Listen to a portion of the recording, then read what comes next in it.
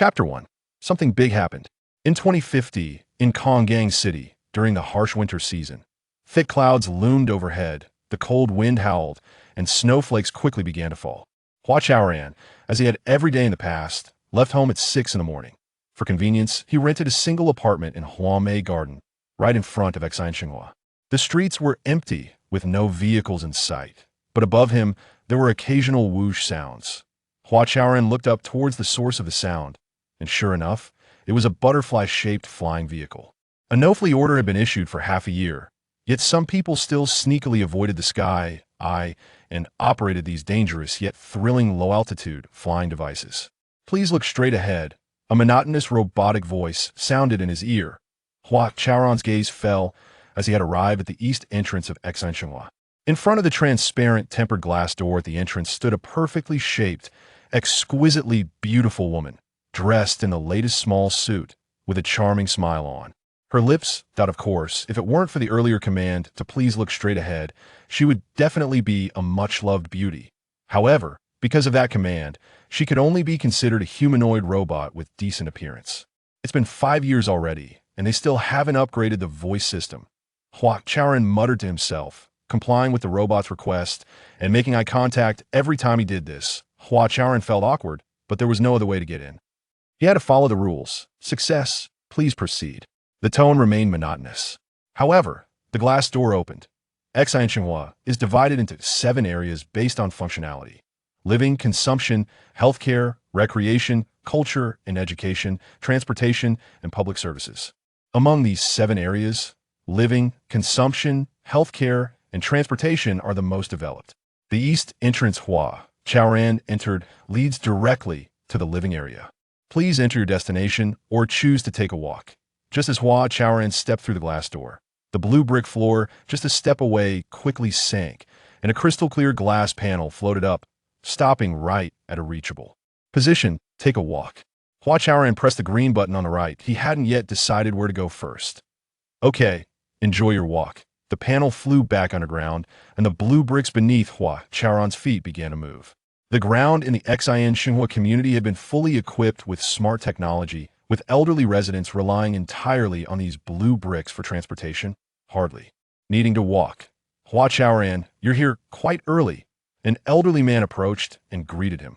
Good morning, you're even earlier than I am. Hua Chaoran smiled, wanted to see the old man's face, but didn't have the chance.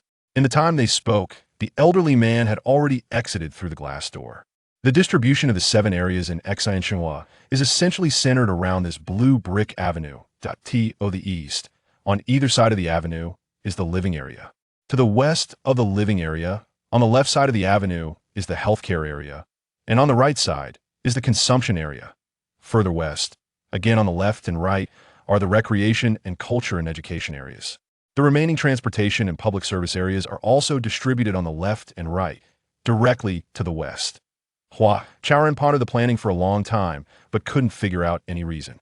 Perhaps it was based on the elderly residents' living rooms as the origin point, distributed according to their potential activities and frequency in each area. He barely gave himself a rationale. Xiao Hua, why are you here? Someone else greeted Hua Chaoran, but this greeting sounded a bit strange. Why can't I come? Hua Chaoran intended to joke in response, but the elderly man had already disappeared in a flash. Strange, these 2 elderly people I met today are like rabbits. He thought to himself, shaking his head unconsciously. Isn't it a good thing that the elderly can run and jump? Snow was falling from the sky, and the howling wind was indeed true. But the flowers and plants on either side of the blue brick avenue were as vibrant and enchanting as every day of all 4 seasons. As Hua Chaoran passed by, he even caught whiffs of strong floral fragrances. Isn't it interesting that these flowers bloom unchanged all year round? Hua Chaoran looked at the flowers and suddenly felt a sense of inexplicable annoyance. When Xin was first built, the entire community was isolated by a transparent protective shield. Under the control of the central system, the community enjoyed spring-like weather year-round, allowing flowers and plants to bloom freely. 3 years ago, the Northern Hemisphere Climate Protection Law was enacted, and the large protective shield could no longer be used to allow the flowers and plants to continue blooming. The community divided the large shield into countless small ones, covering all the plants. As a result, the flowers and plants in ago.Xin became something to look at, but not touch. Just as Hua Chaoran was staring at the plants, several elderly people hurriedly passed by him. Could something be wrong? He finally became alert. But what could possibly be wrong? The elderly residents living in ago.Xin basically led lives where everything was handed to them, with no need to lift a finger. The butler system in their homes connected all appliances, so as long as the elderly opened their mouths, food and drink would be delivered to them. Even the supply of food, vegetables, and daily necessities was taken care of. The butler system would replenish items based on their past consumption. It seemed that as long as the elderly lived well, that was enough. Even if they fell ill or needed hospitalization, the superb medical skills in the ago.Xin healthcare area could alleviate their suffering in the shortest time possible. In fact, there were no doctors in the healthcare area anymore. Instead, there were only medical equipment and robots. These devices and robots were interconnected with the butler system, monitoring the elderly's health in real time during their daily lives. It was said that from the moment they took an extra bite of ice cream, the robotic doctors would already be formulating treatment plans for them. Brother, something has happened. Something big has happened. The smart wristband on his left wrist vibrated, and his sister Hua Ye'er's holographic image appeared. Don't panic. Take your time to explain. Seeing Hua Ye'er, seemingly with red eyes, Hua Chaoran's heart sank. It's the elderly. All the elderly have gone to the municipal hall. They want Mayor Qin to shut down ago.Xin. Hua Ye'er couldn't hold back any longer and finally cried in front of her brother. What? Hua Chaoran's eyes widened as he started to sprint towards the transportation area. The bluestone bricks beneath his feet accelerated according to his speed. Don't cry yet. Let me check the situation. It may not be as serious as you think. Okay, but no matter what, you have to convince them to come back. Hua Ye'er wiped her tears and hung up the phone. As Hua Chaoran passed through the consumption area, his smart wristband vibrated continuously, and various holographic images popped up. These were advertisements promoting sales from mall. Further ahead, as he passed through the healthcare area, various numbers kept appearing in the air before him. Those were the indicators of his physical condition. After being bombarded for a while, Hua Chaoran's annoyance grew even more. Fortunately, once he entered the recreation and culture and education areas, the noise in his ears quieted, and there were no more distracting visuals in front of him. These two areas had always been in a semi-open state, so there probably weren't many businesses to promote. Hey, Hua Chaoran, why are you running? Just as he dashed into the transportation area, he was suddenly pulled back by Hu Datong. Chapter 2. ago.Xin will not die. Half an hour later, Mingguang Building, Room 505, this was an office specifically for handling labor disputes. Hua Chaoran, I've said everything I need to say. Are you going to sign this or not? Sitting across the desk, Hu Datong raised his eyebrows, clearly losing patience. Hu Datong woke up earlier than Hua Chaoran, that he originally planned to intercept the elderly in the transportation area, but ended up missing them. It is said that the elderly had already slipped out in small groups from the nearest east entrance to their residence. Fortunately, he ran into Hua Chaoran if he could get Hua to sign the termination agreement. Then his efforts this morning wouldn't be in vain. Thus, under his strong urging, Hua Chaoran was brought to this place. Xin won't die. Hua Chaoran repeated. You think just because you say it won't die, it won't? Who do you think you are? The Savior? God? Or the United Nations Security Council? Hu Datong's lips curled slightly, revealing a look of disdain. 0.80,000 yuan is not a small amount. If it weren't for the fact that you work diligently and don't cause me trouble, I wouldn't bother applying for such a high termination fee. I don't want a single cent of that money. I hope the community can say a few good words for Xin. Hua Chaoran said earnestly. Hu Datong stared at him for a moment and was suddenly moved by his stubbornness. Brother, the community is not a government department, nor is it a public institution. In the end, am just a contract worker like everyone else. Mr. Who am not. Hold on, let me finish. Hu Datong raised his hand and squeezed out a smile. What kind of stubborn temper do you have, Hua Chaoran? Hu Datong wouldn't know. I don't feel you're being disrespectful to me. I just want to say that our brotherhood has passion, but we must recognize reality and know what it means to be lowly and have little. Say, the wind howled outside, and the snowflakes spun like torn cotton. I don't care about being lowly and having little say. I only know that Master Jian and Teacher Ding need Xin, Hua Chaoran said in a deep voice. Due to his emotional agitation and the pressure of repressed anger, his chest suddenly heaved. Then it began to rise and fall irregularly. They need Xin. Hu Hu Datong snorted coldly and turned to look at the wind stirring the snow outside. Mingguang Building was newly constructed last year. The entire building used crystal steel integrated molding technology. Crystal steel is a new type of building material that is strong, corrosion-resistant, has a transparency of 99.99, and its controllability reaches the ultra-nanometer level. When Hu Datong's gaze passed through the transparent wall and looked into the distance, the automatic control system of Mingguang Building immediately maximized the breathability of the crystal steel. Hua Chaoran, they can still live without Xinchuo, Hu Datong said. Although the wind had been completely reduced, the biting cold still made one's spirit lift. They can live, but that's not called living, it's just surviving. Hua Chaoran stood up. Xinchuo is the smart community project launched in Konggang City 5 years ago. The uniqueness of this project lies not in exploring or promoting new technologies, but in solving the elderly problem. Sit down, sit down. What are you getting so worked up about? Hu Datong waved his hand, rolling his eyes and lowering his voice. I know you're in a tough spot, but the funds the community can provide are limited. If I give you 80,000, your sister and the others will naturally get less, right? But Mr. Who? You misunderstood me. Hua Chaoran had barely touched the chair before he stood up again. I don't want this 80,000 yuan, not to put pressure on you or to fight for anything for Ye'er and the others. I genuinely believe Xinchuo still has hope. There's no hope. There's no money, no technology, and you've offended all the elderly. A project like this should have been scrapped long ago, Hu Datong said angrily.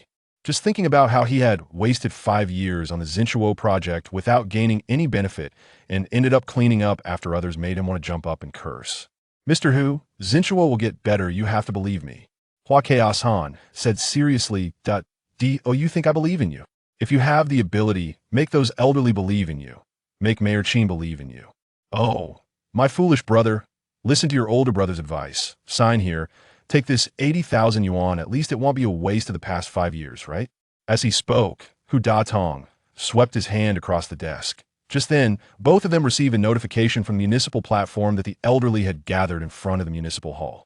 The electronic agreement that appeared on the desk steadily landed before Hua Chaoran's eyes. I want to sign this, and I don't want the money. I'm going to find Master Jian and the others. Hua Chaoran waved his right hand outward, sending the agreement back to Hu Datong. What are you doing? Those elderly are already angry. Don't go head first into a gun. Hu Datong also stood up. He didn't expect Hua Chaoran to be so stubborn. We can't make a scene like this. I need to persuade them. Hua Chaoran said, walking out of the office. Hey, oh no, this matter is getting out of hand. Let's reschedule. Hu Datong looked pained and reached out symbolically toward the door, watching as the door Hua Chaoran opened-closed again. He stood there in a daze for a moment before sitting down in despair. By 2050, China's population had dropped to 1.3 billion, and the declining trend continued. Compared to the decline in birth rates, the aging population's upward red arrow kept rising. In that year, the elderly population exceeded 500 million, accounting for more than 1/3 of the total population. The large number of elderly people severely impacted the vitality of society and brought unprecedented pressure to the entire society. To address the elderly problem, a nationwide campaign was launched, akin to a comprehensive poverty alleviation campaign. The government repeatedly emphasized, there are no small matters concerning the elderly. Solving the elderly problem is key to addressing development issues. However, it was precisely at the height of the nationwide offensive against the elderly problem that things went wrong in Konggang. The elderly, specifically the first residents of the Xinchuo community, had all gathered in front of the municipal hall within a mere half-day. They did not hold banners, shout slogans, or even make any demands. They simply stood quietly in the wind and snow. However, everyone knew their demand. Xinchuo must stop the pilot program. Hua Chaoran had to face these elderly people. Master Jian, you understand quickly. Let everyone stop standing here. Hua Chaoran rushed to the front of the municipal hall and grabbed Jian Shangwu's arm. Jian Shangwu stood at the front, striking a righteous pose, clearly the leader. Xiao Hua, take your hand away. Jian Shangwu glanced at Hua Chaoran and gently patted his hand. Hiss! Hua Chaoran pulled his hand back as if shocked. Jian Shangwu was an Olympic champion and a master of national arts. Even such a light pat caused Hua to feel sharp pain. Ingho, you're a public figure. You can't follow them and making a fuss. This isn't good for you. Suppressing the pain, Hua Chaoran stepped in front of the famous actress Ming Mei. However, before he could continue, Ming Mei shot him a glance with her well-known phoenix eyes. Teacher Ding, you are a great writer. You have thoughts, insights, and vision. You. Hua Chaoran, this is none of your business. You should leave as soon as possible, Ding Mao said. These three were the first residents of the Xinchuo community and were the most famous and influential elderly people in the country, in Konggang City and in the Xinchuo community. They might also be the initiators of this demonstration.To persuade the elderly to return from the wind and snow. It seems he still had to start with these three. However, from their current attitude, they were completely disregarding their usual feelings and were not listening to any advice. Hua Chaoran looked at the three leaders, then glanced at the elderly figures standing behind them, resembling a group of sculptures, and for a moment felt a surge of anxiety.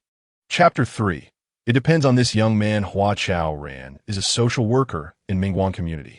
5 years ago, the Xian Shenghua project was launched as a pilot program, and as a community service provider, Mingguan community recruited 23 social workers, all of whom were assigned to Xian Shenghua. Hua Chaoran is one of the most outstanding among them. Looking back, Hua Chaoran's 5-year career as a social worker has been closely tied to Xian Shenghua, and he got to know the elderly people in front of him. Because of it, the wind grew stronger and the snow fell heavier. Hua Chaoran felt as if countless blades were cutting into his face repeatedly. Uncles, aunts, grandpas, grandmas, please listen to me. He stepped back several times and stood on the steps of the municipal hall. Xian Shenghua is indeed not as perfect as initially envisioned, but at least it has made many bold attempts. Hua Chaoran, what are you saying? Someone in the sculpture group shouted. Following that, someone excitedly said, if you care about us, we would appreciate it, but if you want to speak well of that unfortunate project, I advise you to step aside. How can I step aside? If I step aside, Xian Shenghua will have no hope at all. Hua Chaoran's emotions became even more intense. He knew that these elderly people were not monsters, but rather pitiful individuals whose hopes had been dashed and feelings hurt.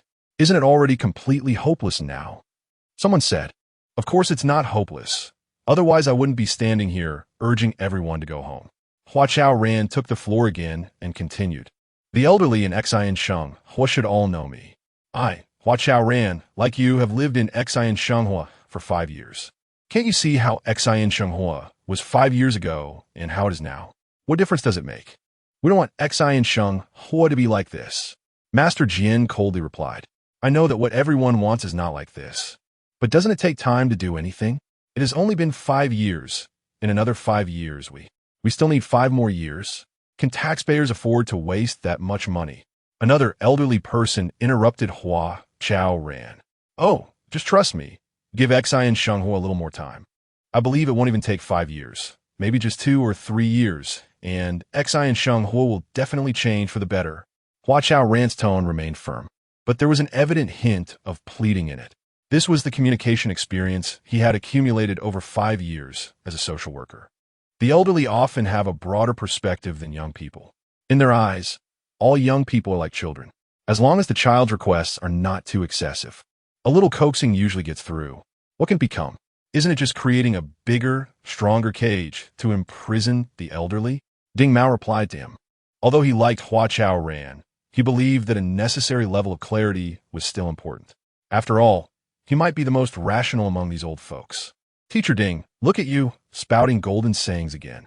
If that's the case, I'm not a social worker, but a prison guard, watching over the inmates, Hua Chaoran said. He intentionally made it humorous, hoping to make the elderly laugh. Sometimes a laugh can ease the tension. However, none of the elderly smiled. Hua Chaoran, if you want us to go home, it's easy. Let Xin Yang come and talk to us, Ming Mei said softly. 30 years ago, Ming Mei had sparked a retro youth trend across the country and even the Northern Hemisphere with her role as Xie. She won both the Golden Rooster and 100 Flowers Best Actress awards for this role and walked the red carpet at Cannes. However, what caused a global sensation was her courageous withdrawal from the spotlight. Hasn't Mayor Qin already been here?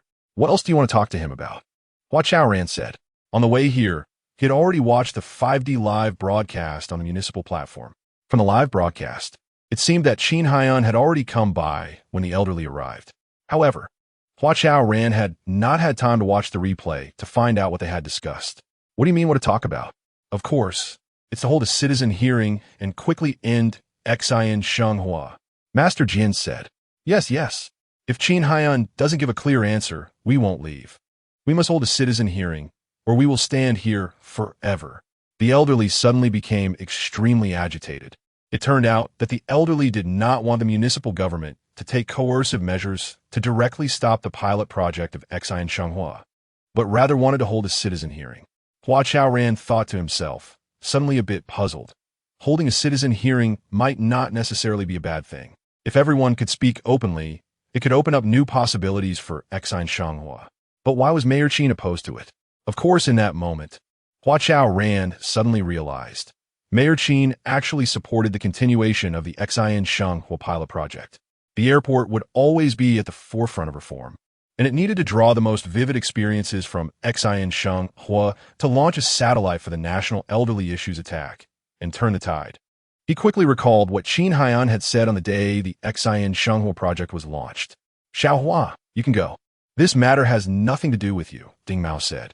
Before his words fell, a loud bang sounded, and a circular transparent barrier suddenly rose around everyone. The barrier rose higher and higher, tilting inward an almost perfect arc, ultimately converging at a point at the top, forming a transparent protective dome. As the dome rose, the wind and snow were quickly isolated outside. At the same time, a wave of warmth rose. The accumulated snow began to melt, and the melted snow water seeped underground, being collected drop by the city's water collection system. For you old folks, I violated the Northern Hemisphere Climate Protection Act in broad daylight. Before everyone could react from the shock, they suddenly heard Qin Haiyan's voice. This is 2050. If we want, we can even change the climate. Qin Haiyan was also an elderly man, with all his hair and eyebrows turned white. However, his posture was exceptionally upright, like a poplar in the wind, or a tower standing between heaven and earth. If we can change the climate, how can we not have the ability to change our lives? Qin Haiyan took 2 steps forward and stood beside Hua Chaoran. Old Ding, I particularly disagree with what you just said. Qin Haiyan's gaze fell on the elderly. Which sentence? Ding Mao asked. You said Xin Shenghua has nothing to do with this young man, which is actually incorrect. Qin Haiyan's gaze was piercing as he looked at the elderly. The service targets of Xin Shenghua are indeed the elderly, but it cannot be separated from the young. Without the participation of young people, as this young man just said, Xin Shenghua would be completely hopeless. After a pause, Qin Haiyan continued, You are waiting, and I am waiting too. However, I am not waiting for your concession, but for the young people. Are you making us freeze in the wind and snow just to show it to the young people? Jin Shangwu questioned. Yes. If I advise you and you won't leave, and if I have to openly violate the Climate Protection Act, then it depends on whether it's worth it.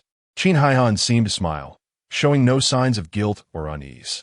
On Ming Mei's well-maintained face, which still looked exquisite, a slight ripple appeared. Qin Haiyan, will the citizen hearing be held or not? She asked, squinting her eyes. That depends on this young man. Qin Haiyan turned to Hua Chaoran. Me? Hua Chaoran felt very surprised. Chapter 4. Hello everyone. I am Xi Mei. As long as you have enough confidence and courage, we can hold this hearing.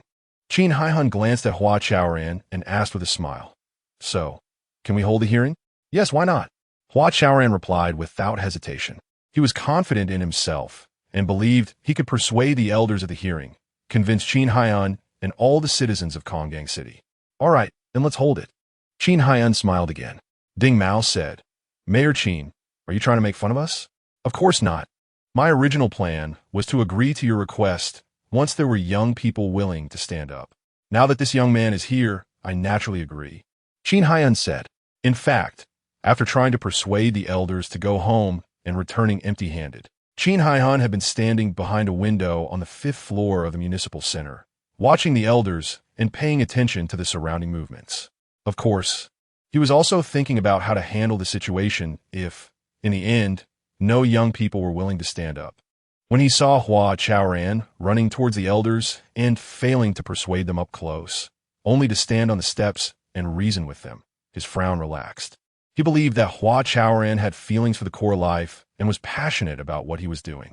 However, his decision to hold a citizens' hearing was not solely based on Hua Chaoran's feelings and enthusiasm, but rather to use Hua Chaoran as a role model or bait to attract more young people to get involved.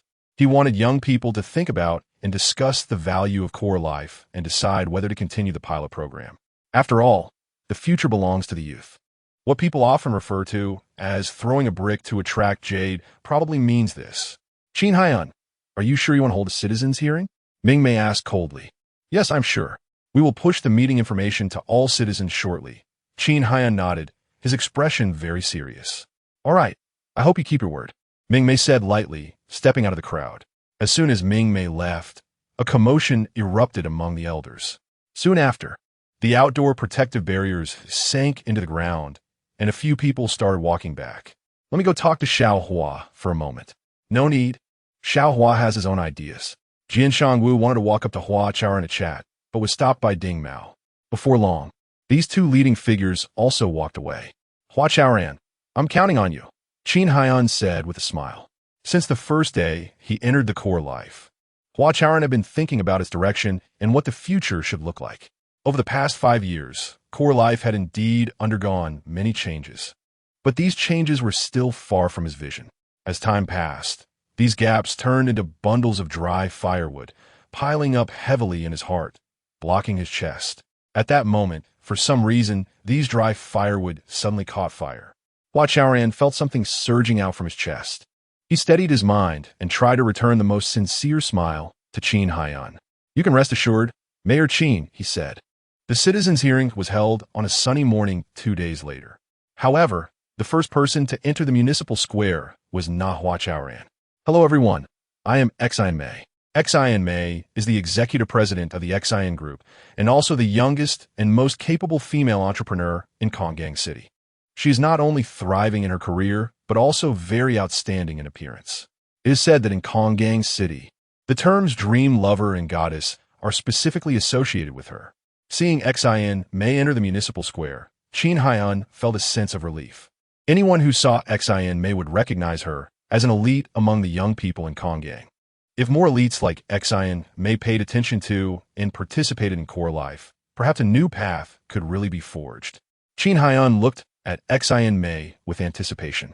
Secretly pleased, Xian Mei standing up to express her views indicated that the municipal government's publicity efforts over the past 2 days regarding Hua Chaoran's impending representation of young people's opinions had borne fruit.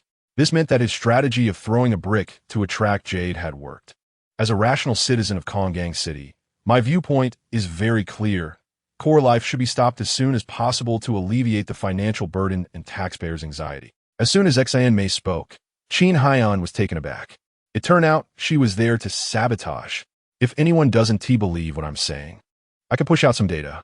As she spoke, Xian Mei operated her smart bracelet on her left wrist. After the municipal system conducted a basic review of the data she pushed, it was fully open to all citizens. Such data is too easily misleading. Standing at the edge of the square, Hua Chaoran also saw the data Xian Mei push through the large holographic projection above the square. However, based on his personal experience, although Konggang City had invested heavily in the Core Life project over the past 5 years, every expenditure could be clearly accounted for and was basically used for its intended purpose. Hey, what are you doing?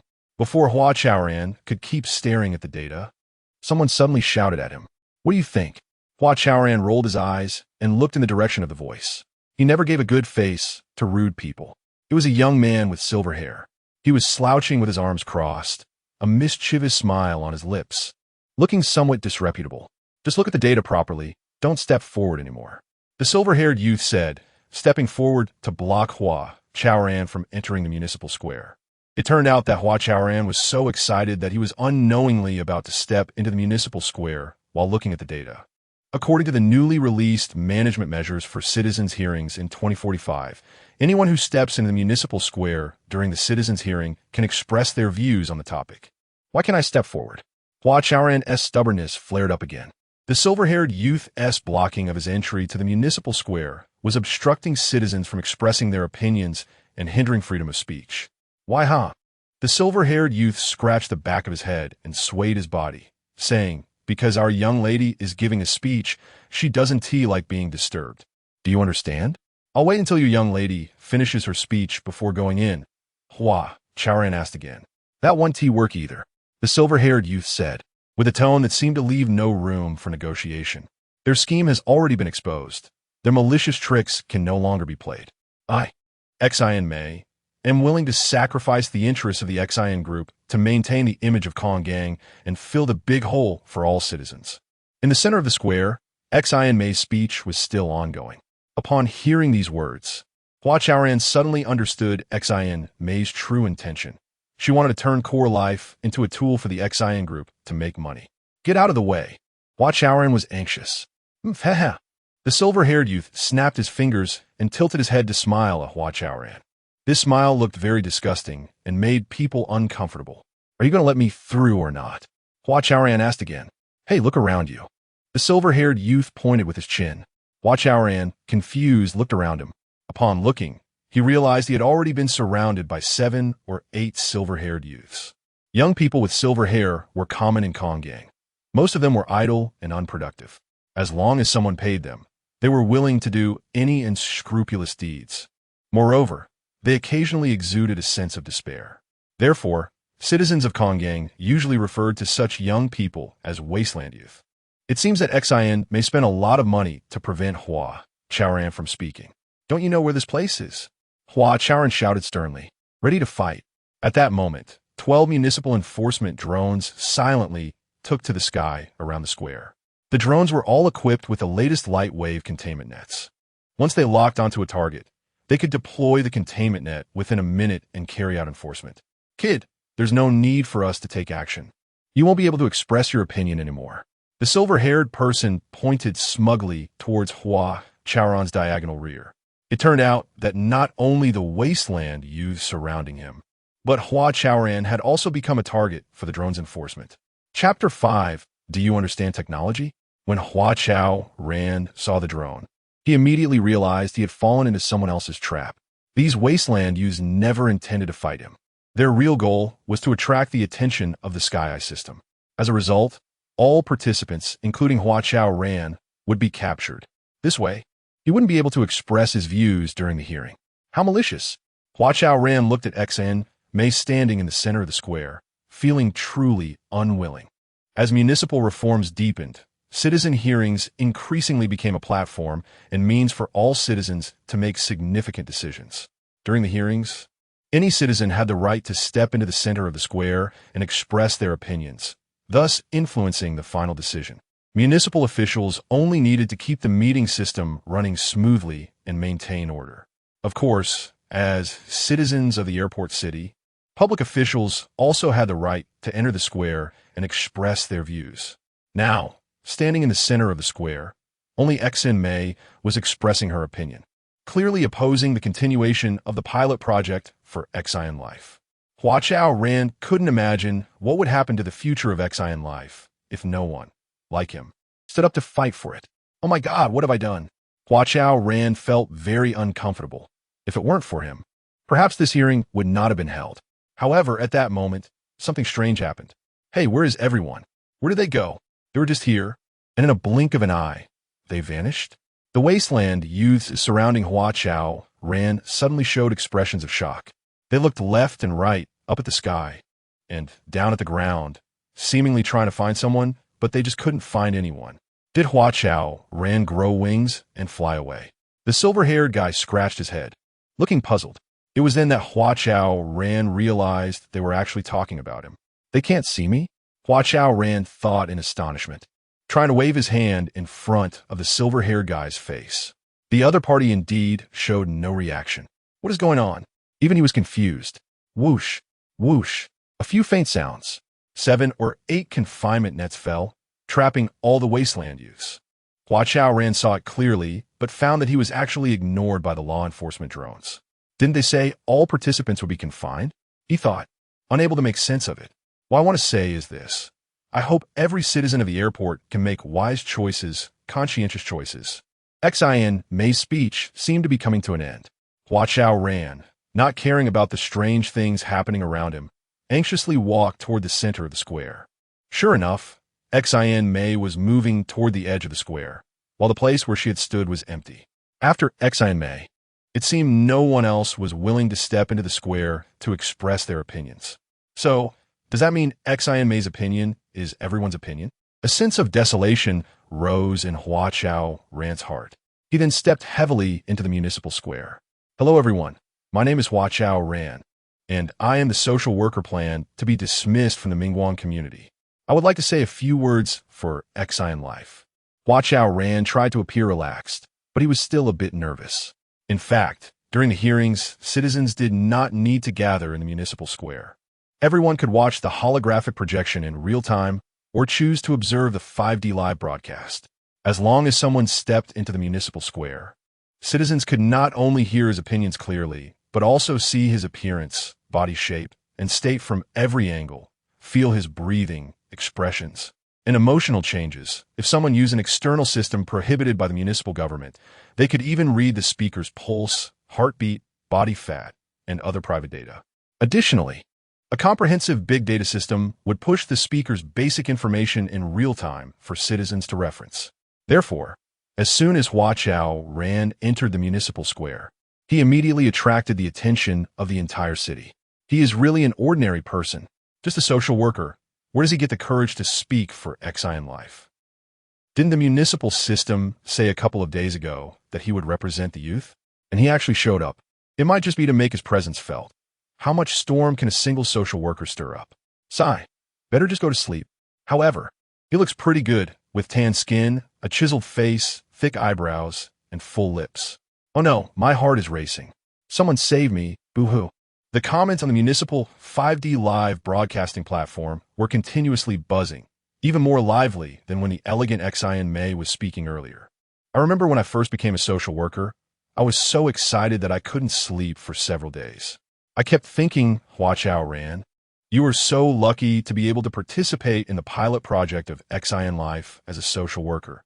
This is a huge deal. I can actually contribute. I made many mistakes, and I often confused the names of the elderly, but they never blamed me and even gave me a lot of encouragement. Haha, I still remember Teacher Ding had a pet dog named Erhei. Erhei was a standard rural dog with completely black fur. Sometimes when it walked in the dark, only its two eyes were visible. I also acted as a human punching bag for Master Jian, held up a frame for the actress Ming Mei, and also, before Hua Chaoran could continue, he suddenly noticed Xin Mei glaring at him with a cold gaze, stepping back toward him. Hua Chaoran, what exactly do you want to say? Xin Mei asked with a hint of sarcasm, standing opposite Hua Chaoran.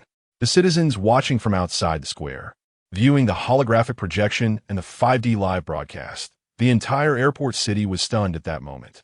Because since the day citizen hearings became popular, there had always been only one person stepping into the center of the municipal square to express opinions at the same time. I believe Xin Life still has hope. I think we can let it continue the pilot project. You think too much. Xin Mei mucked, the corners of her mouth slightly turning up. Hua Chaoran, don't you understand Xin Life very well? Then let me ask you, what does Xin Life rely on? What does it rely on? Hua Chaoran hesitated slightly. He originally wanted to say it relies on our determination and belief, but he was worried that citizens would think he was impractical, only good at raising high ideals, relying solely on enthusiasm. In the end, during the national vote, everyone would vote against Xin Life because of his empty words and grandstanding. Technology, the most advanced technology, Hua Chaoran answered. Good, since you understand, then I won't waste my breath. I just want to ask you one thing. Do you understand technology? Do you know what kind of technology is needed to continue the pilot project for Xin Life? Xin Mei smiled. It was a distant and contemptuous smile. She carefully looked at Hua Chaoran's personal information and knew that technology was his weak point. Therefore, she planned to use this as a breakthrough to completely defeat Hua Chaoran and drive him out of the municipal square. Hua Chaoran indeed became stuttered. Even if he said everything he knew about technology, it probably wouldn't work. Because knowing does not equal understanding. Understanding does not equal mastery, and mastery does not equal innovation. Seeing this scene, Ling Han, hiding in a concealed corner, couldn't hold back any longer. Just now, She had thrown a large capsule at the municipal law enforcement drone, helping Hua Chaoran escape. Her capsule could not only interfere with the administrative law enforcement drone's targeting, but also disrupt the brainwaves of the wasteland youths, making Hua Chaoran appear as a transparent person in front of them. The large capsule was actually a jammer. This type of jammer was secretly developed by Ling Han. The metallic coating on the surface of the capsule immediately became invisible upon contact with air. The booster and guidance system installed at the tail not only ensure that the capsule can fly continuously for half an hour in a low-altitude, complex environment, but also can accurately interfere with the target person. As for target confirmation, it mainly relies on Ling Han's eyes. She wore specially made contact lenses. As long as she wishes, the capsule can almost interfere with any target. Ling Han's initial thought was merely to escape smoothly from the pursuit of her suitors, but she didn't expect it to come in handy for something else today. Is this question really that difficult to answer? Ling Han wondered. She was genuinely worried about Hua Chaoran. In terms of technology, there was nothing she was not proficient in, especially in the field of smart communities, which she had been researching and tackling for years. However, once she stepped into the municipal square, it meant giving up her current free and unrestrained life. Ling Han's beautiful brows furrowed. She felt very troubled. Chapter 6. Save the elderly, I have an idea. Hua Chaoran suddenly looked up. Oh, Xin May stared at him, her upturned eyelashes fluttering. It might be a bit immature, but I still want to say it. Hua Chaoran's gaze became unusually firm as he looked back at Xin May and thoughtfully said, "It's 12 words. I don't know if it counts as a concept." Concept, huh? Xin May laughed again, her laughter filled with mockery. Since you want to say it, go ahead and share. Xin May crossed her arms and shook her head. She didn't believe that the ordinary Hua Chaoran could say anything worthwhile. On the contrary, she firmly believed that the more Hua Chaoran spoke, the more embarrassing it would be, and the citizens' disappointment in him would grow accordingly. Restore the authenticity of life. Return to the original intention of technology. Hua Chaoran blurted out, something he had summarized after much contemplation. Hearing these 12 words, Xin May instinctively sized Hua Chaoran up. She never expected such words would come from him. However, Xin May still crossed her arms. She disdainfully said, "Is that all?" "Yes, that's enough." Hua Chaoran nodded, the fire in his chest reigniting. Today's smart life has deviated from the normal track of life. No, it should be said that the elderly are living too well, to the point that they've lost the taste of life, becoming. Hua Chaoran, is it bad that the elderly are living well? Xin May interrupted him.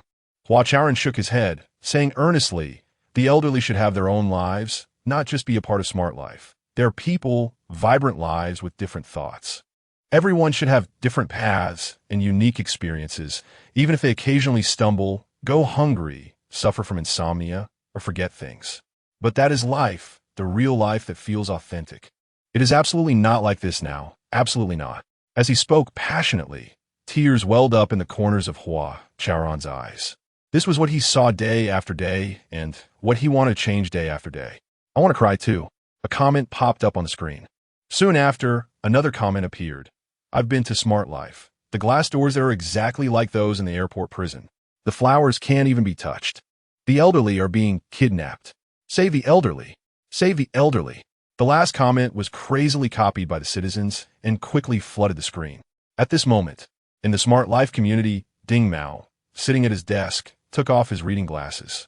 He stared blankly for a moment, then stood up and began pacing in his study. After countless laps, he suddenly dashed out of the study and frantically washed his face at the sink.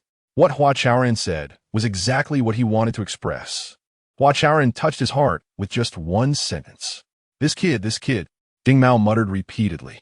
Beep, beep. Not long after, his smart wristband suddenly rang. The mirror used for grooming displayed his blood pressure, pulse, and heartbeat. Suggestion: please calm down as soon as possible or consider taking antihypertensive medication. Please make a choice within 1 minute. A beautiful female doctor appeared in the mirror, smiling. After saying 2 sentences, 2 choice buttons appeared, one green and one red. Staring at the female doctor and the choice buttons for a moment, Ding Mao suddenly gasped. I choose you, you bastard. He grabbed an old stainless steel toothbrush holder nearby and smashed it against the mirror. In the municipal square, Xin May unconsciously tightened her arms. Initially, she crossed her arms to project an air of arrogance, but now it had taken on a hint of self-protection. Hua Chaoran. If smart life could be changed just by you saying a few emotional words, it wouldn't be like this now. Xin May said coldly. Exactly. So I still advocate returning to the original intention of technology. Original intention of technology? Huh. I can't believe you can come up with such beautiful phrases. You don't even understand technology, and you're talking about original intention. Without waiting for Hua Chaoran to speak, Xin May added, how about this? You come to our Xin family, and I'll arrange a decent job for you. My job is already decent enough. Hua Chaoran said, a bit angry. Xin May could look down on him, but she should not belittle social workers. Although social workers' income is not particularly high, they play a significant role in the healthy development of society. One could say that the prosperity of Konggang City today is inseparable from the silent contributions of social workers. Social workers deserve the respect of the people of Konggang. They are ordinary yet great. Until he signed a termination agreement, Hua Chaoran was still a social worker, proud and honored of his profession. However, thinking of nearly losing the opportunity to express his views due to the entanglements with the wasteland youth, Hua Chaoran managed to suppress his anger. Technology surely has its original intention. There's always an initial thought behind doing anything. I believe that a technology was invented to solve certain practical problems, and as technology experts, they must have their own original intentions. Hey, are you speaking in riddles? Xin May rudely interrupted him. Why not just say what you want to change?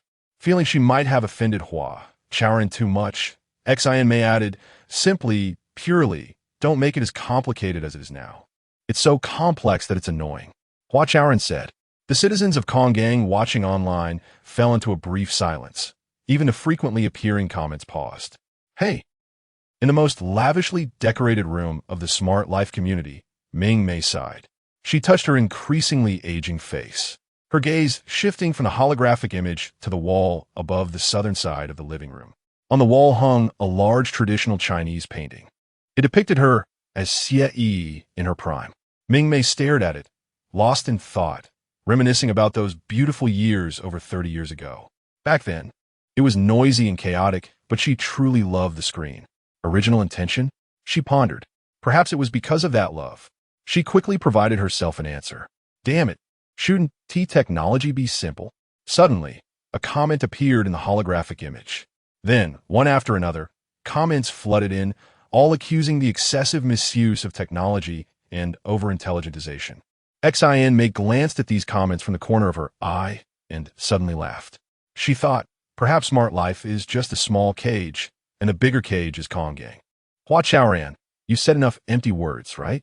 Xin May launched another attack in the holographic image. Ming Mei's attention was quickly drawn back. If you think there is still hope for smart life, please present a set of rectification plans in front of the entire city.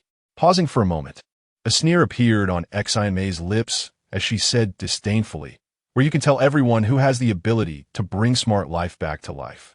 Hua Chaoran, Xin May, wait a minute, I want to exercise my mayoral privilege. Unbeknownst to Wen, Mayor Xin Yang had already walked up to the two of them. Chapter 7. The little white poplar in the north of the city upon seeing Xin Yang, Hua Chaoran, and Xin May both displayed expressions of surprise. The so-called mayoral privilege is not something particularly mysterious. It simply means that during the citizen hearing, the mayor can, based on his own judgment, suspend an ongoing speech or announce a postponement of the hearing. The main reason the airport city introduced the mayoral privilege was to improve the efficiency of hearings and avoid pointless chatter from some individuals. Mayorin, are you sure you want to exercise your mayoral privilege? Xin May asked, slightly bowing her head and squinting her eyes as she looked at Xin Yang. Although Xin Yang was not tall, his upright posture and the strands of white hair standing up gave off an air of authority.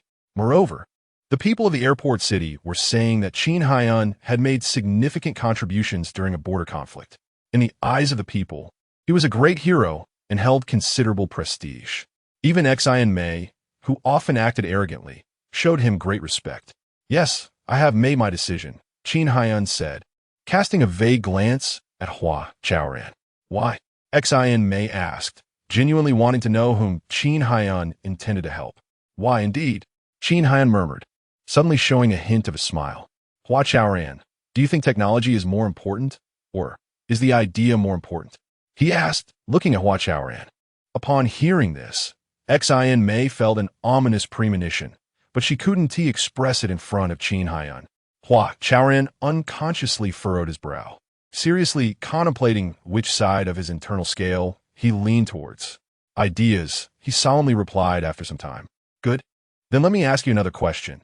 Do you think anyone can implement your ideas, or, as you would call them, your concepts, your concept of living?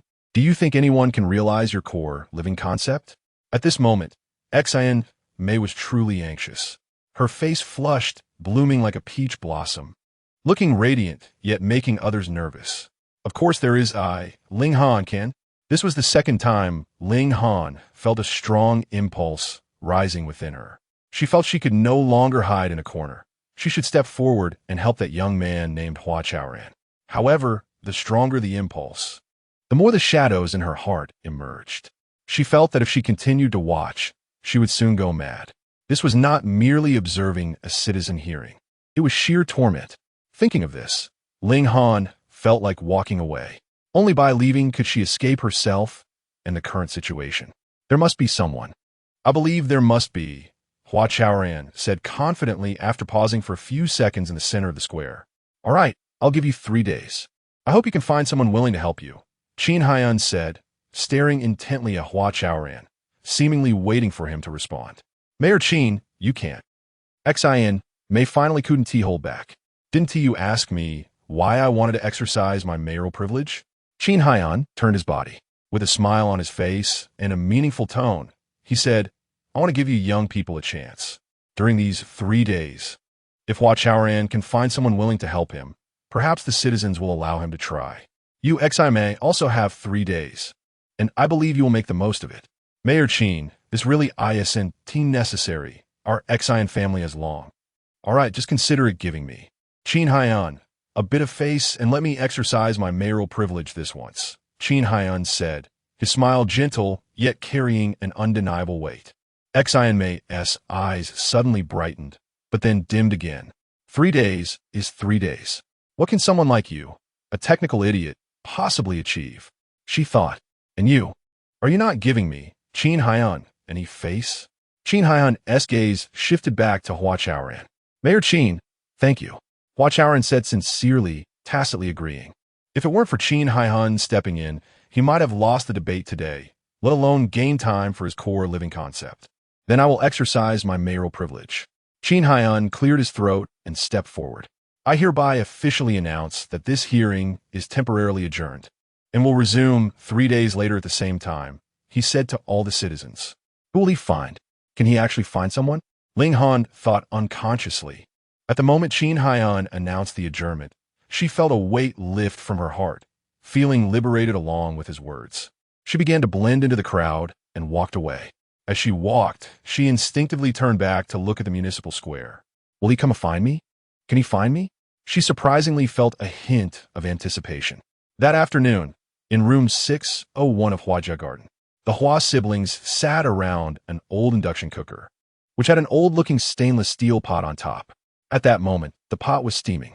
Ye'er, the pot is boiling. Quickly wipe your tears. We can start cooking, Hua Chaoran said, placing the prepared sauce in front of his younger sister, Hua Ye'er.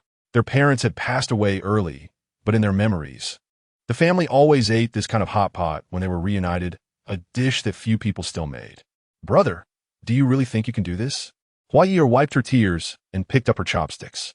She had also watched her brother's speech at the municipal square today. To be honest, I'm not surprised at all that you could do this, and I'm proud of you, she said. However, pride aside, she had no confidence that her brother, an unskilled social worker, could truly manage the core living concept well. I have to make it work. Hua Chaoran smiled, placing the cooked beef into his sister's bowl. You saw what happened. It was Mayor Xin who helped us secure this opportunity. If I don't agree, would I let Xin Mei's scheme succeed? Hua Chaoran said. He always worked this way. As long as there was a glimmer of hope, he would give it his all. Schemes? Hua Ye'er didn't quite understand. She was a simple-minded girl, and Han Ti detected the hidden meanings in Xin May's words. I think Xin May is quite brave. As a girl, she puts in so much effort. Hua Ye'er said, her mood gradually improving as she ate the beef. And if the core living concept gets acquired by the Xin family, it might not be a bad thing. It could even turn out better. As a social worker like her brother at the core living concept, she also hoped it would get better and better. It won't get better, believe me. If the Xin family acquires the core living concept, their only goal will be profit. They won't consider the feelings of the elderly at all, nor will they change anything for them. Beep beep, danger warning. The indoor temperature is too high. The fire protection system will start the fire extinguishing procedure. Before Hua Chaoran could continue, the home's fire protection system issued a warning. Why does this happen every time? It's so annoying. He clicked a couple of times on his smart bracelet to bring up the fire protection system, and after a series of somewhat complex operations, he completely shut it down. Look at the life we're living now. This isn't life at all. It's like being kidnapped by various systems, he said, picking up 2 pieces of vegetables to cook. Brother, if you really think you can do it, I actually thought of someone. Hua Ye'er, holding her chopsticks, glanced at her brother. Who? Hua Chaoran asked, troubled by this matter. The little white poplar in the north of the city, Hua Ye'er said. The little white poplar in the north of the city? Hua Chaoran frowned. He had heard this name before. It was a nickname of a tech expert known for their skills in smart community development in the airport city. However, there was one problem. Hua Ye'er's expression seemed a bit strange. He said, what we need to find is the best person in technology, no matter what the problem is. I am confident I can handle it. Well then, Hua Ye'er lightly bit her lip, thought for a moment, and said, this person is me. I have investigated. His name is Xin Yang, and he is Xin May's younger brother. After finishing her sentence, Hua Ye'er's face suddenly turned red. Chapter 8 Sun Xiao is the younger brother of Xin May. So what? As long as he understands technology, I will go find him and ask him for help. Hua Chaoran thought for a moment and immediately made up his mind. Brother, if you're going to find him, can you take me with you? Hua Ye'er said with a strange look in her eyes and quickly explained, I really want to do something for Xin Xinhua. Sure. Hua Chaoran agreed without much thought. By the way, has Luo Datong contacted you? The siblings were chatting while washing vegetables, and Hua Chaoran suddenly remembered to ask. He did, but I didn't want to sign, and he didn't push me much. Hua Ye'er said while chewing. Hua Chaoran asked again, what about the others? They're all about the same. No one wants to leave Xin Xinhua. After all, we've worked here for so long, and we have feelings for it. That's true, Sai. Hua Chaoran sighed. Hua Ye'er said, actually, Hu Datong himself isn't sure either. Think about it. If we all get fired, what can he do? He'll probably have to leave too. You're right. Everyone feels like Xin Xinhua still has hope, just like us. Hua Chaoran said thoughtfully. He recalled how Hu Datong had pulled him into the office that morning. Hu Datong really hadn't put much pressure on him. At the same time, in a luxurious mansion of over 6,000 square meters by the dying lake in the northern part of Konggang City, Sun Xiao was lying back on a genuine leather sofa, focused on playing with a Rubik's Cube he had somehow acquired. Not far from the sofa, several silver-haired wasteland youths were looking at each other, all wanting the others to speak first. After a stalemate for a while, a sinister smile suddenly appeared on Sun Xiao's lips, followed by a cold snort. Brother Sun, you see we. Taking advantage of the opportunity, one of the wasteland youths finally spoke up. They had entangled Hua Chaoran during the citizen hearing that morning and were later taken away by the municipal law enforcement department. It was the Xin family that arranged for someone to pay their bail, allowing them to return. Now, they were waiting here like fools, hoping for Sun Xiao to reward them. What is wrong with you? Speak up. Why aren't you saying anything? Sun Xiao straightened up, still focused on the Rubik's Cube. Although we messed up, we still have some hard work to show for it. Could you possibly give us a little reward? Just to pity us for being caught by the law enforcement? Yes, just pity us, the leading wasteland youth said, and the others immediately chimed in. Sun Xiao squinted his eyes, suddenly lifted his face, and waved his hand. Me? The leading wasteland youth asked, his face full of surprise. Sun Xiao smiled and nodded. Brother Sun, actually, if it weren't for the accident, we would have done this job quite well. The leader also smiled, beginning to walk forward confidently, thinking that Sun Xiao was finally going to give them money. Useless things. Ouch, it hurts so much. Before the leader could get close, Sun Xiao flicked his wrist, and the Rubik's Cube flew out. Then, everyone heard a heart-wrenching scream. The seemingly ordinary Rubik's Cube suddenly split open in the middle, revealing sharp fangs inside. The leader screamed in agony because one of the fangs had bitten down hard on his right arm. Blood gushed out, and the leader rolled on the ground in pain. If you want money, how about leaving this arm behind? Sun Xiao stepped forward, lifting his foot to step on the leader. Brother Sun, no. Master Sun, please, I don't want the money anymore. I beg you, spare me this time. The leader's face turned pale, and with the pain intensifying, he feared he would lose not just an arm, but his life. You think begging will spare you? Who the hell are you? Sun Xiao suddenly roared. Hearing this roar, the other wasteland youth's legs went weak, and they knelt down immediately. I'll ask you one last time. This arm, keep or not? Sun Xiao asked coldly. Fear filled the wasteland youth's eyes, and he was utterly desperate. After a brief internal struggle, he gritted his teeth, nodded, and said with a sobbing tone, no, don't keep it. Good, this was your choice. Sun Xiao smiled with satisfaction. His greatest pleasure was torturing others, watching the tall and strong man beneath his feet, waiting to have his arm removed like a lamb to the slaughter. His perverse psychology was maximally satisfied. Shoo. Sun Xiao leaned down, making a gesture for silence. The wasteland youth had beads of sweat on his forehead, but he still endured the excruciating pain and quieted down. Don't be afraid, come, let us count together. 3, 2, 1, we'll finish soon. Sun Xiao wanted to throw his head back and laugh wildly, but he held it in. This excitement needed enough suppression to be even more enjoyable. 3, 2. Before he could reach the last number, the wasteland youth closed his eyes and let out a heart-wrenching scream. However, after a long time, Sun Xiao did not make a move. Sun Xiao, are you done playing? A strange man's voice suddenly came to his ears. Don't forget where this place is, and don't forget who you are. The man continued. Second young master, you really love to meddle. Sun Xiao said. The wasteland youth felt a release in his chest, and his breath became smooth again. It should be that Sun Xiao had moved his foot away. At the same time, he was astonished to find that his right arm no longer hurt. In shock, the wasteland youth cautiously opened his eyes. He saw a slender young man standing on the 6th or 7th step of the spiral staircase behind Sun Xiao. Give them the money. Our Xian family can't afford to lose this person, the young man said, his tone leaving no room for doubt. After speaking, the young man turned around and began to walk up the stairs. It was at this moment that the wasteland youth saw a large green dragonfly flying away with the Rubik's Cube that Sun Xiao had played with, held between its 2 hind legs. The wound has been treated for you. Don't hang out with him anymore. Your life is more important, the young man said, still facing away from them. The wasteland youth hurriedly looked at his arm. The blood was clean, and the wound caused by the Rubik's Cube was gone. Everything that had just happened felt like a nightmare. Upon waking, there was nothing wrong. Was that dragonfly a bionic medical robot? The wasteland youth thought, filled with gratitude as he watched the young man's back, and felt lucky. Buzz, someone is visiting. Suddenly, a holographic image of a man and a woman was projected in the living room.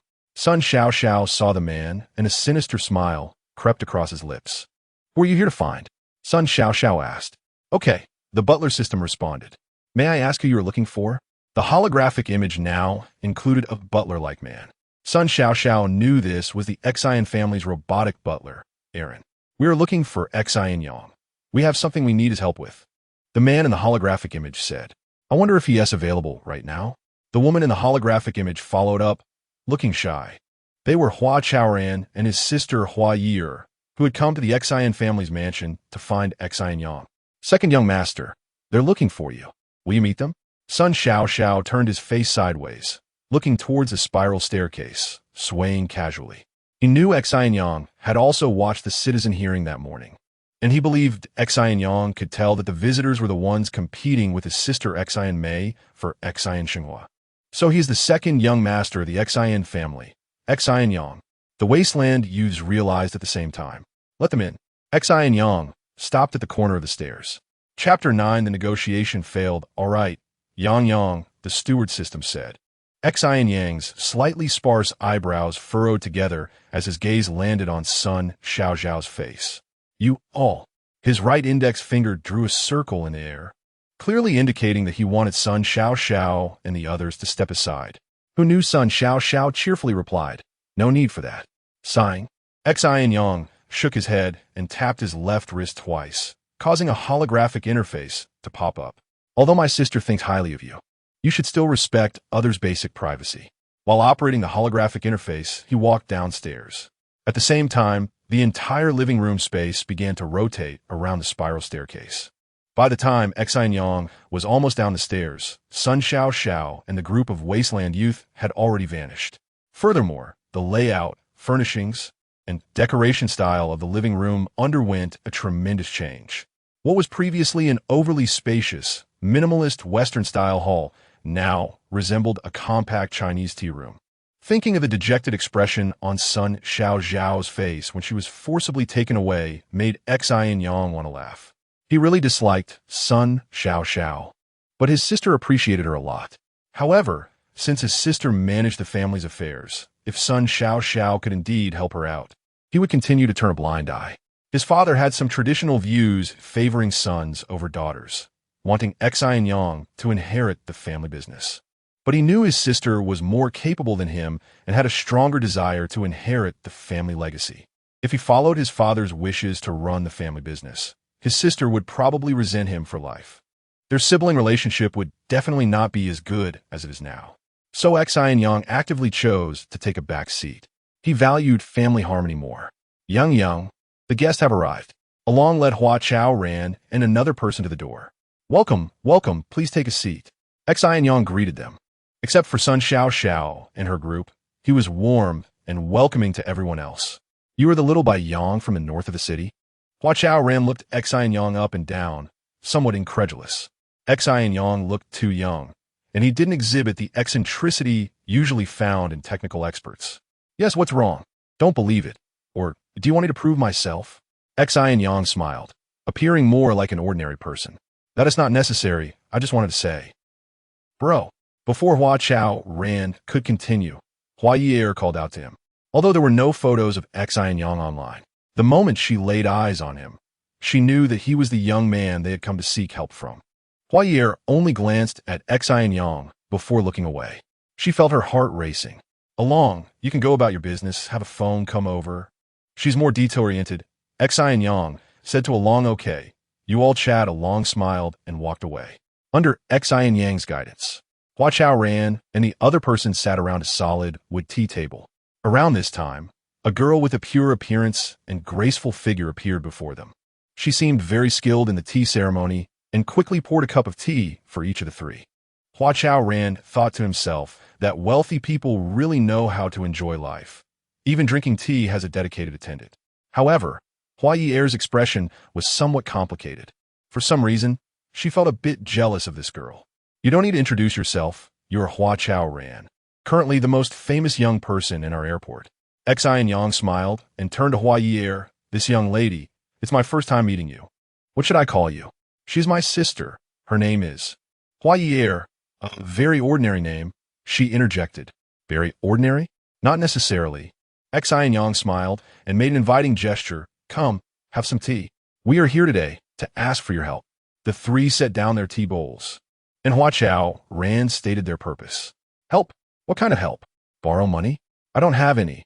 You should ask my sister, haha."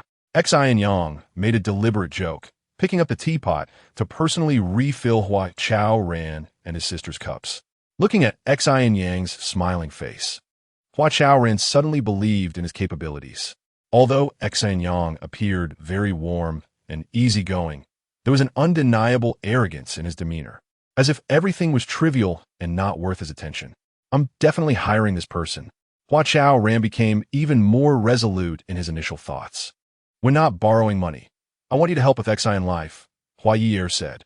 She wasn't infatuated. She was well aware of their purpose for visiting Xin Yang. "You want me to help with Xin Life? Are you joking?" Xin Yang leaned back, appearing quite surprised. "If this came from my sister Xin Mei, I might believe it. But you..." Xin Yang shook his head, revealing an incredulous expression.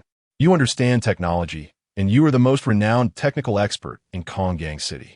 If you're willing to help us, I believe Xin Life will definitely see changes, Hua Chaoran said seriously. Xin Yang waved his hand. No need to say more. I can't go against my sister for a project on the brink of collapse. Hearing this, Hua Ye'er's eyes dimmed. She instinctively glanced at her brother and lowered her head. We're not trying to make you go against Xin Mei. We want to ask you to help the elderly. Xin Life may seem like a not-so-great pilot smart community project, but it aims to address the issues faced by the elderly. As a young person, don't you want to do something? Hua Chaoran was not ready to give up and continued speaking. I know that reviving Xin Life is a difficult task, and I am well aware of the challenges we are about to face. But have you thought about it? If we succeed with Xin Life, what kind of value it will bring to society, to the elderly? Hey! Xin Yang raised his voice slightly. The tea is getting cold, he said with a smile. Xin Yang, before coming, I reviewed your information and found a significant problem. Hua Chaoran pressed on. Is that so? Xin Yang raised an eyebrow. You are a person without a sense of responsibility. Although this statement sounded highly offensive, Hua Chaoran took the risk and said it directly. Specifics? Xin Yang asked, keeping a straight face. What have you done for your family and for this society? Hua Chaoran said, sounding somewhat aggressive. Ha ha. So that's what you meant. Xin Yang burst into laughter. Once his laughter subsided, he said, what I, Xin Yang, have or haven't done is my own business. Moreover, before judging a person, you should gather enough evidence. Relying solely on those pieced together, hearsay bits of information online, you can't truly understand my character. As he spoke, Xin Yang stood up. He was genuinely a bit angry. Currently, there were two common narratives circulating online. One claimed he was highly skilled, an expert in the field of smart communities, which was flattering. The other, however, was much harsher, saying he was aimless, living off his sister and spending money lavishly without any other pursuits. He didn't expect that Hua Chaoran would directly voice the very criticism he hated most. Xin Yang's pride was significantly wounded, and he wanted to show them out. Xin Yang, Xin Life might be the most challenging endeavor in the world, but if we don't take action, the elderly will have no hope. Do you understand? This Hua Chaoran seems to be an idiot. Even though he clearly saw that he was angry, he still kept talking.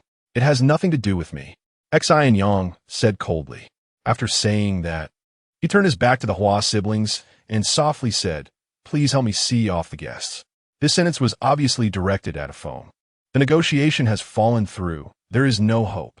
Hua Ye'er thought, looking at Xin Yang's back, suddenly feeling an impulse to cry. Chapter 10, is it just because of his face? Although Ling Han repeatedly hid her whereabouts, she ultimately revealed herself. She really didn't know how these people discovered her. She even suspected that some of them had secretly hacked into the sky to pursue her. Ling Han, Midime. Upon hearing such a voice, her scalp tingled, and she even had a physiological reaction, feeling nauseous and on the verge of vomiting. However, these suitors who couldn't win her over seemed to be relentless. Marry us. Hearing this shout, Ling Han was momentarily stunned. When did they form an alliance? Marry you? Marry who? All of you at the same time? Ling Han was somewhat amused and exasperated as she threw the large capsule out again.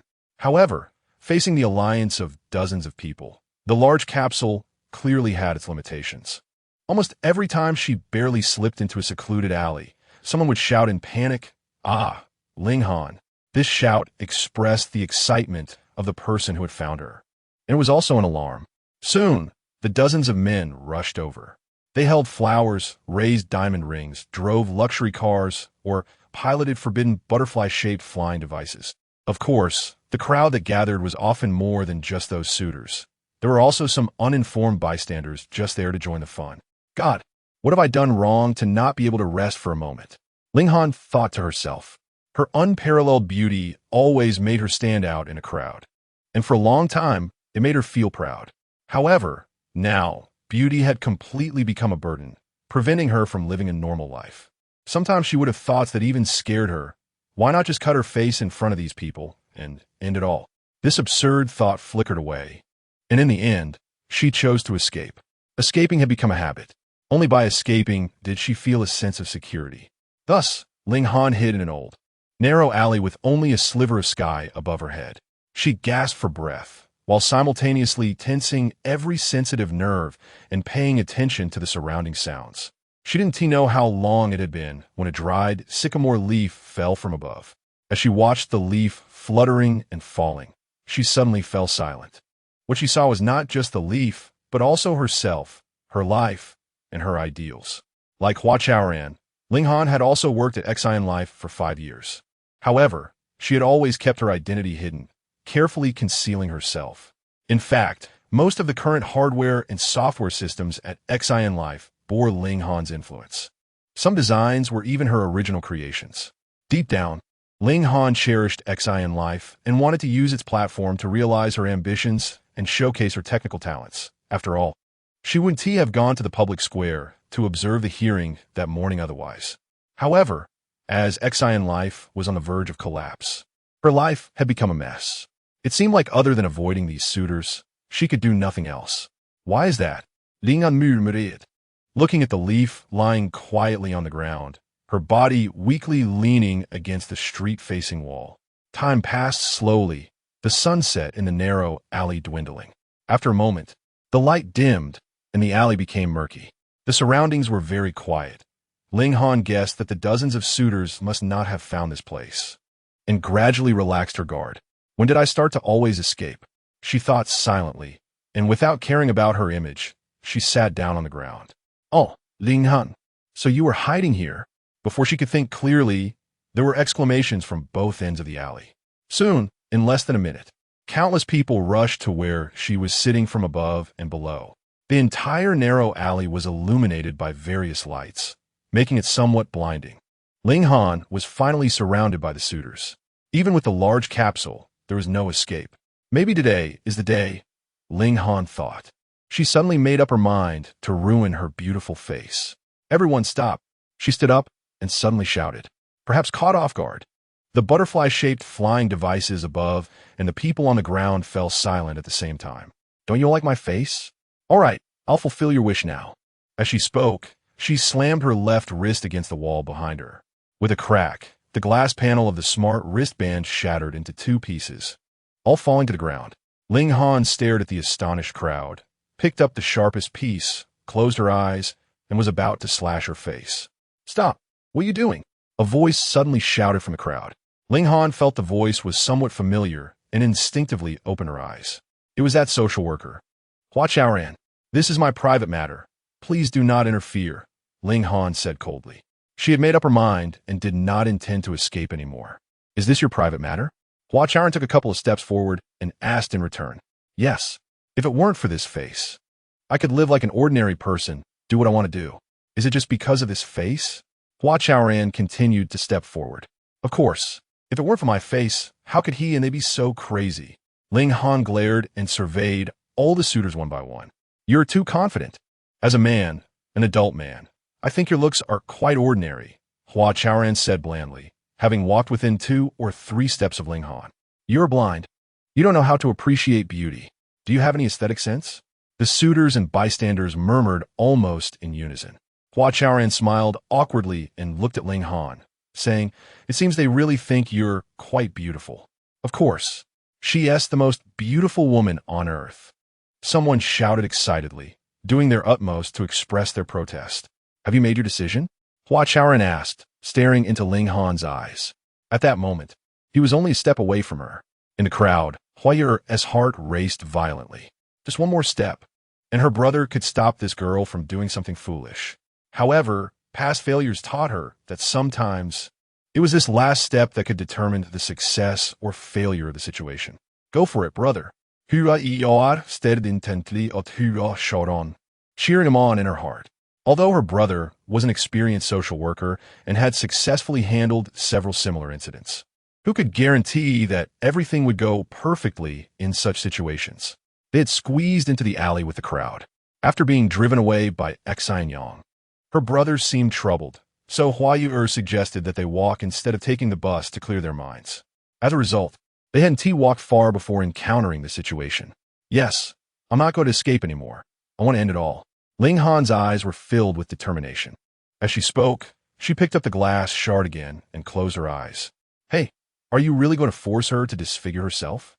Hua Chaoran suddenly turned around, facing the suitors and asking. Upon hearing this question, Ling Han's actions paused. Of course not. We love her. We don't want her to hurt herself. Ling Han, please don't do anything foolish. The suitors shouted one after another. Ling Han listened to these shouts, feeling somewhat shaken, and unconsciously held the sharp glass shard a bit further away. At that moment, Hua Chaoran suddenly turned around, lunged forward, aimed at the glass shard in Ling Han's hand, and with all his strength, swept outward. Chapter 11. I help you, hey? Is it okay now? After an unknown amount of time, Ling Han suddenly said.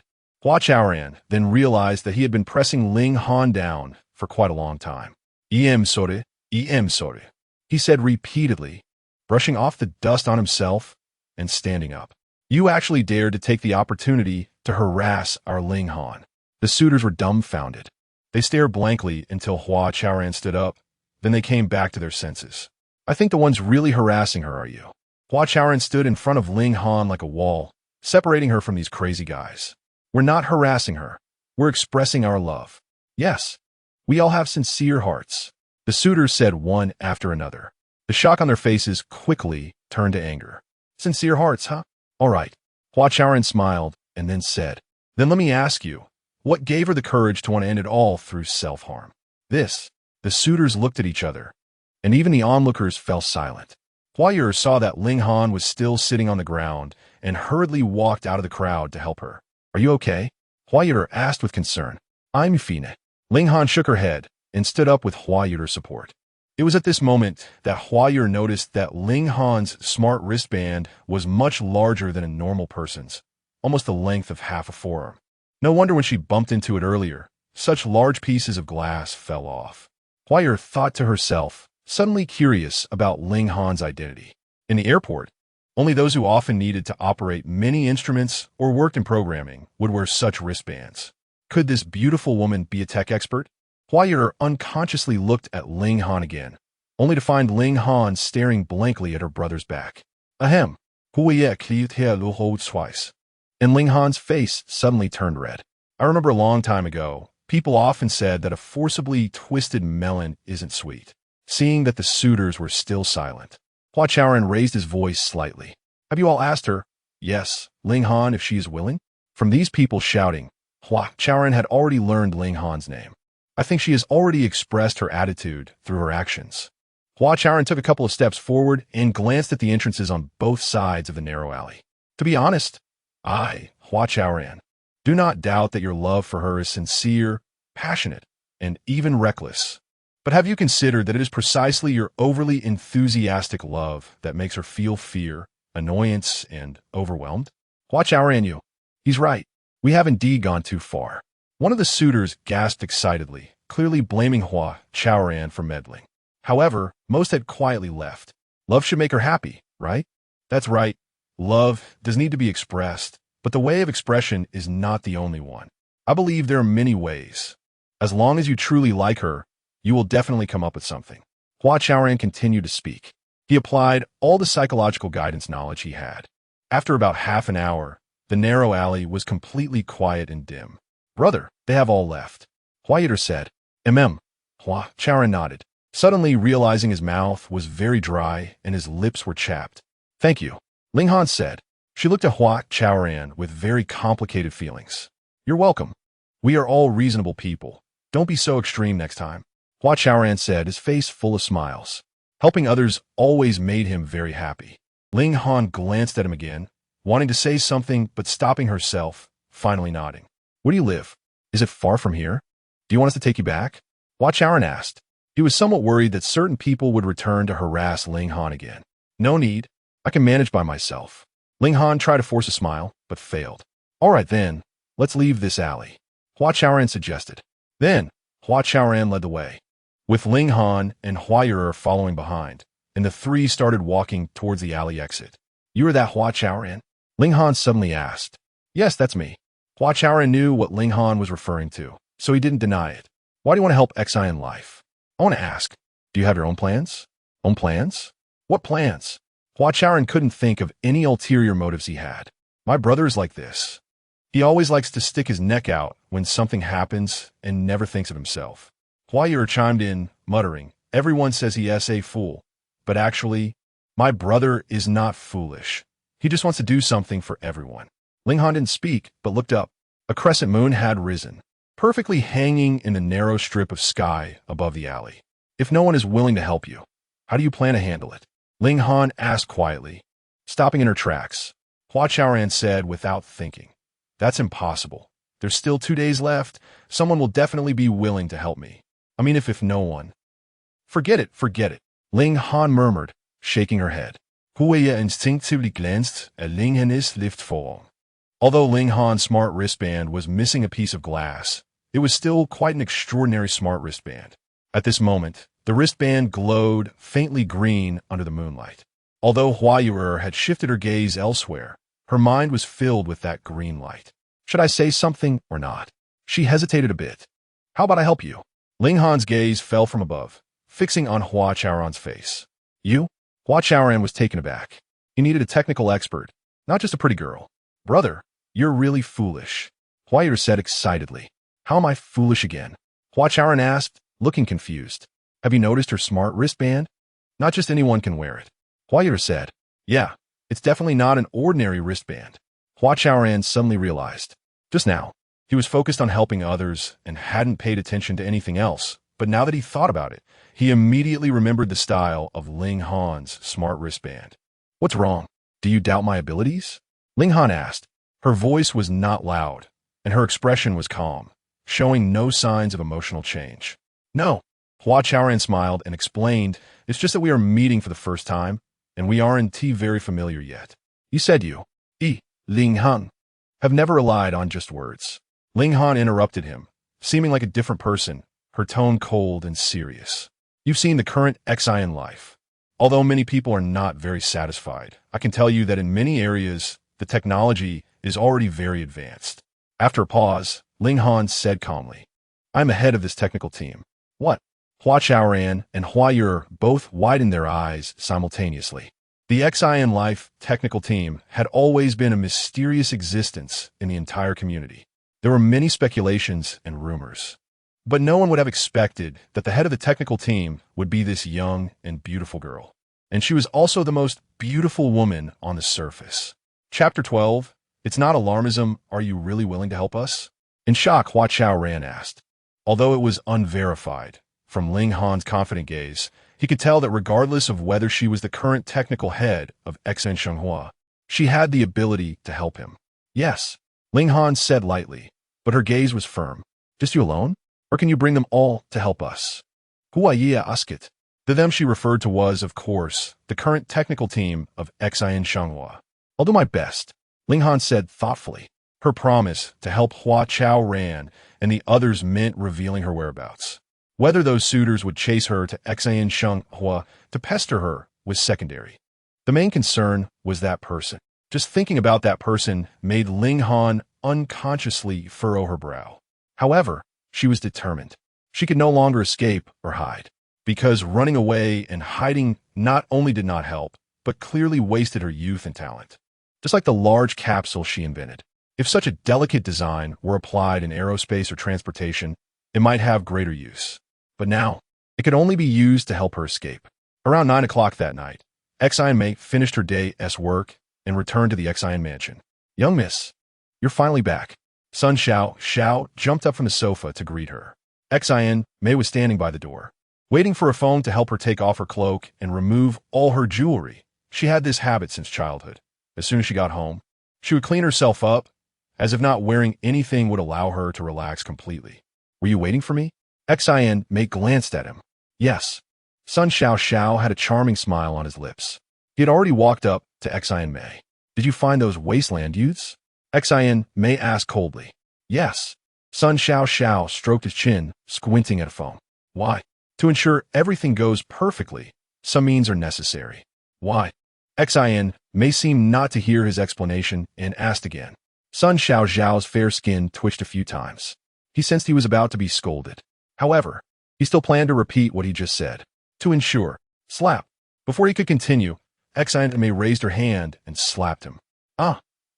A foam shrank back, letting out a startled cry. Xin Mei waved her hand. A phone lightly patted her chest and walked away holding a tray piled with clothes and jewelry. How is it? Feeling better? Sun Xiao asked, still smiling, covering his burning face. Sun Xiao, when the group decided to acquire Xian Shenghua, what did I say? Do you remember? Xin Mai shunned, her delicate face filled with regret. Of course I remember. You said the Xian family would rely on strength this time. Strength, that's right. You remember very clearly. Xian Mei walked to her favorite red lambskin sofa and sat down.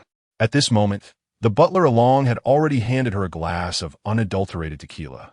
After taking a sip, Xian Mei habitually crossed her legs. Then, I'll ask you again, do you doubt my strength? She stared at Sun Xiao and asked. Of course not. Sun Xiao's eyes moved. He already knew why Xian Mei was so angry. It seemed he had indeed made a mistake by hiring those wasteland youths today. His original idea was to secretly clear all obstacles and please Xian Mei, but he didn't expect to have misread the situation and done something thankless. Strength is the foundation of confidence. Conversely, a person is confident because she has strength. Xian Mei said softly.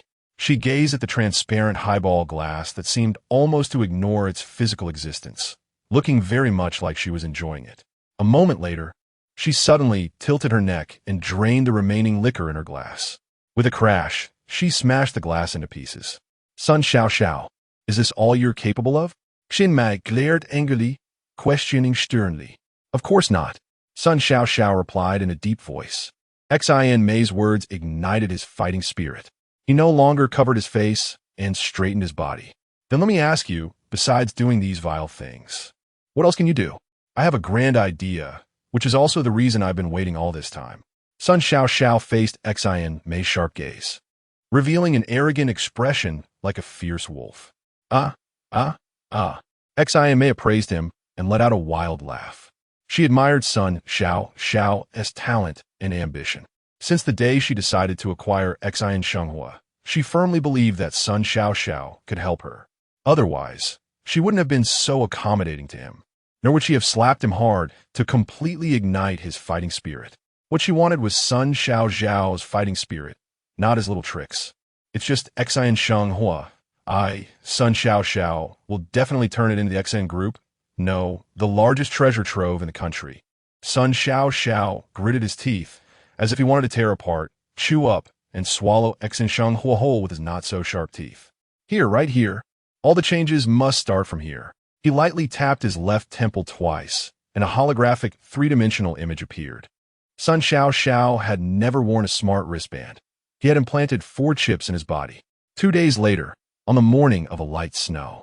On a snowy day, the people of the airport city, who rarely went out, almost all got moving. No need to imagine. Traffic quickly came to a complete standstill. To cope with this sudden situation, the traffic system activated a Level 9 emergency plan. In an instant, all forbidden flying butterfly vehicles were locked in midair by a confinement net. Ground transportation began to be taken over by the traffic system. They were sent to different destinations continuously, following the intelligent road surface and the three-dimensional traffic network based on the surrounding road conditions. December 22nd, 2050, according to the solar terms, today should be light snow. Xin Li's voice echoed in the municipal square. Many people who had left home around 5 in the morning occupied the best positions. They just had a glance toward the center of the square to see Xin Lian standing in the wind and snow. Mayor Qin seems to have aged a bit more. Someone whispered, "Isn't it because of Xian Shenghua's troubles?" Another person said, "I hope today can come to a conclusion," which can also be seen as giving Mayor Qin an explanation. People discussed among themselves, most feeling very sympathetic toward Xin Lian. As for whether Xian Shenghua should continue the pilot program, they were still undecided. Let's see how it goes. Most people said so. I now officially announce that the 205,012,191st citizen hearing of the airport city will continue. Xin Lian suddenly raised his voice, and the crowd fell silent. As we all know, our topic is still focused on Xian Shenghua. Xin Lian, an aging man here in front of all the citizens, want to say a heartfelt word. Xin Li's tone softened, filled with earnest meaning. I hope, or rather I call upon and earnestly request more young people to pay attention to Xian Shenghua. Whether you support Xin Shenghua to continue the pilot program or hope it will close down soon, I hope young people can get involved. At this point, Xin Yang fell silent for a few seconds. Because everyone will grow old. If we cannot cope with and solve the aging problem, the future will become very difficult. I'm not being alarmist. This is a major issue that the entire country must take seriously and confront head-on. A colossal problem. Chapter 13, Giving Yourself a Future After Expressing Those Heartfelt Words. Xin Han lowered his head and walked out of the municipal square. Some people with excellent eyesight, or those wearing smart glasses, even noticed that his eyes were red, as if he was on the verge of tears. However, these were matters for Xin Han alone. As his figure disappeared from the edge of the square, the citizens' hearing officially began. I, He Xiaoping, 22 years old, a young person, would like to say a few words. Perhaps inspired by Xin Han, soon a young man with tan skin and a slightly flat nose strode into the municipal square. I remember there was an old book, one of those paper books. He Xiaoping emphasized, then continued. If there is a bit of light, I will shine a bit of light. If there is a bit of heat, I will give a bit of heat. I'm just an ordinary person, without great abilities, but if Chip Life needs me, I will do my utmost to help. After saying this, He Xiaoping turned and left. Some people who recognized him began to whisper, "Isn't this the He Xiaoping from the He family in the south of the city? I heard their family has been calling the same name for several generations." However, aside from these lofty declarations, what else did He Xiaoping say? People exchanged glances, somewhat puzzled. Soon 4 or 5 other young people delivered their own lofty speeches. Everyone claimed to support Chip Life and wanted to contribute to solving the elderly issue, but they couldn't articulate specific support methods or directions for their efforts. As time passed, a buzzing discussion began to rise around the municipal square. According to convention, each citizen's hearing lasts no more than 4 hours. After 4 hours, even if no consensus is reached, a near-mandatory voting expression is required. If they continued with these grand declarations, the young people indeed participated, but what was the meaning of such participation? The more everyone discussed, the more anxious they became, and their expressions grew increasingly varied. Everyone, please be quiet for a moment. At some point, Sun Xiao appeared in the center of the square. He had intentionally styled his hair in a side part today. Each strand looked very spirited. Especially when the snowflakes fell, they contrasted sharply, creating a unique and poetic embellishment to his hair, as described by a female poet at the edge of the square. Besides his side-parted hair, Sun Xiao also wore a fitted pure white suit. This made his athletic build, bulging chest muscles, and slim waist somewhat hard to conceal. He was so handsome. When the cold wind lifted Sun Xiao's bangs, several wealthy women gasped in surprise. Hearing these gasps, a smile appeared on Sun Xiao's face. His mischievous grin made many hearts race and heads spin. I, Sun Xiao, as a young person born and raised in Konggang City, believe that Mayor Qin is absolutely right. We young people should have a sense of mission and bravely shoulder the heavy burdens this era has placed upon us. After a light cough, Sun Xiao's expression became serious as he spoke with righteous fervor. The women, who had long been completely captivated by his looks and physique, even began to experience some illusions. They clearly saw Sun Xiao glowing softly from head to toe.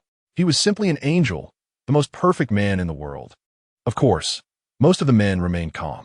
They murmured simultaneously, involuntarily pondering. Has the Xian group changed its mind? Although Sun Xiao didn't explicitly state it, everyone already knew from the materials pushed by the municipal system that he was the chief technology officer of the Xian group. Now the chief technology officer claimed to take on the burdens of the era for the youth.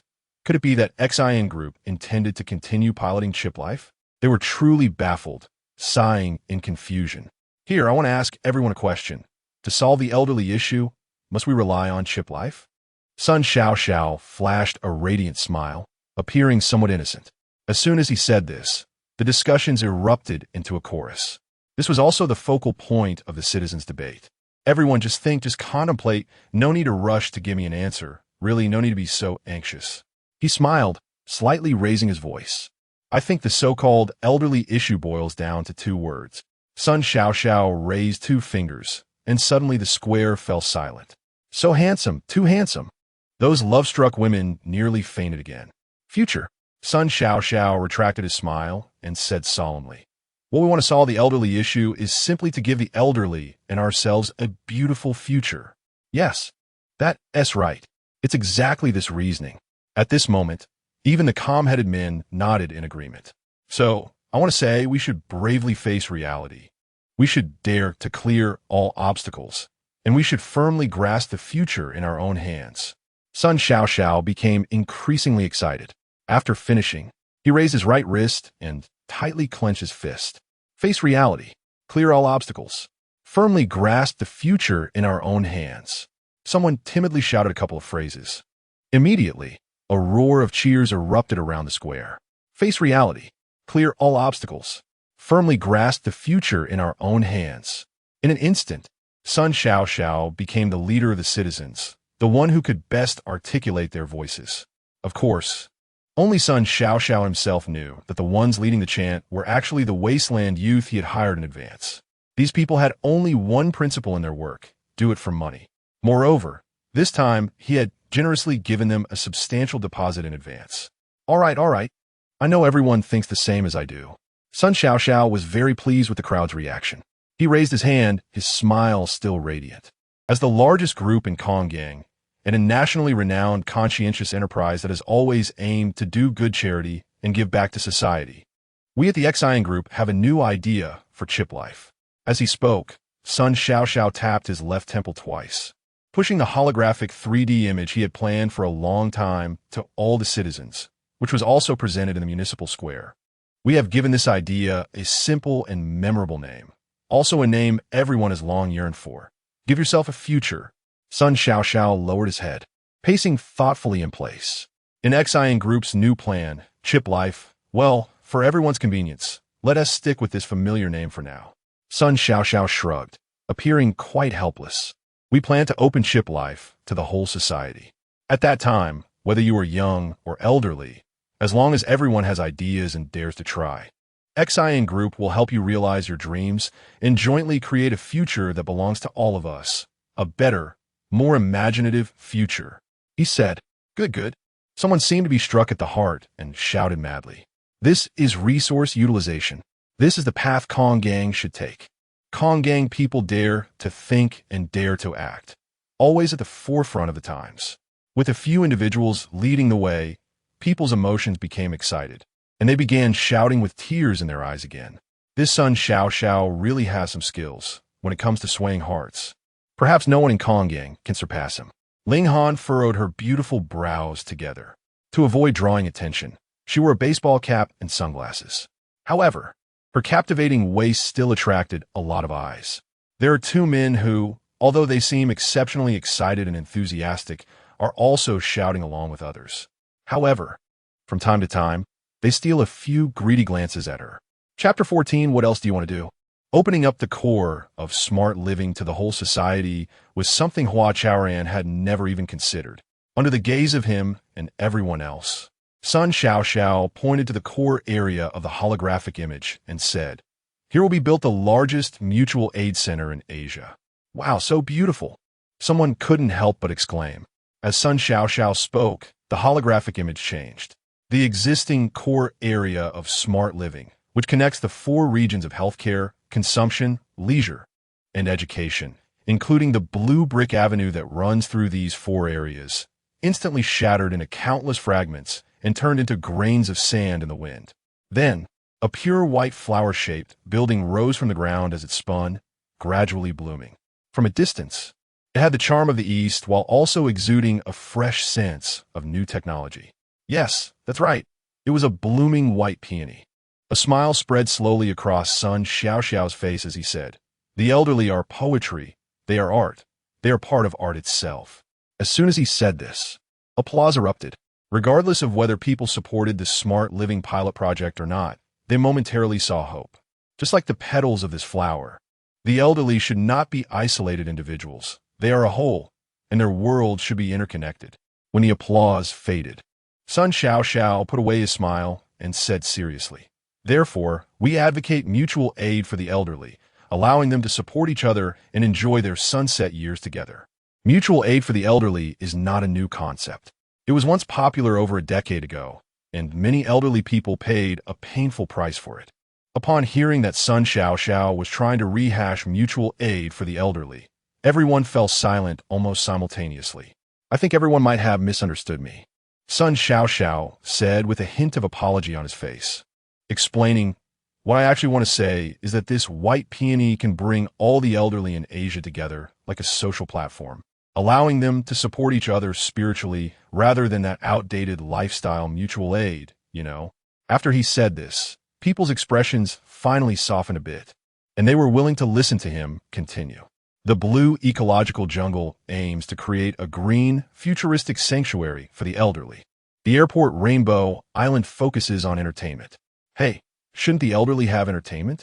The shared financial port is a trading platform for financial products exclusive to the elderly, allowing them to appreciate and preserve their assets without leaving home. The Super New Consumption Planet advocates new consumption concepts. We want to take consumption to the forefront. We want to. Following this, Sun Xiaoxiao pointed to the holographic image to introduce the blue ecological jungle, airport Rainbow Island, shared financial port, Super New Consumption Planet, and 9 other dazzling new buildings and their corresponding functional ideas. In short, with these 10 pillars, giving oneself a future is definitely not just an empty phrase. Looking at the time, it was almost up, and Sun Xiaoxiao began his final appeal. Citizens of the airport city, friends who care about elderly issues and hope to solve them quickly, our opportunity has come. Giving oneself a future means giving everyone a future. I believe that with our revolutionary new plan, combined with the strong financial power of the Xin group and everyone's participation, elderly issues in the airport city will definitely no longer be a problem. Support the new plan. Support the Xin group. Sun Xiaoxiao, you're amazing. We love you. Led by the Wasteland youth, the crowd erupted once more. Some of Sun Xiaoxiao's views might still have raised some dissent, but the Xin group's vision was indeed comprehensive and refreshing. When Sun Xiaoxiao walked out of the municipal square, Hua Chaoran glanced at the clock. There was less than an hour and a half left. Are you ready? He subconsciously took a deep breath. Yes, Ling Han nodded. Don't worry. We're all in our best state, Hua Ye'er said. In fact, standing next to Hua Chaoran were not just Ling Han and Hua Ye'er, but also the existing technical team of Smart Living and a dozen social workers. These people were all prepared to walk into the municipal square with him. Additionally, a bit further away from them, intentionally blocked by 8 wasteland youths, were Ding Mao, Jin Shangwu, and other elderly people. Sun Xiaoxiao indeed spoke beautifully and moved many people. But the elderly still wanted to hear Hua Chaoran's thoughts. Time was tight, and Hua Chaoran didn't dare to delay. He quickly led Ling Han and others into the municipal square and stood in the center. Hello everyone, I am Hua Chaoran. I believe you all know me. Hua Chaoran had a crew cut, wore a long magenta down jacket, and had wrapped a warm yellow scarf knitted by his sister around his neck. Additionally, his shoes were lake blue, looking equally bright and a bit dazzling. What an eyesore. Some people laughed when they saw his outfit. There are quite a few people today. I wonder if this violates any regulations. Hua Chaoran cleared his throat, looked to his left and right, and smiled. But they're all young people supporting me. Mayor Xin asked me to find people to help, so I brought them. So what if he brought them? Is it just to gather people without any ideas? Someone shouted. Yeah, it's not just about the number of participants that can solve the problem. With almost 80,000 employees in the Xin group alone in the airport city, what do a few people count for? A murmur of discussion arose in the crowd. Everyone, don't be anxious. Let my brother finish speaking. Hua Ye'er said anxiously and excitedly. Yeah, Hua Chaoran glanced at her. Hua Ye'er pouted unhappily. Ling Han's reaction was quite calm. Facts speak louder than words. Let them say whatever they want. As long as Smart Living changes, I don't believe they won't take back everything they said. Yes, it indeed doesn't depend on the number of people. But at least it proves one thing. Mayor Qin's wish has been fulfilled, Hua Chaoran said.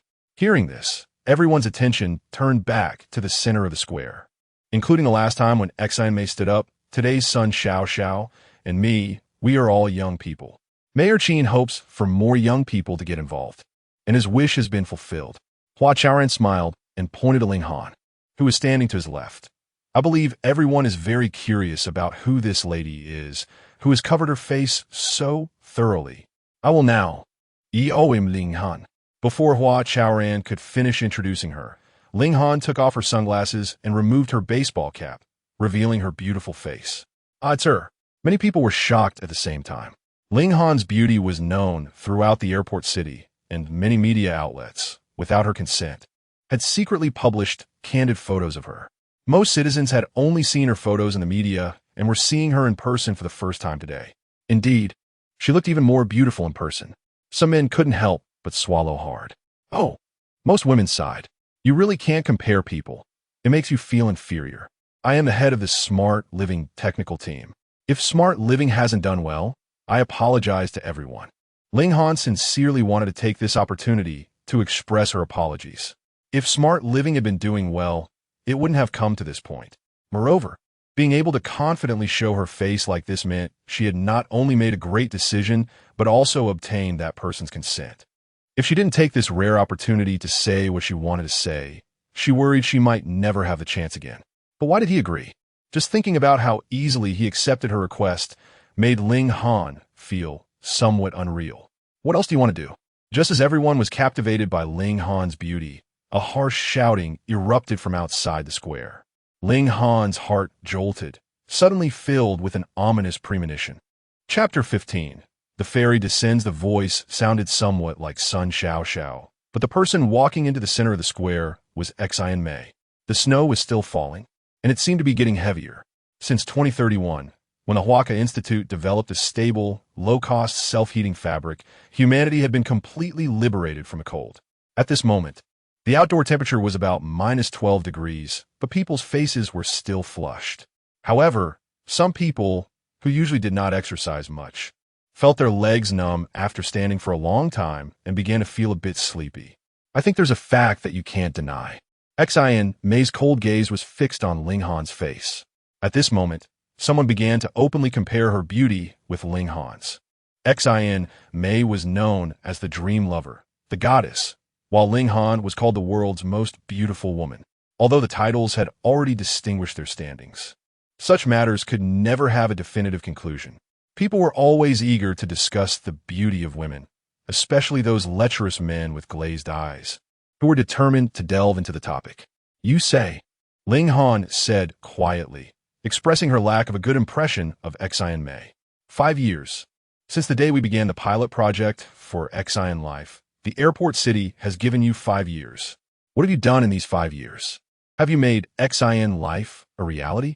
Xin Mei's voice was not loud, but her words were like knives and daggers. Xin Mei was truly. Hua Chaoran felt a bit anxious. He began to calculate that if Ling Han couldn't respond, he would speak for her. The past 5 years for Ling Han and her team, while not perfect, had laid a solid foundation for Xin Life. This contribution, comparable to the creation of a world, could not be denied. Suddenly, people heard the sound of the wind and noticed that snow had fallen on their shoulders and heads. To meet environmental standards, self-heating fabric underwent innovation in 2035. It generated heat without dissipating it, in the direction of heat change from the original four-way dispersal to directional heating on the same fabric surface.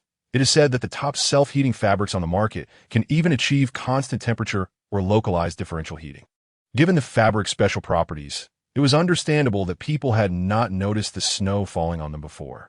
However, after standing for over 2 hours, they could no longer ignore the overwhelming sound of the wind, which had become related to them. Everyone's hearts could not calm down. How could they pay attention to anything else? At this moment, when people heard the sound of the wind and noticed the falling snow, it indicated that their hearts had finally settled. Even those whose legs felt numb and were drooling over the two beauties became more alert, their expressions taking on a more solemn demeanor. Xin Mei was right. If they handed things back to the original group, it would just be changing the soup without changing the medicine. Was there still a need to continue the pilot project for Xin Life? Doubts arose in everyone's minds. It's over, we've lost to the Xin group. Hua Ye'er saw Ling Han's face turn pale, remaining silent for a long time, and her heart sank. Her brother relied on Ling Han and the technical team behind her, but now that Ling Han was speechless, was there still hope? Xin Life, Xin Life. In fact, after hearing Sun Xiao Xiao introduce their new plan, Hua Ye'er had begun to consider giving up. She suddenly felt that they were superfluous. If the Xian group could make Xian life so good, allowing the elderly to live happily and without worries, what were they still fighting for? If worst came to worst, they could assist Xian in implementing their plans. Before Hua Ye'er could continue pondering, Ling Han suddenly spoke up. At least we haven't let the elderly fall behind this era. In fact, we've been at the forefront of it, Ling Han said, slightly tilting her face upwards. This was her only confidence.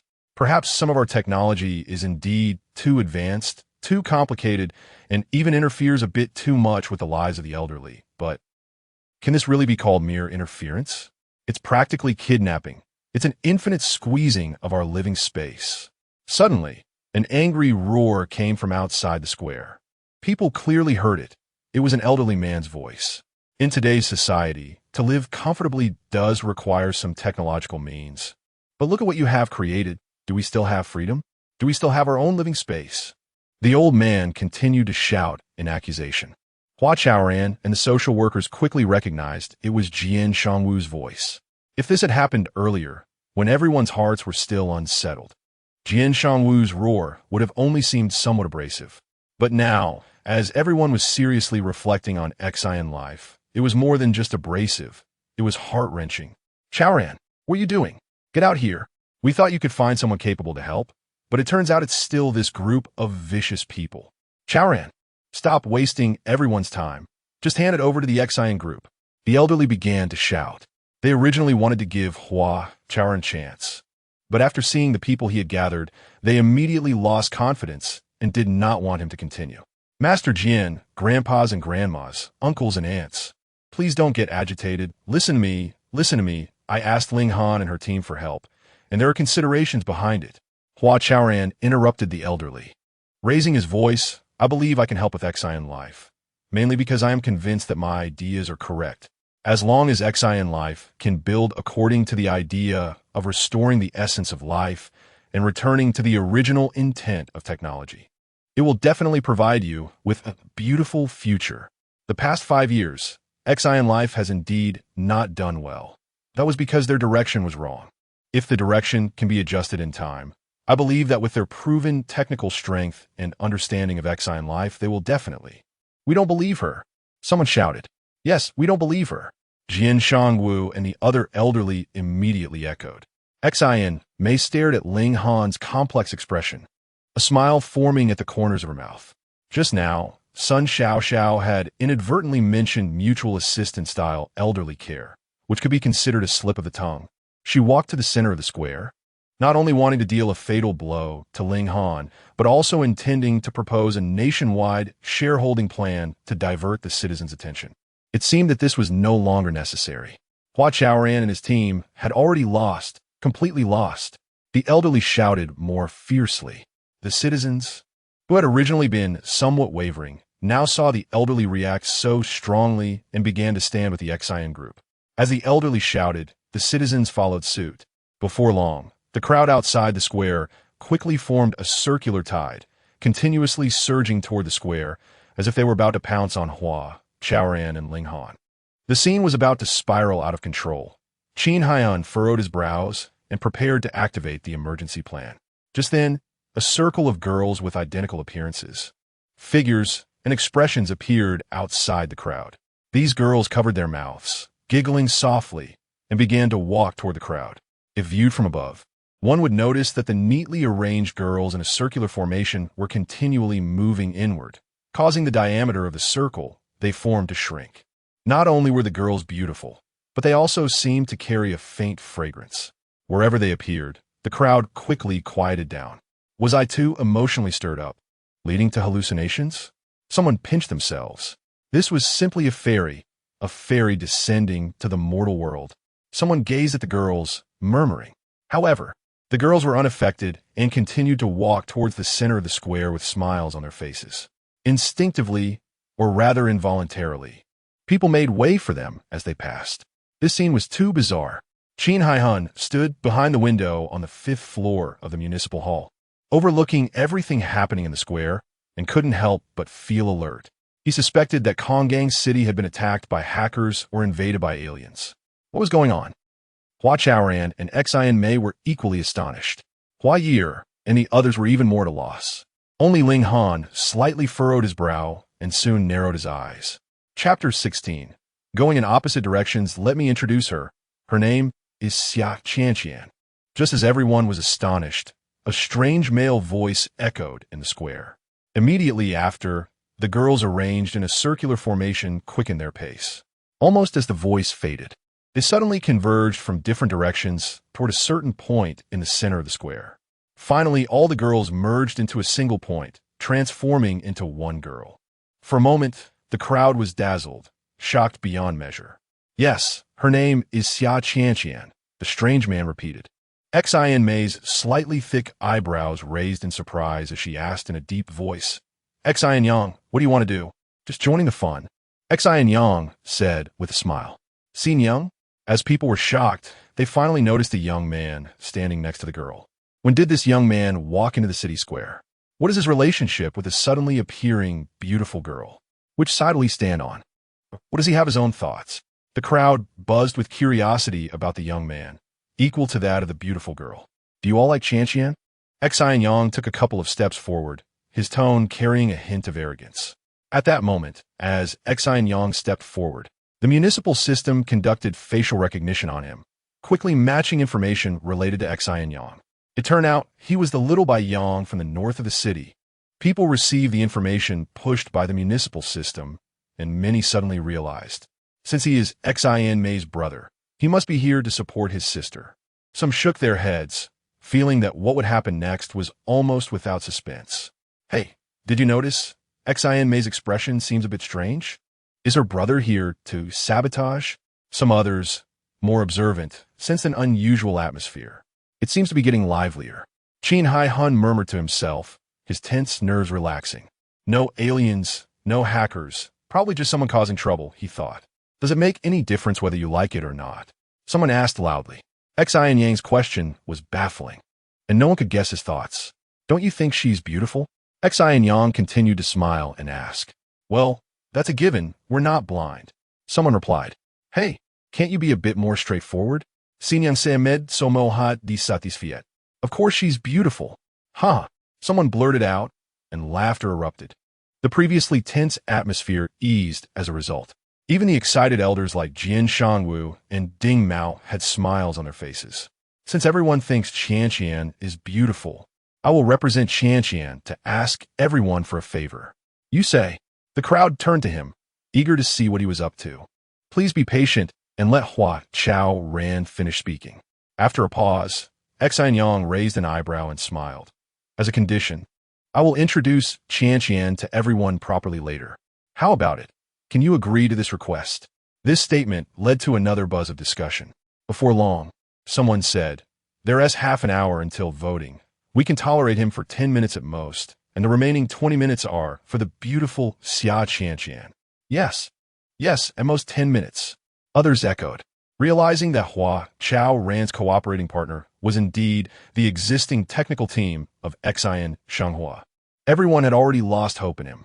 Whatever he said from now on would just be a waste of time. All right, Hua Chaoran, 10 minutes should be enough, right? Xin Yang turned to Hua Chaoran. Hua Chaoran's expression was very complex. He bit his lip and nodded. Okay, let us keep our word. The time is given to Hua Chaoran. Saying this, Xin Yang made an inviting gesture and stepped aside. Damn it, this guy really came to sabotage. Sun Xiaoxiao's eyes looked like they were ready to shoot fire. He had been staring at Xin Yang, waiting for Xin to kick him out of the city square. But Xin only said one sentence to him and made no further moves. Sun Xiaoxiao vaguely felt that Xin Yang wanted to ruin their big plan. However, facing the second young master of the Xin family, he felt somewhat helpless. Hopefully, this fool Hua Chaoran would back down, he thought, glancing at Hua Chaoran like he had been watching Xin Yang. Actually, I want to say one to even take 10 minutes. Hua Chaoran calmed his emotions, his expression somewhat serious. I remember a saying called going in opposite directions, which refers to the idea that the more effort you put in the wrong direction, the farther you get from your desired destination. After a pause, he said, I think over the past 5 years, Xin Shanghua has somewhat been going in opposite directions. Xin was right. I, Hua Chaoran, an ordinary social worker, am purely a fool when it comes to technology. But I firmly believe in my judgment and stubbornly think that what the elderly need are those 12 words I repeatedly mention. Restore the essence of life. Return to the original intention of technology. Hua Chaoran reiterated his construction philosophy. I believe the elderly do not deny this, because what I said is exactly what they need. At this point, Hua Chaoran looked at the serious-faced elders like Jian Shangwu. Master Jian, Teacher Ding, the elderly living in Xian Shanghua. Do you agree with my philosophy?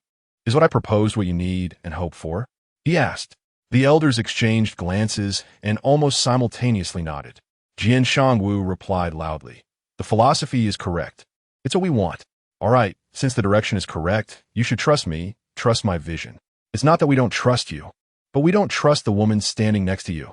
Someone interjected. It seems everyone still hasn't understood the story of going in opposite directions. Hua Chaoran smiled. He genuinely wanted to laugh. As long as the elders recognized his philosophy, there was still hope. I still stand by my words. Over the past 5 years, Ling Han and the others have proven their capabilities through action. There is no doubt they are a technically strong team. At this point, Hua Chaoran deliberately paused for several seconds, and surprisingly, no one rebutted. He smiled even brighter, feeling more confident. Those 12 words represent their new direction, the correct direction, the direction the elders are looking forward to. Why should we give them a chance to change? Moreover, which technical team in the whole airport understands Xian Shanghua better than they do? As soon as he said this, the square fell silent. People could hear the wind again and felt the snow on them seem to thicken. Ling Han was particularly emotional, feeling as if something in her chest surged outward uncontrollably. Moments later, tears filled her eyes, and she felt her breathing had become much smoother. Woo! A female technician standing beside her cried out loud. Ling Han turned to look and found everyone's eyes were almost red. It turned out everyone felt stifled and endured humiliation. They just hadn't said it out loud. If Xian Shanghua can continue its pilot program, Ling Han believes they will surely wait for the day to wash away the humiliation. It was at this moment that Ling Han's gaze became resolute. But there has to be some changes, right? Someone muttered. Changes will come, and they will be earth-shattering. Please believe us, Hua Chaoran said. When it came to specific changes, he really couldn't say much, nor could he produce a holographic image like the Xian group. But he was very clear that as long as they worked hard in that direction, they would definitely bring change, a huge change to the airport and to the elderly. Xiaqian is the first change. Xian Yang looked at Hua Chaoran and smiled meaningfully, taking over the conversation. For this Xian Yang, who had clearly rejected him, Hua Chaoran still felt uncertain. He didn't know if Xian Yang was here to help him or if the Xian group was playing a bigger trick. Xin Yang, are you done playing? Before Xian Yang could speak, Xian Mei sternly questioned him. She had been holding back for half a day. Acquiring and transforming Xian Life is the biggest project for the Xian group in the next 10 years. She didn't want her younger brother to ruin the family's business and future just to spite her or to throw a tantrum. Sister, you can see that I haven't even started playing yet. Xian Yang smirked, revealing a nonchalant expression. It seemed he was indeed in a standoff with his sister, Xian Mei. Chapter 17, Turning Hopelessness into Hope, Xian Yang. Do you know where this place is? Xian Mei said quietly, suppressing her anger. The family has high hopes for Xian Life. Do you understand? I understand, of course I do. Otherwise, I wouldn't be here. Xian Yang smiled and suddenly said, By the way, sister, do you think there is any hope for Hua Chaoran and the others in the face of our Xian group's powerful strength? Xian Mei was taken aback, just about to respond, when Xian Yang added, I think there's really no hope left. Since you know everything, why bother? Xin Mei frowned. She was increasingly unable to see through her younger brother. Some people gaze at the stars, and of course, there must be those who keep their feet on the ground. Xian Yang then said something inexplicable. Sister, let me introduce you to Xiaqian. As he spoke, Xian Yang snapped his fingers. Xiaqian, who had been standing silently, suddenly spoke up. Hello, everyone. I am Xiaqian, the new virtual housekeeper of Xian Life. She is actually a virtual person. Not only Xian Mei, but everyone was almost simultaneously stunned. In the face of her extraordinary beauty, They selectively forgot how strange her entrance was. Of course, the most shocked person was still Xin Mei, because she clearly heard Xia Qianqian say she was the new housekeeper of Xin Life. Xin Yang, Xin Mei glared at her brother, hoping he would give her an explanation. But Xin Yang, like everyone else, ignored her and stared blankly at Xia Qianqian. As a virtual person, I have a significant advantage. I can appear anywhere at the same time, and I can also transform into your favorite form according to your needs. Although Xia Qianqian repeatedly emphasized that she was a virtual person, to everyone's senses, she seemed real. Even Hua Chaoran and the others standing in front of her felt she was a real girl, especially with the aura she exuded, which felt too real. Her voice is really nice, Hua Chaoran thought to himself. He couldn't help but compare Xia Qianqian to the robot at the entrance of Xin Life. If that humanoid robot had such a voice system, that would be great. As the housekeeper of Xin Life, I am certainly not just a pretty face. I can live together with everyone as a family member. Oh, by the way, I won't play the undercover game and will never detect any data or collect information without everyone's permission. Maybe that sounds a bit complicated. In short, I will be a lovely family member, and I will use my youthful energy to make your life happier. As Xia Qianqian spoke, she unconsciously showed a shy expression, just like a young girl speaking for the first time in front of so many people. Innocent and pure. Among the elderly, the first person to show an unusual expression was Jian Shanwu. He looked at Xia Qianqian and suddenly felt a pang in his heart, immediately turning away and trying to squeeze out of the crowd. Hey, Lao Jian, where are you going? Ding Mao grabbed his arm. It's nothing. You don't need to worry about me, Jian Shanwu said, still trying to push his way out. Hey, Ding Mao glanced at the center of the square and sighed. How about we go together? Ding Mao suggested. Soon, the two elderly men squeezed out of the crowd, one in front of the other. Ming Mei stared at Xia Qianqian, vaguely seeing her younger self in her. Back then, when she had just become an actress, everything was fresh. Brother, is Xin Yang trying to help us? Hua Ye'er asked quietly in the center of the square. I guess so, Hua Chaoran nodded, but there was some doubt in his eyes. Why? Didn't Xin Yang refuse? All right, that concludes Qianqian's self-introduction. Xin Yang snapped his fingers again, and Xia Qianqian smiled and quieted down. The cold wind rushed in from above, and Xia Qianqian's grass-green long dress swayed in the wind. Snowflakes fell, brushing across her fair face and neck, disappearing into the wind. From any angle, it was a breathtaking sight. Is she really just a virtual person? People were seeing such a real virtual person for the first time and couldn't believe their eyes. Right now, Qianqian is only connected to a small processor. If she could access the housekeeper system of Xin Life, I believe there would be almost nothing she couldn't do. Xin Yang's eyes were filled with pride as he continued. Didn't everyone wish for changes in Xin Life? Xia Qianqian is that change. However, the most significant change is not her joining, but the fundamental change in the operational logic. Operational logic? Xin Mei's face was cold, and she snorted disdainfully. Sister, what's wrong? Do you think your brother doesn't understand what operational logic is? Xin Yang said with a deliberately dissatisfied tone. The previous operational logic was that Xin Life managed the elderly, but now it will change to the elderly managing Xin Life, right? Ling Han interjected. Hearing this, Xin Yang instinctively looked at Ling Han from head to toe again. You're not wrong. Qianqian is indeed a key. With this key, Xin Life will inevitably change because... Ahem. Xin Mei coughed twice and frowned, saying, just based on a virtual person wanting to turn things upside down, your imagination is too rich. Sister, you're assuming too much. I just said Qianqian is a key.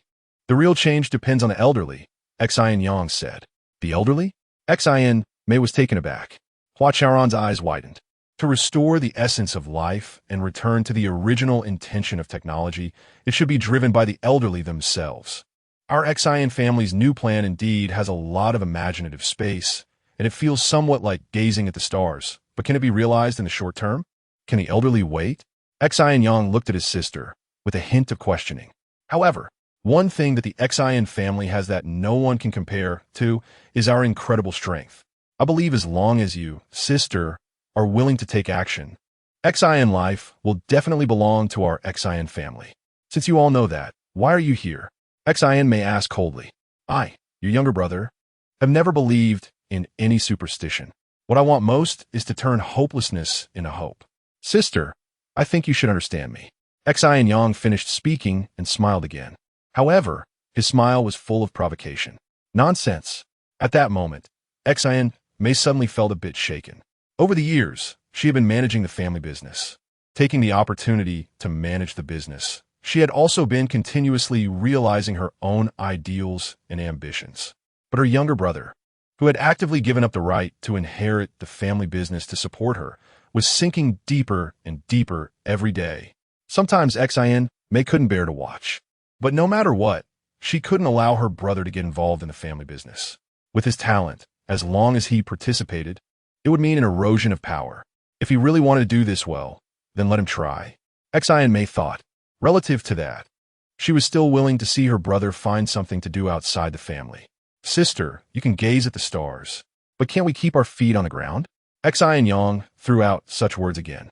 Xin May shot him a glare and said irritably, we are also keeping our feet on the ground. You all, haha, if you have any plans to keep your feet on the ground, you should pay more attention to the current situation of Xin Life. Ask the elderly what they really need, instead of doing something with 10 pillars. Xin Yang's expression was serious, and he spoke very earnestly. Hua Ye'er looked at his profile and vaguely felt as if he had turned into another Hua Chaoran. It's useless to argue about these things. Anyway, time won't be delayed, so let's leave it to the citizens of the airport city. I believe everyone will definitely not follow your nonsense. Xin May said. At the moment her words fell, for hours had just passed. Is it time to vote? The citizens were somewhat incredulous. This citizen hearing, number 2050121191, really left them wanting more. Would they really not follow Xin Yang's nonsense? Xin May's gaze crossed through the wind and snow, looking out towards the square. Chapter 18, Why Let Him Mess Around Like This? As soon as Xin May walked out of the municipal square, Sun Xiaoxiao immediately approached her. Stop calling me your brother all the time. Xin May glanced at Sun Xiaoxiao and said softly, we're already in the voting phase. It's still uncertain who will win. That's true. I'm quite confident in our plans. Sun Xiaoxiao replied awkwardly, and after a moment's thought, she added, when did the second young master come up with that virtual person? I didn't notice it at all. What? Are you trying to monitor every move of the Xin family? Xin May rolled her eyes. No, how could I dare? I'm just a bit curious and surprised. Haha. Sun Xiaoxiao hit a wall again, and her expression became quite unnatural. You should pay more attention to serious matters in the future. Xin May's eyelashes fluttered slightly as she got into the luxury car parked by the road. Miss, do you need me? Sun Xiaoxiao called out to Xin May. Although she didn't say it directly, Xin May knew that at this moment, she was being asked for her opinion on whether to infiltrate the municipal system and tamper with the voting results. No need, just wait. But what if? There is no what if. Xin May said in a low voice. With a bang, she had already closed the car door. This gasoline-powered sports car had been completely discontinued over a decade ago. Nowadays, transportation, whether flying in the sky or running on the ground, basically relies on hydrogen energy. Hydrogen energy had been used to send rockets into space decades ago. Around the Spring Festival of 2030, the Huaca Institute finally developed a hydrogen battery named DU. This battery was not only lightweight and had a large storage capacity, but also had an astonishing heat output. It was said that if the DU battery were installed in a large truck with an 8-ton carrying capacity, that truck could make 2 or 3 trips across the country and still have about 20 of its energy left. At that time, this was considered a tremendous miracle. But what was even more terrifying was the environmental friendliness of hydrogen energy. To be more professional, hydrogen energy is different from coal, oil, and natural gas obtained through mining. It belongs to secondary energy. It's like electricity. You need a generator to produce it. Furthermore, after using hydrogen energy, the only emissions are some wastewater, which can be reused, instead of carbon dioxide that can destroy the ozone layer and produce the greenhouse effect. Someone once summarized the changes in human history as a process of energy transformation. If we follow this line of thought, the widespread application of hydrogen energy, especially the research and production of the DU hydrogen battery, indeed brought about tremendous changes to society as a whole. One of the most obvious examples is the introduction of the Northern Hemisphere Climate Protection Act and other, even stricter environmental protection laws, which were based on the promotion of hydrogen energy. Otherwise, relying solely on moral constraints, when could humanity ever overcome its own desires? However, the rich are always rich. They always find ways to make themselves stand out. Take the luxury car that Xian Mei drives, for example. She would rather bear the exorbitant exhaust tax and various fines than drive out this slow, antique silver-gray Lamborghini. It's truly incomprehensible. Sun Xiaoxiao stared at Xian Mei's luxury car for a while and couldn't help but shake her head. As the chief technology officer of the Xian group, although his income was also quite substantial, deep down he seemed to always be a poor person, because he realized that he could never understand the rich and could only become their vassal. However, Sun Xiaoxiao was unwilling to accept this. She wanted to change everything. Xian family, Xian family. Core life, core life. People suddenly erupted with excitement. Sun Xiaoxiao instinctively looked up at the sky above the square. A red and blue percentage were continuously rising. This was the voting result of the citizens of the airport city. They had already started voting. In order to lower the threshold for participation in municipal decision-making and enhance citizens' participation in politics, a major achievement of municipal reform, the mandatory voting mechanism, was proposed 5 years ago and quickly became the most popular channel for political participation. In the airport city, as long as you are over 18 and have not been restricted from participating in politics, you have the right to express your position on various municipal issues and make a decision to support or not support them. The red and blue percentages in the sky above the municipal square were just an instant presentation of the voting results. The real tense and intense voting was taking place in various corners of the airport city. The people watching the holographic images or 5D live broadcasts were clearly enthusiastic about municipal affairs. After listening to speeches from Xian and Hua Chaoran, they quickly voted on the viewing interface. Those still in the municipal square, as well as some who were busy with their own affairs and indifferent to municipal matters, had holographic voting images pop up on their smart wristbands. There were 2 buttons, one red for supporting core life and one blue for supporting Xian. Whether they had considered the elderly issue or paid attention to the core life smart community pilot program, everyone had to make a decision. Otherwise, it would violate the management measures for citizen hearings, resulting in a fine of 10,000 and a detention of 15 days. Come on, please believe in us. Outside the square, watching the changing percentages, Hua Ye'er felt her heart rise to her throat. She clenched her fists tightly, every breath careful, as if one careless moment could affect the voting results.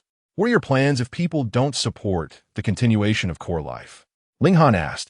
After exiting the market square, she stood with Hua Chaoran. Everyone will support core life. I believe in the vision of the citizens of the airport city, Hua Chaoran said firmly. He also looked at the percentages but wasn't as nervous as his sister. Actually, it's no big deal. If core life really can't continue, we can just go to Africa. Didn't the country recently propose a public service aid plan for the third world? We can simply respond to the call of the country. Social worker Pandayo said. He also secretly glanced at Hua Ye'er. Everyone knew he had a crush on her. If they were to go to Africa, he would be very happy if Hua Ye'er could go with him. As someone once said, if you have a bit of light, you give a bit of light. If you have a bit of heat, you give a bit of heat. There will always be a place to contribute to the country. How interesting. They haven't even done anything yet, and they're already looking for a way out. Xin Yang showed a disdainful expression and said softly, if I were you, I wouldn't get involved in this mess. Xin Yang, can we chat for a moment? Hua Chaoran suddenly said. Sure, go ahead, Xin Yang said, patting Gu Jinhua on the shoulder and walking over to Hua Chaoran. Why? Hua Chaoran asked. Why what? Xin Yang seemed a bit confused. Haven't you already rejected us? Why are you here again, and with Xia Qianqian? Of course it's because you persuaded me, Xin Yang said lightly, a smile appearing at the corner of his mouth. Are you serious? Hua Chaoran, sensing a hint of joking in his tone, was not quite sure. Didn't you say that core life might be the hardest thing to do in the world, and if we don't do it, the elderly will have no hope? It's that sentence, Xin Yang explained. Just because of that sentence? Hua Chaoran was skeptical. Yes, Xin Yang love doing things that seem hopeless, Xin Yang said. putting his arm around Hua Chaoran's shoulder, winking and smiling cheerfully. Besides, your slogan and your passionate words have had a huge impact on me. Really? Hua Chaoran asked, somewhat surprised and a bit skeptical. Xin Yang maintained a nonchalant expression, still unable to fully believe what he said. Believe it or not, that's how it is. Xin Yang snapped his hand, seeming a bit angry. It's over. The voting is over. Just then, the crowd erupted again, with cheers growing louder and louder. Brother, brother. Hua Ye'er's eyes turned red, and she unexpectedly cried out loud in front of so many people. Chapter 19, Finding Ways to Make Money, damn it. Sun Xiao cursed resentfully. He hurried to the luxury car, wanting to explain a few things to Xin Mei, who knew that with a couple of revs. The Lamborghini had already driven off. Sun Xiao watched the people parting ways, staring blankly at the luxury car that was getting further away in the wind and snow. Xin Mei didn't scold him, but that was even more frustrating than being yelled at. Did we win? On the other side, Hua Ye'er was still shedding tears. She was overwhelmed with joy. 76-29. 4. Hua Chaoran and the others won the support of the citizens by an absolute advantage. The people of Konggang ultimately chose to be pragmatic. They were still willing to let Xin Xinghua try again. We won. Social worker Pan Dayo, engineer Gu Jinhua, and others jumped up simultaneously. Everyone was overjoyed. It was too unexpected, too surreal.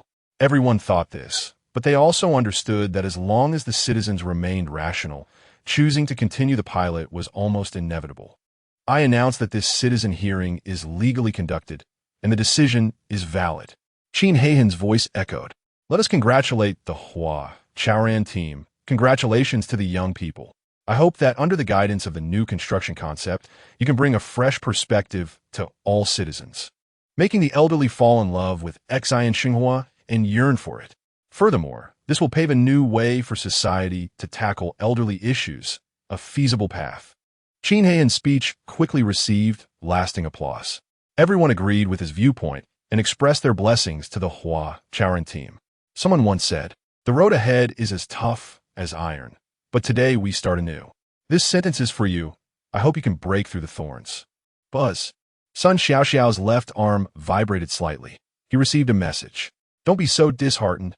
Things are just beginning. Seeing that it was a message from Xin Mei, he flipped his left hand, and the content of the message appeared in his palm. Don't forget, we are the most economically powerful in Konggang.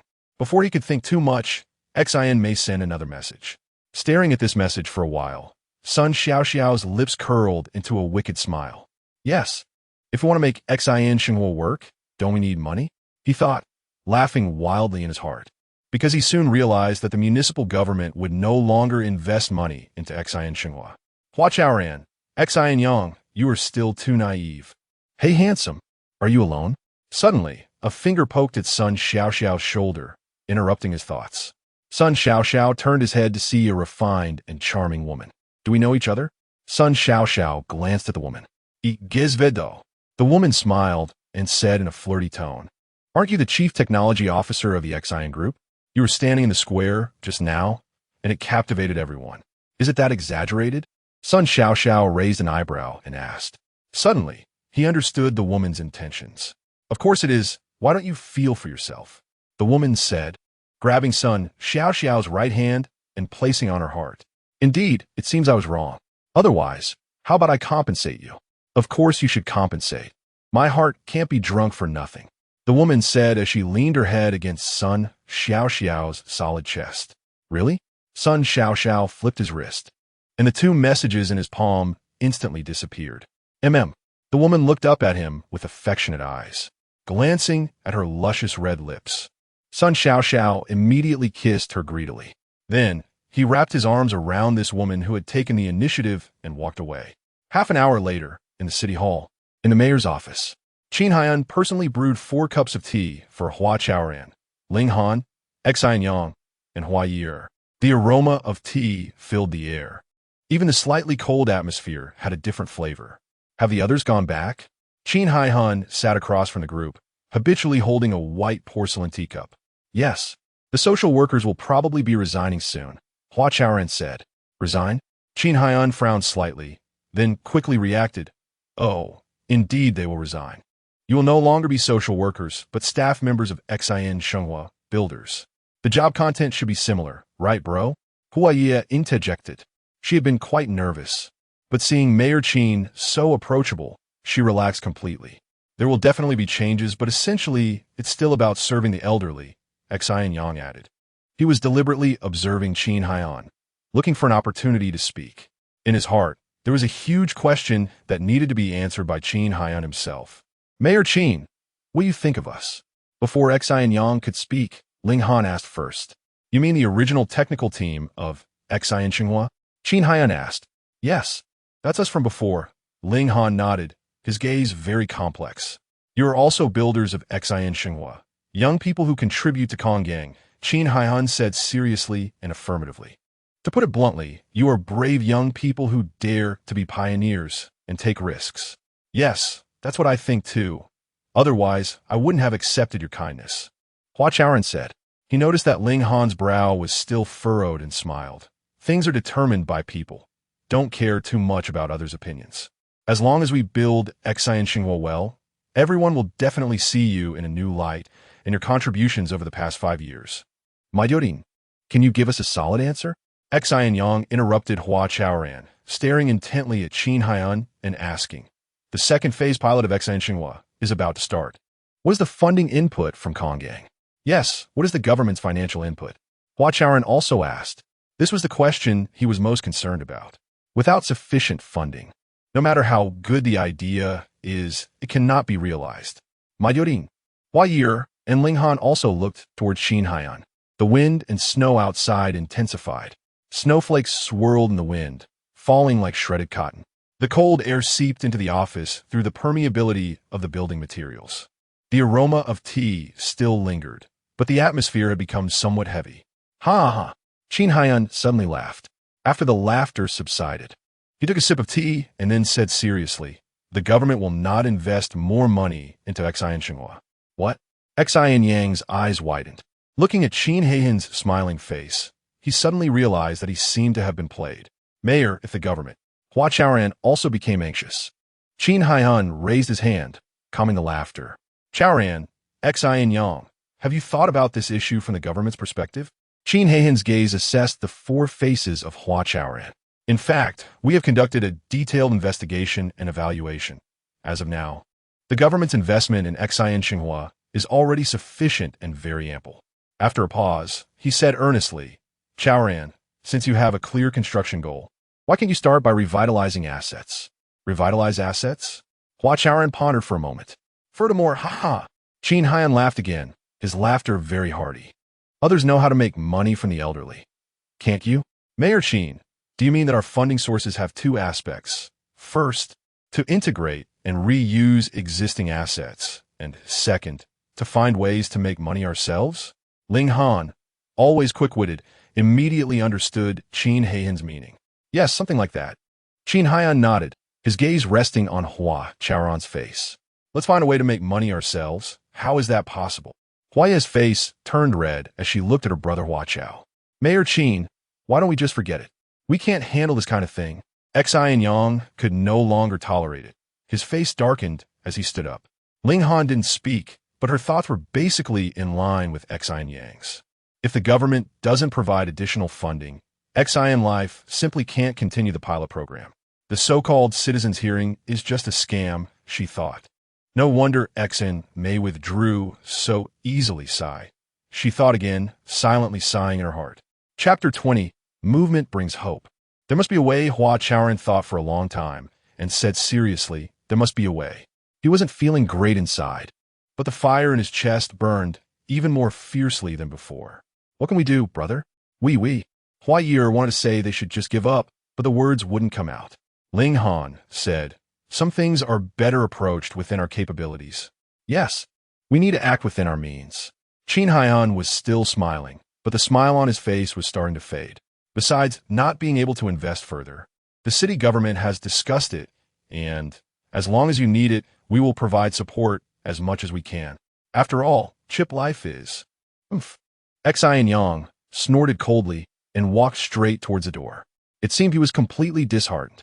The notion that the entire airport and the whole country must take it seriously and face this major issue was simply a joke, not a penny to spare.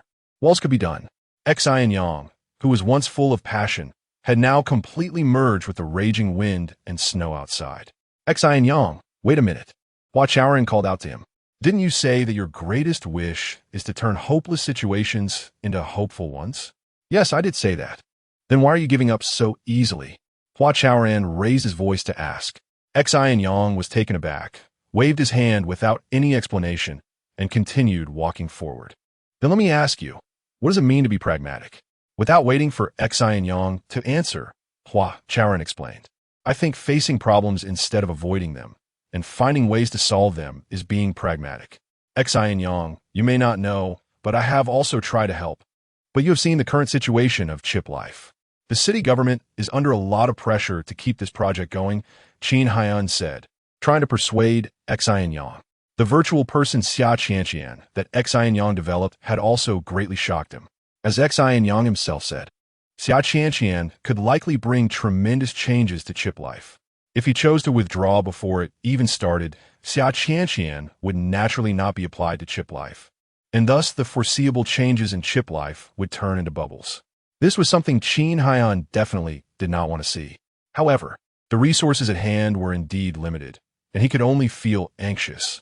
Mayor Xin, besides funding, can the city government provide support in other aspects? Ling Han suddenly asked. Yes, we can provide support in all other aspects. We would do our best, Xin Han said, somewhat pleasantly surprised because he saw that as he spoke. Xin Yang had stopped again. As long as you need it, we will provide support as much as we can. Xin Han repeated what he had said, although his gaze remained on Xin Yang's back.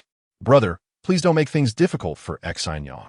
He has already had a very unhappy argument with his sister over Chip Life, Hua Ye'er murmured softly. She noticed that Xin Yang had stopped twice in a row and instinctively felt that he was very conflicted, suddenly feeling a bit sorry for him. Of course, Hua Ye'er had not thought deeply about this natural emotional expression. I know he is unhappy with his sister, but I think what we're doing is right and worthwhile. Hua Chaoran picked up the conversation, slightly frowning. Xin Yang, Ling Han, Ye'er, have you ever thought about why we want to continue with the Chip Life pilot project? Hua Chaoran's gaze swept over Xin Yang and the others. I want to say we should think about what reasons make us eager to participate in Chip Life and willing to do something for the elderly. What else could it be? Xin Yang retorted, facing away from everyone. In his heart, the answer was very clear. It was to accomplish something impossible. Yes, what else could it be? We certainly hope to do something for the elderly, to reignite their hope for Chip Life and the future, Hua Ye'er said. Ling Han glanced at Hua Ye'er and nodded slightly. So, where does hope come from? Hua Chaoran asked again. Xin Han raised his face. His lips moved as if he wanted to say something, but he swallowed the words back. This question is indeed worth thinking about, he said. When I saw the elderly see Xin, they were so happy, Hua Ye'er said. If there is no money, I can't let Xin be involved in Chip Life. Xin Yang said coldly. Mayor Xin, you just said that besides funding, the city government can provide other support, right? Ling Han threw out the question again. She seemed to want a very affirmative answer. Xin Han nodded seriously. Yes, if necessary, I personally. Mayor Xin, then I. The hope for Chip Life does not come from Xin, but from you, and you from all of us. Hua Chaoran interrupted Ling Han. He looked at Xin Yang's back, his eyes shining. Movement brings hope.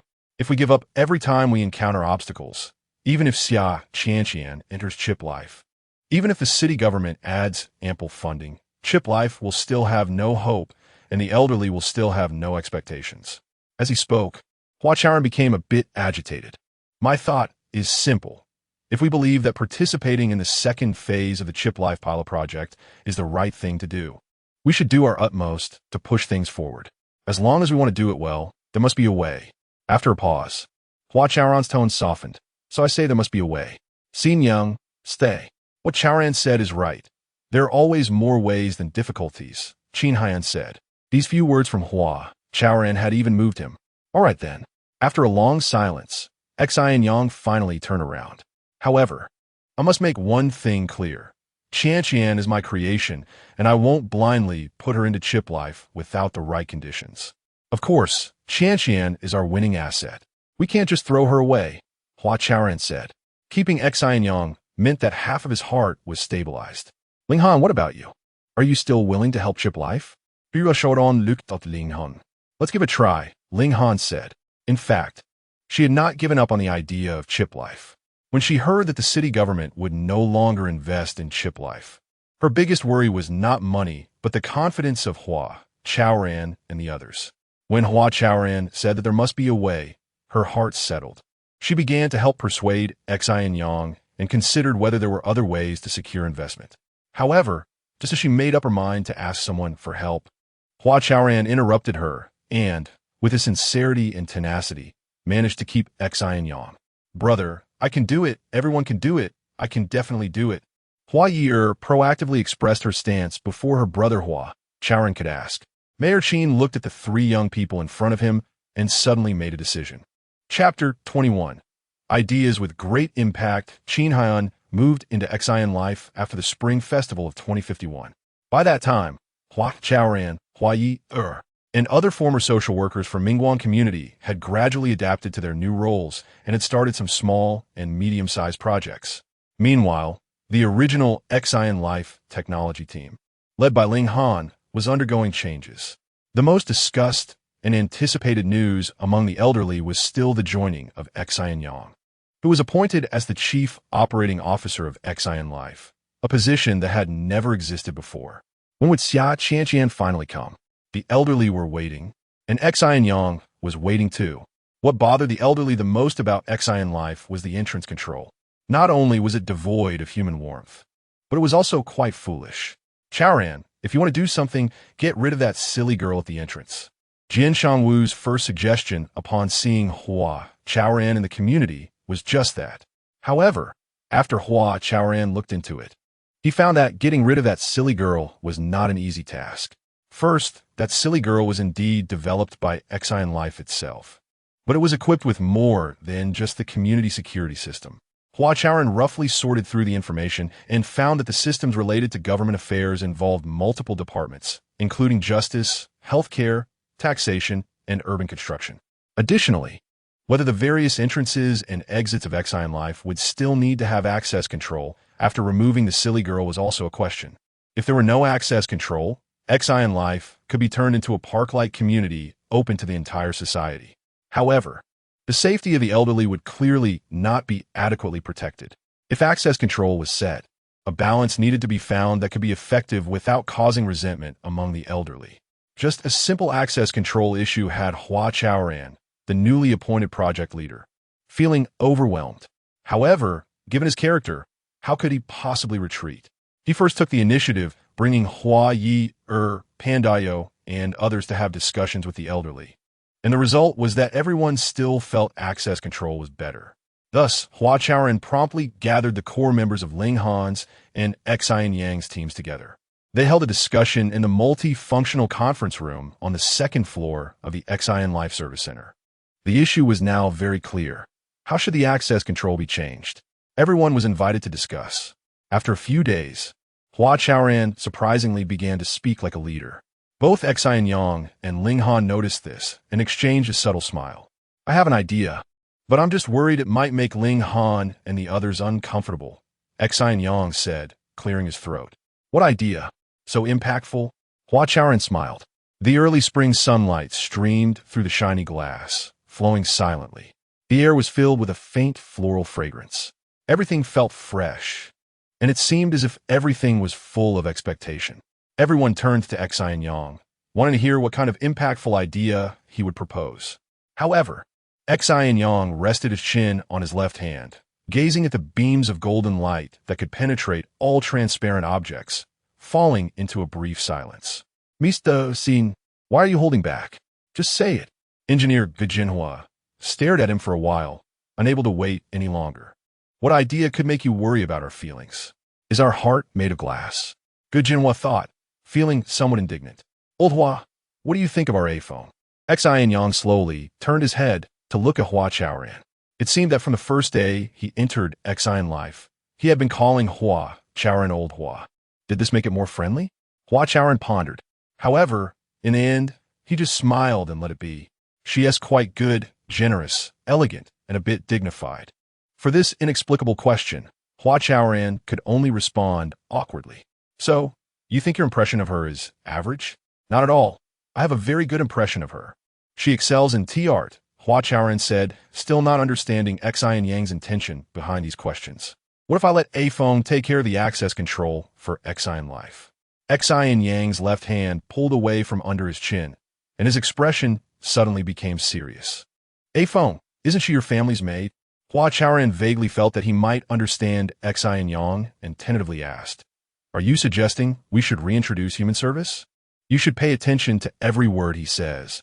Ling Han glanced at Xin Yang and told Hua Chaoran. What he means is that A-Phone can serve as the access control system for Xin Life. Jinhua added, his tone somewhat sarcastic. He had waited a long time and finally got a chance to retort. How could he let it go? Mr. Xin, do you think a human can serve as an access control system? Good Jinhua deliberately asked. Yes, how can humans serve as an access control system? If we really want to use humans to build an access control system, the cost would be outrageous. Even the operational team members, like Chu Zhifei, were puzzled. It should be known that in the 2050s, labor costs were the highest among all expenses. To save operational costs, Xin Life definitely couldn't widely use humans. Xin Yang, why don't you think about it again? Hua Chaoran said, which was equivalent to denying Xin Yang's idea. I haven't seen A-Phone, but I guess she must be a robot or some other type of artificial intelligence. Before Xin Yang could speak, Ling Han said softly. When Xin Yang mentioned he had an idea, Ling Han guessed that A-Phone was definitely not human. However, she was somewhat unclear about how applying A-Phone to Xin Life would make their technology team uncomfortable. What? Hua Chaoran was stunned. If Hua Ye'er were present, she would probably be even more shocked. That day, when the siblings visited Xin Yang's luxurious mansion, they had come into close contact with A-Phone.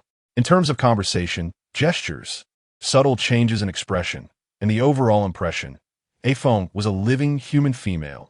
Xin Yang. A-Phone is really not human? Seeing Xin Yang's indifferent expression, Hua Chaoran couldn't help but ask, Ling, are you very confident in your team's technical capabilities? Xin Yang did not answer Hua Chaoran's question, but instead asked Ling Han a perplexing question. Ling Han raised her eyelashes and stared at Xin Yang. These two young people, one arrogant and the other cool, at this moment, their unique gazes shot towards each other like two ears of wheat. A-Phone is revolutionary. Her arrival means that all your efforts to date are trash. Can you handle that? Are you saying A-Phone is capable of crushing everything? Exactly. A-Phone has that capability. Ling Han crossed her hands, paused for a moment, and coldly said, Let's give it a try. All right, then let us try. A smile appeared at the corner of Xin Yang's mouth, but the smile clearly carried a hint of disdain. Old Hua, Ling Han is right. A-Phone is indeed not human. If the technology team can withstand the shock, I can let her come. After Xin Yang finished speaking, his gaze swept past Ling Han and landed on Hua Chaoran's face. Knowing that A-Phone was indeed not human, Hua Chaoran remained in shock. A-Phone was the most perfect robot he had ever seen and the closest artificial intelligence to human thinking. Then let's give it a try. Hua Chaoran closed his open mouth and nodded. No, this is not good. Just as everyone was preparing to adjourn the meeting, Pandayo's holographic image suddenly popped up. He looked anxious, wiped the sweat from his forehead, and hurriedly said, Mayor Qin is here. Chapter 22. Chip Life must give me an explanation. Mayor Qin has arrived. What is going on? Hua Chaoran didn't understand. Pandayo's expression changed slightly. He looked around and lowered his voice, saying, Ye'er has been complained about. Who is it, and what is the matter? Hua Chaoran asked nervously. This was the first complaint they encountered after taking over Chip Life. Moreover, what confused him the most was how, as the project leader, he didn't know about this complaint. Who else could it be? Of course, it's the most difficult person to deal with in the whole community. Pandayo raised his eyebrows, his voice even lower. What was originally a small matter had become a huge issue when it came to her. Sigh. Ye'er is really unlucky. Hey, what are you going to do? You can't be unreasonable like her. Who said we are being unreasonable? We just want to have a good discussion with you young people. Before Pandayo could continue, a noisy commotion came from the communicator. Hua Chaoran frowned and said in a deep voice, "Turn the camera around and let us see the situation on the scene." This Mayor Qin really knows how to pick a day, choosing such a time. The holographic image changed. It seemed to be in front of the small garden in the living area, where 7 or 8 elderly people formed a semicircle, surrounding Hua Ye'er and 2 other social workers. The elderly were getting increasingly agitated, and the surrounding circle kept getting smaller. Hua Ye'er seemed to have already cried. She and the other 2 social workers were desperately trying to explain, but it was to no avail. The camera shifted again, and Pandayo appeared again. "Chaoran, this is the situation on site. It will be troublesome if Mayor Qin sees this." "All right, we understand." Saying this, Hua Chaoran turned off the communicator. "The situation is urgent, so I won't say much. Please implement what we discussed as soon as possible." After leaving this sentence, Hua Chaoran walked out of the meeting room. Xin Yang and Ling Han exchanged glances and stood up at the same time. "I don't believe that a foam can crush everything," Ling Han said. "Then let us wait and see when a foam arrives." Xin Yang smiled and shook his head meaningfully, walking out of the meeting room with the operations team. "Teacher Ling, this guy is too arrogant," Gu Jinhua said angrily. Xin Yang really provoked him. Hearing his heavy breathing, Ling Han's cold eyes turned over. "I remember I said that Ling Han, never rely on words to do things," she said. After saying that, she also walked out of the meeting room. "Let us listen to Teacher Ling and speak with strength instead." Engineer Han Xiao patted Gu Jinhua on the shoulder. Subsequently, Gu Jinhua swallowed his anger and left with Han Xiao and others. As of now, the Chip Life project team, led by Hua Chaoran, is clearly 3 teams fighting their own battles. Teams with such distinct styles and sharp differences, who are not willing to yield to each other, need a period of adjustment to work together as one. Hua Chaoran saw it and felt anxious, yet he didn't plan to take any measures. After all, some things like brewing wine do require necessary and sufficient time to complete. Team adjustment is even more so. Hua Chaoran left the meeting room and rushed directly to the scene, squeezing into the crowd to protect Hua Ye'er. Immediately after, his gaze fell on Mingmei's face. "Mingmei, what on earth is going on?" Pandayo said that the person who complained about Hua Ye'er is the most difficult to deal with in the whole community, which must refer to the movie Queen Mingmei. At the same time, when the elderly people saw Hua Chaoran, they immediately quieted down and stopped crowding forward. "You ask your sister." Without Mingmei needing to speak, Ding Mao had already answered for her. "Brother, why didn't he do anything?" Hua Ye'er began to speak with red eyes. Pandayo looked at Hua Chaoran in the crowd, his forehead sweating with anxiety. Mayor Qin was already in the traffic area, and if they didn't find a way to lead him elsewhere, it would be completely embarrassing. This Hua Chaoran. How can he not understand the importance of the situation? Can the elderly eat your sister? Pandayo was anxious, scratching his head and pacing in place, finally slapping his head and calling Hu Datong. Hu Datong was originally in charge of the social workers like Hua Chaoran. If the social workers all resigned from Mingguan community, he would be almost unemployed. Perhaps he wanted to find a job for himself, or maybe, as he said, he still had hope for Chip Life. In any case, after handling the resignation procedures for 23 social workers, Hu Datong also applied to resign from Mingguan community and join Chip Life. Hua Chaoran considered that he was relatively familiar with Chip Life and Hua Ye'er and the others, so he appointed him as the head of the community service team. Therefore, it was reasonable for Hu Datong to contact him for help in handling the crisis. Hua Chaoran, respect between people is mutual. You should ask if your sister understands this principle? Ding Mao asked. How could Ye'er not understand this principle? She has explained it many times. It was just a slip of the tongue. Pandayo wiped the sweat from his forehead and squeezed into the crowd. He had just called Hua Chaoran to handle Qin Haiyan. Then, he would come to the rescue like a hero. Unexpectedly, Hua Chaoran didn't care whether Mayor Qin came or not, rushing over and directly blocking in front of Hua Ye'er. It's not wrong for a brother to protect his sister, but when it comes to being righteous, it should be him, Pandayo. Thus, Pandayo still put on the stance of a hero saving the beauty. How could it be a slip of the tongue? Hey, young man, if I see you, I'll shout bastard. Would you be willing? Pai Grue replied excitedly. Although he was almost 70, he was still like a powder keg, ready to explode at any spark. Grandpa Pai, how can you talk like that? I did not offend you. Pandayo opened his mouth and hit a wall, feeling very unhappy. Moreover, just being scolded like this ruined more than half of his heroic image. It's okay to stay away. Grandpa Pai is being kind. Pai Gray snorted coldly and rolled his eyes. Grandpa Pai, you need to be reasonable. Ye'er is busy serving you all, and didn't he even have time to eat? Yet you don't appreciate it and have surrounded us here. Xiaoyang, standing next to Hua Ye'er, could no longer bear it and finally spoke up. Exactly, you can't be unreasonable. Ouyang Lan also chimed in. Standing to the right of Hua Ye'er, she wrapped her arm around Hua Ye'er's shoulder. Her eyes filled with anger. Chao Xiaoyang and Ouyang Lan were both relatively mild-mannered young social workers, and their agitation indicated that the elderly were indeed going too far. Mingmei, Aunt Mingmei, you should know best what happened at that time. Ye'er just got busy and didn't recognize your face, so she casually called you Grandma. How can you not forgive her once? This was an unintentional mistake. It shouldn't. Hua Chaoran, as the project leader, is this what you should say? Mingmei's already gloomy face became even uglier. She gritted her silver teeth, narrowed her Danfeng eyes, and took a deep breath. Xin Life must give me an explanation, she said, turning around and walking out of the crowd. Xin Life must give an explanation. The movie queen deserves the respect of the world. Mingmei is an eternal goddess, and no one is allowed to desecrate her. The elderly suddenly became exceptionally agitated. How should this be resolved? And that Hu Datong, can he stop Mayor Qin? If he can't stop him, it will be caught in the act. Pandayo looked at Hua Chaoran, then at Hua Ye'er, beads of sweat rolling down again. Chapter 23. Truly a pig team member Qin Han's purpose for coming this time was quite simple. He wanted to see the living environment at Xian Xinhua. If the environment was nice and there were suitable vacant rooms, he would move in directly.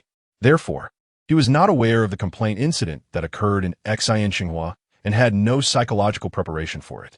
That day, when he was talking with Hua Chaoran and a few others, he had already thought about moving into Xian Xinhua.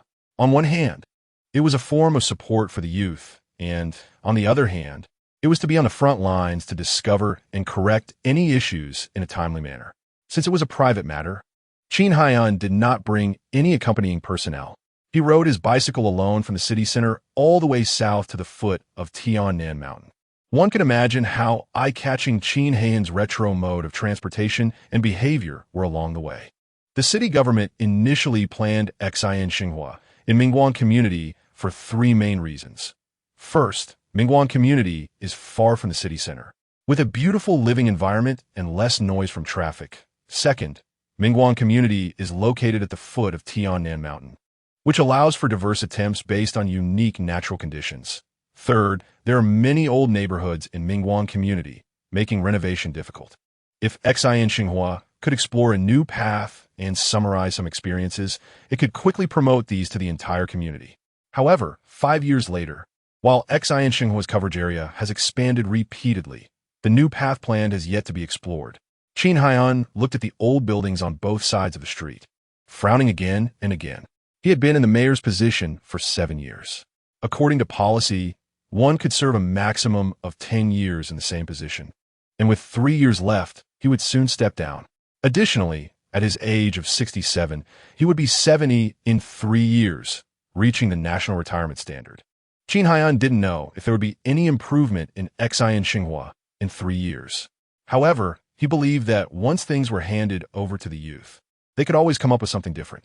Thinking of Hua Chaoran and these young people, his frown gradually relaxed. Mayodin, Fido. Welcome, haha. After Qin Haiyan parked his bike and walked around the traffic area for a while, Hu Datong came over to greet him. The smile on Hu Datong's face seemed to be melting away, overly flattering. Seeing his smiling face made Qin Haiyan instinctively uncomfortable. The country thrives on hard work, and Xian Xinhua had not achieved results in 5 years, which was certainly hindered by these sycophantic people. Manager Hu, hello. Qin Haiyan nodded politely, and, seeing Hu Datong extend both hands, he shook them briefly. Mayor Qin, your presence is truly an honor for us. Hu Datong continued to smile as he spoke. Since you came alone today, it must be a private visit. Wherever you want to go to gauge public sentiment, I will accompany you. a private visit to gauge public sentiment. Xin Yang felt a wave of disgust. When he first heard that Hua Chaoran had made Hu Datong the head of the service team, he wanted to intervene. But then he thought, since he had handed over the power of operation and management to him, why should he interfere with his freedom to choose personnel? Hua Chaoran was not someone who acted thoughtlessly. He must have his own considerations. Thus, Xin Yang tacitly accepted Hu Datong's role as the head of the Xian Xinhua service team. How about we just take a look around? Xin Yang suggested. He had originally chosen to stroll. The tiles under his feet seemed to move aimlessly with his gaze. Since you have no specific arrangements, please first go to our service center to guide the work, Hu Datong proposed with a smile. Chaoran has told me many times that you have a broad vision, extensive knowledge, and are very thoughtful. I believe with your guidance, our community service work will definitely reach a new level. Although he smiled, Hu Datong was actually anxious inside. If he didn't take Xin Yang to the service center and entangle him in a meeting, he would definitely run into the protesting elderly people if he wandered around aimlessly. Then let's go to the service center first. Xin Yang thought for a moment and nodded. Mayor Xin, this way please. Hu Datong breathed a sigh of relief. As long as Xin Yang was willing to go to the service center, he was confident he could keep him there.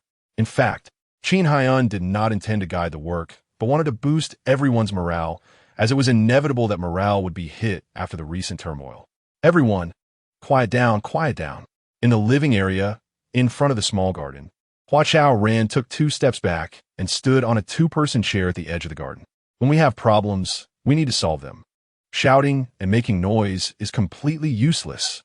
How is it useless? This is our attitude. A few people responded, and the elderly gradually quieted down. Ding Mao said, Chaoran, it's simple to resolve this. Just have your sister apologize to Ming Mei. Why should Ye'er apologize to her? She clearly bullied her on purpose. Pan Dayo said excitedly. Exactly, Ye'er can't apologize. Chao Xiaoyang and Ouyang Lan chimed in. They had initially wanted to reason with the elderly, but after the shouting, they had lost all motivation. Yeah, what do you think? Hua Chaoran turned to look at his sister. Brother. Hua Ye'er's eyes turned red again, on the verge of tears. Although she didn't say it outright, Hua Chaoran could tell from her aggrieved expression that she was unwilling. Hey, I say, little girl, you think you have a reason, huh? Pai Gurue said aggressively. What do you mean we have no reason? What do you mean we have no reason? Both sides began to argue again. At that moment, a large group of elderly people surrounded them. Pan Dayo saw that the situation was not in their favor, and, fearing they would suffer losses, took advantage of Hua Chaoran's distraction to send a message in the service staff's workgroup. Hua Chaoran is in trouble. Everyone hurry to the small garden in the living area to help. In the community service center's 5th-floor meeting room, which was exclusively for the service team's meetings, everyone had been forcing smiles to accompany Hu Datong while Xin Yang was giving a speech. At that moment, the message in the group popped up, and no one could sit still. Manager Hu, I need to go to the restroom. Shun Erdong was the first to raise his hand. Hu Datong hesitated for a moment and nodded. Go ahead. Shun Erdong glanced at everyone and hurriedly left the meeting room. Less than a minute later, Wang Jiechi also raised her hand. What is it? Hu Datong, focused only on Xin Yang, did not notice the messages in the group. Therefore, when he saw another person trying to sneak away, he was clearly a bit displeased. I have to go. My stomach hurts. I'm not feeling well. Go ahead, go ahead. Hearing this reason, Hu Datong awkwardly smiled at Xin Yang and had no choice but to agree. When I was young, I also experienced similar situations. That was, before Xin Yang could continue, the remaining members of the service team stood up simultaneously. Hu Datong was taken aback and asked in a deep voice, what do you all want to do? Manager Hu, something happened to Chaoran. He is surrounded by the elderly, and we need to go help.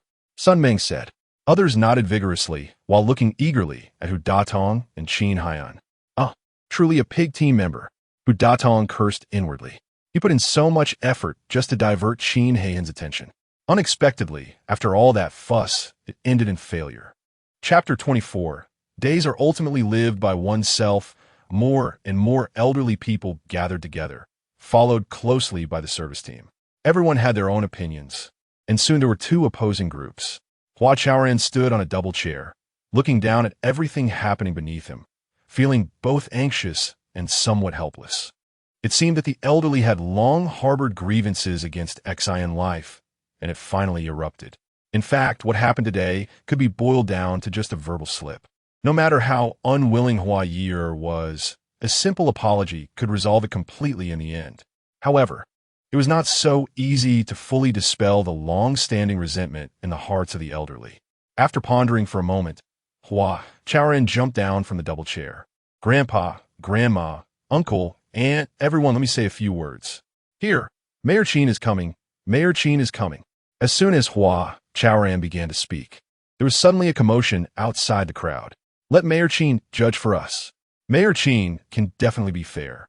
The elderly quickly made way, allowing Xin Yang and his companion Hu Datong to enter the encircled area. Chaoran. Upon seeing Hua Chaoran, Hu Datong's face immediately flushed. It's okay. I know you tried your best, Hua Chaoran whispered, pulling him aside. Brothers, sisters, what are you all making a fuss about? Why are you surrounding the kids? Xin Yang didn't even glance at Hua Chaoran, turning his body after entering the crowd to face the elderly. We're not the ones making a fuss. It's some younger folks who are too infuriating. Pai Gurue interjected. What old Pai said is right. We're not dough that can be shaped however others want. Old Lady Chao Kurson said indignantly. Like Pai Gurue, she was a walking firecracker. If you dare to light her, she would explode and make a loud bang. It seems you all are not angry with Miss Ye'er. On the way here, Xin Yang had already grasped the general cause and process of the matter. He was also a bit puzzled. It was just a verbal slip. How could it cause such a big commotion? Now, hearing the two from Pai Gurue, he immediately understood. No matter what, you are the mayor, you have to give us justice, Pai Gurue said. Miraculously, the elderly quieted down. Justice? Okay, today I will host some justice. Xin Yang smiled, taking a few steps forward. The elderly, being quite perceptive, retreated 3 or 4 steps. Hu Datong, somewhat confused, tugged at Hua Chaoran's shirt. Chaoran, what's Mayor Xin doing? Just wait and see, Hua Chaoran whispered, keeping his attention on Xin Yang.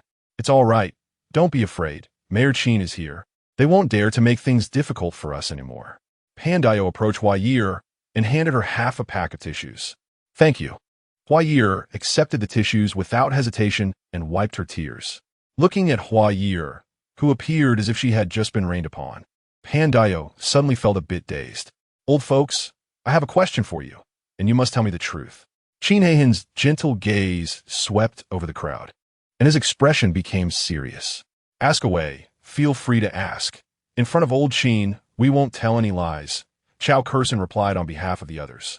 Pai Gurue, Ding Mao, and other elderly people nodded, looking at Xin Yang simultaneously.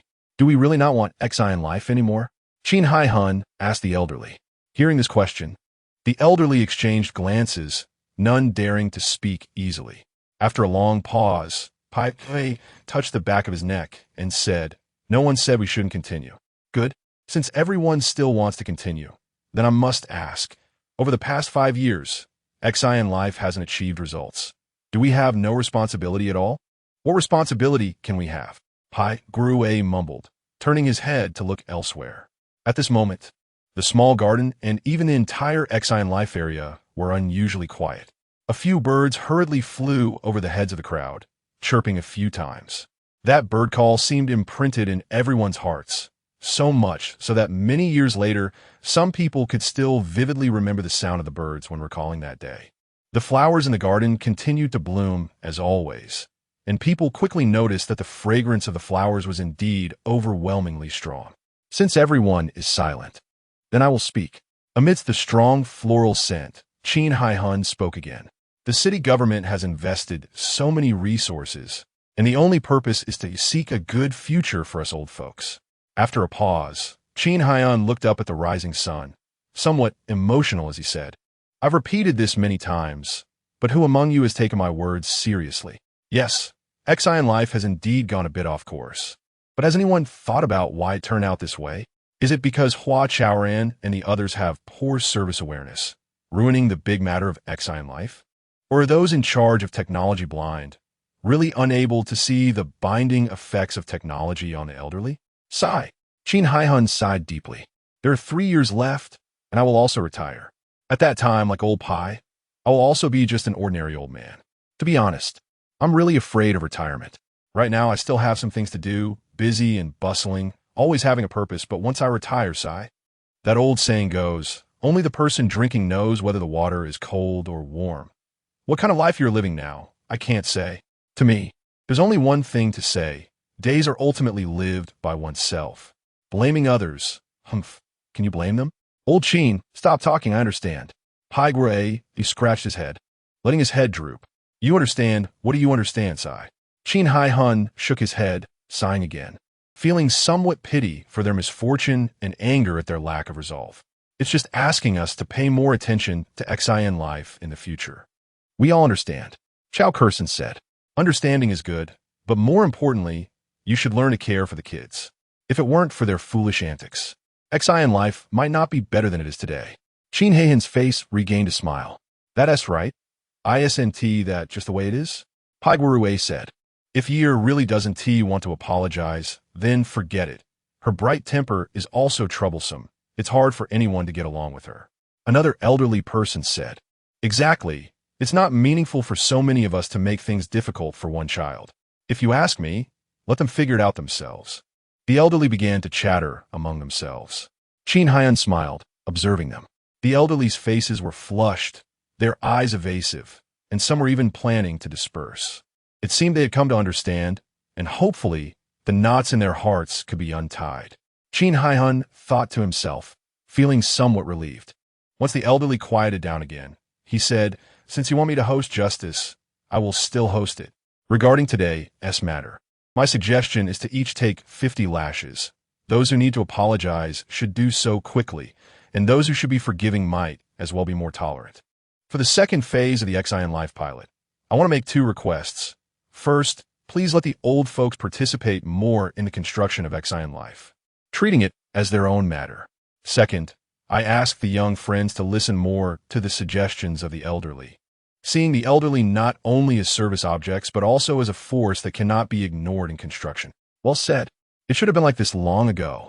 Before Xin Hun finished speaking, there were already cheers and applause echoing throughout the area. Hua Chaoran looked at Xin Hehan's tall and sturdy figure, and couldn't help but think of the majestic Tian Mountain. At the same time, in the Xin Life Control Center, Xin Yang's furrowed brow relaxed. Let them in, he said. Chapter 25, The Power of Public Opinion, OK. Clicking a couple of times on the interface. In just 3 to 5 seconds, 16 drones appeared over Xin Life. Each drone bore a prominent logo, and with just a glance, one could tell these were the reporting devices of 16 media outlets in Konggang City. Since media freedom has always been fully protected, drones used for news reporting are not subject to the no-fly order. The drones hovered in the air for a moment before heading towards the small garden in the residential area. At the same time, a large group of reporters surged in from the eastern entrance into Xin Life. This is Konggang time, a reporter announced, having received an anonymous tip-off about a collective incident occurring at Xin Life. Hello everyone, I'm Brother Ben from First Scene. Today, I'm at Xin Life. Just as everyone suspected, Xin Life was indeed embroiled in scandal. After nearly an hour of illegal obstruction, the reporters finally managed to enter Xin Life. As they walked, the reporters spoke, and numerous holographic interfaces quickly popped up in front and around them. Some were reporting news, live broadcasting, while others were drafting news articles or magazine content. Since 2033, when Professor Dongfang from Konggang Media University developed the shadow system, reporters had been completely liberated from the burdensome task of writing. Even news broadcasting had significantly improved. This is because the shadow system can autonomously edit news materials and create subtitles. It was basically as advertised, Shadow 7.0, making hot events shadow their presence. In fact, since the widespread adoption of the shadow system, reporters had rarely appeared on site. They could remotely control drones equipped with the shadow system to efficiently complete their reporting tasks. However, for some unknown reason, all 16 media outlets in the city had dispatched reporters today. Was it because of Mayor Qin's arrival? Hua Chaoran thought, but felt it couldn't be that simple. Hello, Mr. Hua. I'm Sister Aying from the Black Curtain program. Please look directly at our camera, touch your conscience, and answer a few questions seriously, okay? Before Hua Chaoran could react, a provocatively dressed, seductive woman thrust the microphone in front of his mouth. Almost simultaneously, a drone labeled with the words Black Curtain hovered above Hua Chaoran's head. This Black Curtain program, under the pretense of uncovering the truth behind events, was known for sensationalist and misleading reports. Hua Chaoran was aware of this, but was surprised that such a low-tier media outlet had targeted him so quickly. No need to touch my conscience. I'm willing to answer any questions truthfully. Hua Chaoran smiled and replied calmly. Your attitude is acceptable. Then Sister Aying asks you, does Xin Life respect media freedom? Of course we do. Okay, then please explain the nearly hour-long illegal obstruction of the 16 media outlets by Xin Life. Is that really the case? Hua Chaoran didn't understand what she was talking about. Unwilling to admit it, huh? Sister Aying rolled her eyes and turned her head to the holographic screen on her right. Folks, it's not that Sister Aying is usually sharp. It's just that some people are too hypocritical. It's fine. The truth can never be hidden. Sister Aying will dig deep and awaken their conscience, which has been tainted by interests. In the central area of Konggang City, within the core business district at the Xin building, room 8808. In the chief technology officer's office, Sun Xiao crossed her arms, staring at the holographic image suspended in midair, a sinister, cunning smile forming at the corners of her mouth. Is this all you wanted me to see? Xin Mei asked, her eyes narrowing, her slender fingers entwined. Dressed in red, with her fair thighs crossed, Xin Mei sat in a large office chair. Sun Xiao, in a fitted white suit, leaned at an angle, standing like a servant on the right side of the desk. Yes, miss, I want you to enjoy this good show, Sun Xiao said. The holographic image showed the awkward moment when Hua Chaoran was interviewed by Sister Aying from the Black Curtain program. Watching Hua Chaoran behind Sister Aying, Sun Xiao couldn't help but want to burst out laughing. This is so satisfying. Sister Aying is truly worth the price, she thought, feeling a bit smug. How can you be sure that Yang will fall for your trick? Xin Mei asked coldly. At this moment, she still didn't regard Hua Chaoran highly. Her main concern was still her brother, Yang. Because I know the second young master well, Sun Xiao explained with a smile. I had someone leak information to all 16 media outlets. It was just a pretext or a smokescreen. The real goal is to force the young master to take some temporary measures, such as locking down the access control system and blocking the drones outside Xin Life. Xin Mei's eyelashes fluttered slightly, as if she was contemplating something. Yes, no matter what measures he takes, I believe the second young master will take action. Sister Aying, right? I'm Xin Yang, the chief operating officer of Xin Life. I'll answer this question. Xin Yang's figure appeared in the holographic image before Sun Xiao could say more. He stepped forward to the microphone to explain for Hua Chaoran. Okay, let us hear what this self-proclaimed chief operating officer has to say. Sister Aying responded decisively, quickly turning the public opinion towards Xin Yang. How about it? The second young master has always been impulsive. As long as he is given an opportunity, he will express his impulsiveness to the fullest, Sun Xiao observed, looking at the holographic image. So, your goal is to let me see how my own brother makes a fool of himself. Xin Mei's almond-shaped eyes widened suddenly, exuding a sense of intimidation. Sun Xiao finished showing off, just as she turned to look at her, colliding with that piercing gaze. The measures I just mentioned were judgments and decisions made by our operations team, based on actual circumstances. I believe this is also a responsibility towards Xin Life. If you weren't media friends but rather illegal intruders, shouldn't we take some necessary safety measures? Any excuse is full of temptation. I believe everyone has developed keen insight.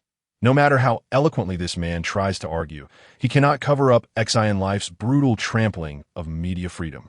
Here, I call for. Watching Xin Yang's expression grow increasingly unfavorable in the holographic image, Sun Xiao felt a bit embarrassed. Miss, what I want you to see is the power of public opinion, Sun Xiao said. Is that so? Xin Mei still wore a gloomy expression. Sun Xiao operated a few times on her left arm, and dozens of holographic screens popped up everywhere. These were well-known radio stations, forums, and portal websites in Konggang City, across the country, and even internationally. On these platforms of public opinion, Xin Mei clearly saw that At this moment, the overwhelming majority were condemning Xin Life's misdeeds. All right, in the face of Sister A Ying's sharp interview, I have to announce something significant. In the holographic image, Xin Yang patiently waited for Sister A Ying to finish speaking, clearing his throat to say, "Actually, we are preparing for Qian's arrival." The brief community lockdown earlier was also to complete the system integration. I asked the media friends for your understanding. Qian is our. Listening to Xin Yang's explanation, Sun Xiao turned her face again. Looking at Xin Mei, "Miss, have you ever thought about what kind of effect it would have if we directed public opinion towards Qian? Chapter 26. Doing things conscientiously. Is Qian really going to enter the core life? Everyone was stunned. The interviews surrounding Xin Han and a few others quickly came to a halt. Everyone turned to look at Xin Yang. Xin Han was even more confused. According to the initial statement, Qian was supposed to wait until the conditions were ripe before entering core life. How could the system integration be happening so soon? Xin Yang, is what you said true? Xin Han asked, raising his voice. He could no longer care about his identity. Yes, that's the actual situation. Xin Yang's explanation was interrupted. He turned to look at Xin Han and nodded stiffly. Xin Yang, hello. Will Qian really bring disruptive changes to core life? I am a reporter from the airport daily. May I ask about Qian? Before Xin Han could ask again, the reporters from the other 15 media outlets decisively abandoned their current interviews and rushed toward Xin Yang. The citizens' hearing held in Airport City a year ago had attracted widespread attention across society, and for nearly a month, it had been a hot topic nationwide. As the most talked-about figure in this hot topic, the virtual persona Qian attracted countless eyes, regardless of mainstream or non-mainstream media. Whenever reporters heard news related to Qian, true or false, they would swarm in. Today, Xin Yang, Qian's father, personally revealed that Qian was already in the process of system integration with core life. Such big news, who would let it go? The reporters sincerely thanked the anonymous whistleblower. Although this person might have had ulterior motives, it inadvertently led the reporters to stumble upon a major scoop. Watching the frenzied reporters and then looking at Xin Yang, who was surrounded inside and out, Hua Chaoran's expression was very complicated. After thinking for a moment, he approached Mayor Xin Han, who had been neglected. "Mayor Xin, may I have a word with you?" Hua Chaoran invited Xin Han to a quiet corner and apologized on behalf of Xin Yang. Hua Ye'er, Pandayo, and others were also somewhat confused. Since the community was already advancing Qian's entry, why hadn't they been notified? "Ye'er, why don't we leave first?" Pandayo suggested. The attention of the elderly had completely shifted to Xin Yang. Their predicament of being surrounded and pressured had been resolved. All right then. Hua Ye'er looked at Xin Yang and nodded. For some reason, she always felt Xin Yang was lying. But wasn't Xin Yang lying in front of everyone to help her out? Suddenly, Hua Ye'er felt a bit grateful toward Xin Yang. "Let's go," Pandayo said. Hua Ye'er withdrew her gaze and followed the crowd out. Only Hu Datong was left behind. Hu Datong's eyes darted back and forth, and after a moment, his face turned red. He felt an immense sense of humiliation. As the head of the service team, how could he not be informed about such a significant matter in the community? What position did they put him in as an outsider? The more Hu Datong thought about it, the angrier he became, his hands trembling as they clenched into fists. In fact, Xin Yang had acted on a whim. He said Qian was already in the process of system integration, but he was just telling a big lie. The reporter named Ying had a sharp tongue. The things she said severely wounded Xin Yang's pride, forcing him to reveal his trump card, his most powerful weapon, to fight back. Of course, as someone who had long been immersed in the internet, Xin Yang was well aware of the potential media storm that would ensue if core life were accused of trampling on media freedom. This was just a kind-hearted lie. Xin Yang told, at worst, it would just mean letting Qian come earlier. He thought again. In any case, Xin Yang planned to continue this lie and to support it. He had already decided to let Qian enter core life ahead of schedule, even when conditions were not ripe. Qian is meant to protect core life. And so am I.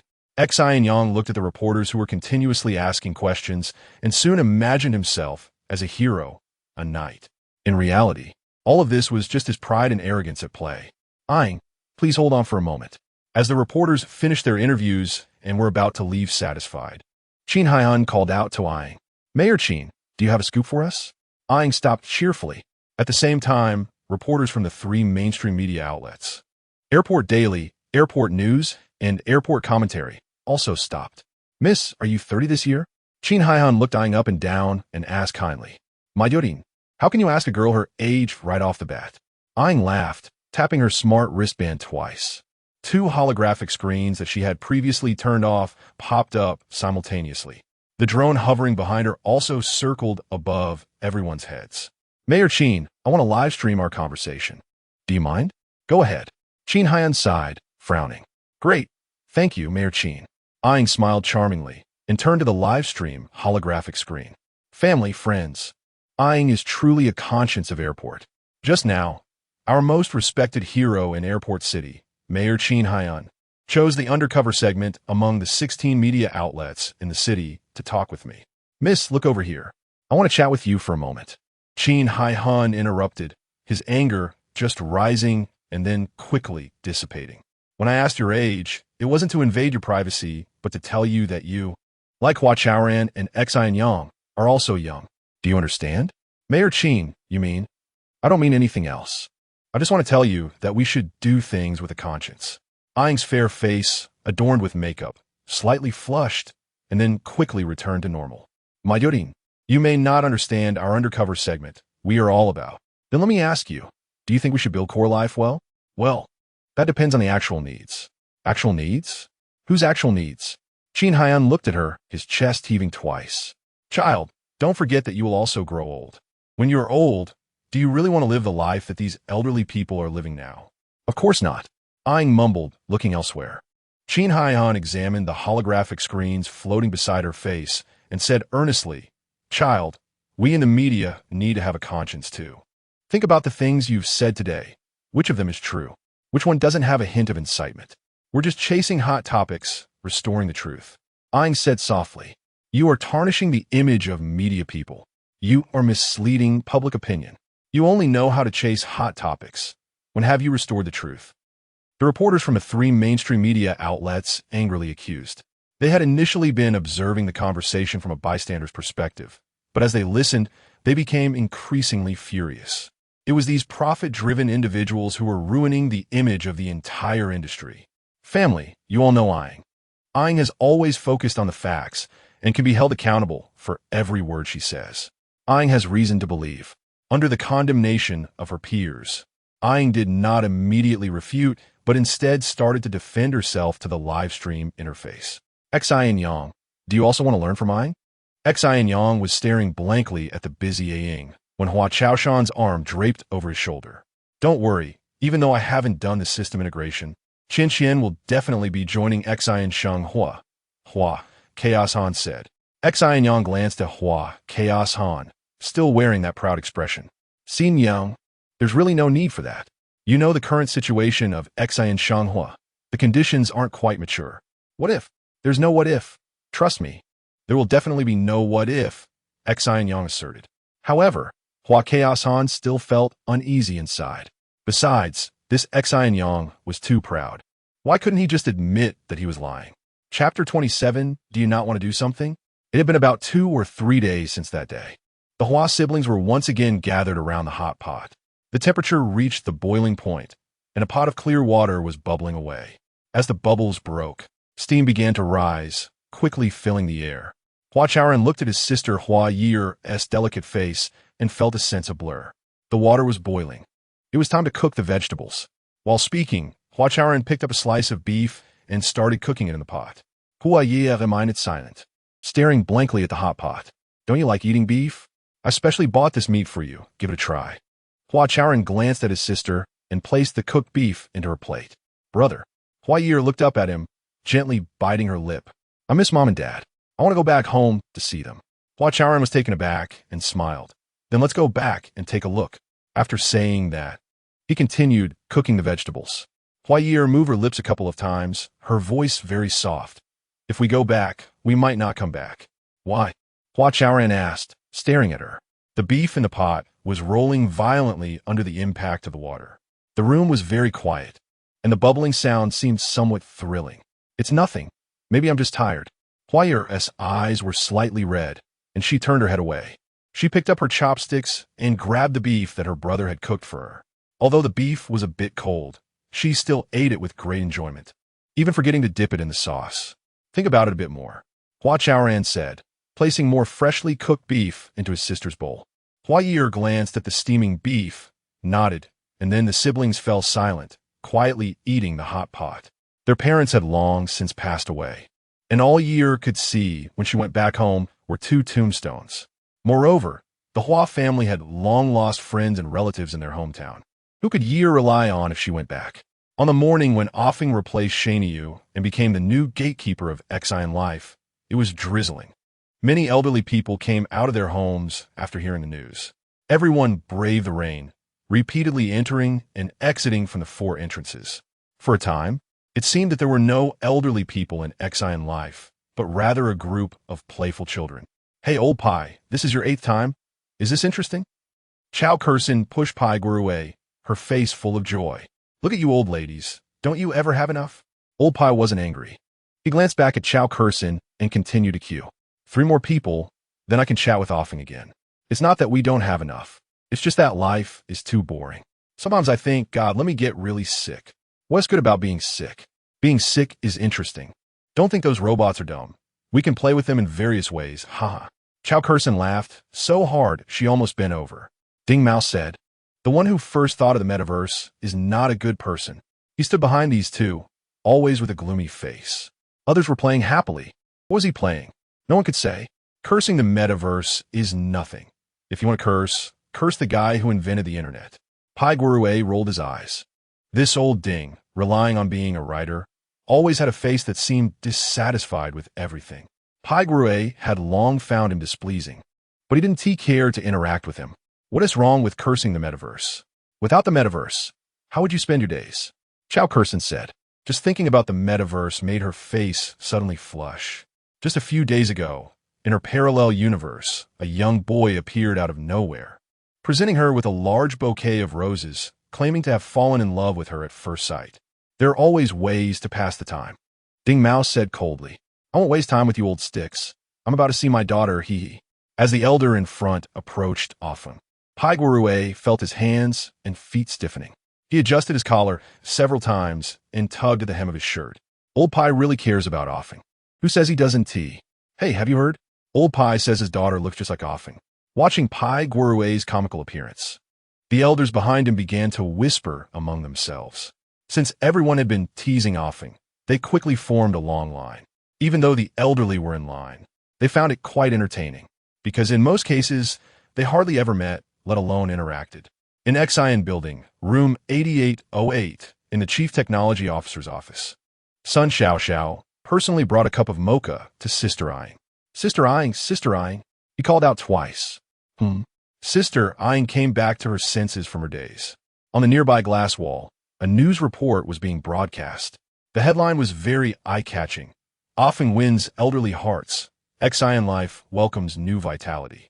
The news footage showed the elderly interacting with Offing in the pouring rain.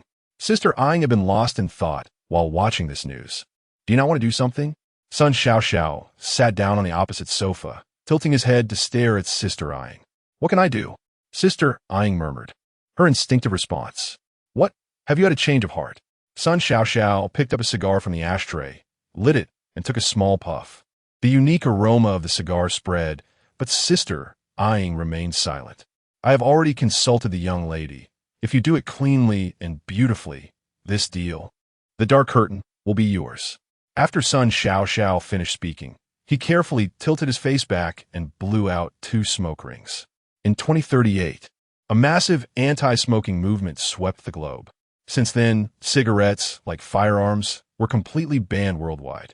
Humanity finally entered a truly smoke-free society. However, just as Sun Xiao could not stand the wealthy people like Xin Mei, he himself gradually developed this expensive habit after watching an old movie. Are you serious? Sister Yang's eyes finally sparkled. It seemed she really wanted to claim the dark curtain as her own. Sister Yang, are you doubting the strength of the Xin family? Sun Xiao elegantly flicked the ash from his cigar. imitating the gestures of those with status in the old movies. Meanwhile, his eyes squinted in the dissipating smoke. This will definitely not happen, Sister Yang said, forcing out a smile. For some reason, ever since the last time Xin Yan had said a couple of words to her, she seemed to have developed a shadow in her heart. Moreover, she had been intentionally avoiding any news related to Xin Life. Then let's do a good job. If you do well, there will be benefits for you, Sun Xiao said, walking around to the coffee table and embraced Sister Yang. This authentic Havana cigar is really strong. Sun Xiao squinted his eyes and blew out 2 more smoke rings. Sister Yang's eyes moved, and she leaned against his chest less naturally. After a while, Sister Yang asked softly, "Do you think if we tarnish Xia Qianqian's reputation, will Xin Life be completely finished?" "That depends on your skills, Sister Yang," Sun Xiao said meaningfully, blowing a puff of thick smoke on his Sister Yang's pretty face. "Cough, cough, disgusting." Sister Yang waved away the milky smoke. Sun Xiao immediately wore a lewd smile on his face. Chapter 28. Dark Arts. Although Xin Yang appeared quite arrogant, he was very serious when it came to work. After replacing the original access control with a phone, he quickly shifted his focus to the onboarding of the virtual person Xia Qianqian. The existing conditions of Xin Life were clearly inadequate. Introducing a groundbreaking technological masterpiece was indeed too premature. However, Xin Yang was determined, and having spoken his mind, he felt he must make it work, no matter how immature it was. As a result, Xin Yang became extremely busy, the busiest person in the Xin Life project team. That afternoon, Hua Chaoran stood by the garden at the westernmost edge of the living area, lost in thought.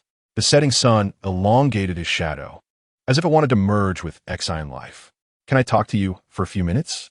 Ling Han approached from behind, her back to the sunset. She was wearing a neat white lab coat with her hands in her pockets, looking like she had just come out of the laboratory. "Sure," Hua Chaoran turned his face, greeted by a radiant smile. "Don't you think what Xin Yang is doing is inappropriate?" Ling Han frowned, her face turning slightly red, indicating she had significant objections to Xin Yang. "I know he is a bit anxious, but if everyone puts in effort, maybe it will work out," Hua Chaoran said, aware that every idea of Xin Yang's relied on the hard work of the technical team. "So you support him in this?" Ling Han asked, staring at him. "Yes.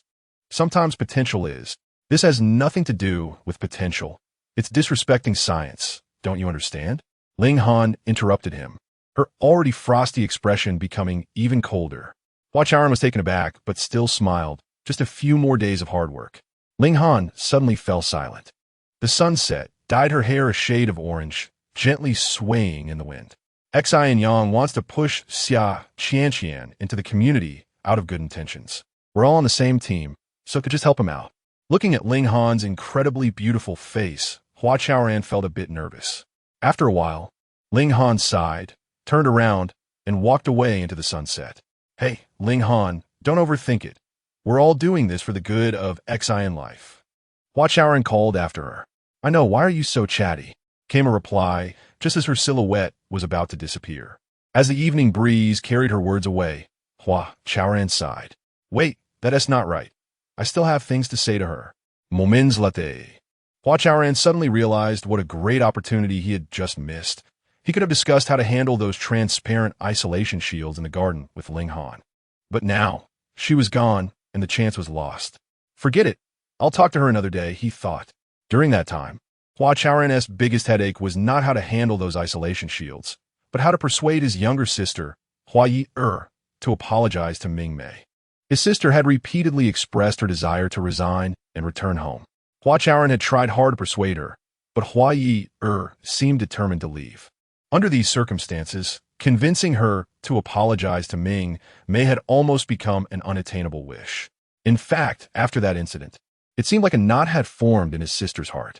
This knot was hard to untie, making it difficult to keep her, let alone anything else. "Chaoran, you should check out Haijiao. Their essay post has gone too far." His smart bracelet vibrated with a message from Hudatong. Haijiao was the largest tech forum in the country, and Xin Life and Xia Qianqian had always been among the hottest topics on the forum. How bad can it be? Hua Chaoran smiled helplessly and tapped a few times on his smart bracelet. A holographic screen popped up, displaying the Haijiao forum page. Hu Datong always liked to exaggerate. So Hua Chaoran didn't pay much attention before opening the page. What the? He only glanced at the forum page, and his eyes widened. Revealed, the illegal human brain network, Xiaqian, is completely a product of dark arts. The title was sensational to the extreme. Looking at the content, aside from a small amount of fabricated nonsense, it was filled with slanderous and inflammatory text, with the rest being photos and videos. Of course, these photos have been deliberately altered, and the videos were edited and reassembled. The most disturbing part for Hua Chaoran was a photo of a brain missing its skull. Countless glinting blades were clearly visible on this brain. The blade shone with a pale blue light, appearing exceptionally sharp. More than 2/3 of the blades were embedded in the exposed brain tissue, while the remaining less than 1/3 was connected to a bizarre machine resembling an octopus. The whole scene looked like an octopus was using countless knives to eat human brains. It was said that this was Xia Qianqian's true form. The accompanying text stated exactly that. Hua Chaoran was completely stunned. He stopped reading the main post and directly flipped to the comment section. Xin Yang is simply a devil. Xia Qianqian is a scam. Indeed, the more beautiful the exterior, the filthier the inside. Is this shameless enough to target the brains of the elderly? Public opinion was almost entirely condemning Xin Yang and Xia Qianqian. As he read, Hua Chaoran felt unsteady. He took a few steps forward and sat down in a double chair. Xia Qianqian is so perfect. How could it be like this? He muttered to himself, taking a deep breath and continuing to scroll through the comments. He wanted to see how people viewed Xin Life apart from such voices. Sure enough, it was the same one-sided condemnation and outrage. Xin Life should have been shut down long ago, shouldn't it? Hua Chaoran and that Xin Yang are a pair of vampires. They want to drain the elderly dry. Stop the pilot program. If it continues, Xin Life will become a ghostly trap. Hua Chaoran's head buzzed. Ding dong. His smart bracelet vibrated again. Hu Datong sent another message. So, did you see it? Hua Chaoran stared blankly at his smart bracelet, then looked at the holographic screen. Who was blackening Xia Qianqian's name? Who was slandering Xin Life? He gritted his teeth, and the fire in his chest flared up. Driven by this flame, Hua Chaoran began searching for the poster's name in the comments. Konggang City. After searching for a while, he finally found this signature under a photo. Haijiao always advocated freedom of speech, allowing posts to be made anonymously. This post was indeed published anonymously. Finding the signature was already quite fortunate. Who exactly was Konggang City? It seemed they were somewhat familiar with Xia Qianqian. Hua Chaoran thought to himself, instinctively becoming alert. Could it be someone from the project team? He found it hard to believe, but it was a possibility. I'll help you. Ling Han's voice suddenly came from beside him. Hua Chaoran was taken aback and turned to see Ling Han quietly standing next to him. To find out who this person is, we need technical means, Ling Han explained. All right, I'm counting on you, Hua Chaoran said. He hadn't fully recovered from his daze, and at this moment, he seemed even more dazed. Ling Han stood in the last rays of the setting sun, radiating a golden glow from head to toe. Hua Chaoran found himself captivated, feeling his heartbeat quicken. This is not the first time he has seen Ling Han. However, it is the first time he has such strange feelings for a girl. Could it be that Hua Chaoran dared not think further and forced himself to calm down. Chapter 29, Never Hide. After that day, whenever things quieted down, Hua Chaoran's mind would always conjure up the image of Ling Han. As time went on, he became more and more certain that he had indeed developed real feelings for Ling Han. However, each time he faced her, he maintained his restraint. On one hand, Ling Han was the most beautiful woman on the surface, while he himself was so ordinary. On the other hand, his life had just begun, and he was already facing such significant trouble. It would be inappropriate to consider personal matters at this time. Don't tire yourself too much. Drink some water. By the way, the weather hasn't completely warmed up yet. You should still wear a bit more. Hua Chaoran concealed his affection well within his daily care. This way, he neither deceived his own heart nor drew too much attention. It was during these days that Xin Yang suddenly fell into depression. He locked himself in his office and didn't come out for several days. Hua Chaoran went to look for him a few times, but he didn't even knock on the door. Everyone said that Xia Qianqian was being slandered and Xin Yang couldn't bear the blow and was completely ruined. Hua Chaoran couldn't believe it, but the facts forced him to think this way. In such circumstances, he only hoped that Ling Han could find the airport light as soon as possible through technical means. However, no matter how hard Ling Han worked, she still couldn't investigate more information.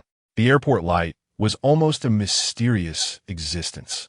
Yet this person, whose true identity couldn't even be confirmed, had instigated a movement to boycott Xin at the airport. After the post on the Haijiao forum was published, all 16 media outlets in Airport City came to Xin Life without exception. At first, Hua Chaoran personally dealt with these people to protect Xin Yang, pleading with them to help clarify the truth and restore Xia's reputation. Fortunately, Xin Yang had been busy preparing for Xia's arrival day and night, almost cutting off contact with the outside world. As long as no one told him directly, he certainly wouldn't notice these matters. But is there really such a thing as a wall that doesn't let any wind through?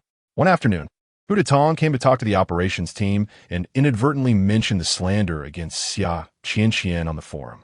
Xin Yang, don't take it too seriously. Hu don't bat that Xin Yang es solder. By that time, the meeting had already ended and everyone was walking out of the conference room in threes and twos. What? Xin Yang was somewhat baffled. It's that matter, the forum, that damn forum. Hu squinted and said casually, "What forum? What are you talking about?" Xin Yang bijama alerth. Turns out you didn't know, it's Haijiao. Someone fabricated an article attacking Xian. At this point, Hu looked around and lowered his voice. It's having a very bad impact, and it seems like they've initiated some kind of boycott movement. You should take a look when you have time. Oh, look at me, I really spoke too much. Hu said apologetically, muttering to himself. Seems like they didn't tell you, it's my fault, my big mouth. How is that possible? No way, absolutely impossible. Xin Yang started white-head, leaving Hu and walking away in shock. While Hu was speaking, he had already pulled up the Haijiao forum webpage, and upon seeing it, he felt completely unwell. From that day on, Xin Yang locked himself in his office, completely isolating himself from the outside world. After the incident, Hua Chaoran specifically spoke to Hu who explained for a long time, seeming to be an unintentional mistake. After the 16 media outlets returned empty-handed multiple times, reports about Xian gradually increased. Aside from some baseless rumors, most media outlets were quite restrained, all hoping that Xin Life could stand up and give an explanation. However, the person who could provide an explanation was locked in the office. Hua Chaoran was anxious, wanting to step forward and clarify things publicly. However, to provide an explanation would inevitably involve many technical details, and he feared that one slip of the tongue would lead to countless troubles. How about I do it? That morning, Ling Han found Hua Chaoran. Do you know about Xin? Hua Chaoran asked.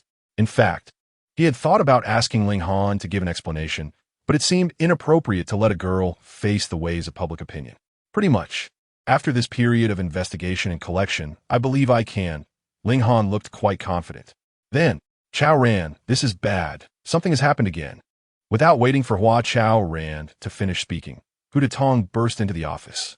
The elderly in our community have also joined the boycott against Xian. They are coming this way, Hu said in a panic. The elderly are coming this way. What do they want? Hua Chaoran stood up. Who knows? I've already organized people to persuade them. I don't know if it worked. Hu wiped the sweat from his forehead, looking anxiously at Hua Chaoran. Then why aren't you helping to persuade them? What are you doing here? Ling Han asked coldly. Hu expression was somewhat awkward as he forced a smile. I had to notify Chaoran immediately. He asked the project leader, and can't be kept in the dark, right? That doesn't mean you had to come personally, Ling Han said again. Oh, I was just anxious. Otherwise, next time, let us go meet the elderly, Hua Chaoran said, walking straight toward the door. Yes, that is what I meant. With you, Hua Chaoran, taking the lead, the elderly might not cause a scene. Hu chuckled, following behind. Ling Han stared to da Tongisbak, her eyes narrowing. Based on her investigation, if there was a mole in the Xin Life project team, it was most likely Hu. This person appeared honest, but was actually very slick. Ling Han, now only needed to obtain conclusive evidence to use Hua Datong as a breakthrough point to investigate the mastermind behind the Xin incident. Xin Life is not a slaughterhouse. The elderly are not easy to bully. Let the evil scientist Xin Yang step forward to confess. Xin Life does not welcome Xin. Stop all evil practices. It could be said that the love the elderly once had for Xin was now matched by their fury. Just as Hua Chaoran and the others walked out of the service center, they heard the roar of the crowd. At the same time, from a distance, they saw countless holographic banners floating above the elderly's heads. Most of these banners had a pure white background, with blood-like colors writing the content shouted by the elderly. The elderly surged forward with great momentum. Those banners also surged forward menacingly. As the crowd approached, Hua Chaoran saw Panda Yu, Xin Yang, and other service team members. They were at the front on both sides and within the crowd, constantly persuading the elderly, but to no avail. The elderly were still determined to surround the service center. This time, they seemed genuinely angry. Chaoran, it looks like we can't contain this. Should we hide for a while, avoid the storm? Hua Datong quietly suggested, looking at the surging elderly. Where can we hide? Hua Chaoran glanced at him. Speaking firmly, we can't hide. We must never hide. After saying that, he walked toward the elderly. Ling Han shot Hua Datong a glance and scoffed coldly. She also followed him. Oh, really don't listen to advice. Ago.Lo. Steeling himself to catch up with Hua Chaoran and Ling Han. These old folks really can't stay quiet. It's only been a few days, and they've already caused trouble 3 times. Hua Datong mumbled to himself as he walked, feeling quite upset. Chapter 30, This is Trust Grandpa and Grandma. Uncles and aunts. Hua Chaoran raised his voice and shouted. The elders saw him, and upon hearing his shout, they instantly quieted down. Let's talk here. Hua Chaoran stopped in his tracks and looked at the elders. Yes, let's talk here. There's no need to go to the service center, Hua Datong added. Standing beside Hua Chaoran, Ling Han also stopped, her cool eyes gazing at the elders, standing slightly behind Hua Chaoran on his right side. Chaoran, it's not that we like to stir things up, it's just that there are too many issues in our community and not a single one is easy to handle. Jin Shangwu said. His head of white hair fluttered slightly in the wind. Above him, a glaring holographic banner read, The core life is over. Last time, when everyone asked the heir to apologize to Ming Mei, he didn't participate, but this time he took the lead in the group, which showed how much he cared about the matter. Master Jian, just because these issues have arisen, do you think the core life is finished? Hua Chaoran's gaze fell from the banner. Humph. Jin Shangwu snorted, refusing to explain. It was originally not going to be finished. You 3 have stirred things up enough. Said Pai Guruwei. Hey, old Pai, what nonsense are you talking about? What do you mean we stirred things up? Clarify your words. Hua Datong immediately became agitated, as he hated it when blame was shifted onto him. We haven't stirred things up yet. That Xin isn't my child. Xin. Turning to the elders and saying, Everyone, let us be fair. ISNT it because they insisted on bringing that monster Xin to the community that we put up these banners. Yes, that's right. They caused all this trouble. But we're the ones suffering. The elders chimed in. The crowd began to stir again. Yes, we do like to stir things up, but Grandpa and Grandma, and all residents of the core life, have you ever thought about why we are stirring things up in the first place? Hua Chaoran looked at everyone for a long time before speaking again. Isn't it to make a bit more money? Someone chimed in. The crowd miraculously quieted down again. The elders almost simultaneously turned their gaze to the elderly woman who spoke. After a moment, Jin Shangwu said, What are you talking about? We know this kid Chaoran well. If it were for money, he wouldn't take on this mess. Yes, I still believe in Chaoran on this point. Let us talk about the matter without throwing around accusations. The elders all said, I was just saying it casually. At most, I'll apologize to Chaoran. It's just my old mouth running wild. The elderly woman's face turned red instantly. Chaoran, Xin cannot enter our community. The elders' gazes shifted back to Hua Chaoran. Deep down, they believed in Hua Chaoran and felt that whatever he did was for the betterment of the core life. However, the uproar over the Qianqian incident made them unable to avoid overthinking. Seeing the elders' attitudes had clearly changed, Hua Datong cleared his throat and took a couple of steps forward. If she doesn't get in, then she doesn't get in. We can discuss matters properly. What is all this commotion about? If outsiders find out, who knows? Xia Qianqian must enter the core life. Hua Chaoran interrupted Hu Datong. Upon hearing this, a strange expression flashed in Ling Han's eyes. The expressions of Pan Daiyou and Chao Xiaoyang, who were among the elders, also changed. As we said, when we initially fought for the pilot opportunity for the core life, Xia Qianqian will bring disruptive changes to the core life. After a pause, Hua Chaoran said firmly, without Xia Qianqian, the core life would still be stagnant. Seeing him so resolute, the elders unconsciously exchanged glances. Chaoran, don't forget that Xia Qianqian is a product of evil arts. Paiguorue said. She is not.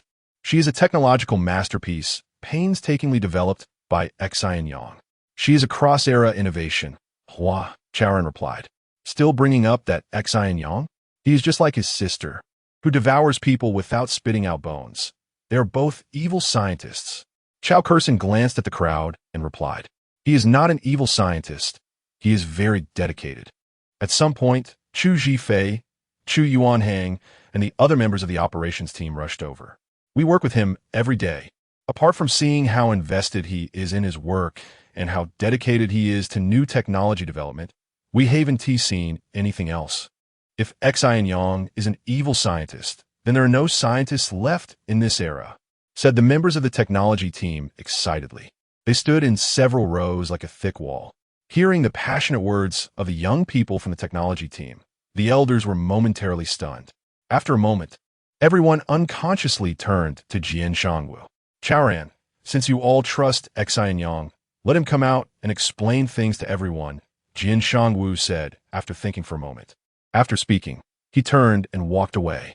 At the same time, the holographic banner above his head also disappeared. Exactly. Let Xin Yang explain things to everyone, Chao Kurson said as she followed him away. The elders looked at each other, and the banners hovering above their heads began to disappear one by one. Gradually, the elders also turned around and walked back to the living area. That was close, Chaoran. Your credibility is really high. Otherwise, I wouldn't know how we would have wrapped up today, Hu Datong said with a flattering smile, giving Hua Chaoran a thumbs up. This isn't about credibility. It's the trust the elders have in us, Hua Chaoran replied, walking towards the technology team members. Chaoran, this really is credibility, just like when I was at. Hey, can we chat for a moment? Before Hu Datong could catch up with Hua Chaoran, Ling Han called out to him. Sure, of course. You, the beautiful Ling, want to chat with me. How could I refuse? Ha! Hu Datong laughed, feeling both surprised and somewhat flattered. All right, let us take a walk, Ling Han said coldly. Sure, let us walk. Hu Datong turned back to glance at Pan Daiyou and the service team with a smug expression. Do you know the light of the North City? After walking towards the transportation area for a while, Ling Han stopped. The light of the North City?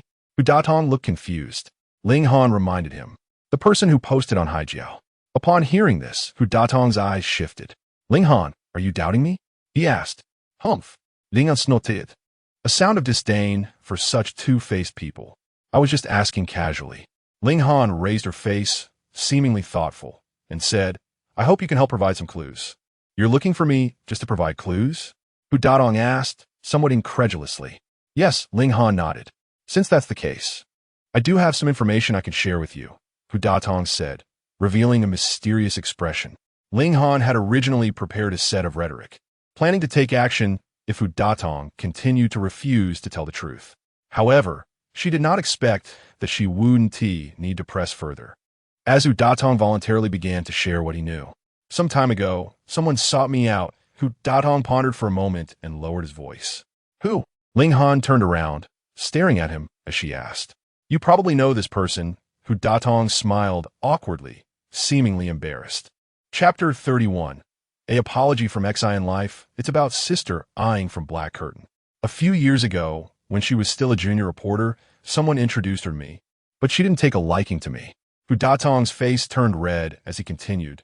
Later, we didn't really keep in touch. But who would have thought that just a couple of days ago, she actually took the initiative to send me a message and asked me out for a meal. At this point, Hu Datong glanced at Ling Han and awkwardly said, for a single guy like me. It's hard to refuse an invitation from the opposite sex, especially since she's a celebrity. Ling Han remained silent, continuing to stare at him. Hu Datong scratched his head and continued. She chatted with me about various things for quite a while. And then she placed 200,000 cash right in front of me. Cash is something that not many people get to see these days. And it was such a large sum. I was stunned. People say you shouldn't accept rewards without merit. What does she mean by giving me this 200,000? I need to get to the bottom of it. Mr. Hu, could you please get to the point? What she was most concerned about was Sister Yang's intentions. All right, thinking back to that pile of red bills still makes my heart race. Hu Datong chuckled, cleared his throat, and said, she want me to expose some dirt on our Xin Life. What specifically? Ling Han asked. She was well aware that a tip worth 200,000 was definitely not trivial. Specifically? Hu Datong thought for a moment, then stopped smiling. She didn't say it outright. But I believe it's something that could tarnish our Xin Life. And you? Ling Han wanted to ask whether he accepted the 200,000.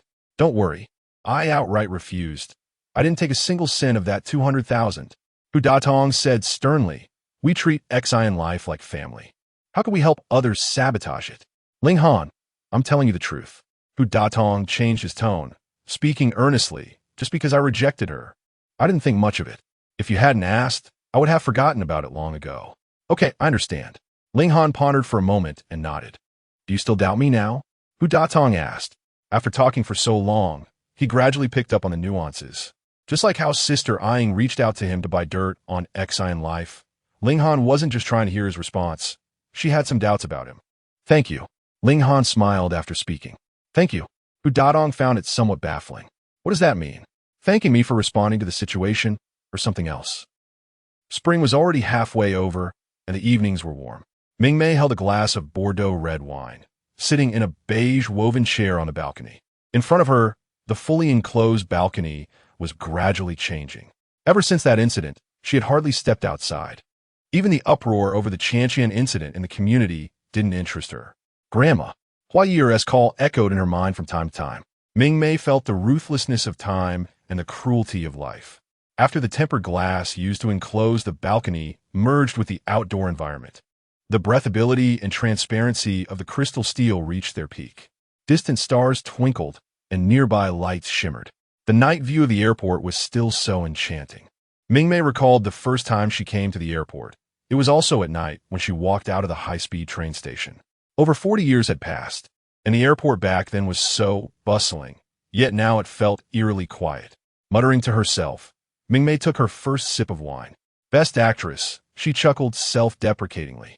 The light pink silk nightgown slipped down her upper arm when she raised her glass.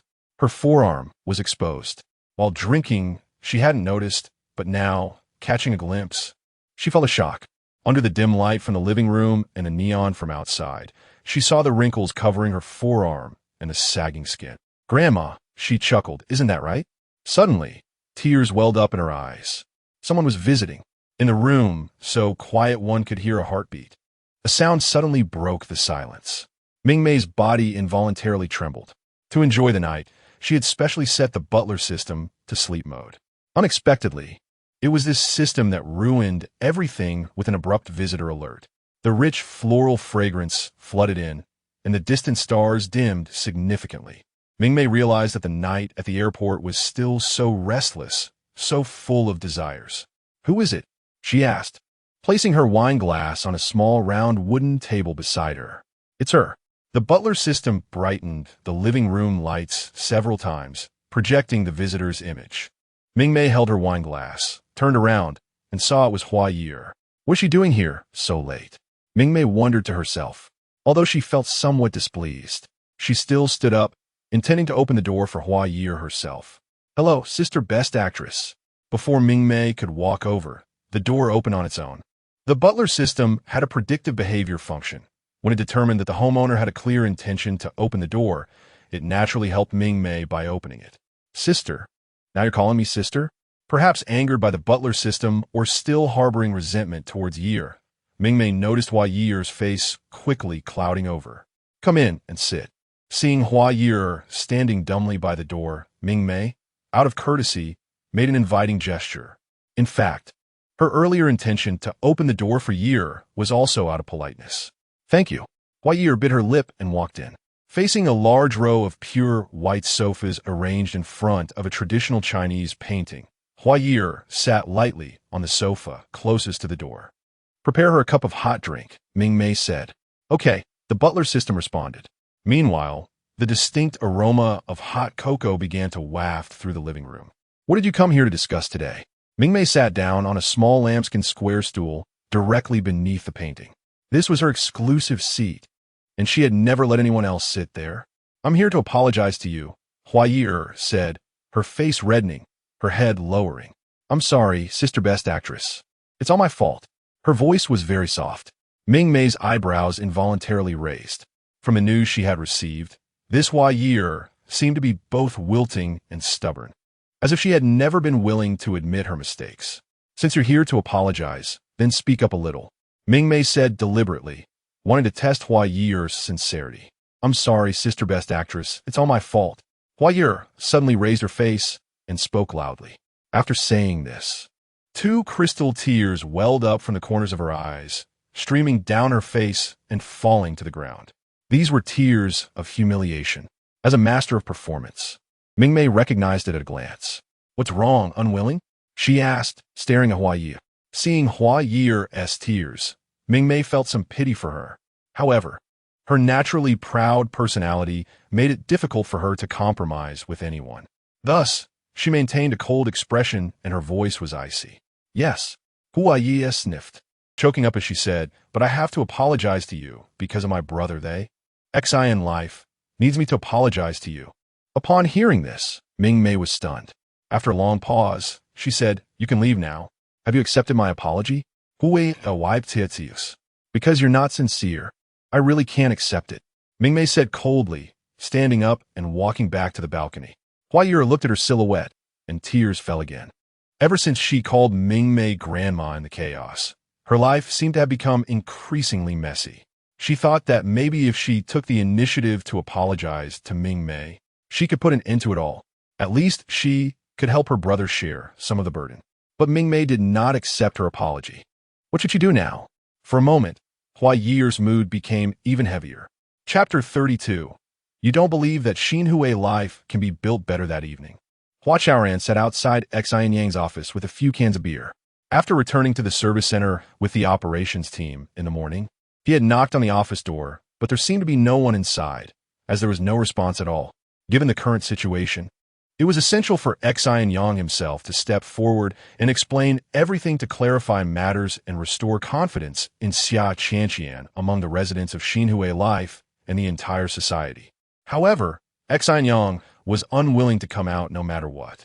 With no other options, Hua Chaoran returned to find him after finishing a day's work. It was said that Xin Yang was not completely cut off from the world.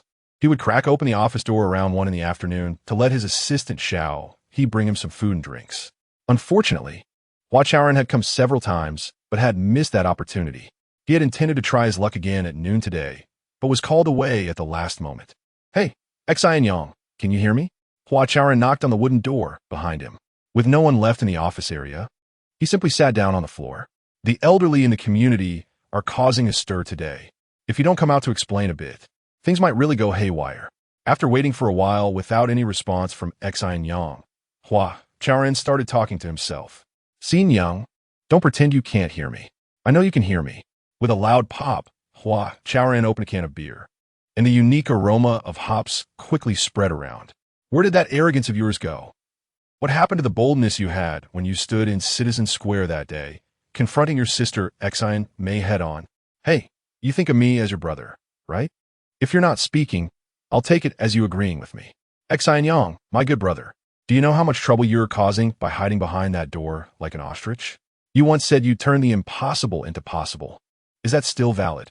But it's okay. When I wanted to do something for the elderly, I was already mentally prepared. We're not afraid. We can overcome any difficulty. Believe me, we're like grasshoppers on the same rope. We'll bear the burden together." As Hua Chaoran drank and spoke, he quickly finished 7 cans of beer, leaving only 3. As he grew increasingly tipsy, his tongue felt heavy. "Xin Yang, damn it, as a brother, can I scold you?" You've really put me in a passive position. The issue with Ye'er hasn't been resolved yet, and now this has come up. You're making it hay. Are you annoying or what? Suddenly, Xin Yang's voice came from nearby. Hua Chaoran was taken aback, swallowing his words. He turned to look, and it was indeed Xin Yang. Xin Yang, you came out? Hua Chaoran asked, his eyes hazy from the alcohol. If I didn't come out, my ears would explode. Xin Yang closed the half-open door and snatched the beer from Hua Chaoran's hand. You guys can't handle things at all. I just closed the door for a few days, and so much has happened. Xin Yang took a sip of beer and sat down on the floor. His hair was messy, and his beard had grown unruly. How long has it been since you washed your face? Hua Chaoran asked, opening another can of beer.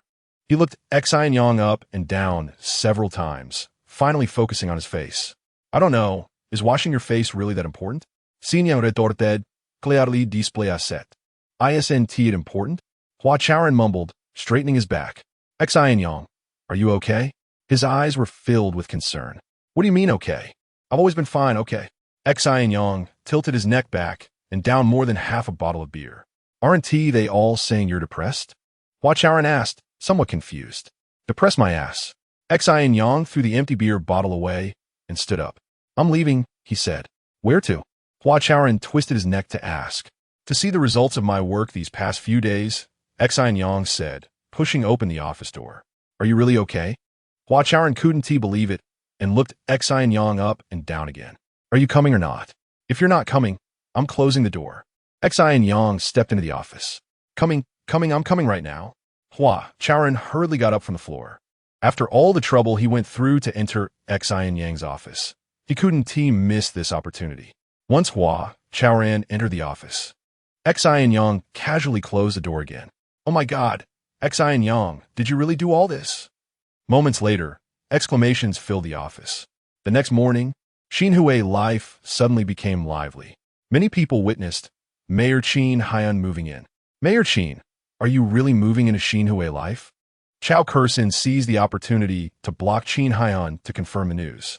Yes, I came last time to check the environment, and this time it's official. Xin Yang said with a smile. Under his direction, for movers had already helped him move most of his belongings. Mayor Xin, have you heard about Xia Qianqian's situation? Seeing that there were not many people around, Chaoran leaned in and lowered her voice. What could possibly happen to Xia Qianqian? Xin Yang glanced at her and asked intentionally. It's about witchcraft, eating the brains of the elderly. Don't fool me. You should know better than I do, right? Chaoran said, raising her eyebrows. Are you talking about that baseless post online? Yes, that post that exposes the dark side. Hearing this, Xin Yang's expression immediately changed.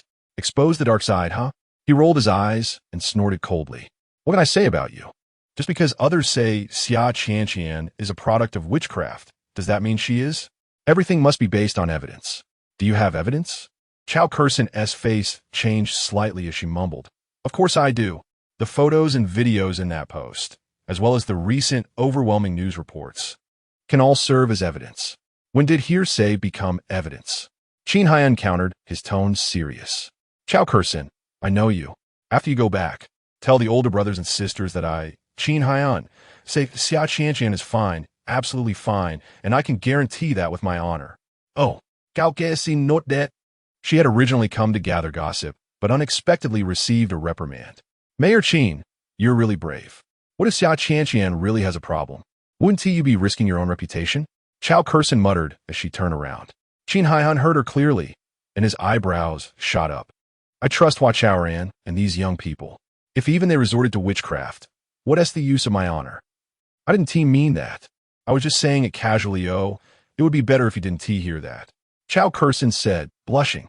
She wanted to walk away quickly, but felt a bit embarrassed. You already said it out loud, and now you're afraid someone will hear it? Xin Yang glared at her, then softened his tone. Chaoran, do you remember I said that the elderly also have responsibilities if Xin Life, isn't done well? You said that. Chaoran nodded. Then let me ask you, in your opinion, what responsibilities do the elderly have? They're not enthusiastic and don't treat Xin Life as their own business. Chaoran said without thinking, directly stating what she had heard. Anything else? Xin Yang seemed unwilling to let her off easily. No, that's all. Chao Kurson shook her head. Her mind is all on the metaverse, and usually she doesn't think much apart from what to eat. All right, let me tell you what responsibilities the elders really have. Xin Hun placed his hands on his hips, furrowed his brows, and then relaxed them. Trust, he said, his gaze very profound. What? Chao Kurson didn't hear clearly. Trust in core living, Xin Hun said. After saying that, he sighed with some emotion. Don't you believe that core living can be built better? Chapter 33, just 3 days? Is that possible? No way. Chao Kurson was like a child who had made a mistake but was unwilling to admit it, casually brushing off the conversation and turning to leave.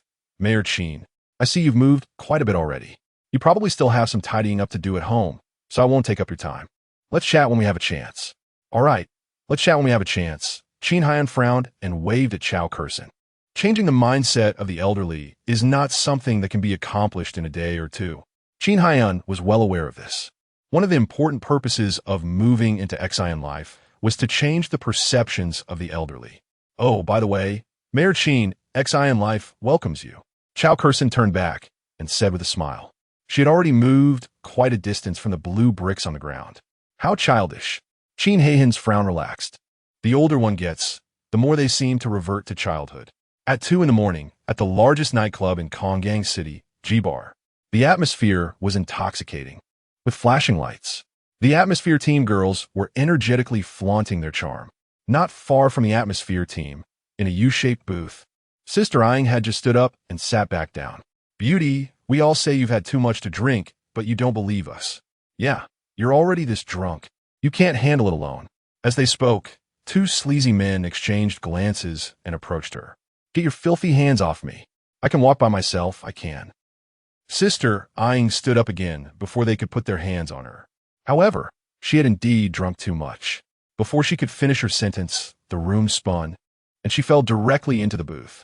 Don't worry, we're good people. We just saw you had trouble moving and wanted to help you home. Yeah, help you home. Hee hee. Seeing Sister Yang lying in the booth, already hazy, the 2 men looked excited. I told you we could hack into the bar system and control those robots. Look at this, haha, it was a piece of cake. One man greedily gazed at Sister Yang's curvaceous figure, boasting. Keep your voice down, you idiot. Don't you know the bar has surveillance? The other man glared at him, instinctively swallowing hard. Both were wasteland youths, but they were more skilled, relying on their limited network skills to occasionally hack into various systems for some gain. This time they targeted the G bar, filled with beautiful women, and tampered with the drinking robots. They made the recently departed drinking robots excessively pour drinks for Sister Yang. Starting from the second half of 2035, humanoid robots that were good-looking and could infinitely satisfy customer demands gradually became the new favorites in major bars. By 2051, drinking robots became standard equipment in bars. Noticing this emerging economic phenomenon, the government acted decisively 3 years ago, implementing a licensing system for drinking robots nationwide. All licensed robots were equipped with moral and behavioral restraint systems. As a result, drinking robot behavior was well regulated. Additionally, under the monitoring and reporting of drinking robots, the police cracked down on multiple criminal activities. Therefore, generally speaking, drinking robots would not get customers this drunk. What are you staring at? Hurry up and get her outside. Let me look at her a bit longer just to enjoy it. You dumbass, if the bar finds out, it'll be trouble. All right, we'll do it. Wow, this girl really is something, hee hee. The 2 wasteland youths quickly extended their wicked hands towards Sister Yang. Recently, Sister Yang had made a lot of money and was looking forward to soon owning the dark side. She had dressed provocatively to enjoy herself at G-Bar. Little did she know, her outfit had attracted the attention of these 2 wasteland youths. Let's go, let us get you home. You clearly can't drink. Why are you pretending? While they provided cover, they assisted her towards the bar's exit. As long as they could get her out of the bar smoothly, the 2 wasteland youths would have succeeded. What awaited Sister Yang was something no one dared to imagine. As people often said in the 2050s, it's best not to encounter wasteland youths. However, just as they were about to exit the bar, 2 people blocked their path. Half an hour later, in room 606 of Malai Hotel, Sister Yang slowly and painfully opened her eyes. Where is this? She felt a sharp pain in her head, but struggled to sit up. You? How could it be you? When she saw a man and a woman sitting on the sofa beside the bed, she immediately became alert. What? You don't want to be us? The woman spoke, her voice unusually cold and laced with mockery. No, no, I remember I was drinking at G-Bar. How did I end up here? Suddenly recalling the events at G-Bar, Sister Ying's expression turned pained. Don't worry, we've already sent the others away. The man smiled and explained, also, you were brought here by us. Upon hearing this, Sister Ying's racing heart calmed somewhat. Hua Chaoran, what do you mean by bringing me here? Aren't you afraid I'll accuse you of kidnapping? Her eyes shifted, coldly stating, that's right. The ones who rescued Sister Ying from the wasteland used were Hua Chaoran and Ling Han. After receiving a lead from Hu Datong, Ling Han had been tracking Sister Ying's movements. When she saw Sister Ying enter G-Bar alone, she immediately rushed over with Hua Chaoran. Coincidentally, they arrived just in time to encounter the drunken Sister Ying and those two scheming wasteland youths. Without needing Hua Chaoran to intervene, Ling Han took out a self-defense capsule, causing the two villains to flee in a panic. Thinking back to that moment, Hua Chaoran wanted to laugh, but serious matters took precedence, so he, like Ling Han, fixed his serious gaze on Sister Ying. Whether you report us or not is your freedom, but before that, let's talk about the defamation of Xia Qianqian. Ling Han rolled her eyes, her sharp gaze landing on Sister Ying's face. We've thought this through.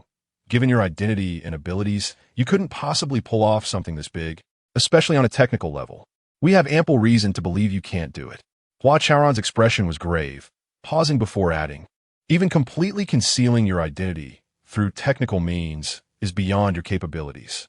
Sister Ying initially wanted to argue, but after a moment, she curled her legs up, wrapped her arms around them, and hugged her knees tightly under the blanket. Then, her gaze dropped, lost in brief contemplation. After a while, her eyes moved. Looking at Hua Chaoran, she asked, what do you want? Our goal is simple. We hope you'll restore Xia Qianqian's reputation, Hua Chaoran stated. And we need you to tell us who is behind you, Ling Han added. Can you give me a few days to think about it? Sister Ying asked. What do you need to think about? What else there to consider? Ling Han retorted. She habitually crossed her arms, clearly playing the role of the tough one. We need time even more than you do. You know that the longer false information spreads, the more harm it does to Qianqian and Xin Life, which is something we don't want to see. Hua Chaoran crossed his hands and leaned slightly forward, being both honest and gentle. He was indeed the one playing the role of the red-faced character. Even Hua Chaoran himself didn't expect that the first collaboration with Ling Han would be so harmonious. 3 days. Just 3 days, and after 3 days, I guarantee that Xia Qianqian will be just like before. How about it? Can you accept that? Sister Ying looked eagerly at Hua Chaoran and the others, her eyes slightly reddened, showing a hint of pleading. Chapter 34, What a Little Cutie. Just like before, HM, Ling Han snorted coldly and stared at Sister Ying, asking, what guarantee do you have? I know you don't believe me, but I really need 3 days, just 3 days. If it doesn't work out, I can clarify everything in my own name, Sister Ying said excitedly. After speaking, her voice lowered. I think I still have some influence. But have you thought about it? The originally pure Xia Qianqian, after your slander, can she still be the same as before? Ling Han kufundet. I know all of this. I understand very well. I actually don't want to do this, but I'm begging you, I really need 3 days. If you give me 3 days, I could do anything, really. Please believe me, I'm begging you. As she spoke, Sister Ying suddenly lunged to the bedside and knelt on the ground. Ling Han's eyelashes trembled twice, and she instinctively looked towards Hua Chaoran. Hua Chaoran thought for a moment and said to Sister Ying, to speak properly, there's no need to do this. No, if you don't agree, I won't get up, Sister Ying said stubbornly. Hua Chaoran wanted to help her up, but seeing how revealing she was dressed, he turned to Ling Han. Ling Han also wasn't used to others kneeling to her, shook her head, and stood up. Get up. Kneeling won't solve anything, she advised, bending down. However, before her hands could touch Sister Ying's tears suddenly fell. Aren't you asking who the mastermind is? I'll tell you, it's that Sun Xiao. He urged me to do this, and he even kidnapped my child, our Bei, my lifeline. Upon hearing this, Ling Han showed a look of astonishment. Her hands froze in midair. Everyone in the airport knew that Sister Ying was single, but unexpectedly, she had a child.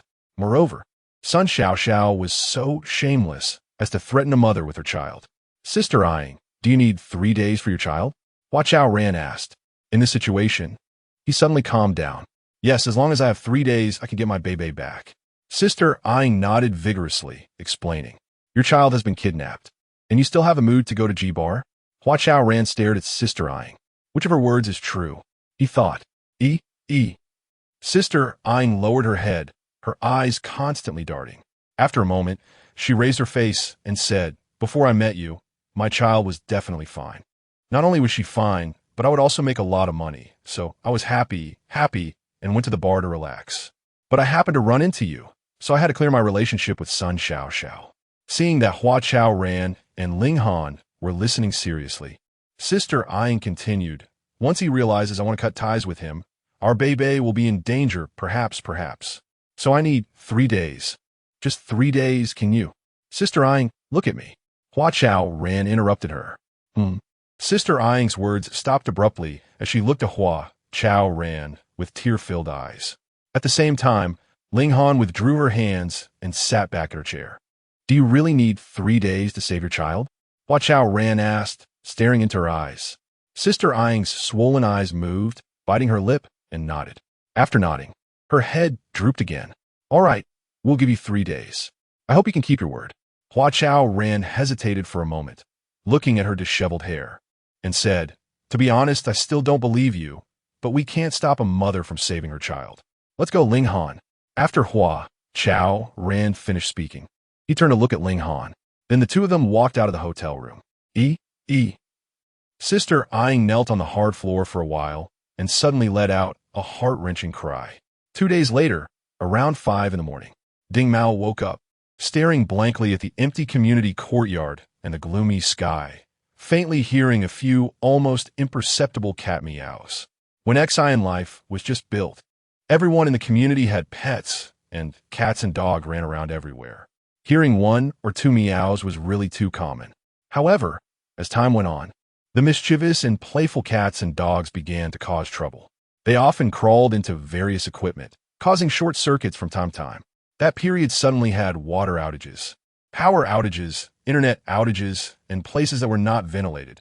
Most of these were caused by those little guys. The community's equipment was already delicate and expensive, and with the little ones causing such a ruckus, it was basically hard to operate normally. Ding Mao clearly remembered that winter when 2 kittens crawled into the heating system and played around, causing Xin Life to not provide heating for most of the winter.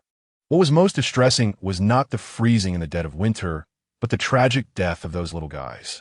You couldn't even imagine how a little tabby cat would look after being pulled out from the ventilation duct and injured by the fan blades. Sigh.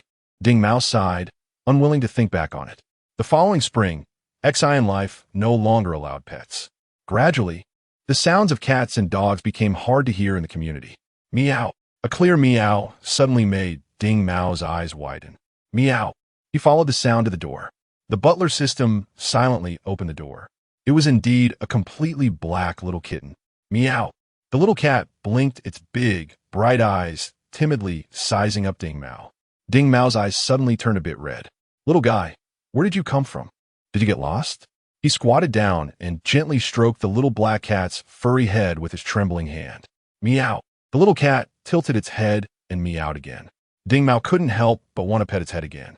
Just then, the little black cat took 2 steps forward and rubbed its head and body against the inside of his right leg. While rubbing, it meowed a couple of times. Glancing at Ding Mao's heart melted instantly. Are you here to visit me? He picked up the little black cat. Meow. The little black cat seemed to answer his question and rubbed against his neck. What a little cutie. Hee. Let me see what good things I have at home to treat you. While speaking, Ding Mao had already sat in the rattan chair in the living room with the little black cat in his arms. A holographic interface appeared before his eyes. The interface displayed various foods stored at home, along with a lot of related data, including shelf life, best consumption period, nutritional composition, calorie content, and so on.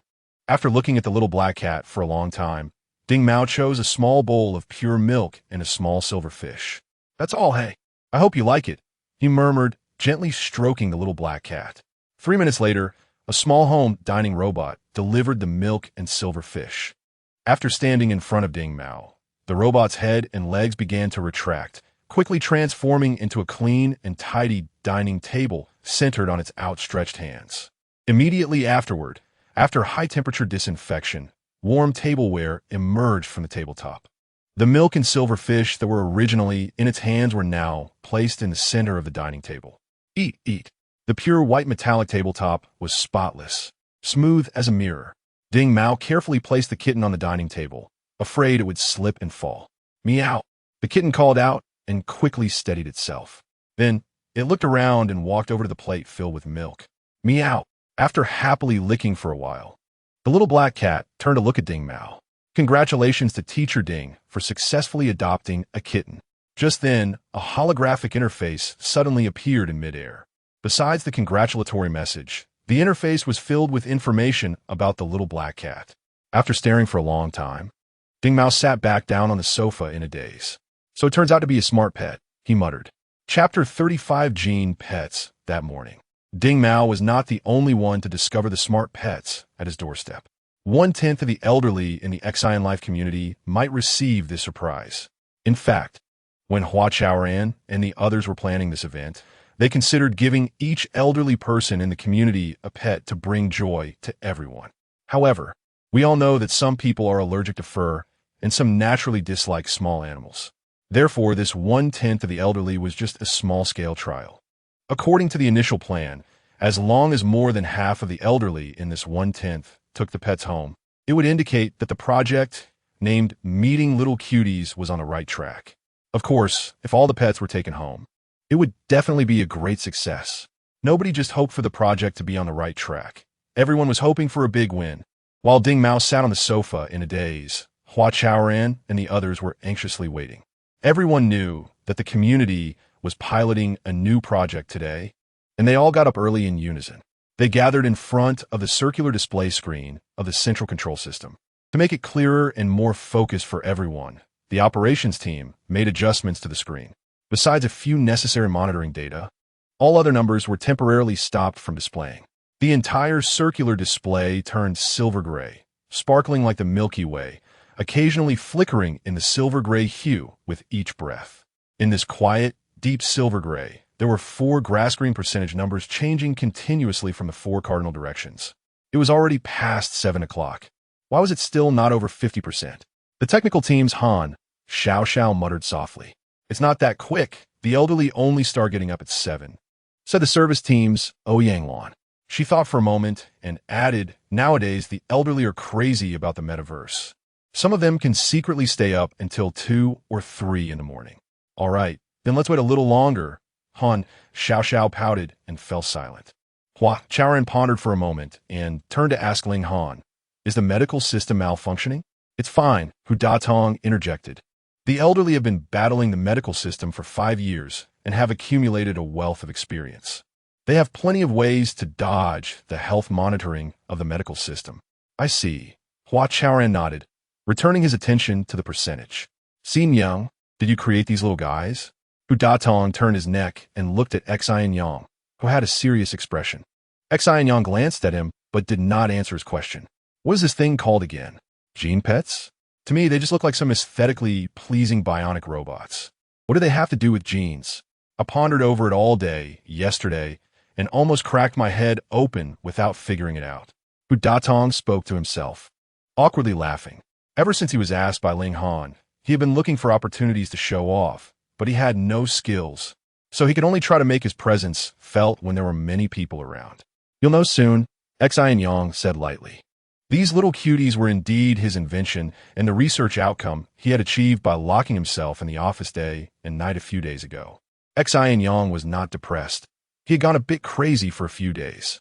That day, Hu Datong reminded him to check the posts on the Haijiao forum. He immediately saw the photo of an octopus using a blade to eat a human brain. Xin Yang felt an unprecedented anger. However, before the anger could erupt, a sudden inspiration flashed in his mind. He hurried back to the office, isolating himself from the chaotic world. Before joining Xin Life, Xin Yang had been researching gene pets. However, achieving contactless identification of human genes by smart pets seemed extremely challenging, not to mention using genes as a bond to tie humans and pets together.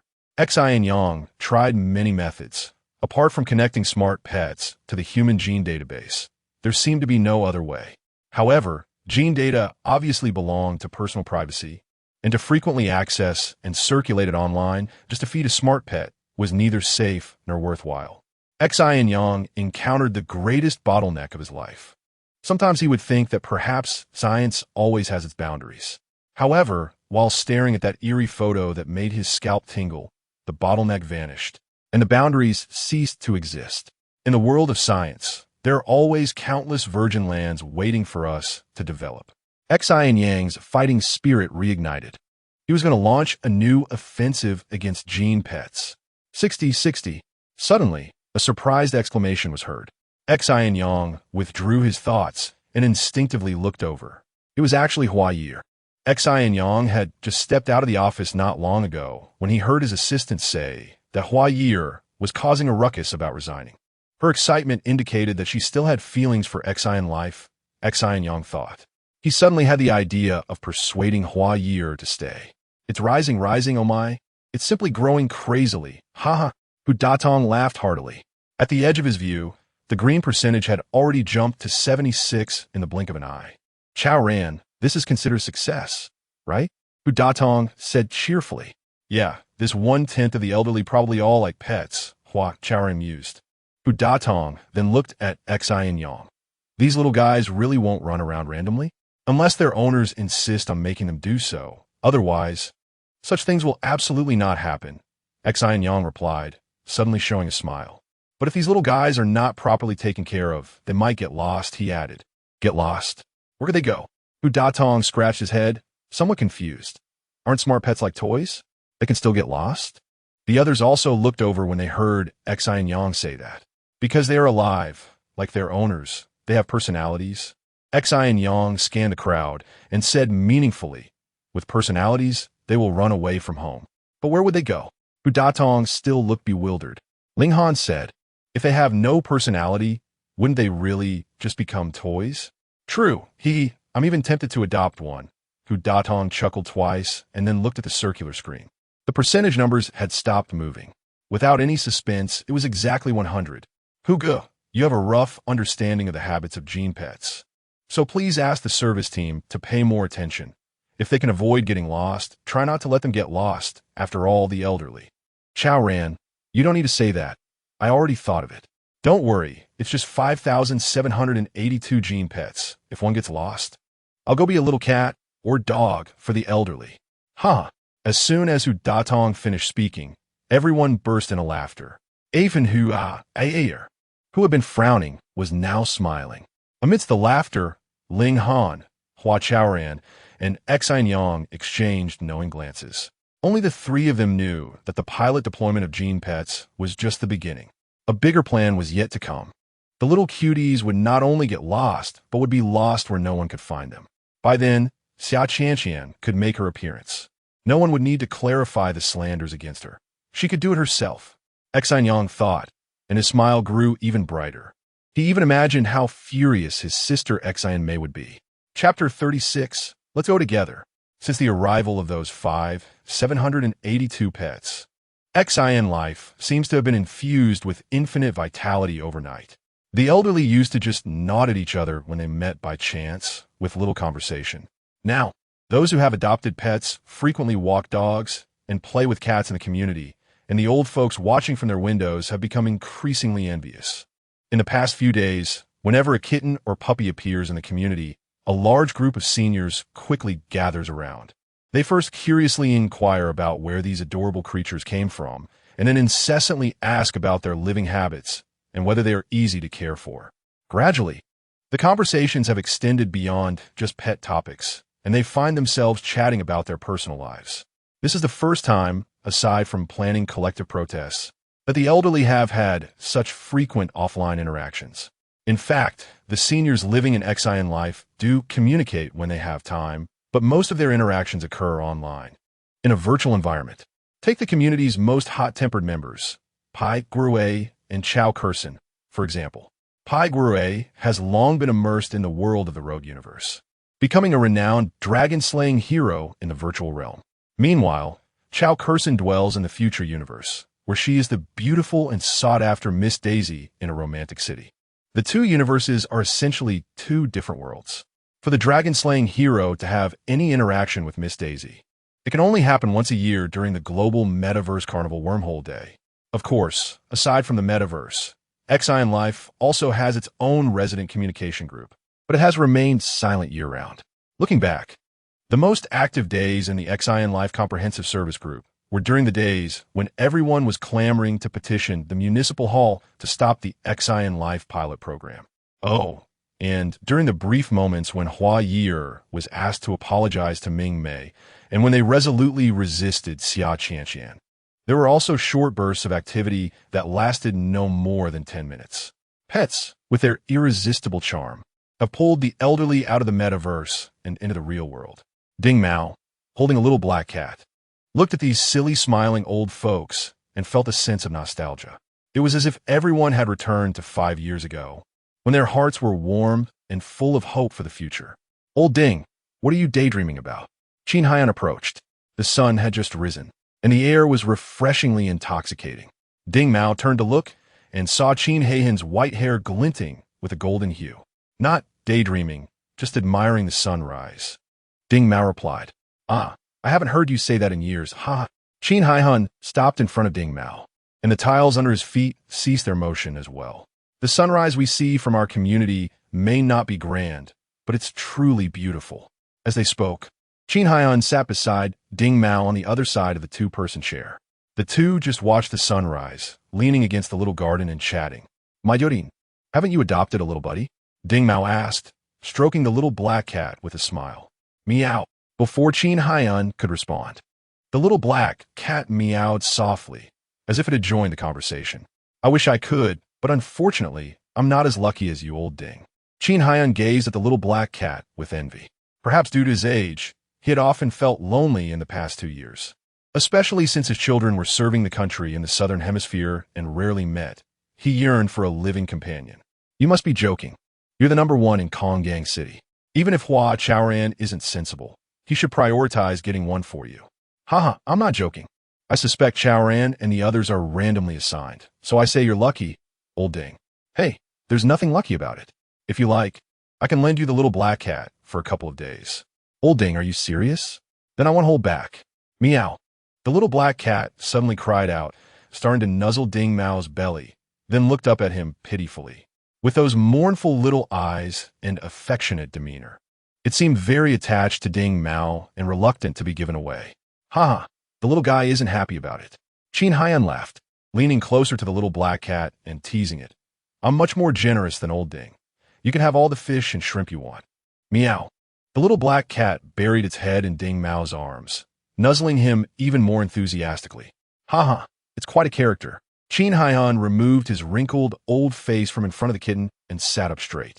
I heard this is a genetic pet that can actively recognize your genes, making it the only pet in the world specifically designed for you. Yes, the manuals say so. I plan to raise it like my own son, Ding Mao said seriously. That's good, ha. Old Ding, how about you discuss it with your son and let me hold it for a bit? Xin Haiyan unconsciously glanced back at the little black cat.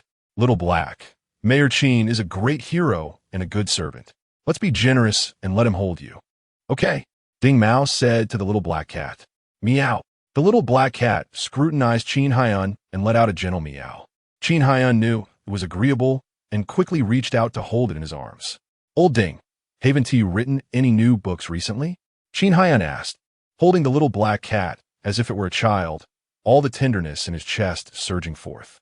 I'm still brainstorming. I haven't figured out what to write yet. Ding Mao leaned back in his chair, eyes half closed, gazing dreamily at the light filtering through the leaves. The weather was getting warmer, he thought.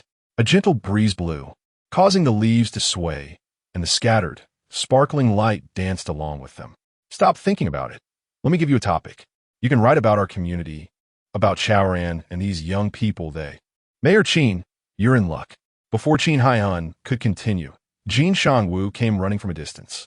When he saw only Xin Haiyan holding a cat, he immediately said to Ding Mao, Old Ding, there's another batch of pets over at Chaoran's place. Aren't you going to adopt one? Is that true? Xin Haiyan stood up in a hurry. Of course it's true. The community sent out a notification. Didn't you see it? Jin Shanwu looked back at them while running, puzzled. Mayor Qin, you can only adopt one, so don't be greedy. You should tell Old Ding not to lag behind. Old Ding has a pet. I don't have one. Come on, let us go get one together. Qin Haiyan shoved the little black cat into Ding Mao's arms and jogged off to catch up with Jin Shanwu. Around the same time, Hua Chaoran unexpectedly received a call from Sun Xiaoxiao. Hello, it's me, the person you hate the most in all of Konggang. Sun Xiaoxiao's holographic image appeared, showing a face full of disdain and arrogance. What do you want? Hua Chaoran was too lazy to engage in small talk. Just wanted to know the purpose of the call. I want to make a deal with you. What do you think? Are you brave enough to cooperate with me? Sun Xiaoxiao. Not necessary. As he spoke, Hua Chaoran was about to hang up. He looked down on Sun Xiaoxiao's character, especially since he had even threatened Sister Ying with a child, which made Hua Chaoran feel disgusted. Aren't you interested in having me help you solve a big problem? Sun Xiaoxiao asked with a grin. It had been nearly a week since they had blocked Sister Ying at the Malai Hotel. Over the past few days, Sister Ying had fulfilled her promise, using her media influence to help Xia Qianqian clear her name. But the reality is just as Ling Han feared. Xia Qianqian, who was originally pure and flawless, has been tarnished by this smear campaign, and no matter how hard she tries, it will be difficult to restore her image to what it once was. The big trouble that Sun Xiaoxiao mentioned. Could it be about this matter? Hua Chaoran thought to himself. He didn't know how Sister Ying managed to get the child back or what kind of negotiation she had with Sun Xiaoxiao. If Sun Xiaoxiao had the ability to help Xia Qianqian's damaged image recover more quickly, he would indeed be willing to listen to what he had to say. Chapter 37. The little white dog of the movie queen is lost. You say it. I'm listening. After weighing the pros and cons, Hua Chaoran replied. Sell me those isolation covers from your community, and if the price is right, we plan to buy them all. Sun Xiaoxiao said. I know you guys have never liked those isolation covers, but they cost so much to make, you can't just throw them away like garbage. Before Hua Chaoran could speak, Sun Xiaoxiao continued. It seems he has already done his research. That's our own business. No need for you to worry. Hua Chaoran replied, deliberately asking, do you have anything else to discuss? If not, I'll hang up. Hey, Hua Chaoran, why are you putting on a show in front of me? If I remember correctly, ever since the second phase of Xin Life's pilot project started, you've been wandering around those small gardens frequently. Why are you wandering around? Do you have nothing else to do? Ha! I said I was here to help you solve your troubles, and yet you're acting like this. I do wander around the small gardens often, but I'm not thinking about how to deal with those isolation covers.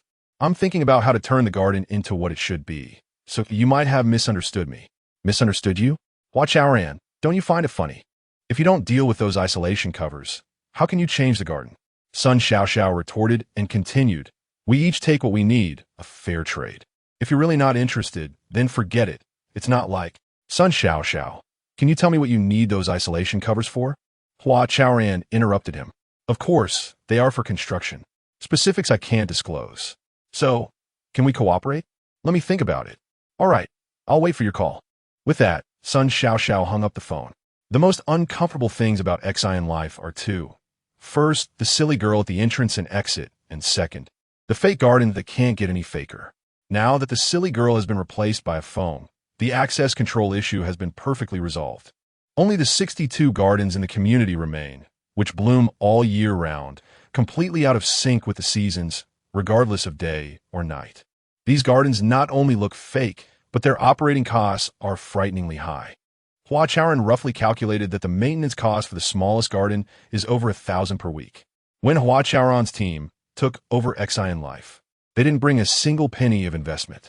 Mayor Qin asked Hua Chaoran and his team to solve the funding issue themselves. But the funding problem is not so easy to resolve. Up until now, no one has thought of any way to generate revenue. The daily operations of Xin Life rely on property fees, medical fees, service fees, and commercial rents, which maintain the basic income. The tech and operations teams can only use leftover funds for research and development or raise money themselves. Take a phone replacing the silly girl and the research and free deployment of genetic pets, for example. All funds came from Xin Yang's own pocket. Of course, to avoid Xin Yang losing out, Hua Chaoran issued him an IOU in the name of the project team. All beginnings are difficult, And the operational status of Xin Life over the past 2 months has been like this. Out of necessity, everyone had to start by cutting operating costs, hoping to save some money, which could be considered as generating revenue. Therefore, whenever Hua Chaoran had free time, he would run to the gardens, wanting to turn those isolation covers into treasures and, more importantly, cut down on the massive maintenance costs. In fact, if Sun Xiao bought all 62 of those isolation covers, it would indeed solve a major problem for Xin Life. However, what is his purpose? Why did he choose this time to discuss purchasing the isolation covers? Furthermore, what exactly does he need those isolation covers for? What if he plans to do something bad? Hua Chaoran's mind was filled with countless question marks.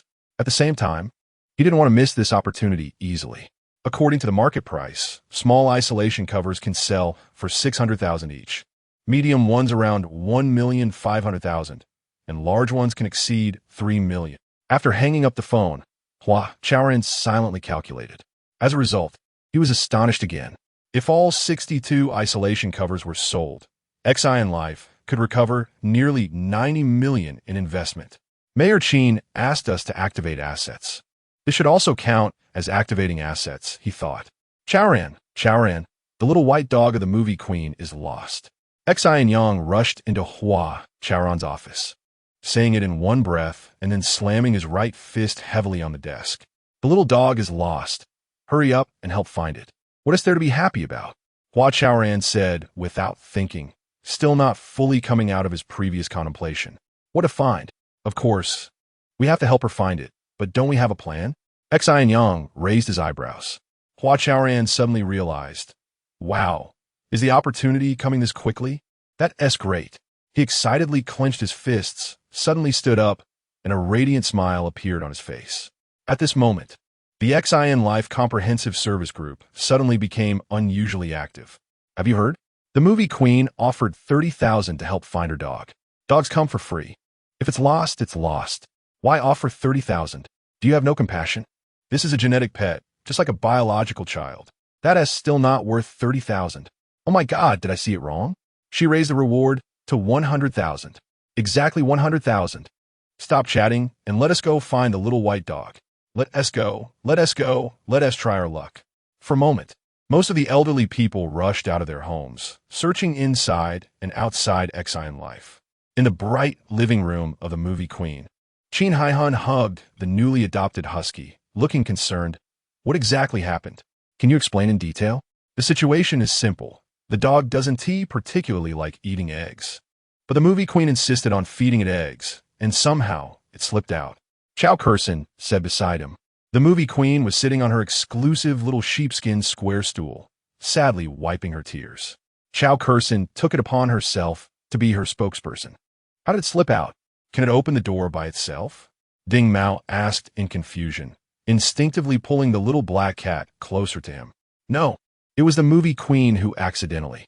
As soon as this sentence left her mouth, Chaoran regretted it a bit.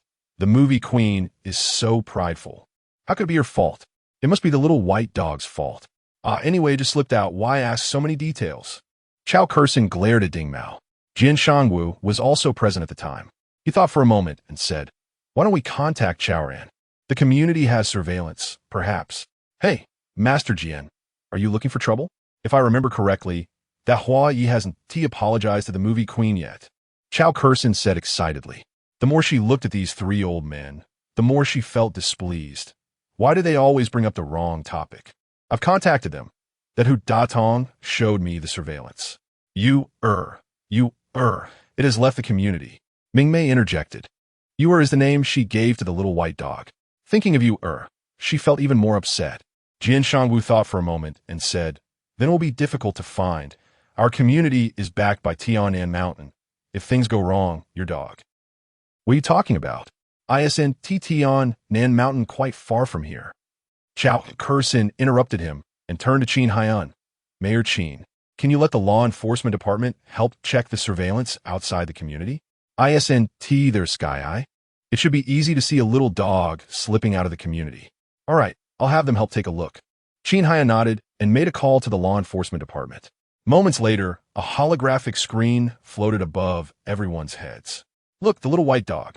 Chao Kursin exclaimed upon seeing the little white dog running in the surveillance footage. It's Hua Ye'er. It's definitely it. Mingmei looked up and stared at the holographic screen. Aside from her nervousness, there was more self-blame in her eyes. It was all her fault for being too strong-willed. Otherwise, this wouldn't have happened.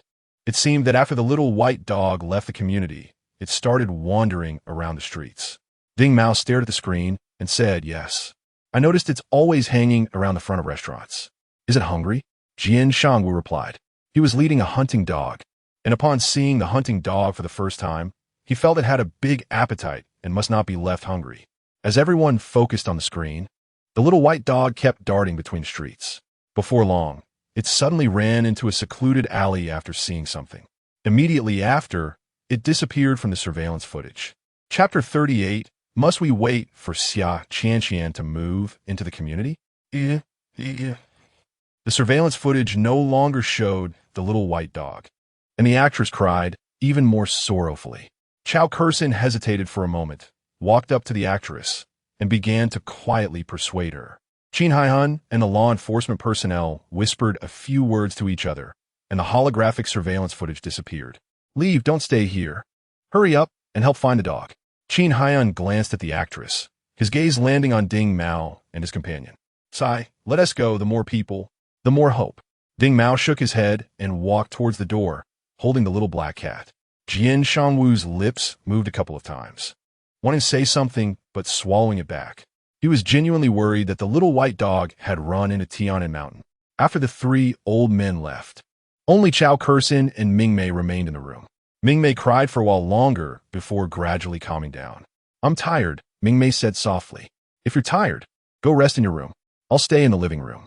If you need anything, just call me," Chao Kursin said. She really wanted to stay a little longer at the actress's home. On one hand, she felt sympathy and concern for the actress. On the other hand, she was reluctant to leave. In the future universe, this well-known Miss Daisy often received adoration many times greater than that of the actress. Some admirers would even duel for her. However, all of that was ultimately illusory, unreal. Once back in the real world, she was still just an ordinary old lady. She envied the actress. From the bottom of her heart, she envied this woman of the same age who maintained a good figure. Sometimes, she couldn't help but think that if she were Mingmei, perhaps she wouldn't be so addicted to the metaverse. "I want to be alone for a while," Mingmei said. The meaning was obvious. It was a dismissal. "All right, I'll head back first. If you need anything, contact me," Chao Kursin said reluctantly. The actress nodded. Chao Kursin took one last look at the large portrait hanging on the wall and walked out. In the following 2 days, almost all the elderly people in the community mobilized. Everyone did their best to search for the little white dog. However, it seemed as though the dog had suddenly evaporated. No matter how hard they searched, they couldn't find it. By the afternoon of the 3rd day, the actress had raised the reward to 200,000. "Why don't we help the actress find the little white dog first? I can see she's quite anxious," Hua Chaoran said. He stopped Xin Yang on the ground floor of the service center. After lunch, he wanted to chat with Xin Yang. However, no one answered his calls, and he didn't see him in his office. Fortunately, he unexpectedly ran into him. "It's not that I don't want to help, but I really can't assist with this," Xin Yang said. He was indeed avoiding Hua Chaoran. Ever since he told Hua Chaoran that the actress's little white dog was lost, he began deliberately avoiding contact with him. Although they hadn't known each other for long, Hua Chaoran's concern for the elderly left a deep impression on Xin Yang. He had good reason to believe that it wouldn't be long before Hua Chaoran would seek him out, asking him to help find the lost pets of the elderly. As it turned out, he was right to avoid Hua Chaoran. "How could you not be able to? You must have a way," Hua Chaoran insisted. His breath was a bit hurried, looking very excited, as if Xin Yang was deliberately hiding the little white dog and not letting Mingmei have it. To be honest, Hua Chaoran was very aware of what retrieving the lost puppy in advance would mean for Xia Qianqian's entry into the community. But he couldn't help but feel concern for the elderly. "Chaoran, before long, even more puppies will go missing. Are you going to make me find them one by one?" Xin Yang retorted. Seeing Hua Chaoran silent, he furrowed his brows and explained, "I'm not being cold-hearted. It's just that I really don't have the ability to find the little white dog. The only way to get it back is to let Xia Qianqian move into the community and become the caretaker for every household." "How could you not be able to? You know so much technology. I'm just an ordinary citizen of the airport city. Thousands of elderly people have gone out looking for 2 days and haven't found it. Am I supposed to find it? Besides, there are many elderly people who understand technology. They might not be any better than me. Hearing these words, Hua Chaoran fell into a brief silence. Do we really have to wait for Xia Qianqian to move into the community? After a while, Hua Chaoran asked eagerly. Yes, Qianqian's abilities are revolutionary. Why? Hua Chaoran continued to probe. Because she can establish a genetic link with pets, and I can't. Now do you understand? Xin Yang said with a stiff tone. He didn't expect Hua Chaoran to be so oblivious for the sake of the elderly. All right, Sa. Hua Chaoran sighed and fell silent. Chaoran, we won't lose the pets. Trust me, as long as Qianqian moves into the community, even if they run into outer space, we can bring them back. Perhaps feeling that his tone had been too harsh earlier, Xin Yang patted Hua Chaoran's shoulder. In fact, given the current situation, that little white dog either ran into Tianan Mountain or fell into some gutter. If you want to help the actress, let the elderly go into the mountains or pay extra attention to places like gutters. Okay, thank you. Hua Chaoran nodded. He had finally calmed down. If there's nothing else, I'll take my leave. Xin Yang patted Hua Chaoran's shoulder again. You go ahead. Hua Chaoran stepped aside, smiling awkwardly. Xin Yang glanced at him, brushed past him, and walked toward the service center. Oh, by the way, Xin Yang suddenly stopped. I estimate that soon, more pets will go missing, and the numbers will be astonishing. You need to adjust your mindset quickly, or else. Xin Yang shook his head and didn't continue. Understood. I'll find something else to do to distract myself. Hua Chaoran forced a smile. This statement was directed at Xin Yang, but it was also meant for himself. However, before Hua Chaoran could shift his focus elsewhere, an even worse situation soon arose. That night, over 80 pets went missing in one go. Then, by noon on the third day, over 100 more pets went missing. Following that on the fourth day, it was over 200. To fulfill the wishes of each elderly person, the community's free pet adoption event continued. Meanwhile, the incidents of the elderly losing their pets also persisted. The elderly who had helped Mingmei look for pets quickly set off on their own journeys to find their lost pets. In fact, the continuous loss of pets was somewhat inevitable. Over the past 5 years, the elderly had been spoiled by the caretaker system and robots. They had long become accustomed to a self-centered lifestyle. Now, asking the elderly to care for another life, in a way, required them to revolve around another life. It meant making these little darlings the center of their lives, while they themselves were marginalized, reduced to the same status as the caretaker system or robots. Although this change was not obvious, it was enormous and revolutionary. The bad habits that had developed unconsciously soon erupted all at once. Just like the actress Mingmei, who loved eating eggs, she assumed that all living beings in the world also loved eating eggs. Moreover, helping Mingmei find the little white dog also accelerated the intensification of conflicts to some extent. Can you imagine an elderly person who rarely exercises and has a quirky temperament? After a whole day of turmoil outside, still being able to take care of their pet like before? Gradually, Hua Chaoran also became numb. He placed all his hopes of finding his pet on Xia Qianqian. He believed that Xin Yang would soon put an end to this turmoil. However, looking back, this incident of the pet running away did have its benefits. At least during that time, the elderly people mostly stopped logging into the metaverse. Although no one realized it, this was the beginning of the elderly overcoming their internet addiction. Teacher Ding, can I talk to you? That evening after work, Hua Chaoran knocked on Ding Mao's door. Chapter 39, Keep Your Edge Meow. Before Ding Mao could speak, the little black cat meowed first. It has even learned to greet people. Hee. Ding Mao smiled broadly, holding the little black cat in his arms, and made an inviting gesture. Chaoran, do you think I can apply to send this little guy back? Why? Hua Chaoran was surprised. It seemed that Ding Mao must really like the little black cat. How could he bear to send it back? Ding Mao rubbed his face against the little black cat, which was looking up at him, and said with a smile, the ancient said that playing with things can lead to a loss of ambition. I feel like I'm in that state right now, spending all day around it, trying to come up with ideas for a new book, but I just can't concentrate. So you're saying that the reason you can't write a new book is because of the little black cat? Hua Chaoran asked deliberately. His previously tense heart relaxed. Not quite. It's just, aha, forget it, forget it. Ding Mao waved his hand and sat down in front of the root-carved tea table on the balcony. I happen to have this year's new tea here. Would you like to try some? He placed the little black cat on his lap and picked up a small white porcelain jar from the tea table. Of course I want to try some, but isn't it too late now? If you drink tea and can't sleep, that would be troublesome. Hua Chaoran shook his head while looking at the small white porcelain jar and sat down across from Ding Mao. Ding Mao smiled again. It doesn't matter.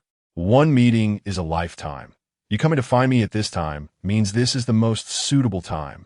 And I just happen to have a jar of new tea at this moment, which, in a way, is prepared for your visit. Ding Mao clicked a few times on the root carving, and a crystal-clear teapot and 2 teacups emerged from beneath the table. Why should we miss such a good tea-tasting opportunity because of a potential insomnia? As he spoke, Ding Mao took some tea leaves from the small white porcelain jar and placed them into the teapot. Teacher Ding, your glass cups are really transparent. Hua Chaoran couldn't help but say. The teapot and teacups in front of him looked stunning. This isn't tea glass. It's lioli, color glaze. At first glance, they do look somewhat similar, but they are not the same thing. Ding Mao glanced at Hua Chaoran and explained slowly. The main raw materials of glass are various inorganic minerals, while lioli is made from various colors of synthetic crystal. At the same time, he clicked on the tea table again. A square, ancient-looking, jade-green container emerged. Ding Mao picked up the jade-green container and poured the hot water inside it into the teapot. As soon as the hot water touched the new tea, Hua Chaoran immediately smelled a refreshing fragrance. To brew green tea well, the water temperature should not exceed 85 degrees. This is called the degree. Ding Mao changed the subject back to the main topic. Chaoran, what did you come to talk to me about today? Ding Mao gently stroked the little black cat, but did not rush to pour tea into the 2 cups. There is something that is troubling me, and I do like to hear your advice, Hua Chaoran said. This was the first time he had come to Ding Mao with something on his mind. Over the past 5 years, he had visited Ding Mao many times on such nights. Chaoran, is it about your sister? Ding Mao asked tentatively. After pouring the hot water, Ding Mao casually covered the tea leaves with the lid. At this moment, in the teapot, which was as transparent as ice crystals, countless tender green tea leaves slowly and rhythmically unfolded beneath the lid. No, Hua Chaoran shook his head. His gaze drifted past the tea set to the lights and stars outside the window. Ye'er has already returned to work normally. The misunderstanding between her and the actress should be resolved soon, right? Then what is it? Ding Mao poured the first cup of tea from the teapot and handed it to Hua Chaoran. Sun Xiao called me a couple of days ago and said they want to buy our isolation shields. Hua Chaoran turned to glance at the teacup, placing the first cup of tea back in front of Ding Mao. He wasn't sure about the etiquette of tea drinking, but this was the most basic courtesy. That is a good thing. Those isolation shields are really unnecessary and quite an eyesore. If someone wants to buy them, then let us sell them. Ding Mao smiled and placed the second cup of tea he had poured in front of Hua Chaoran, taking a small sip from the first cup. New tea really is the best. A contented expression appeared on his face. Meow. The little black cat looked up at Ding Mao and meowed. What's wrong? Do you want to drink some tea too? Then I'll let you have a lick. Teacher Ding, you know about Sun Xiao, right? Hua Chaoran held the teacup, his gaze resting on Ding Mao's face. Of course I know. Isn't he the chief scientist of the ago.Xin group? Didn't he talk about giving himself a future at the citizens' hearing that day? Ding Mao brought the teacup close to the little black cat's mouth, letting it lick the tea while casually asking. So, when he contacted you, it was because ago.Xin group wants to buy our isolation shields? Yes, but do you know what Sun Xiao has done? Hua Chaoran frowned, took a sip of tea, but couldn't taste anything. Does it matter? Ding Mao placed the cup on the tea table and patted the little black cat. Meow. The little black cat meowed and jumped down from Ding Mao's lap to play by itself. Chaoran, you're hesitating on whether to sell the isolation shields to him because of Sun Xiao's character, right? Ding Mao tapped on the tea table again, and an open lotus petal-shaped white porcelain bowl appeared. Yes, his character is questionable. I'm afraid he'll use our isolation shield for bad things. Also, I'm worried that his approach to buy the isolation shields itself is part of a conspiracy. Chaoran, let me ask you, should we sell the isolation shields? Ding Mao interrupted Hua Chaoran by pouring the tea from his cup into the white porcelain bowl. We definitely should sell them. Selling them not only brings back funds, but also gives us a chance to renovate the garden. Hua Chaoran said without thinking. Ding Mao washed the cup and poured himself another cup of tea. He held the cup and stared at Hua Chaoran for a moment, then suddenly laughed. Chaoran, you've had your tea. Do you think you'll have trouble sleeping tonight? I guess I'll only know when it's time to sleep. Isn't the reasoning quite simple? Ding Mao tilted his head and asked with a smile. The reasoning? Hua Chaoran was taken aback. Ding Mao said, whether Sun Xiao will do something bad after buying our isolation shields, we can only know after we sell them to him. Yes. Hua Chaoran felt a sudden clarity. In my opinion, as long as there's no issue with the act of him buying the isolation shields, and we indeed need to get rid of them, then it can be done. Can be done? Hua Chaoran murmured. Ding Mao said while sipping his tea, it's indeed wise to keep a watchful eye on everything, but if you hold back too much out of overthinking, then it might be counterproductive. After a pause, Ding Mao said earnestly, Chaoran, keep your edge. Keep your edge. Hua Chaoran suddenly widened his eyes. He recalled many things, and his breathing gradually became rapid. Thank you, Teacher Ding. Hua Chaoran stood up, feeling that the fire in his chest was burning fiercely again. No, he shouldn't passively wait for him to contact. He should take the initiative. He quickly made a decision. He would go see Xin Mei. As Sun Xiao's boss and the female president of the Xin group, Xin Mei was the real buyer of those isolation shields. Rather than doubting Sun Xiao's true intentions here, it would be better to have direct contact with Xin Mei. As for the matter of gene pets, since Xin Yang already has a clear plan, I should unconditionally support him instead of causing him trouble. Chaoran, do you still remember the construction concept you proposed back then? Ding Mao looked at him. Hua Chaoran nodded. You need to put into practice? Ding Mao said. Yes, I must put into practice. Hua Chaoran clenched his fist. His eyes brightened, his hands and feet became agile, and he felt incredibly relaxed all over. Sharpness, yes, as young people, what we should maintain the most is our sharpness. The more Hua Chaoran thought about it, the more excited he became. He had a feeling that he would definitely have trouble sleeping tonight. However, this insomnia had nothing to do with tea. Chapter 40. Unable to commit the next morning, Hua Chaoran got up early.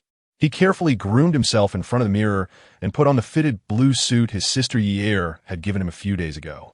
After a simple breakfast, he left the Huame garden and took a bus. It was already late spring. In this city, where pear blossoms were the municipal flower, white petals were fluttering everywhere. The air was sweet, and people's expressions were much livelier than in the cold season. Hua Chaoran's profile rested against the bus window, and the scenery outside rushed by.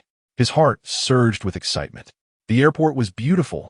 In such a wonderful city, how could one not make a mark? Hua Chaoran suddenly felt a sense of urgency, as if time was running out.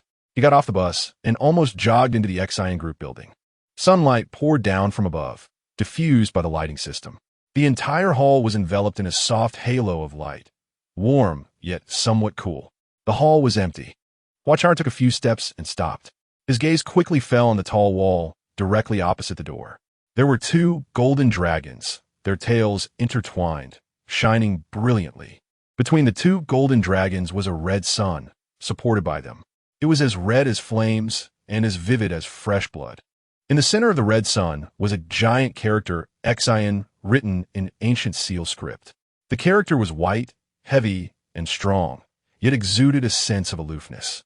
This striking relief sculpture was probably the totem of the Xin family, Hua Chaoran thought. He tilted his head to admire it for a while before his gaze gradually descended. The four large characters of Xin group in Lake Blue were right next to the dragon's tail, below the Xin totem. Hello, how can I assist you? A beam of light fell, and a woman projected by a holographic image appeared behind Hua Chaoran.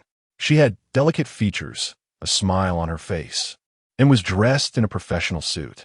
Hua Chaoran turned to take a look at her, guessing she must be the receptionist of the Xin group. I am Hua Chaoran from Xin Life, and I would like to see Miss Xin Mei. Hua Chaoran stated his purpose directly. Please wait a moment. I will inquire. The woman smiled and stood still. Hua Chaoran looked at her, feeling a bit awkward. He didn't expect that the so-called #1 tech stock in the airport, the Xin group, would have such a card. Mr. Hua, Xin is available. Please follow me. The receptionist made an inviting gesture, and her previously stiff expression became natural. Hua Chaoran followed her towards the southeast corner of the hall. "Mr. Hua, I wish you a pleasant negotiation." The receptionist placed her hands together at her abdomen and bowed slightly to Hua Chaoran. In the next moment, 4 walls rose from the marble floor beside Hua Chaoran. The walls were completely transparent. Unless one intentionally looked or touched them, they would hardly notice their existence. Hua Chaoran stared at the almost invisible walls, feeling incredibly astonished. At the same time, he was surprised to find that the position he was standing in had noticeably risen. "Hey, what is this?" He wanted to ask the receptionist, but found she had already disappeared. Subsequently, Hua Chaoran, along with the marble floor beneath him, was continuously elevated within the encircling walls. 111th floor has arrived. "Mr. Hua, this way, please." About 2 minutes later, the receptionist reappeared. The floor beneath Hua Chaoran stabilized at a certain height and stopped rising. Hua Chaoran saw a long corridor that connected with the floor below. After hesitating for a moment, he took a step forward. The moment he stepped out, the transparent wall blocking his way, along with the other 3 walls, simultaneously sank into the ground. Is this a new type of elevator? Hua Chaoran thought to himself, soon realizing that the Xian group was indeed impressive. Even their elevator was extraordinary. "How's that? I didn't scare you, did I?" As soon as he entered the CEO's office, Xian Mei's voice floated over. Hua Chaoran turned to look, just in time to meet Xian Mei's piercing gaze. "Ms. Xian, if there's anything you need, please let me know." With a click, the door closed, and the receptionist likely vanished again. "You have the courage to come looking for me," Xian Mei said coldly, stepping out from behind her wide, minimalist desk. "Have a seat." She sat down in a pure white chair by the window, instinctively crossing her legs. Hua Chaoran noticed 2 identical white chairs around a small round table, so he stepped forward and sat in the one diagonally opposite Xian Mei. "Is it a bit embarrassing for you to come to the Xian group for the first time?" A hint of disdain appeared at the corner of Xian Mei's mouth. Hua Chaoran did not answer her question, merely gazing at her quietly. In that gaze, he noticed a slight blush on Xian Mei's fair, beautiful face. It seemed that when one attacked another, their mood wasn't particularly good, Hua Chaoran thought. "Let's talk. What exactly do you want from me?" After a short pause, Xian Mei squinted her eyes and smiled again. This time her smile seemed genuine, as her entire demeanor became lively and charming. "I want to ask if the Xian group intends to acquire the isolation shield from Xin Life." Hua Chaoran looked back at Xian Mei and asked, "So it's about this matter." Xian Mei turned to look out the window. In the distance, the Tiannan Mountain stood majestically. Up close, countless buildings were lined up in a row. Of course, her view was occasionally interrupted by a few butterfly-shaped flying devices. Such a trivial matter. If it weren't for Sun Xiaoxiao specifically reporting it, I probably wouldn't bother with it, Xian Mei said, glancing upwards. Sitting at nearly 450 meters high, she gazed toward even higher places. Besides soaring eagles, nothing else could be seen. "Regardless, you know about this matter, right?" Hua Chaoran asked. He also understood that for a company of Xian Group scale, a transaction worth tens of millions might not warrant the president's personal attention. However, he had to ask this question, otherwise it would be irresponsible, not just to the isolation shields but to the matter itself. "Hua Chaoran, what exactly do you want to ask?" Xian Mei turned her gaze towards him. "I want to know what the Xian Group intends to do with those isolation shields." "Sorry, I cannot disclose that," Xian Mei said lightly, her eyes shifting slightly. Just like Sun Xiaoxiao's response, Hua Chaoran murmured, falling into a brief silence. "May I make a request?" After a long pause, he asked. Xian Mei raised her eyebrows, staring intently at Hua Chaoran. "I hope you will use those isolation shield for good, to do something beneficial for the people of the airport," Hua Chaoran said sincerely, continuing. "Those isolation shields were originally procured by the municipal government to improve the lives of the elderly, but clearly, they have not fulfilled their intended purpose and have instead become a burden. Now that you propose to buy them, we certainly welcome it." As he spoke, Hua Chaoran unconsciously raised his face and straightened his back. "If you can use them to do good deeds, not only will we agree to sell all the isolation shields to you, but we can also make concessions on the price." "Is this the purpose of your visit?" Xian Mei asked. Yes, we don't want to waste resources just to recoup funds, Hua Chaoran replied. Waste resources, huh? Xin May let out a cold snort. Her beautiful eyes darted quickly, and her expression fluctuated between dark and light. Once the goods are bought, they belong to us. It seems to have nothing to do with the seller, right? I definitely know this, but we will still raise the requirements that need to be raised. If the Xin family can't make a commitment, we won't consider this deal. Hua Chaoran said solemnly. Haha, are you here to be funny? Xin Mai left. With the strength of our Xin family, will we be threatened by you for a few isolation covers? Hua Chaoran, if I were you, I would focus on myself and seriously think about how much longer the funding chain of Xin Life will completely break. So, does that mean the Xin family can't make a commitment? Hua Chaoran interrupted him. Yes, we cannot make a commitment. Xin May said coldly. Chapter 41, a millisecond of perseverance before coming here. Hua Chaoran had already decided to sell the isolation cover to the Xin family. He came to see Xin May, only to make a request before the sale. Unexpectedly, this legitimate request led to a breakdown in their conversation. Did the Xin family want to buy the isolation cover for some nefarious purpose? Hua Chaoran thought to himself, planning to leave.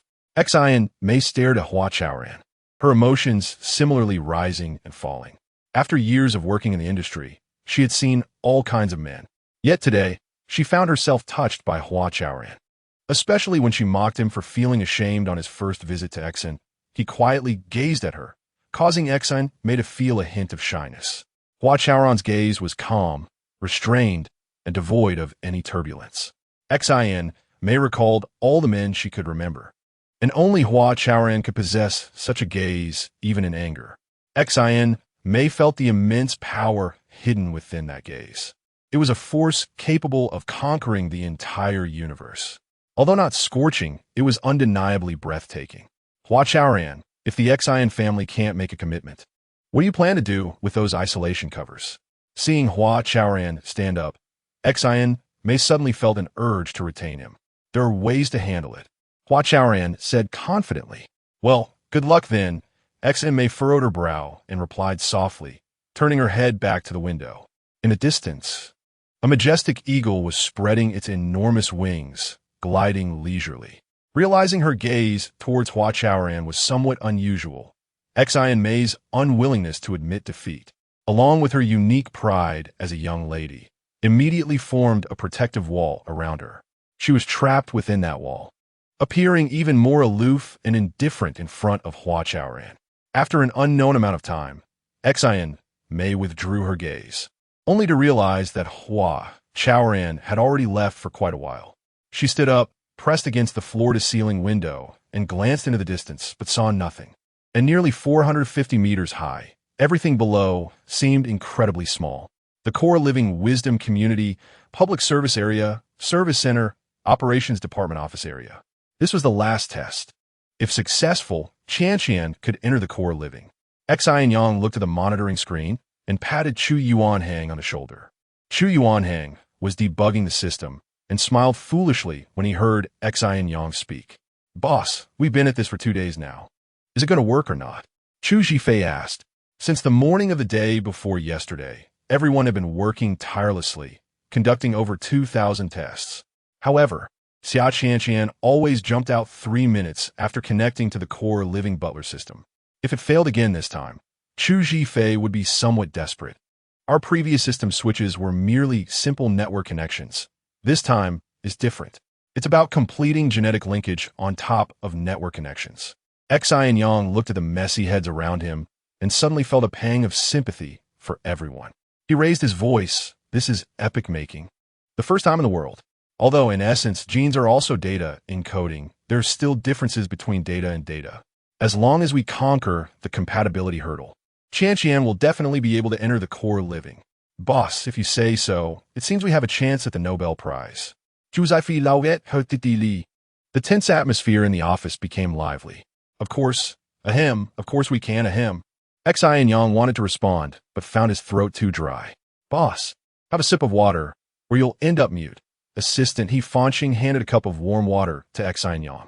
Xin Yang glanced at him, took the cup, and drank. If little he remembered correctly, Xin Yang had been too busy to eat or even drink since yesterday noon. After drinking, his throat felt much better. Xin Yang shoved the cup into He Fanqing's arms and cleared his throat. "Is everyone ready?" he asked in a deep voice. "Ready, ready." The last response was a chorus. "All right, I'll count down from 3, and we'll nail in one go." As he spoke, Xin Yang raised 3 fingers. Time seemed to stretch infinitely in that moment. Everyone could only hear each other's pounding hearts. Yet Xin Yang's fingers did not bend. 3. Finally, Xin Yang bent his first finger. Then time sped up. In the blink of an eye, Xin Yang's third finger was also bent. Chu Yuanhang, Chu Zhifei, He Fanqing, and Nanxiao. Everyone's gaze turned toward the main control interface. Time passed very slowly again. Every millisecond felt extraordinarily difficult. 3 minutes, 3 minutes. Everyone silently counted this critical time point in their hearts. 3 minutes is 180,000 milliseconds. Everyone was enduring at least 180,000 moments of torment. The Xiaqian incident indeed appeared to be a crisis. Yet Xin Yang saw hope in it. The hope of genetic connection transitioning from theory to reality. Xin Yang clearly remembered that when designing Xiaqian, it relied solely on powerful data processing capabilities. Only by processing the largest amount of data in the shortest time could Xiaqian accurately sense the feelings of the elderly and provide them with meticulous service.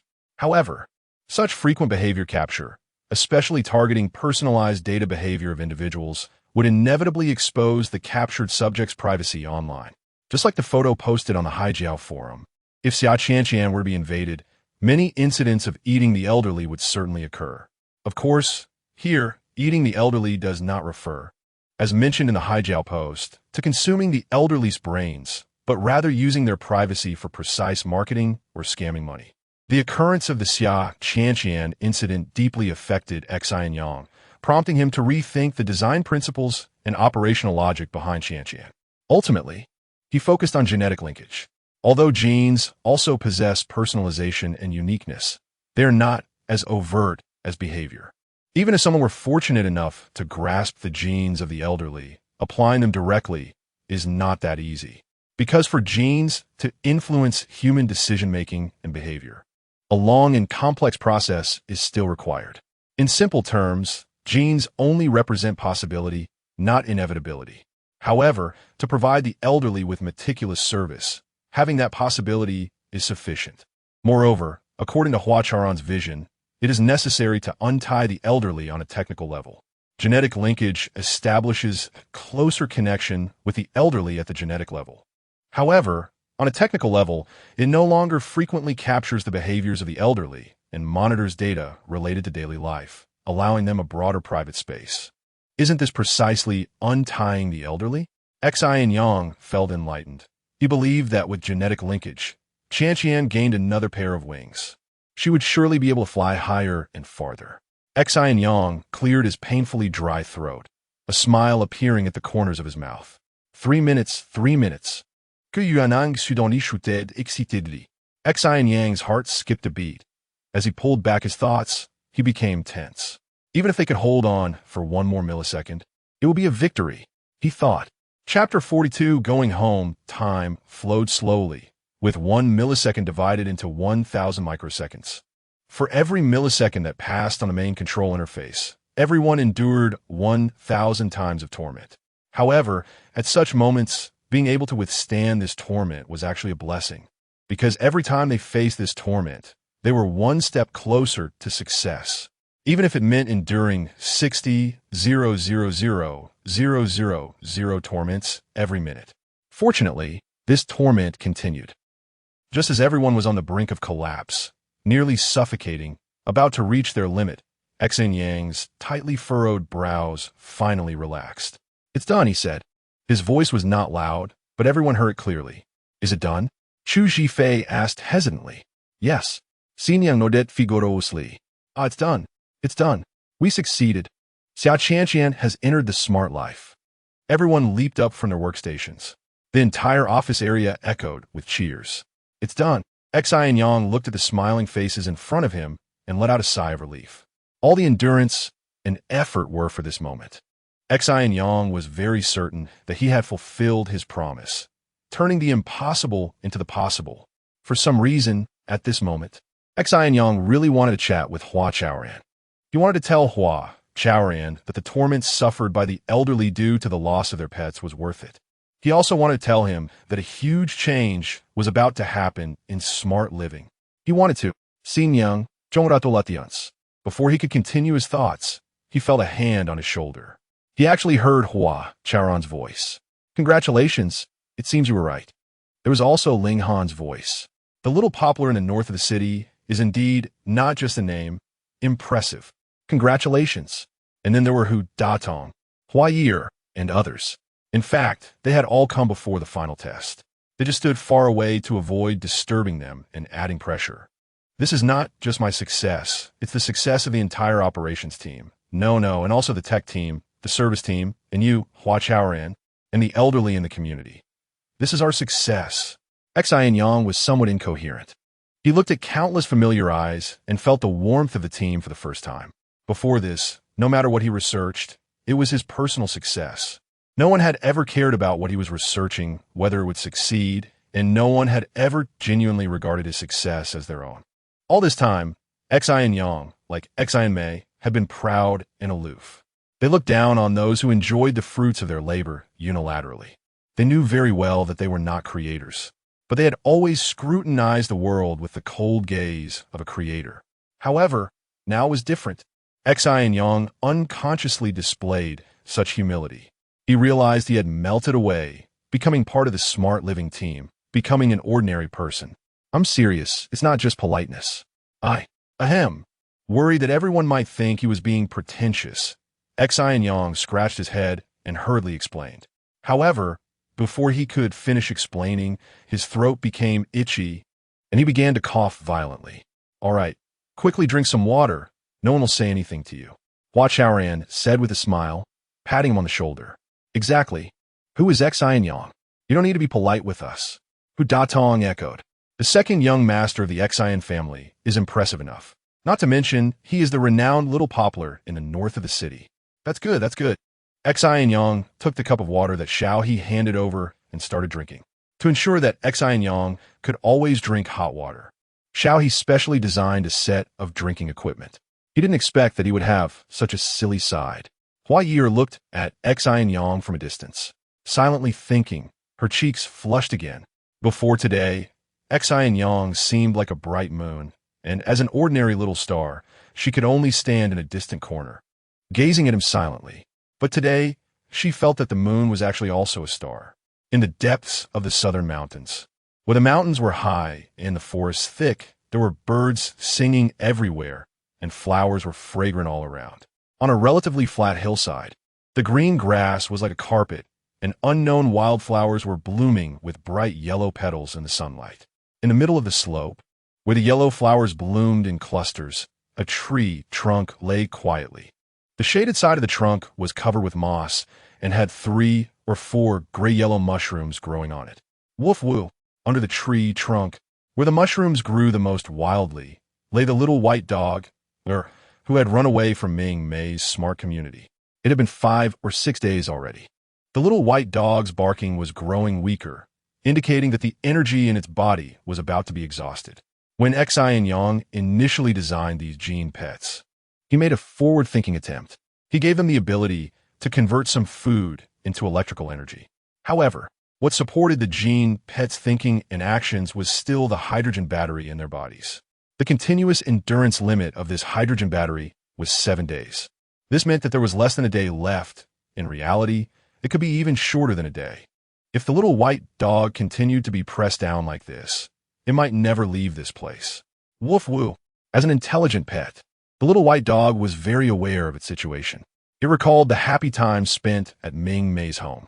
It even silently vowed that if it could return to its owner's side, it would be willing to eat eggs every day. Thinking of its owner, the little white dog, Hua Ye'er, gathered its courage again. It desperately twisted its neck, wanted to take a few more bites of the mushrooms or moss. These 2 moldy-tasting things, though terrible in texture and mixed with a lot of dirt, could still provide it with some electrical energy. Even the slightest bit of electrical energy was a glimmer of hope. Ye'er thought silently, tears welling up in its eyes. In fact, it had initially crawled under the trunk just for fun. It really didn't need to run away from home. But where in the world is there a medicine for regret? Ye'er was still trying hard. It didn't want to give up. Ding! The main system requests a connection. Do you agree to connect? Just as Ye'er struggled for a long time and could not manage to eat a bite of moss or mushroom, a gentle, cute voice suddenly echoed in its mind. Woof! Ye'er is tiefs flodecken. It agreed without hesitation. If it could leave this place, it would be willing to connect to any system. Hello, Ye'er. I am Xia Chanqian, the new housekeeper of Smart Living. You can call me Chanqian. Xia Chanqian's image appeared in Ye'er's mind. Woof! Ye'er let out a joyful bark. It's okay, it's okay. Chanqian will take you home right now. As she spoke, Xia Chanqian's holographic image appeared before Ye'er. She was wearing a pure white long dress, looking like a fairy. Woof! Ye'er really liked Xia Chanqian. Xia Chanqian smiled slightly and squatted down next to Ye'er. She extended her pristine hands and gently stroked Ye'er's forehead. Ye'er, to leave here, you need to rely on your own efforts. Can you do it? Xia Chanqian asked softly. Woof! Ye'er twisted its body, barking excitedly, desperately agreeing. And during this caress, Xia Chanqian helped Ye'er complete the system upgrade.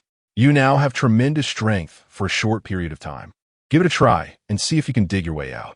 Xia Chanqian smiled, her eyes filled with encouragement. Woof woof! Ye'er barked twice, twisting its neck and exerting a bit of effort. Before long, it emerged from under the tree trunk. Time to go home. Run towards home.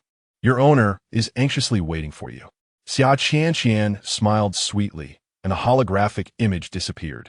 Ye'er turned to look at the tree trunk, lost in thought for a moment. In the next second, it shook its head and bolted down a mountain. At the Xin Life Service Center, in the Operations Department office area, Ling Han looked at the holographic screen where the small white dog was running and fell into contemplation. After a moment, she asked, is it a reverse link? Chapter 43. Life interconnected almost there. A smile appeared on Xin Yang's lips as he recalled the appearance of that little white dog. Suddenly, he also wanted to raise such a pet. Initially, to allow the pets to gain personality from their owners. I had them read their owners' genes up close during their first contact. Xin Yang turned around, leaning against the desk with his arms crossed. This is also why I named them genetic pets. He smiled and instinctively looked up. Xia Chanqian successfully entered the core life, and genes became a bond that not only connected the owner and the pet, but also linked both the owner and the pet into the butler system. Ling Han squinted her eyes and asked softly, that's right, genetic pets are actually an experiment, a practical application of the gene linkage theory. Xin Yang unconsciously glanced at Ling Han. Before this, he had looked down on her. Ling Han's looks and figure were undoubtedly the best on the surface. However, in terms of technical strength, it did not match her position as Chief Technology Officer. Not to mention, the past 5 years in core life had definitely been a huge failure. Xia Chanqian not only extended the gene reading distance, but also linked all living beings through genes. Ling Han's eyelashes fluttered a few times, and her gaze suddenly became sharp. Yes, Xin Yang did not deny it. Xin Yang, you have quite an ambition, Ling Han said coldly. The interconnection of all things has always been a dream of humanity. I stand on the foundation of this interconnection to explore the possibility of life interconnection. Isn't that good? Xin Yang retorted. Have you ever thought that this idea is actually very dangerous? Ling Han said, haha, Xin Yang lao get.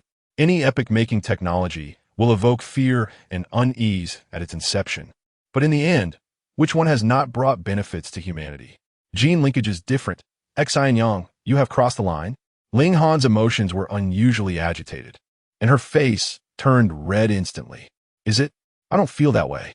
Xin Yang replied and asked in a deep voice, have you ever thought about what the essence of genes is? Is there a need to think? It maintains the uniqueness of every life. It tells us that every life is an independent individual. It is our privacy, habits, secrets. Ling Han said in one breath, her chest rising and falling rapidly. Xin Yang, do you know what you're doing? You are opening Pandora's box. Ling Han warned once again. Is it that terrifying? Xin Yang was unconvinced. However, he still patiently explained, The essence of genes is merely possibility, not inevitability. Do you understand? After a pause, he continued, I think I am unbinding humanity, making this world, which is complicated beyond measure, simpler and purer. Is it? Ling Han replied unkindly. Isn't it? Xin Yang retorted. Then he smiled. Take reverse linkage as an example. If I don't let Hua Chaoran use the owner's genes to reverse link to the pets that have obtained their genes, can they come back? Also, have you thought about how troublesome it is to find runaway pets through the internet and the existing interconnection technologies? I think I simplified this process, making it easier and more direct for pets to return home. Xin Yang said in one breath, his gaze fixed on Ling Han's face. Wanted to see her reaction. If the pets ran away with prior planning, designed in advance, can your arguments still hold? Ling Han blurted out. In a daze, she felt that the person standing in front of her was the devil itself. And Hua Chaoran, whom everyone had been eagerly waiting for, also became less beautiful. Perhaps those rumors were not unfounded. Ling Han thought to herself. Hearing these words, Xin Yang snorted coldly and fell silent. Since you don't trust me so much, please go talk to Hua Chaoran and have him notify me to leave. After a while, Xin Yang rolled his eyes and said seriously. After saying that, he turned his body and sat back in the office chair. At the same time, the entire airport suddenly boiled over. People were surprised to find countless pets running down the streets. They were so cute and so mischievous. Some were running around, happily barking. Drivers couldn't help but pull over to the roadside upon seeing this scene. Walkers, regardless of whether they knew each other or not, quickly gathered in twos and threes. Many people poked their heads out from office buildings, factories, kitchens, and bathrooms. Even those secretly piloting butterfly-shaped flying devices hovered in midair. In fact, the entire airport's rhythm had slowed down. People wore genuine smiles that came from deep within. All the restlessness, all the fame and fortune, all the worries, all the suspicions and doubts were cast aside. Between people, there was only companionship. Between humans and pets, there was only mutual joy. Some couldn't help but laugh heartily, while others rushed from high places to the street. People quickly noticed that these pets seemed to have the same destination, the Southern City Core Life smart community. Goodness, when did Core Life get so many little guys? Could it be that every elder has one? Is this really Core Life? People discussed animatedly, their eyes filled with envy. However, if they knew what these adorable little ones had encountered not long ago, perhaps their envy would turn into something more. Some shallow-eyed individuals might even shed tears for the little ones. In fact, the reason these little ones were so happy was that most of them had experienced unfortunate events similar to the little white dog. Some had been trapped in trash bins, some stuck in crevices, some fell into ditches, some ran into sewers, completely getting lost. If Ling Han had noticed these, she might not have suspected that all of this was Xin Yang's scheme. Because even if it were a scheme, it wouldn't be so bizarre and laughable. The pets started returning home around noon that day. However, by the time the last pet returned to Core Life, it was already past 2 in the morning. The last pet to return was Ye'er. Worried about not having enough energy, it didn't dare to run too fast. To replenish some energy, it would eat whatever it saw that was edible. It was only after running and stopping that it was the last to return to the community. Unfortunately, the owner, Ming Mei, was completely unaware of this. She had already given up hope 2 hours ago, especially when she watched the second-to-last pet leap into its owner's arms. Her heart ached unbearably. In that moment, she was completely consumed by guilt and self-blame. Let's go back, I'm tired, Ming Mei murmured, as if she had lost her soul. Or we could wait a little longer, maybe in a few minutes. It's impossible, it won't come back. Before Chaoran could start persuading her, Ming Mei turned around and walked back to the community. Sigh, then let us head back too. Chaoran sighed and caught up with Ming Mei along with a few elderly people. Jian Shangwu, not far away, Hua Ye'er softly asked, Brother, why doesn't she believe Ye'er? She only believes in her own judgment. Hua Chaoran smiled. To avoid unnecessary conflicts, the siblings had been standing in the dark, accompanying the elderly after work. Brother, let's wait a little longer. I believe in Ye'er, Hua Ye'er said. When she learned about Ye'er's ordeal in Tianan Mountain, she felt very sympathetic towards her. Besides that, she didn't want to leave for a more important reason. She didn't want Ye'er to come back and find that there was no one waiting for her. That would break her heart. Well, let's wait a little longer. Hua Chaoran nodded and took off his outer coat, draping it over his sister. Brother, I'm not cold. Hua Ye'er tried to return the coat. It's late, and I'm worried you'll catch a chill, Hua Chaoran said. To make his sister feel more at ease wearing the coat, he straightened his back intentionally.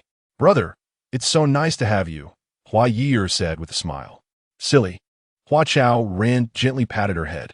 It was the first time in so many days that his sister smiled in front of him. As time passed, the night grew deeper. A cool breeze began to rise gradually. Hua Chaoran wrapped himself tighter in the coat and yawned. Brother, you still. Hey, Ye'er. All sleepiness vanished, and her eyes widened instantly. Chapter 44. You can't replace her. Ye'er limped her way towards the Hua siblings. Little guy, you're really something? Hua Ye'er exclaimed, quickly rushing to Ye'er and hugging her tightly, regardless of how dirty she was. Woof woo. Ye'er let out an affectionate and muffled sound. After a while, Hua Chaoran said, Let's go, we're heading back. Are we taking Ye'er home directly? I wanted to ask, do we need to? No need, tomorrow. I'll personally take her back then. All right, I'll just change Ye'er's battery and give her a bath. Hua Ye'er nodded and rubbed her fair face against Ye'er's dirty little head.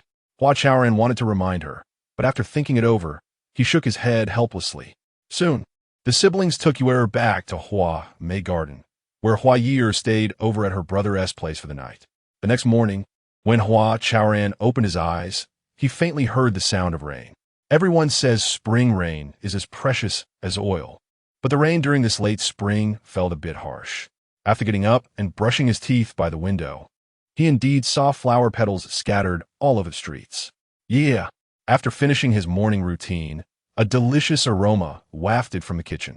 Hua Chaoran looked at his busy sister in the kitchen, his eyes filled with hesitation and conflict. His sister didn't turn around, but responded to him. At that moment, the little white dog Ye'er jumped out from beside his sister's feet. She was clean, her eyes sparkling, and her spirit seemed very good. Hua Chaoran squatted down. Ye'er tilted her head and gazed at him, panting lightly. Looking at Ye'er, Hua Chaoran made up his mind. I want to have breakfast. I want to take Ye'er back first. I wonder what the actress is like now. Upon hearing her brother's words, Hua Ye'er paused her cooking. After a moment, she turned around and said, Brother, I won't accompany you. I really don't know how to face her. No need for you to go. Woo. Hua Chaoran spread his hands, and Ye'er looked back at Hua Ye'er reluctantly before jumping into Hua Chaoran's arms. In fact, the Hua siblings both knew this was a rare opportunity to ease the relationship with Ming Mei. However, Hua Ye'er couldn't muster the courage and couldn't swallow the humiliation she felt since last night. The rain gradually became lighter, and it seemed it would stop soon. Hua Chaoran didn't bother with an umbrella. He wrapped Ye'er in his coat and walked out of their home. In the living area of the Xin Life community, Ming Mei sat in a beige woven chair on the balcony, staring blankly at the rain outside. She had just sent off a group of elderly visitors. Some of these elders spoke endlessly, while others remained silent, merely observing her intentionally or unintentionally. But Ming Mei was very clear that their visit was definitely because of Ye'er, the Ye'er she had lost forever. Thinking of Ye'er, tears welled up in Ming Mei's eyes once more. At around 40 years of age, she had voluntarily ended her 5th marriage and started living a quiet life alone. In these 5 marriages, she had given her all, 200% of her passion and sincerity. Yet in the end, all she got back were 5 unfaithful men and 5 daggers stuck in her heart that she could never pull out. In terms of marriage, Ming Mei was undoubtedly a failure. However, from last night until now, she had been reminiscing about her past marital life. Especially at the moment she realized that Ye'er would never come back, she felt an extreme sense of regret. She truly wished that among the 5 men who had hurt her, at least one could come back to her side. Just like when he pursued her, or during their passionate days together, embracing her shoulder. Even if he said nothing, she would feel that there was still someone in the world sharing the burden with her. Woof woof. In a daze, she seemed to hear Ye'er's barking. Woof. Another bark followed. Ming Mei suddenly sprang up from her woven chair. Ye'er, is that you? Her body trembled, her lips quivered, and she staggered towards the door. Woof. This time, Ming Mei clearly heard it. It was Ye'er's bark. Oh my, am I dreaming? Her tears fell to the ground like scattered pearls. My thief. You finally came back. She hurriedly opened the door. In addition to Hua Ye'er, who leapt into her arms, there was Hua Chaoran standing behind Hua Ye'er. Actress, Hua Ye'er hasn't been lost. She just returned a little late. She arrived at the community around 2 last night, and it was too late then, so we were worried about disturbing your rest and didn't contact you or bring her back. Kumin. Without waiting for Hua Chaoran to continue, Ming Mei interrupted him. Hey, where is Qian? Hua Chaoran glanced around the room, looking puzzled. According to logic, Qian should have been accompanying the elderly after entering the community, and she should have been the one to greet visitors like just now. Qian? Ming Mei appeared even more confused. Ever since the little white dog Hua Ye'er went missing, her mind had been focused on finding Hua Ye'er, and she was not concerned about anything else. Therefore, she hadn't noticed the switch in the community management system and didn't know that it was Qian who helped find Hua Ye'er. Brother Chaoran, I'm here. Before Ming Mei's words could finish, Qian's figure suddenly appeared in the living room. I saw that the actress sister was too emotional, so I didn't help her open the door, mainly because I didn't want to disturb her. She smiled brightly at Hua Chaoran, waving her hand enthusiastically, as if she guessed Hua Chaoran's thoughts, and explained. Her. Ming Mei was initially taken aback, but then she quickly realized and looked at Hua Chaoran, asking, Is she the new housekeeper Qian? Yes, she is the one who found her deep in Tianan. Hua Chaoran replied. After stepping inside, he casually closed the door. Really?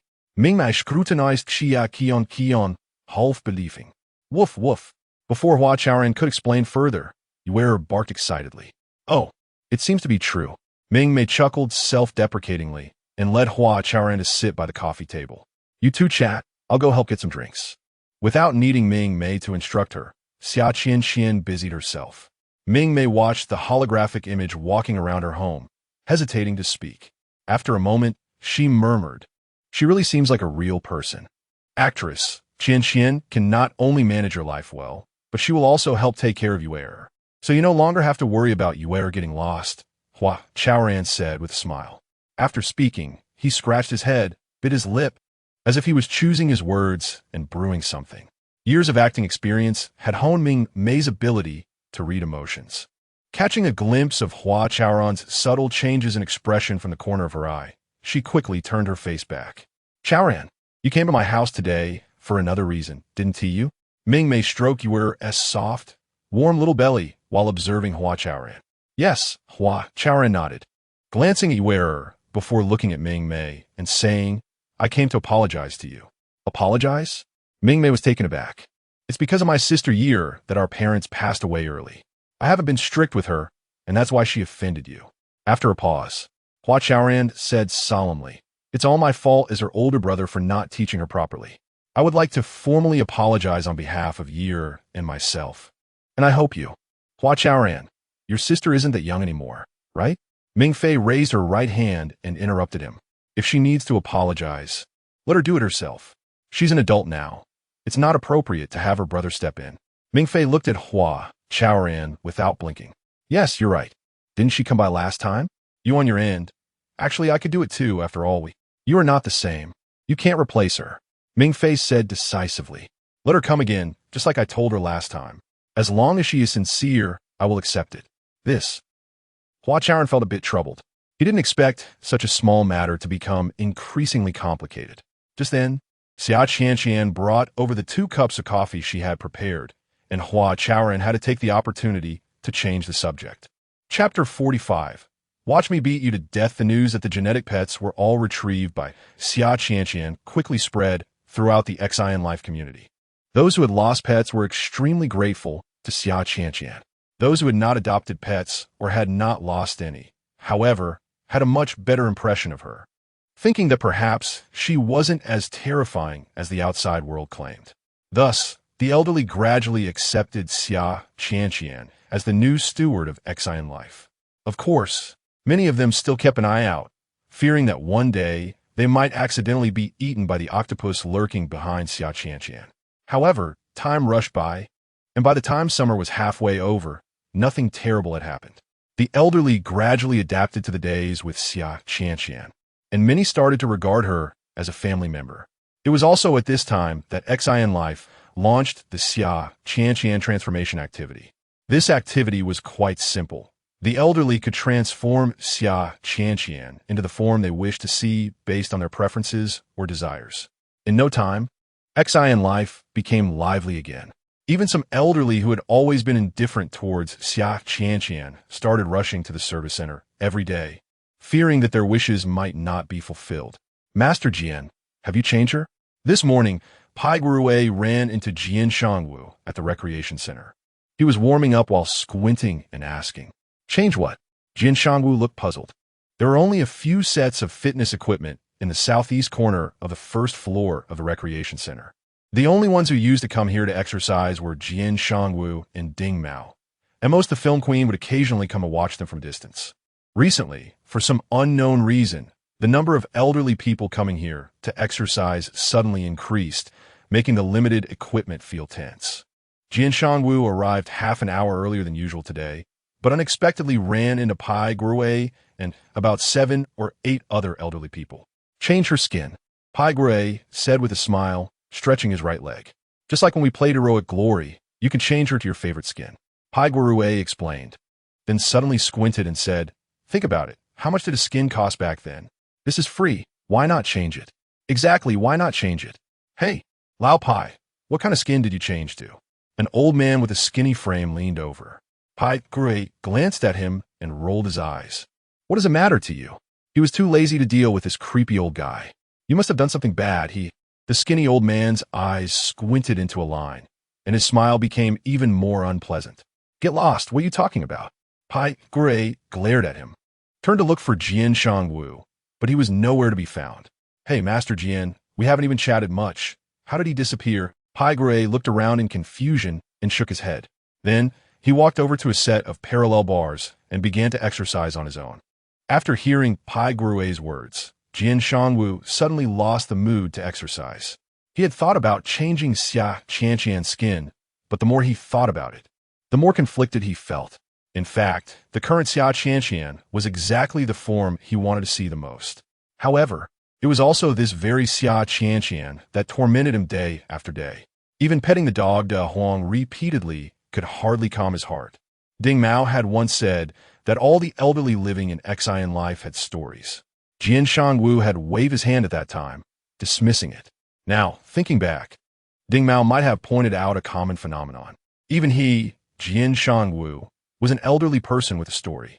As Jian Shangwu walked back, he gazed at the clouds in the sky and sighed. In fact, Hua Chaoran suggested this activity for Xin Life precisely because of his understanding of the elderly.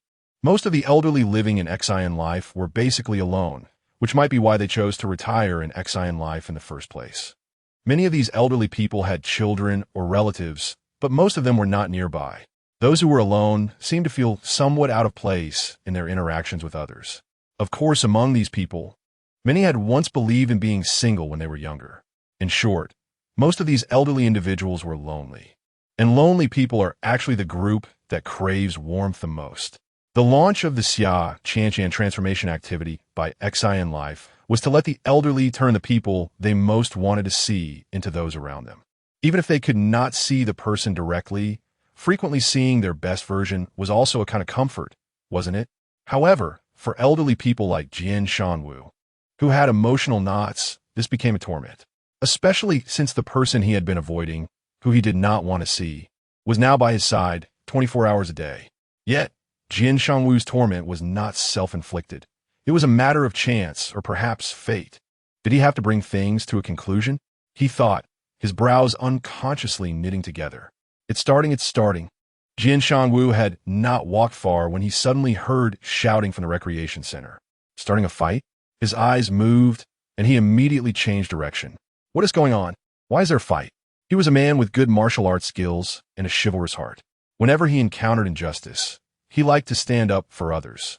Therefore, upon hearing the commotion from the recreation center, he hurried back. "Stop it! Pai Guruwei, do you know what the consequences of that punch will be?" Jian Shangwu sternly shouted as he walked into the recreation center, seeing Pai Guruwei grabbing the skinny old man's collar and raising his fist. It seemed that it was these two who were fighting. "You lucky dog, you're fortunate today."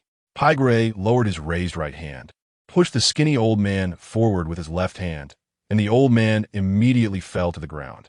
Pai Gui, don't be unreasonable. If you say I did it, then I did it.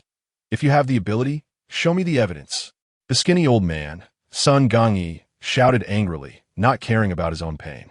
He was the type who would never admit defeat, no matter the time. Son, you're still being stubborn. Do you believe I want to give Master Jian face and just take you out? Pai Gui threatened, pointing at Sun Gangyi's nose. Come on, do it. If you can't take me down, you're the grandson. Sun Gangyi still had that ghostly look, acting as if he feared nothing, but in reality, he was already feeling warm in his pants. All right, we're all old brothers here. Can't we just talk things out without resorting to violence? Jian Shangwu strode over to help Sun Gangyi up. Lao Pai, what exactly happened? He glared at Pai Gui. Jian Shangwu was a master of national martial arts and an Olympic champion, and Pai Gui knew he was no match for him. At the same time, he had just started exercising and was looking for someone to learn from Jian Shangwu. So under Jian Shangwu's glare, he rubbed the back of his neck and said, just now, Lao's son finished using the pull-up bar, and I wanted to give it a try. Who knew that when I hung on it, just as I was starting, the pull-up bar actually broke, and I fell hard to the ground. Yeah, that was scary. Luckily, Gui has tough skin and muscles. Otherwise, he would have gotten hurt.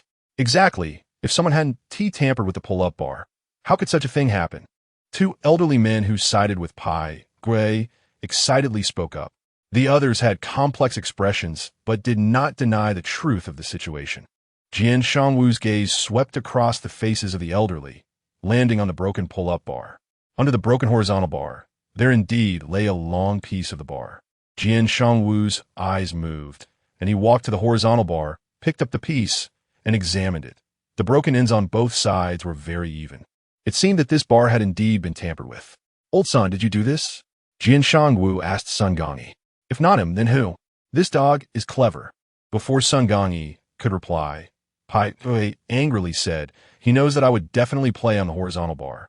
So he deliberately waited for me to be distracted with the parallel bars, pretending to play on the horizontal bar for a while to throw me off guard. Otherwise, with my intelligence, how could I fall for his trick? You still call yourself intelligent? That's just foolishness. With Jian Shangwu backing him up, Sun Gangyi adjusted his pants and immediately became arrogant. Say it again if you dare. Let us see if I don't beat you to death. Come on, come on. If you have the guts, say it in front of Master Jian. The two started arguing again. Jian Shangwu's pair of phoenix eyes darted left and right as he pondered, always feeling that the damage to the horizontal bar couldn't have been done by Sun Gangyi. But if it wasn't him, then who could it be? Jian Shangwu fell into deep thought, to the point that he didn't even pay attention to the argument between the two in front of him. Chapter 46, what should we do? All right, enough arguing. My ears are about to explode. Jian Shangwu pondered for a long time, but couldn't figure out. He glanced at Pai Gui and the others, finding them still bickering, and couldn't help but shout. Once the two of them were panting and stopped talking, Jian Shangwu's gaze fell on Sun Gangyi. Old son, I'm asking you one last time. Did you do this? Of course not. Why would I do that? I have nothing better to do. I still like to play on the horizontal bar. Sun Gangyi said aggrievedly, squatting on the ground in anger. All right, I understand. Jian Shangwu nodded, shifting his gaze to Pai Gui. Hey! However, before he could speak, a sudden scream pierced his ears. Oh no, I fell and it hurts. It really hurts. Everyone turned to look and saw Chaoran sprawled in front of a waist-twisting machine. It turned out that during the argument between Pai Gui and Sun Gangyi, quite a few elderly people had rushed into the leisure center. They originally came to exercise, but most of them were now watching the commotion. To get a better view, or simply out of boredom, many elderly people stood on the fitness equipment. Chaoran was one of them. She was quick and immediately grabbed the waist-twisting machine when she entered. Unfortunately, just when she was getting into it, the circular ring she was holding suddenly broke. At that moment, Chaoran was so engrossed that she twisted her waist even harder. As a result, she flew out sideways. What are you waiting for? Hurry up and check it out, Jian Shangwu said anxiously, charging over first. Only then did the crowd snap out of their shock and gather around Chaoran. How are you? Are you okay? Jian Shangwu helped Chaoran up from the ground and asked with concern. Chaoran frowned, brushing off the dust from her clothes, and said irritably, I'm fine. But how could such a big leisure center not even have a medical robot? Exactly. 2 people have already fallen. The medical system should at least respond a little. Others chimed in. Everyone was used to the meticulous care of the medical system, and suddenly encountering such indifference was quite unsettling. Don't forget where this is. The famous vacuum zone of Xin Life. Sun Gongyi squeezed into the crowd and said with a grin, I can guarantee that even if someone dies here, the system won't react at all. After Chao Kursin fell, he quickly turned into a spectator. Hey, Xin Life looks big, but there are only a few places where one can exercise. I think everyone should avoid coming to such places in the future. Someone sighed. Jian Shangwu supported Chao Kursin. His brows furrowed, and his eyes habitually moved left and right. After a while, he suddenly widened his eyes. Quick, check all the fitness equipment and see if there are any more broken ones.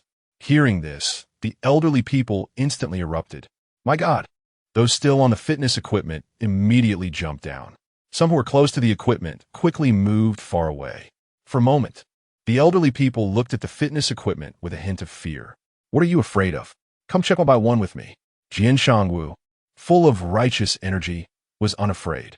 Then, under Jian Shangwu's leadership, the elderly began to inspect the fitness equipment.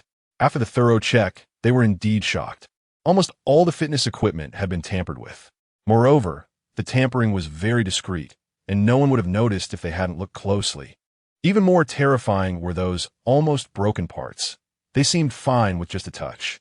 However, as long as you exercised on the equipment, you were guaranteed to encounter problems at the most unexpected moment. Who did this? Jian Shangwu was bewildered, and the elderly were even more confused. We should report this to Chaoran. This is not a small matter, Chao Kursin said from the side. Hiss. After speaking, she unconsciously gritted her teeth and took a sharp breath. She hadn't felt much when she fell, but now there was a sudden intense pain in her chest. Oh no, I can't take it anymore. I need to go to the medical area and let those robots take a look. Saying this, Chao Kursin twisted her body, her expression pained, and walked toward the exit. Jian Shangwu looked at her back and asked, Can you go alone? No problem, don't worry about me. Just remember to report the situation to Chaoran. Chao Kursin waved her hand and left on her own. A few elderly people, seeing her in pain, followed her to accompany her. Jian Shangwu scanned the crowd and found Pai Guorue. Old Pai, are you okay? I'm fine, what could happen to me? Old Pai suddenly let out a terrible scream and fell backward to the ground. Originally, it was just the fitness equipment being damaged, but with Old Pai's fall, things escalated quickly. Around 10 o'clock that morning, Hua Chaoran gathered all the key personnel of Xin Life together. I believe everyone already knows what happened this morning. Hua Chaoran's sharp gaze scanned the crowd, directly starting the meeting. At least 3 issues have emerged. First, we haven't done a good job of regular inspections of the fitness equipment. Second, the coverage of health monitoring is too narrow and hasn't achieved full community coverage. Third, the construction of the leisure and culture sectors must be prioritized. He quickly listed all 3 issues he thought of and habitually scrutinized everyone's faces. Let me go first. Hu Datong said. Chaoran's observation is very sharp. We indeed haven't taken regular inspections of fitness equipment seriously, and basically, we just check it when we remember. He scratched his forehead a couple of times and continued. Additionally, our service team lacks vigilance and safety awareness, mainly reflected in the following points. Seeing Hu Datong about to give a long-winded speech like he did when he was a cadre in Mingguang community, most people's expressions turned awkward. As the convener of the meeting, Hua Chaoran's face turned red and pale. All right, old Hu, no need to continue the self-criticism. Hua Chaoran listened for a few sentences before he couldn't hold back anymore. He cleared his throat and interrupted Hu Datong. I gathered everyone here today not to assign blame, but to discuss what we should do, or rather, to prevent similar incidents from happening again. What kind of planning should we do for the leisure and culture sectors to prevent the meeting from going off track again? Hua Chaoran emphasized the purpose of the meeting. Chaoran, how are the 2 injured elderly people doing now? Xin Yang asked. The 2 elderly people are currently still in the hospital. He couldn't find out their condition through Xia Qianqian. They are still in surgery, but with our district's medical level. It shouldn't be a big problem, Wei Changsheng, the head of the medical area, said. He was always humble, and after sharing the situation with everyone, he smiled gently. That's good. As long as the elderly are fine. Xin Yang nodded and fell silent.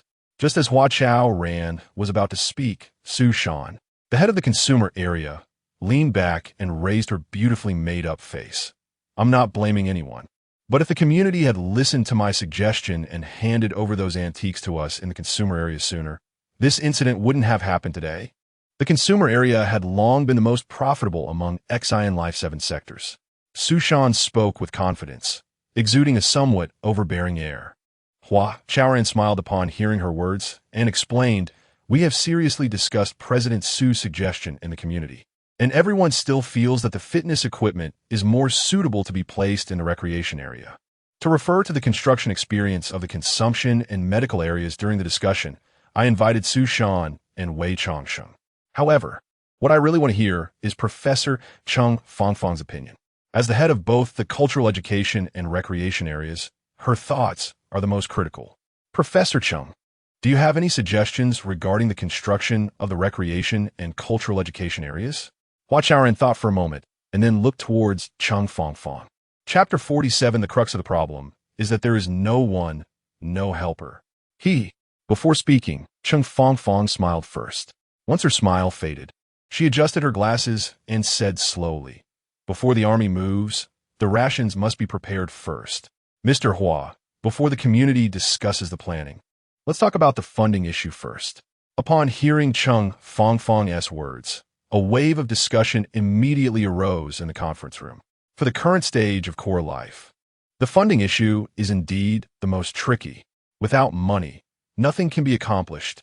Without money, what is there to discuss about planning? After a moment, everyone's gaze unconsciously fell on Hua Chaoran's face. Hua Chaoran smiled and said, the community has already been integrating and handling some non-performing assets. I believe that once this work is successfully completed, it should bring in some funds. Additionally, Mr. Hua, how much is some? Cheng Fangfang suddenly asked. As the person in charge of the Konglu and Wanjiao areas, she had completely lost her patience. It has been over 5 years, and none of the initial ideas have been realized. If she didn't still hold a glimmer of hope for core life, she would have resigned long ago. At least 300 million. Hua Chaoran held up 3 fingers, staring intently at Cheng Fangfang. 300 million. Cheng Fangfang murmured, nodding her head. Then, she asked again, how much are you planning to invest in my area? That depends on your needs, Professor Cheng. Hua Chaoran smiled. You should have seen my ideas. They're all about spending money without making a profit. Are you sure you want to do all of them? Cheng Fangfang's question was directed at Hua Chaoran, but it was actually meant for everyone present. After all, the community has very limited funds, and if they're used here, others will be in trouble. Of course, not all of them. Otherwise, I wouldn't need to gather everyone here to help you brainstorm, would I? Hua Chaoran smiled as he looked at Wei Changsheng, Su Shan, and others. Mr. Hua is right. It's better to gather everyone's wisdom on everything. Wei Changsheng nodded. Although he didn't say it explicitly, his meaning was quite clear. He certainly disagreed with making the Konglu and Wanjiao areas purely investment-oriented. Moreover, the construction of the Konglu and Wanjiao areas shouldn't only listen to Cheng Fangfang. Don't think our consumption area is profitable. Our operational costs are quite significant, and everyone has seen what the current shopping malls are like. If we want to retain the elderly, the consumption area also has funding needs, Su Shan said softly. Our living area also. Let me first talk about my thoughts, and everyone can refer to them. Hu Dadong was about to say a few words for the living area when Hua Chaoran interrupted him. The concept of the cultural and creative industry was proposed over 30 or 40 years ago, and there should be many companies engaged in cultural and creative promotion in our airport. So I was thinking, rather than spending money to start from scratch, why not collaborate with some mature cultural and creative enterprises to jointly develop the Wanjiao area, allowing the elderly to enjoy the trendiest things and experience the most popular culture? Hua Chaoran spoke extensively, sharing all his thoughts from the past 6 months. Additionally, I suggest that Professor Cheng take the lead in establishing a senior university in the Wanjiao area, encouraging the elderly to step out of their homes and engage in learning, achieving lifelong learning and accomplishments. Lifelong learning and accomplishments, Cheng Fangfang murmured, and a spark of inspiration flashed in her mind, making her feel enlightened. This is the essence of restoring true life. Of course, our core life senior university must be different from ordinary senior universities. We need to involve technology to innovate education. If we can truly achieve this, we will return to the original intent of technology. At this point, Hua Chaoran smiled and looked at Xin Yang and others, saying, "Technology is originally meant to improve human life, right?" Xin Yang nodded, but did not respond to him. Now let's talk about the Konglu area. Personally, I suggest focusing on service in this area, as we originally planned to serve the elderly. After discussing the Wanjiao area, Hua Chaoran turned to the Konglu area. However, given the current situation, our service capacity is not only insufficient, but also very backward. Therefore, I suggest that Professor Chung discuss with Dean Wei to see if we can introduce some recreational equipment to enhance our service capacity. This is definitely not a problem. Recreational services and medical services are inherently linked. Wei Changsheng expressed his position first, as he had intended to participate in the construction of the Konglu area. As he said, recreational services and medical services are inherently linked. If we can break down the barriers between these two areas, we can not only expand the service scope of the medical area, but also use recreational facilities to assist in treatment, thereby breaking the current medical situation that relies solely on treatment equipment. I have no problem with that. Serving the elderly is definitely the priority. Chung Fangfang nodded. Her eyes filled with a different kind of light. Before today, she only thought of Hua Chaoran as a passionate young man with some ideas. After today, Hua Chaoran had become her support and guiding light. All right, this is quite good. Everyone is working together to build core life. Mr. Hua, our consumption area also wants to participate in the construction of those two areas. Su Shan interjected with a roll of her eyes. Oh, that's great. How does President Su plan to participate? Hua Chaoran feigned surprise and asked. He was actually doing this on purpose. He understood Su Shan well. If you ask her to do something earnestly, she might not even give you a good face. However, if you exclude her from certain matters, she becomes very enthusiastic. What kind of personality is this? Rejecting a toast only to be forced to drink a penalty? It doesn't seem to fit either. In any case, Hua Chaoran had already mastered the technique to deal with her. I haven't thought it through yet, but the community cannot leave us out. Su Shan said, all right, if the community has no objections, you can discuss the specifics with Professor Chung. Hua Chaoran said, although the atmosphere in the meeting was not too lively so far, and it felt somewhat like he was performing a solo act, the purpose of the meeting had already been largely achieved. Hua Chaoran secretly breathed a sigh of relief, and even felt a bit of fear. However, what he didn't expect was that the atmosphere in the conference room suddenly became lively. Everyone expressed their opinions and spoke one after another, leaving Hua Chaoran a bit dazzled. Even the usually serious Chung Fangfang was joking with Hu Datong. Su Shan even stopped calling Chung Fangfang Professor Chung and affectionately referred to her as Sister Chung. At 3 o'clock in the afternoon, Hua Chaoran walked into the Konglu Center. How's it going? Any progress? He asked Ling Han, who was squatting under the parallel bars. From 8 in the morning until now, Ling Han had been investigating here with the technical team. This is precisely why she did not attend the morning meeting. Logically speaking, such matters should be handled by the service team. However, the most puzzling part of this incident is not that all the fitness equipment was damaged overnight, but how the vandals bypassed the security system to commit these acts. Therefore, after discussion, everyone felt it was more appropriate for the technical team to conduct the investigation. All the equipment was precisely damaged at the same moment. Ling Han glanced at Hua Chaoran and casually asked, was the meeting smooth? Pretty good. The discussions were opened up, and I think everyone will take some action. Hua Chaoran replied, furrowing his brow and asking, can we tell what method the vandals used? It's not easy to damage so many pieces of equipment at the same time. What is so difficult about that? As long as you remotely control a laser cutter, you can easily do it. Ling Han stood up, his eyes moving as he said, the difficult part is how to bring the cutting machine in and take it out smoothly without leaving any traces. That's not hard at all. Just find someone in the community to help, and it can be easily done. Hua Chaoran mimicked Ling Han's tone. Seeing Hua Chaoran imitate his way of speaking, Ling Han shot him a glance, raised an eyebrow, and said disdainfully, the key issue is that there is no one, no helper. What? How is that possible? Hua Chaoran was quite surprised, but he quickly thought of another possibility. A flying device? It must be a flying device, he said. Ling Han shook his head. We conducted a complete trace restoration. The possibility of it being brought in by a person or machine is zero. The cutting machine seems to have appeared suddenly and then vanished instantly. Chapter 48. Fool there's such an operation. Hua Chaoran fell into deep thought. Ling Han glanced at him and tapped a few times on the wristband on her left arm. The 4 small holographic screens that had floated in midair disappeared simultaneously. That's it for today. Everyone can take a break. She tucked her hands into her jacket pockets and turned to the technical team. Ah, finally done. I'm starving. You're still afraid of starving? Just look at that little hill you've got. What little hill? That's all muscle, haha. Gu Jinhua and Han Xiao joked a bit, and both of them burst into laughter. The usual seriousness and solemnity on the faces of the technical team completely vanished. What Hua Chaoran saw were several lively peers in their prime. Ah, I really should have brought some food for her and everyone. Meanwhile, Hua Chaoran mentally scolded himself. After the morning meeting, Cheng Fangfang had chatted with him for a long time. He had been interrupted several times by Wei Changsheng coming into the office. Finally, when it was time for lunch, Hu Datong and Su Shan appeared almost simultaneously and kept him talking until 3 o'clock under the pretext of eating together. Hua Chaoran was really too busy. Otherwise, how could a warm-hearted guy like him be so oblivious? If this goes on, she might think I'm just like everyone else. Unconsciously, Hua Chaoran became a bit distracted. Hey, what are you thinking about?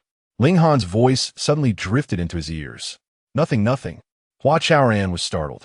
It felt as if she had seen through his thoughts, and his face instantly turned red. Can you walk with me? Ling Han asked.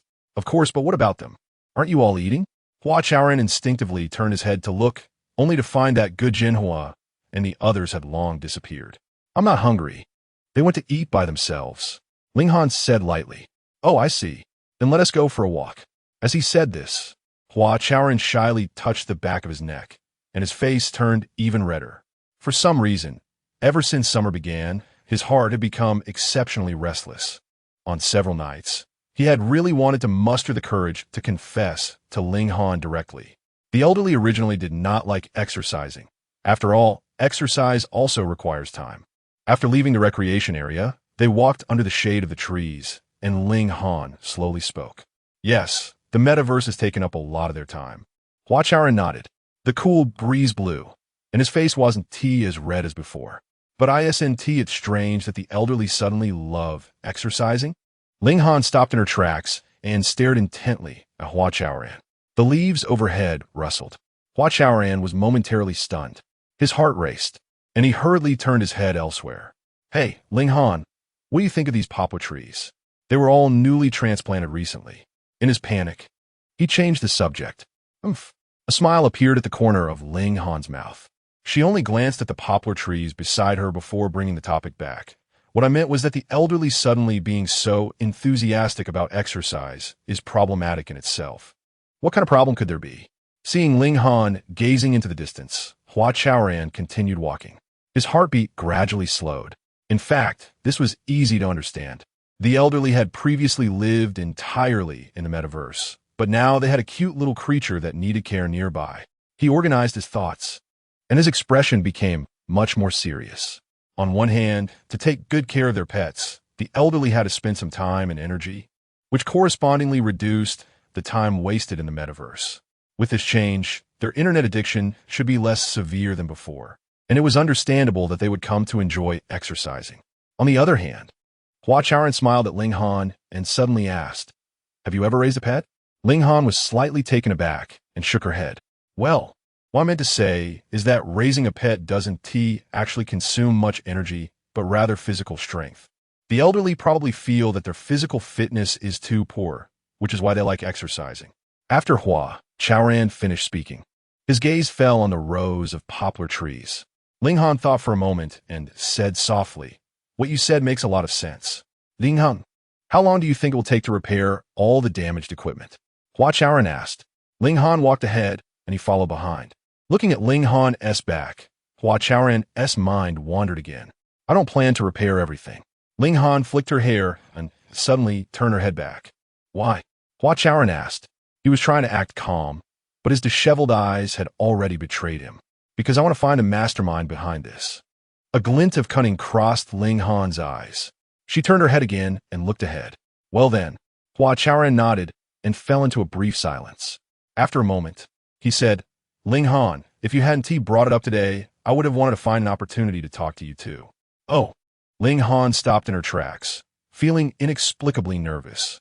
In fact, she could sense Hua Chaoran's feelings for her, and she didn't mind Hua Chaoran getting too close to her.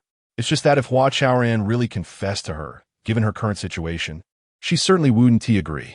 At that time, it would probably break his heart. Ling Han had thought this many times. However, the moment she least wanted to face came anyway. Otherwise, let us talk another day. Without waiting for Hua Chaoran to speak, Ling Han suddenly quickened her pace. Rather than let Hua Chaoran be sad, it was better for her to keep up her aloof demeanor. Treat him like any other man and keep him at a distance. Hey, don't walk so fast. I want to talk to you about space partitioning, Hua Chaoran shouted. He was a bit puzzled as to why Ling Han suddenly threw a tantrum. Space partitioning? Is that the thing you mentioned a few days ago? Ling Han relaxed a bit, stopped in her tracks, and turned back to look. Yes, what did you think I was going to say? Hua Chaoran shrugged, looking helpless, and said to Ling Han, based on my estimate, there will be more and more elderly people needing exercise. Building a recreation center is not something that can be done in a day or two. So I was thinking if there is any way to allow the elderly to use those fitness equipment in the same space at the same time. Of course, this has to be under the condition that the equipment can be used normally. Hua Chaoran repeated what he had said. Ling Han stared at him for a couple of seconds, raised her eyebrows, and said with annoyance, I haven't thought it through yet. After saying that, she walked away. What a big bad guy, fool, idiot, stinky pervert. Ling Han mentally scolded him with all the insults she could think of. She also somewhat hoped that what Hua Chaoran wanted to talk about was actually about their relationship. Chapter 49, Is This Your Vision? After that day, Ling Han became as busy as Xin Yang once was. On one hand, she continued to investigate the person causing the disruptions. On the other hand, she used her busy work to escape from her troubles. After all, it was too difficult to make that person accept Hua Chaoran as an ordinary individual. In the evening, at the Xin Corporation building, in Xin May's office, she sat in her executive chair, crossing her long, beautiful legs, gazing at the sunset and the flying birds. Somewhat lost in thought, President Xin, Sun Xiao wants to see you. Suddenly, a holographic image of the receptionist appeared on her right side. This receptionist wasn't actually from the Xin Corporation's front desk, but rather a portable assistant from the Xin Corporation's office system. During Hua Chaoran's last visit, he misunderstood the situation. Let him in, Xin May thought for a moment and nodded. Although she felt a bit unsatisfied, it was still working hours after all. It wouldn't be right to avoid Sun Xiao, especially since he was here for business. Before long, Sun Xiao entered the office, and Xin May returned to her desk. Seat? Xin May glanced at Sun Xiao, gesturing for him to take the chair opposite her. Thank you, miss. Sun Xiao forced a smile, unusually polite. After sitting down, his eyes darted around. Miss, do you already know about the isolation shields? Sun Xiao's gaze was evasive, and his tone carried a hint of caution. Yes. Xin May raised her eyebrows at him. Sun Xiao mentioned the isolation shields, clearly pretending to apologize. However, this matter couldn't be brushed off with just an apology. He needed to learn a lesson and stop being so foolish. With a plan in mind, Xin May discreetly observed Sun Xiao. I know I was wrong about this. But miss, have you considered that without these removable isolation shields, the construction progress of Dream Harbor wouldn't be as fast as it is now? Sun Xiao's voice grew lower, and he sneakily glanced at Xin May after speaking. In truth, he was doing it on purpose. When he initially approached Hua Chaoran about purchasing the isolation shields, it was just a moment of impulse, wanting to suppress Hua Chaoran's spirit and force him to back down. Who knew Hua Chaoran would not take the bait and instead reach out to Xin May? They talked about something, and Xin May actually rejected the idea. Rejection was fine, but what really angered Sun Xiao was that Xin May bypassed him and made the decision directly. This wasn't just a simple rejection. It was as if she didn't see Sun Xiao as a person at all. Sun Xiao was nearly driven mad. After several days of being sulky, he made a bold decision. He secretly contacted a construction company to buy back all the isolation shield from Xin Life. You, Xin Mei, don't want the isolation shields? I'll buy them anyway. Let's see what you can do about it. Sun Xiao thought to himself. He pretended to be humble, but he was already at odds with Xin Mei. So, you're doing this for Dream Harbor? Xin Mei asked coldly. Yes. The company entrusted such a large project to me. I have to take responsibility for it. Sun Xiao deliberately lowered his head, making his admission of guilt seem more sincere. And what about me? Xin Mei narrowed her eyes. This was a common expression she had before her outburst. You? Sun Xiao continued to feign ignorance. Do you think my face doesn't matter? Sure enough, Xin Mei shouted angrily. I know you will be angry, but after all, Dream Harbor is a major matter for the Xin Corporation. Sun Xiao turned his head away, mumbling softly. Fine, Sun Xiao, you really are something. Xin Mei glared at him, her breath becoming increasingly rapid. Let's assume you're doing this for the company and for Dream Harbor. Now tell me, what do you have to say about hiring someone to sabotage the fitness equipment from Xin Life? This, you know about this too? Sun Xiao scratched his head. He truly didn't expect Xin Mei to be so well-informed. I just found that Hua Chaoran was unpleasant to me, so I wanted him to suffer a bit. To embarrass him, after thinking for a moment, he bravely said, "Oomph." Xin Mei snorted coldly, crossing her arms and leaning heavily back in her executive chair. Do you think it's too much for the Xin Corporation to pay you a 20 million annual salary? Xin Mei asked with a stern face. Miss, what do you mean by that? Sun Xiao finally got anxious. He didn't care if Xin Mei scolded him, but if she touched his salary, he couldn't bear it. I want to ask you, is sabotaging fitness equipment something a chief scientist should do? Xin Mei finally suppressed her anger.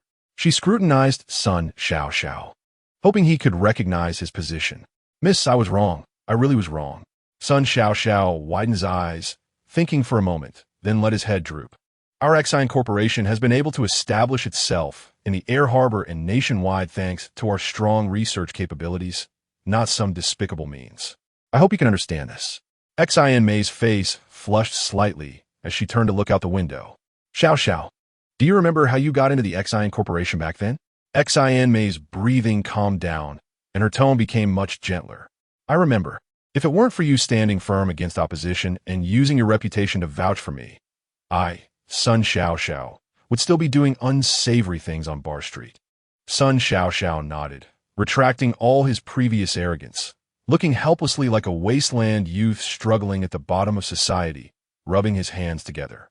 One must not forget their roots. Forgetting your roots makes it easy to go astray. Do you understand? Xin Mei's gaze fell on his head. I understand. Sun Xiao nodded vigorously. Also, Xiao, can you tell me what you have learned in the Xin Corporation over the years? Sun Xiao felt guilty, and the urge to cry really welled up inside him. When he joined the Xin Corporation, no one supported him.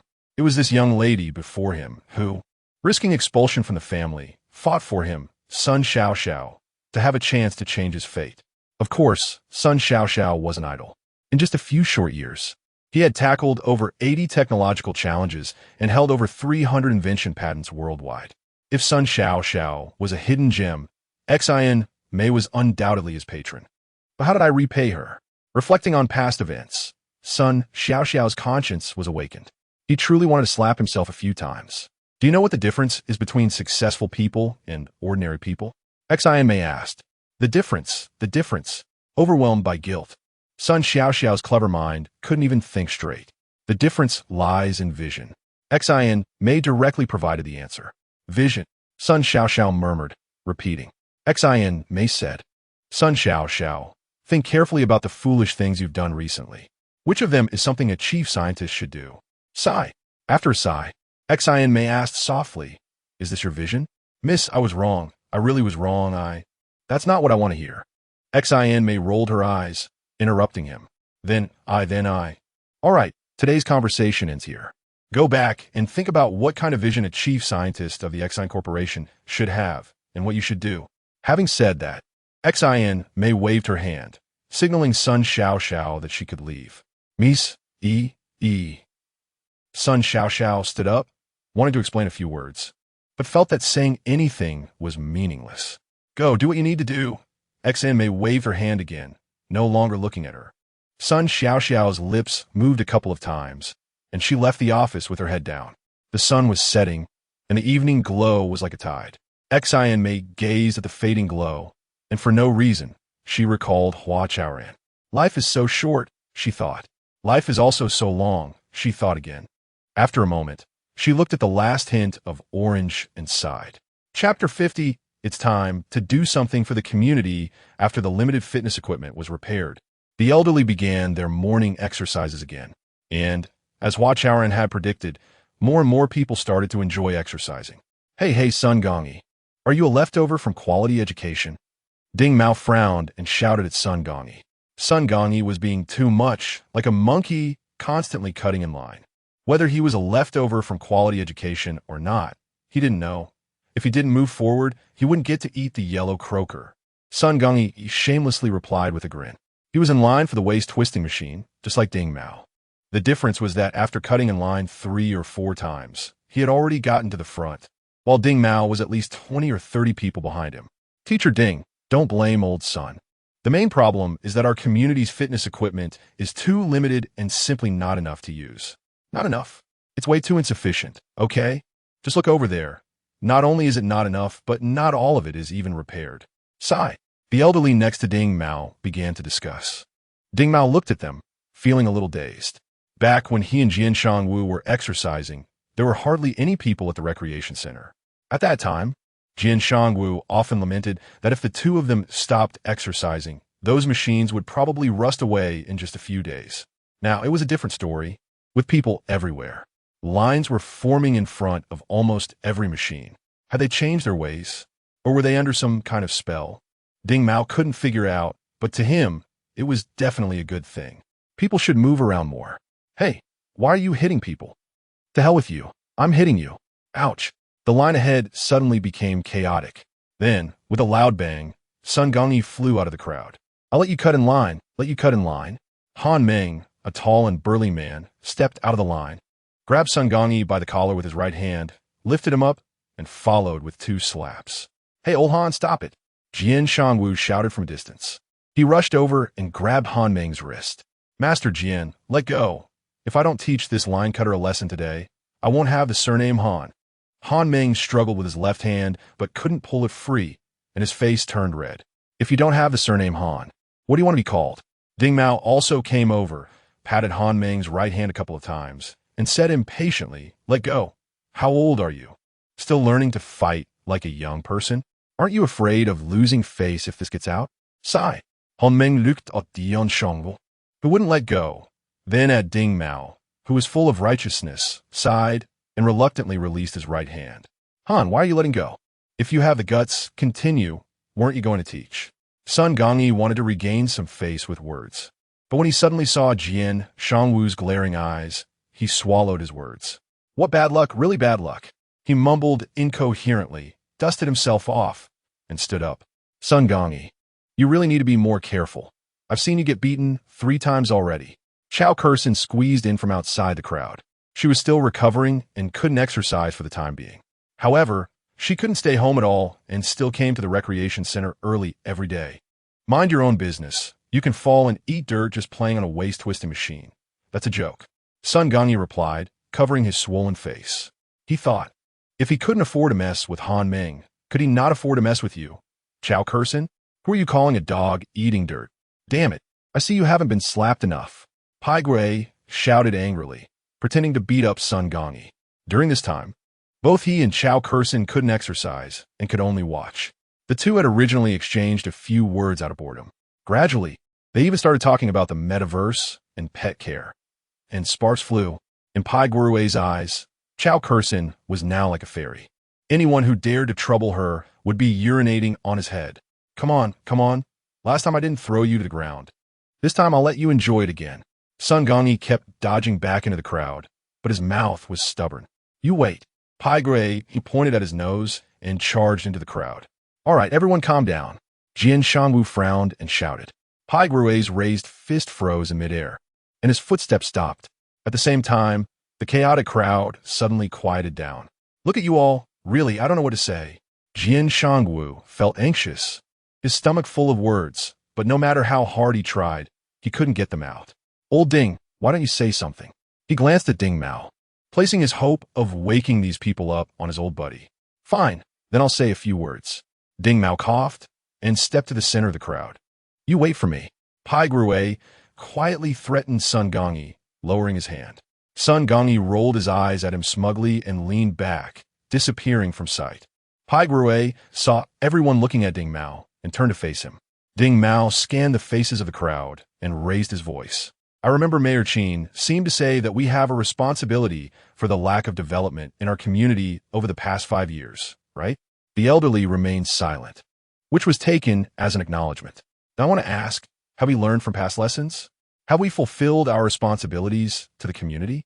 Hearing this, the elderly looked at each other, and many faces turned red. What is the current situation of our community?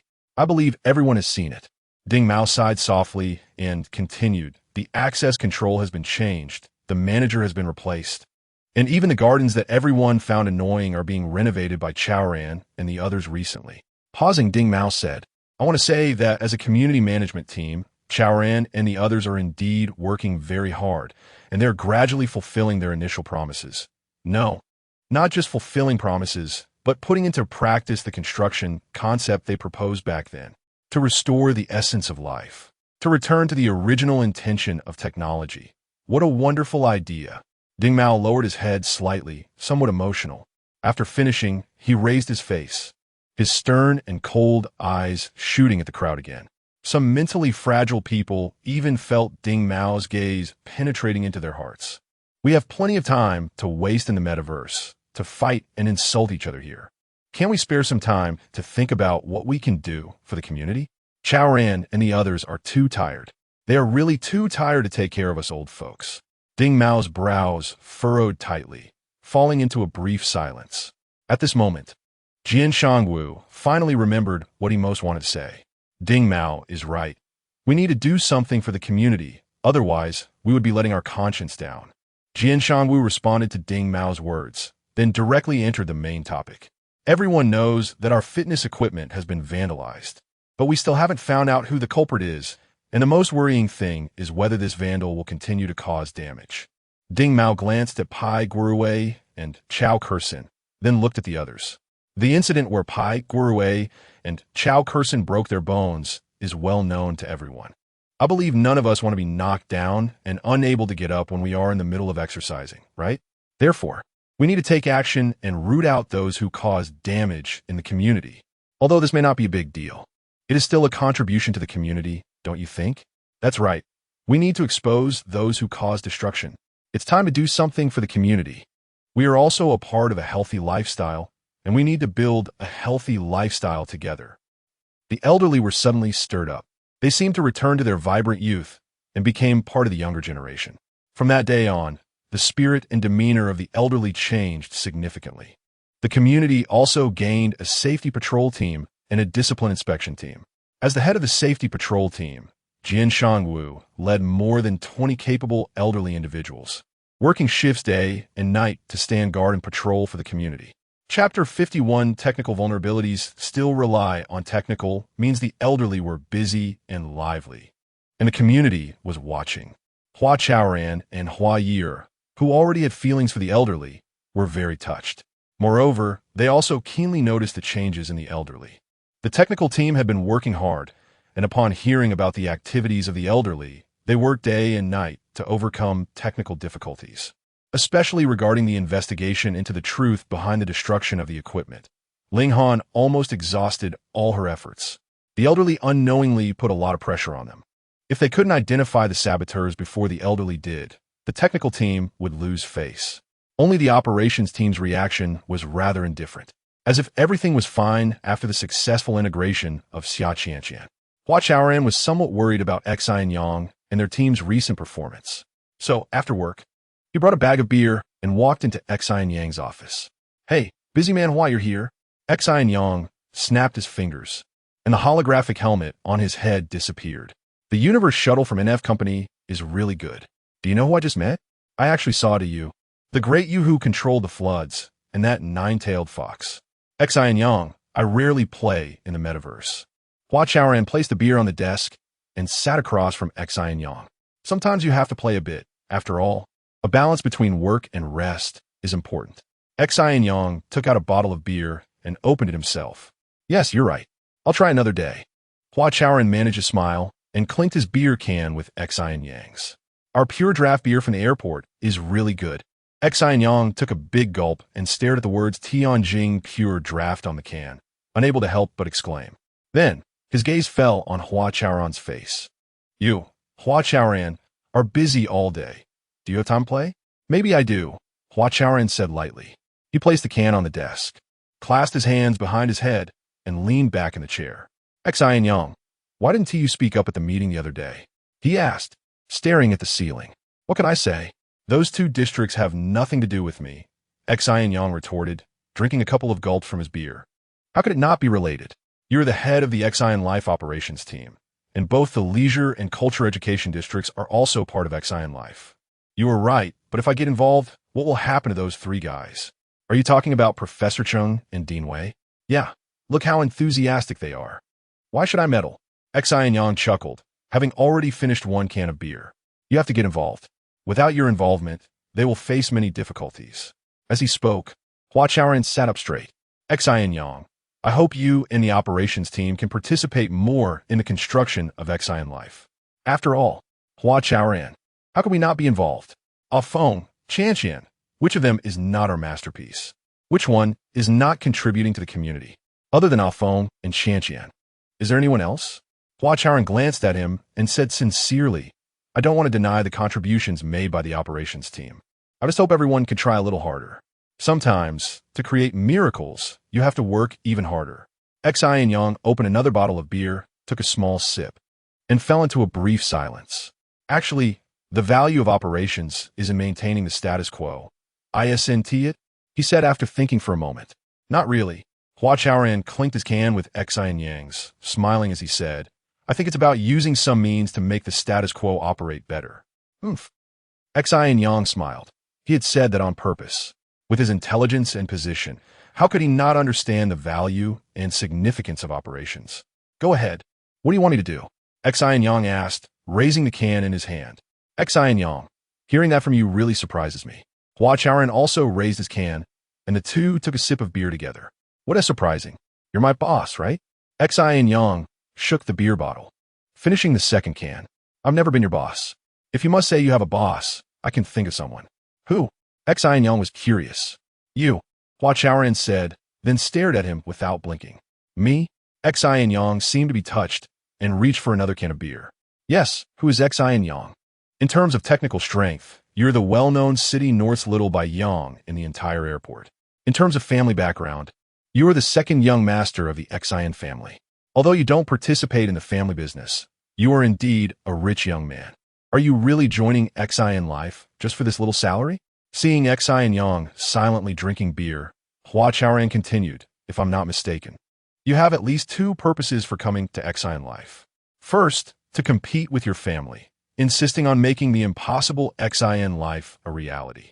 Second, to showcase your talents and prove yourself. Both purposes are essentially one. You don't want your talents to go to waste. Therefore, I say you're your own boss. After finishing, Hua Chaoran also followed Xin Yang's example and quietly drank beer. Hey, after a long time, Xin Yang finally sighed. Technical vulnerabilities still rely on technical means, he suddenly said. Hua Chaoran raised his eyebrows and looked at him. Xin Yang said, relying on those elderly people patrolling day and night won't solve any problems.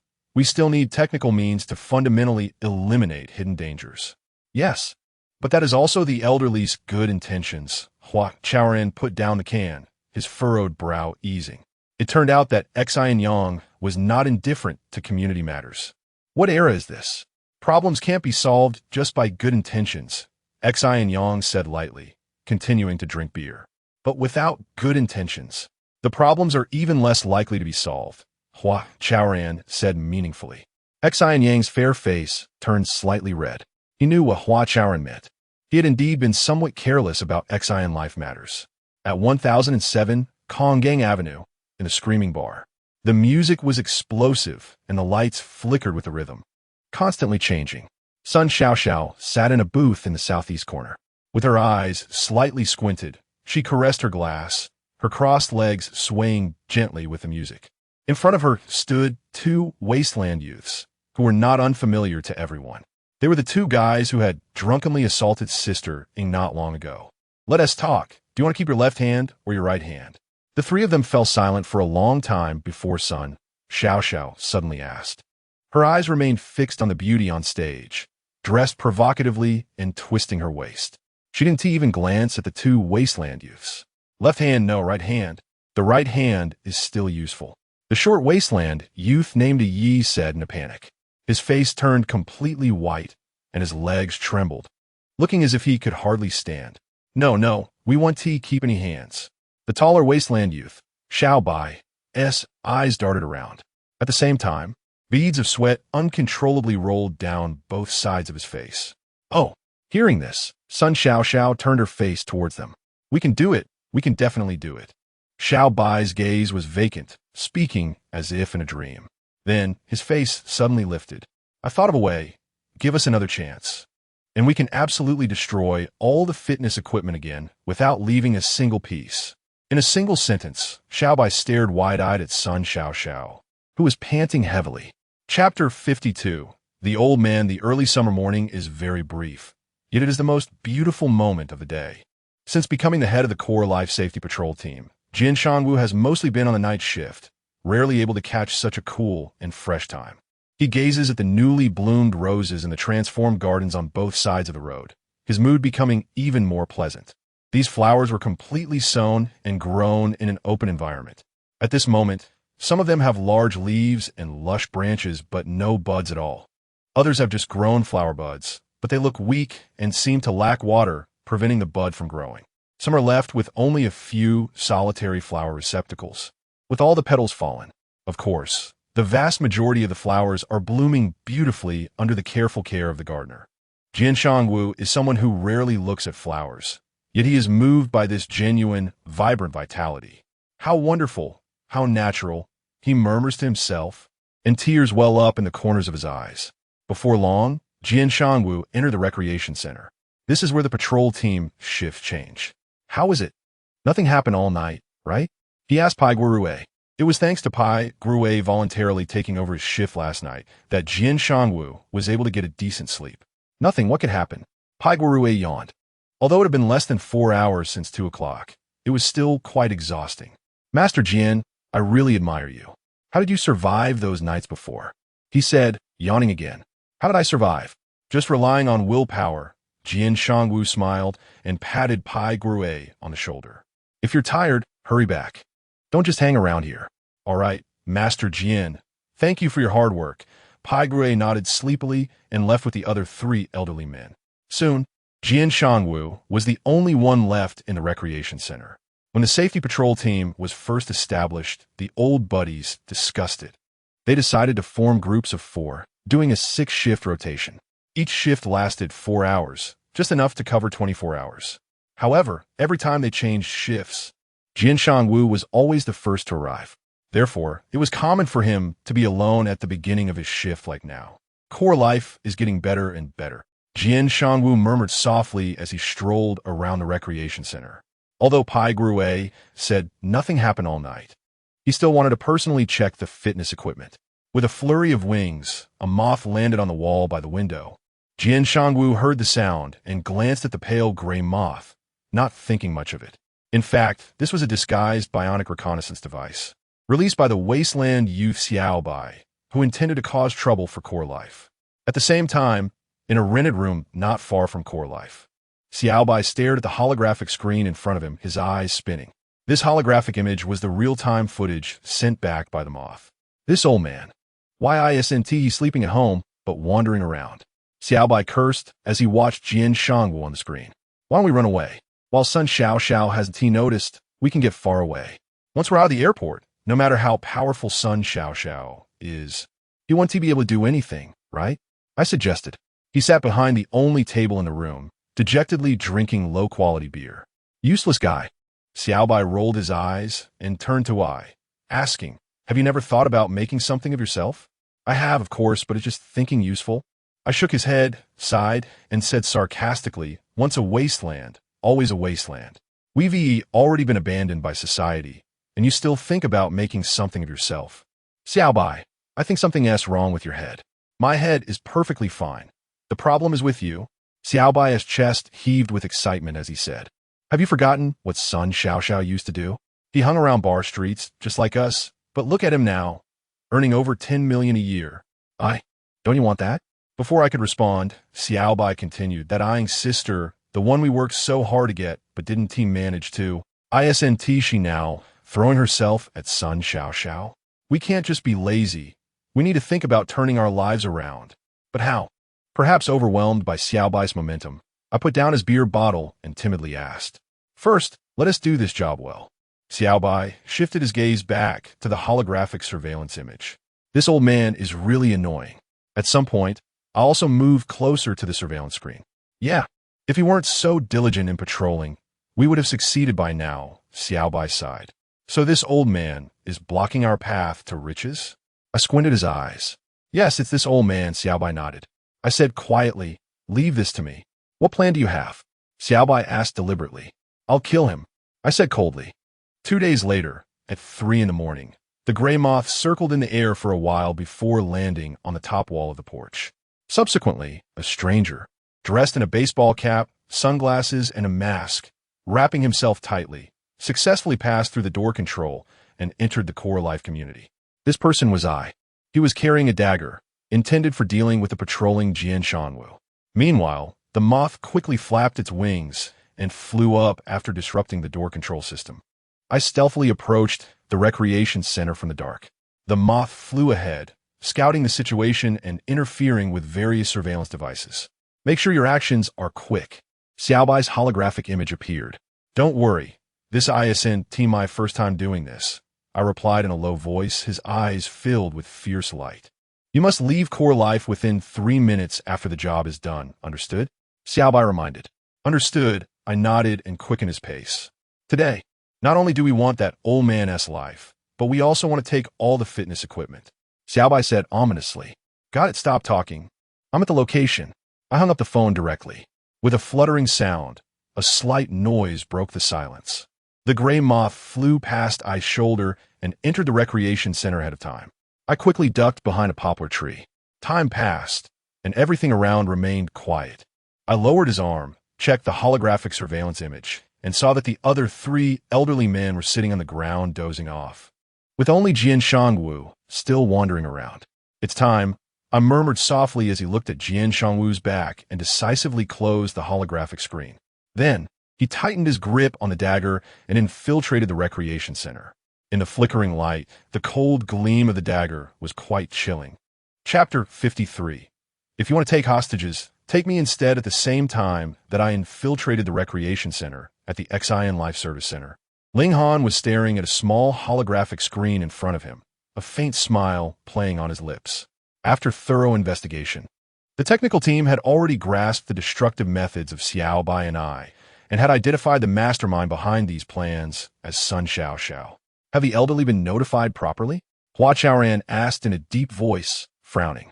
He, along with Xin Yang, Hu Datong, and others, were fixated on the massive control screen. On the main control screen, I was holding a dagger and had already entered the recreation center. However, strangely enough, there was not a single person inside the center.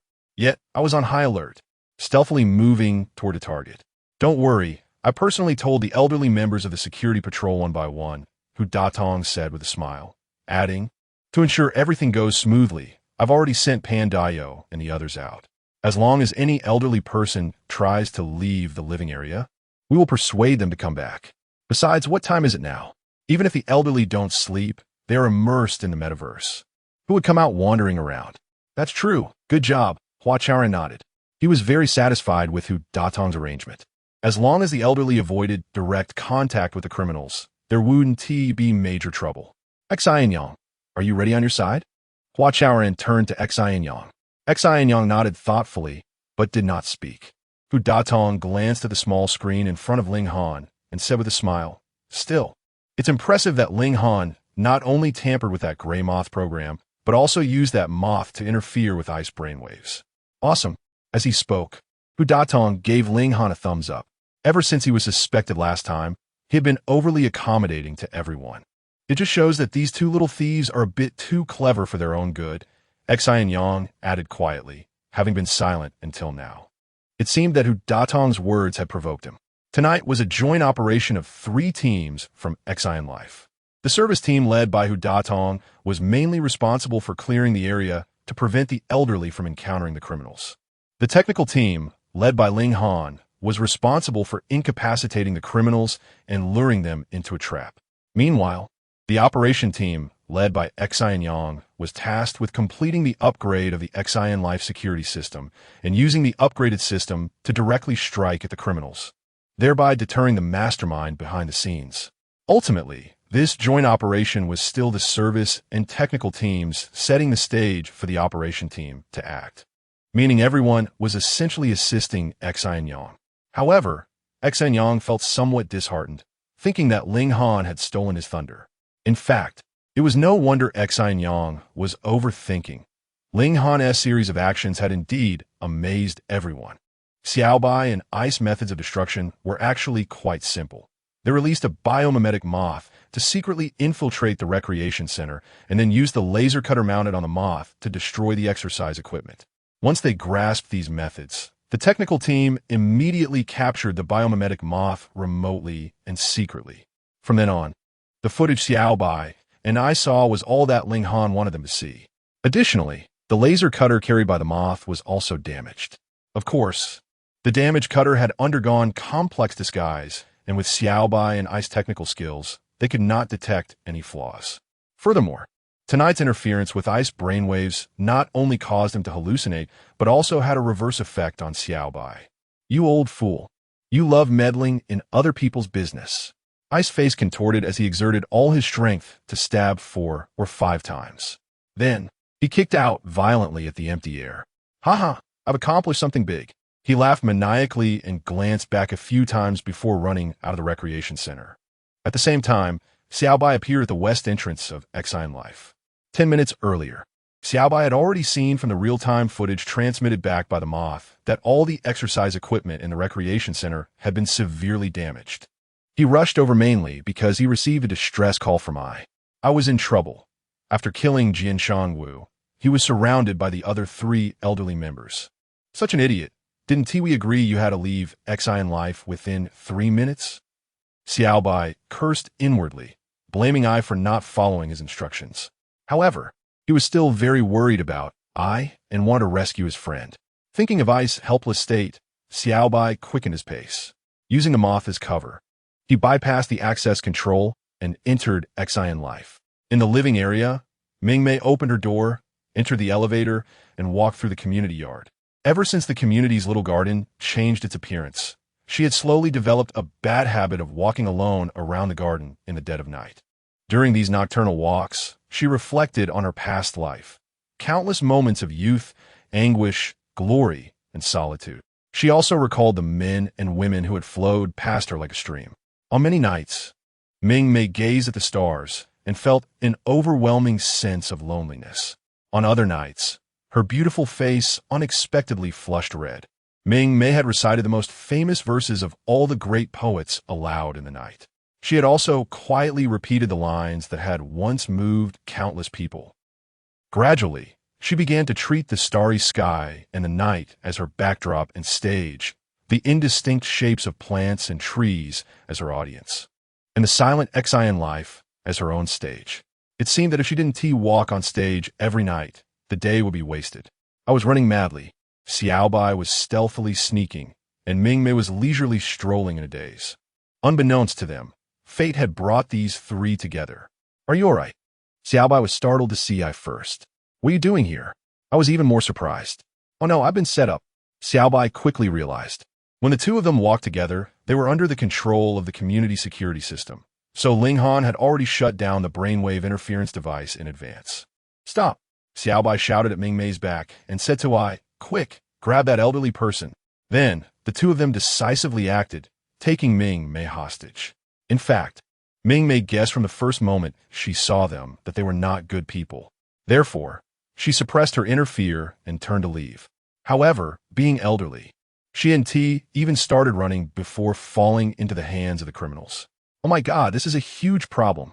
Hu Datong was stunned after seeing this scene on the control screen. Before the security system could take action, the elderly woman had become a hostage of the criminals. This was a dereliction of duty for him and the entire service team. Let her go. If you want to take hostages, take me instead. Before Hu Datong could recover from his shock, Hua Ye'er's figure appeared on the control screen. What's she doing here? Wasn't she forbidden from participating in tonight's operation? Hu Datong's head buzzed as he instinctively glanced at Hua Chaoran. Hua Ye'er was Hua Chaoran's younger sister. If she got into trouble, it would be even worse for him in Xin Life. Am I really this unlucky? Hu Datong looked at Hua Ye'er and then at Ming Mei, almost bursting into tears. He could still explain himself when he was suspected before, but now he had completely made a serious mistake. She is just an ordinary old woman. There is no use in taking her hostage. If you want to take someone hostage, take me instead. I am the younger sister of Hua Chaoran, the project leader of the Xin Life project. I'm more valuable than her. In the scene, Hua Ye'er maintained a calm expression and took 2 steps forward. Those 2 steps felt like stepping on Hu Datong's heart, making him even more desperate and tormented. However, it wasn't just Hu Datong who looked shocked. Ming Mei was also taken aback. She really didn't expect that the girl she had made things difficult for, who had endured humiliation to apologize to her, would stand up without hesitation when she was in danger.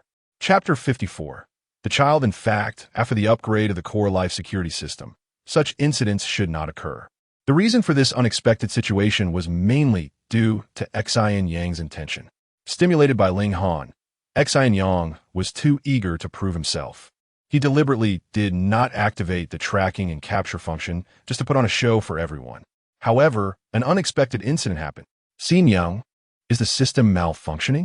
Ling Han asked coldly. She was present during the security system test and was well aware of the new system's capabilities. No, Xin Yang replied coldly.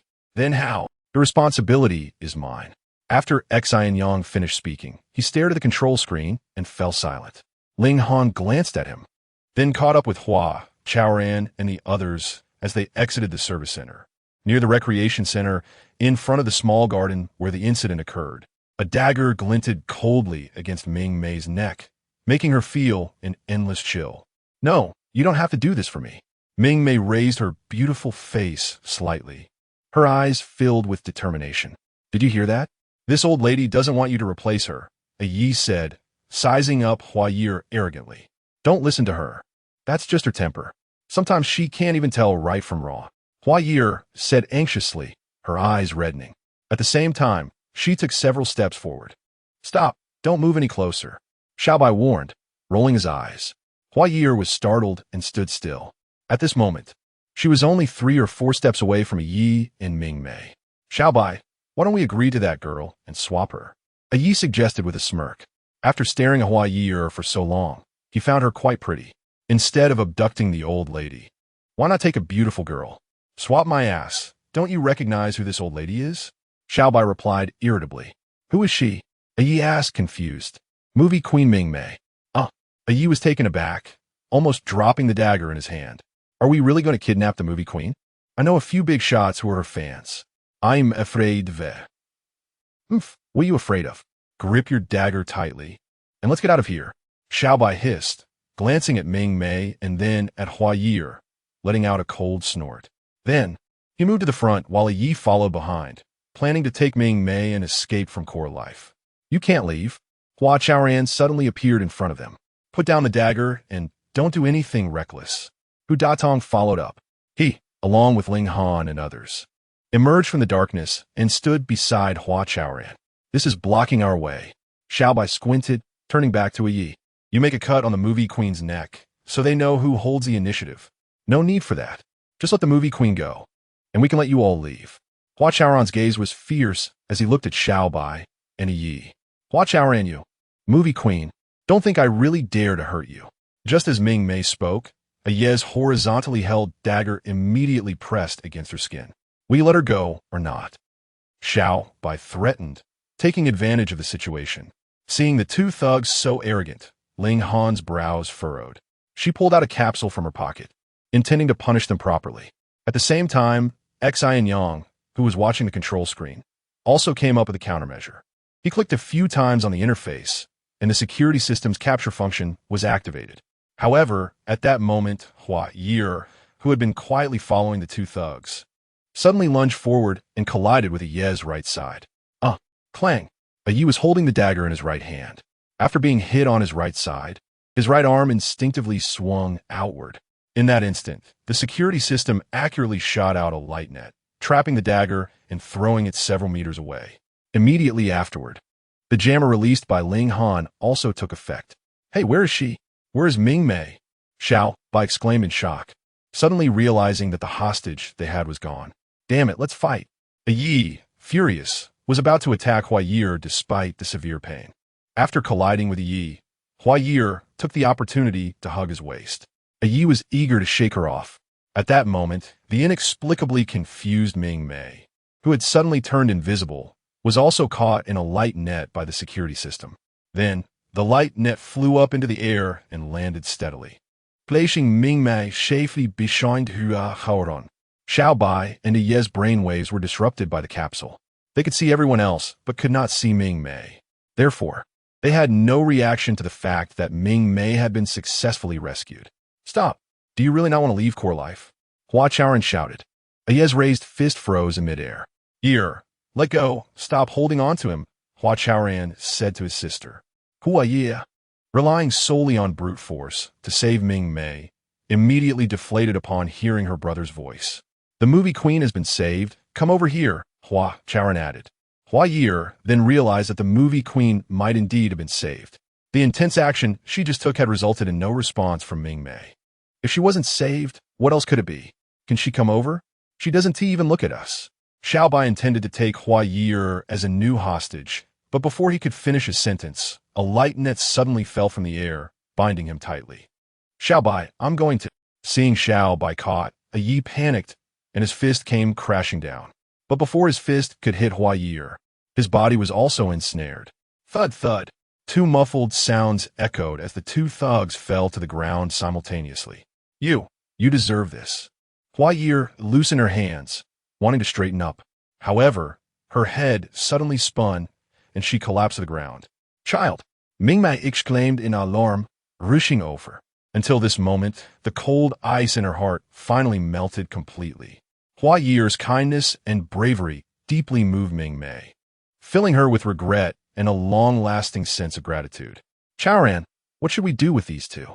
Should we hand them over to the law enforcement? Hu Datong asked. With Ming Mei successfully rescued and the thugs controlled, it could be said that the situation was more of a scare than a real danger. Hu Datong finally let out a long breath of relief. I recognize these two, Hua Chaoran said. You recognize them? Hu Datong scratched his head. I want to have a good talk with them before making any decisions, Hua Chaoran replied. Chapter 55. This society doesn't actually have so-called wasteland youth 7 to 8 minutes later in Hua Chaoran's office. Besides Hua Chaoran, there were Xiao Bai, Yi, and Hu Datong. In fact, Hu Datong could have gone back to rest, but he insisted on staying. Why did you come to Xian Xinghua to cause trouble? Hua Chaoran thought for a moment and decided to start with this simplest question. What else could it be? Of course, we were instructed by Sun Xiao Xiao. Hu Datong answered eagerly. He was sitting on the sofa beside Hua Chaoran. Xiao Bai and Yi were sitting opposite them, but unlike the two of them, their hands and feet were bound by light nets. Oof. Upon hearing Hu Datong's answer, Xiao Bai let out a cold snort. Yi rolled his eyes and said irritably, What time is it? Can't we stop wasting time? If I were you, I would just call the law enforcement department and have them take us away, so everyone can have a good night's sleep. You still want to sleep well? You really dare to say that? Aren't you afraid of being scared awake by nightmares? Hu Datong slapped the coffee table, pointing at Yi. I don't have nightmares. I sleep just fine, Yi said, looking like he couldn't care less. What kind of attitude is that? Hu Datong couldn't help but slap the table again. However, before he could speak, he suddenly saw Xiao Bai staring at him with cold eyes. What? Do you want to get rough? Xiao Bai asked with a threatening tone. Why did you come to Xian Xinghua? To cause trouble? Hua Chaoran asked the same question again. What else could it be? To make money. If we don't make money, what do we eat and drink? Xiao Bai squinted his eyes and said. At that moment, he seemed like a cornered beast fighting back. So you're making money by doing bad things? Hua Chaoran asked again. Yes, there are countless wasteland youth. Who among us isn't living this way? Xiao Bai's lips curled into a smile, but the expression was hard to describe. It was unclear whether it was arrogant, indifferent, or bitter and helpless. Can it be understood that you were born to do bad things and make a living from it? Hua Chaoran stared at Xiao Bai. Suddenly confronted by Hua Chaoran's calm gaze, Xiao Bai instinctively turned his head away. Yi said, of course not. Who was born to do bad things? So it means you weren't originally bad? Hua Chaoran smiled. That's for sure. Xiao Bai and I, when we were young, we— Shut up. Xiao Bai interrupted Yi with a low shout. Then he gritted his teeth and turned to Hua Chaoran, asking, what exactly do you want to ask? I want to know if you would be willing to start over if given the chance. Hua Chaoran said gently, with a hint of a smile in his eyes. Start over? Xiao Bai and Yi were both stunned. They instinctively exchanged glances, lowered their heads, and no one spoke. Chaoran, are you crazy? We're community service workers, not a charity organization. People like this are better off avoided. Hu Datong suddenly stood up, his face full of confusion. He truly didn't see how Hua Chaoran, who usually seemed so gentle, could come up with such shocking ideas. He's not wrong. We're trash. Xiao Bai looked up, letting out 2 cold laughs. Once a wasteland youth. Always a wasteland youth. We are already finished. What's wrong with being a wasteland youth? I think it's pretty good. Ye, who had still held onto a glimmer of hope, stubbornly replied. What is a wasteland youth? It's a group of people marginalized and abandoned by society. Xiao Bai and Yi felt an endless bitterness in their hearts. But what could they do? Sit down. Calm down. Don't be so agitated. Hua Chaoran glanced at Hu Datong and pulled him back onto the sofa. If you want me to sit, I have to be able to stay seated. Hu Datong scratched his forehead a couple of times, looking quite distressed. Do you really want to live like this for the rest of your life? Hua Chaoran's gaze fell back on Xiao Bai and Yi. These two were indeed infuriating yet pitiable. Wasteland youth are still young. They're also the most valuable assets of society. However, this part of the wealth that should have been invested in social construction has become the city's garbage. Long ago, Hua Chaoran had thought about this social issue. He believed that even if a complete solution couldn't be found right away, one shouldn't just watch as wasteland youth deteriorated day by day without doing something. Of course not, Xiao Bai said, while Yi replied, I need to hear your clear answers. Hua Chaoran looked at Xiao Bai and said that among the two, Xiao Bai was clearly the most stubborn. What good will it do to hear? Are you going to laugh at us? Xiao Bai glared at Hua Chaoran, breathing heavily. He couldn't stand Ye's lack of ambition, feeling that he lived like a pile of mud. He thought about making a name for himself every day, actually wanting to lead Yi back to a decent life. Today, Hua Chaoran's few words, though not heavy, hit right at his heart, bringing out the questions he thought about every day but avoided. I want to give you a chance, but I must hear your clear answers. Hua Chaoran smiled again and asked, do you really want to live like this for the rest of your life? Chaoran, do you know what you're doing? Hu Datong sensed an unwanted smell again. Looking at Hua Chaoran anxiously. Our Xian Xinghua has finally gotten on the right track. There is still much to be done. If I were you, I'd defocus on what needs to be done instead of trying to be a savior in front of these two who kidnapped an old man and knocked your sister out. Old who? Brother who? I understand what you're saying, but some things can't wait. Hua Chaoran said sincerely, still looking at Xiao Bai and Yi, waiting for their response. I don't want to live like before anymore, Yi said, glancing at Xiao Bai. If there really is a chance, I don't want to be like I was before either. Xiao Bai hesitated for a moment and muttered softly. Good, I'm very happy to hear you say that. Hua Chaoran's face broke into a smile again. He patted Hu Datong on the back and jokingly said, so, are you willing to give young people a chance to turn over a new leaf? It's none of my business. They can change or not. Hu Datong twisted his body, deliberately sitting aside. My stance is very clear. Xian Xinhua does not welcome wasteland youth. Then do you welcome them to cause destruction? Hua Chaoran put away his smile and asked seriously. Well, we have a security system. What do we have to fear? Hu Datong glanced at Xiao Bai and Yi with disdain. Hua Chaoran said earnestly, even if the security system is upgraded, there will still be vulnerabilities. We can only fundamentally prevent such things from happening again by giving wasteland youth hope. After a pause, Hua Chaoran looked at Xiao Bai and Yi and said, this is also the reason I want to talk to them. I believe no one is born a bad person, and I don't think wasteland youth should be marginalized. We should give them more opportunities to quickly return to normal life. Chaoran, Xian Xinhua, is just a smart community. It's not. As long as there's a glimmer of light, we should seize it, Hua Chaoran said sincerely, with an exceptionally firm attitude. His gaze was like the cold stars in a winter night, clear and bright, giving people strength and warmth. The wasteland youth is a product of the entire society. As a part of society, we have the obligation to live this life. We might as well take the lead and show others that there are no so-called wasteland youth in this society, only young people lacking development opportunities. I'm sorry. We were wrong. Xiao Bai's knees weakened, and he knelt on the ground. Yes, we were wrong. Yi also knelt down. They did not know when the shackles on their bodies had already closed. When they were willing to kneel and admit their mistakes, they could move freely. Get up. A man's knees are worth gold. Never kneel easily. Hua Chaoran helped them up. Yes, we will listen to you, Yi said with red eyes. And Xiao Bai nodded vigorously. Hearing Hua Chaoran's words today felt like a beam of light shining into their hearts. All the gloom, darkness, hesitation, confusion, and despair disappeared at once.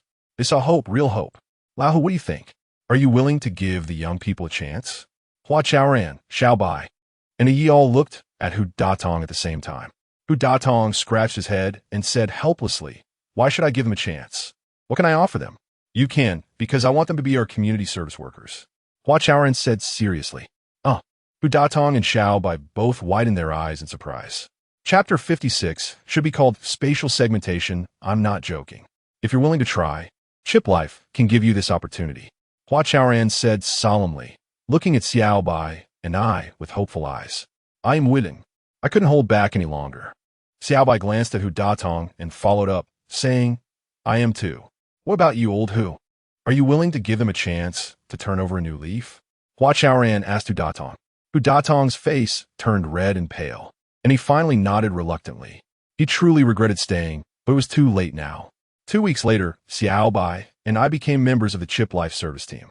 The reason they took so long to start was mainly because they turned themselves into the law enforcement department. The law enforcement department considered their sincere attitude of admitting guilt and the fact that they voluntarily surrendered.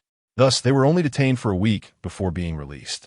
In the remaining less than a week, Xiao Bai and I moved, bought new clothes, and changed their previous habits of staying up late and sleeping in, effectively bidding farewell to their past life.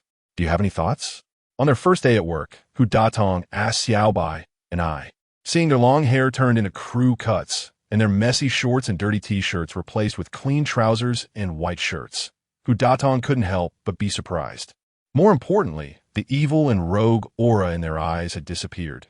They looked just like the motivated youths in the community, like Pan Dayo and Chao Xiaoyang. It was truly a transformation from a chicken to a phoenix. Hu Datong thought to himself, and he couldn't help but look at these two former wasteland youths in a new light. He also had to seriously consider what Hua Chaoran had said that night. Yes, we want to patrol the community, Xiao Bai said. Those old men work 6 shifts a day. It's too hard, I added. This was something they had planned before coming. Humph. Hu Datong smiled and stared at them for a moment. The community security patrol team had been disbanded, and there was no need for patrols anymore. With the upgraded security system, safety was no longer an issue. Hu, please don't think like that. Patrolling is still very necessary. I urged. Xiao Bai said. That son Xiao hasn't given up. He will send people. Exactly. You can't rely solely on the system. You need manpower. I added. Well, as long as you can be on call when you have work arrangements in the community, you can patrol if you want. I support you. As he spoke, Hu Datong looked at Xiao Bai and I, sincerely extending his right hand. Welcome to Chip Life, he said. In fact, what truly moved him was Xiao Bai and I's desire to serve the community. After this day, Xiao Bai and I took turns patrolling the community voluntarily. With them, along with the continuously upgraded security system, Chip Life never experienced similar security incidents again. While Xiao Bai and I gradually integrated into Chip Life, Hua Ye'er had already become a celebrity in Konggang City. Her actions of risking personal safety to rescue hostages were praised by the government. Mayor Xin Han personally awarded her a banner for being a model youth in bravery. As a recipient of such honors, Hua Ye'er accepted interviews from many media outlets. It was also during these repeated interviews that her relationship with Ming Mei became increasingly harmonious. In the end, Ming Mei took the initiative to propose that she wanted to recognize Hua Ye'er as her goddaughter. Hua Ye'er was taken aback and agreed with tears in her eyes. This day was Hua Ye'er's birthday, and Hua Chaoran personally cooked a few dishes in the Hua Mei garden apartment. Just as the siblings picked up their chopsticks, Ming Mei unexpectedly arrived. "Hurry, please take a seat, film queen." Hua Chaoran quickly moved a chair for her. Ming Mei placed the cake she was holding on the dining table and looked at Hua Chaoran disapprovingly. "Your sister Ye'er already calls me godmother. Can't you, as her brother, call me that too?" After Ming Mei finished speaking, she habitually rolled her eyes. "Gee, godmother," Hua Chaoran stammered, finally managing to say it. "Oh." Ming Mei responded brightly and laughed happily. Then, Hua Chaoran got Ming Mei a plate and chopsticks, and the three of them began to eat. After taking the first bite, Ming Mei's eyes suddenly turned red. "Godmother, what's wrong?" Hua Ye'er asked with concern. "It's nothing. Nothing. Godmother is just happy." Ming Mei took a tissue to wipe her tears and said with some emotion, "This is the first time in so many years that Godmother has eaten dishes made by us humans. This taste, robots simply don't understand or can't replicate." As she spoke, Ming Mei felt like crying again. "If you like it, come here often. I'll cook for you," Hua Chaoran said, feeling similarly emotional. Ever since robots liberated human hands, the warmth of human relationships has been diminishing. Sometimes, Hua Chaoran would wonder whether it was the times that changed or the human hearts. "Chaoran, don't you think life is becoming more monotonous?" After Ming Mei's emotions calmed down, the three of them continued eating, but soon Ming Mei put down her chopsticks again. "It is quite monotonous. Some elderly people don't communicate with others at all. Just metaverse this and metaverse that, as if their spirits have taken root in the metaverse, leaving only a shell in the community." Hua Ye'er followed up, sharing what she had seen but felt powerless to change. "It's not as exaggerated as you say. There are more and more elderly people who like to exercise. It probably won't be long before there's no one left in the metaverse," Hua Chaoran said. He always saw hope. "And speaking of exercise, with the limited equipment in our community, it's simply not enough." What did Chao Kerson say that day? "Right?" She said that queuing is also a form of exercise, Ming Mei remarked. "This situation will change soon. We've already got our tech team working on spatial segmentation technology.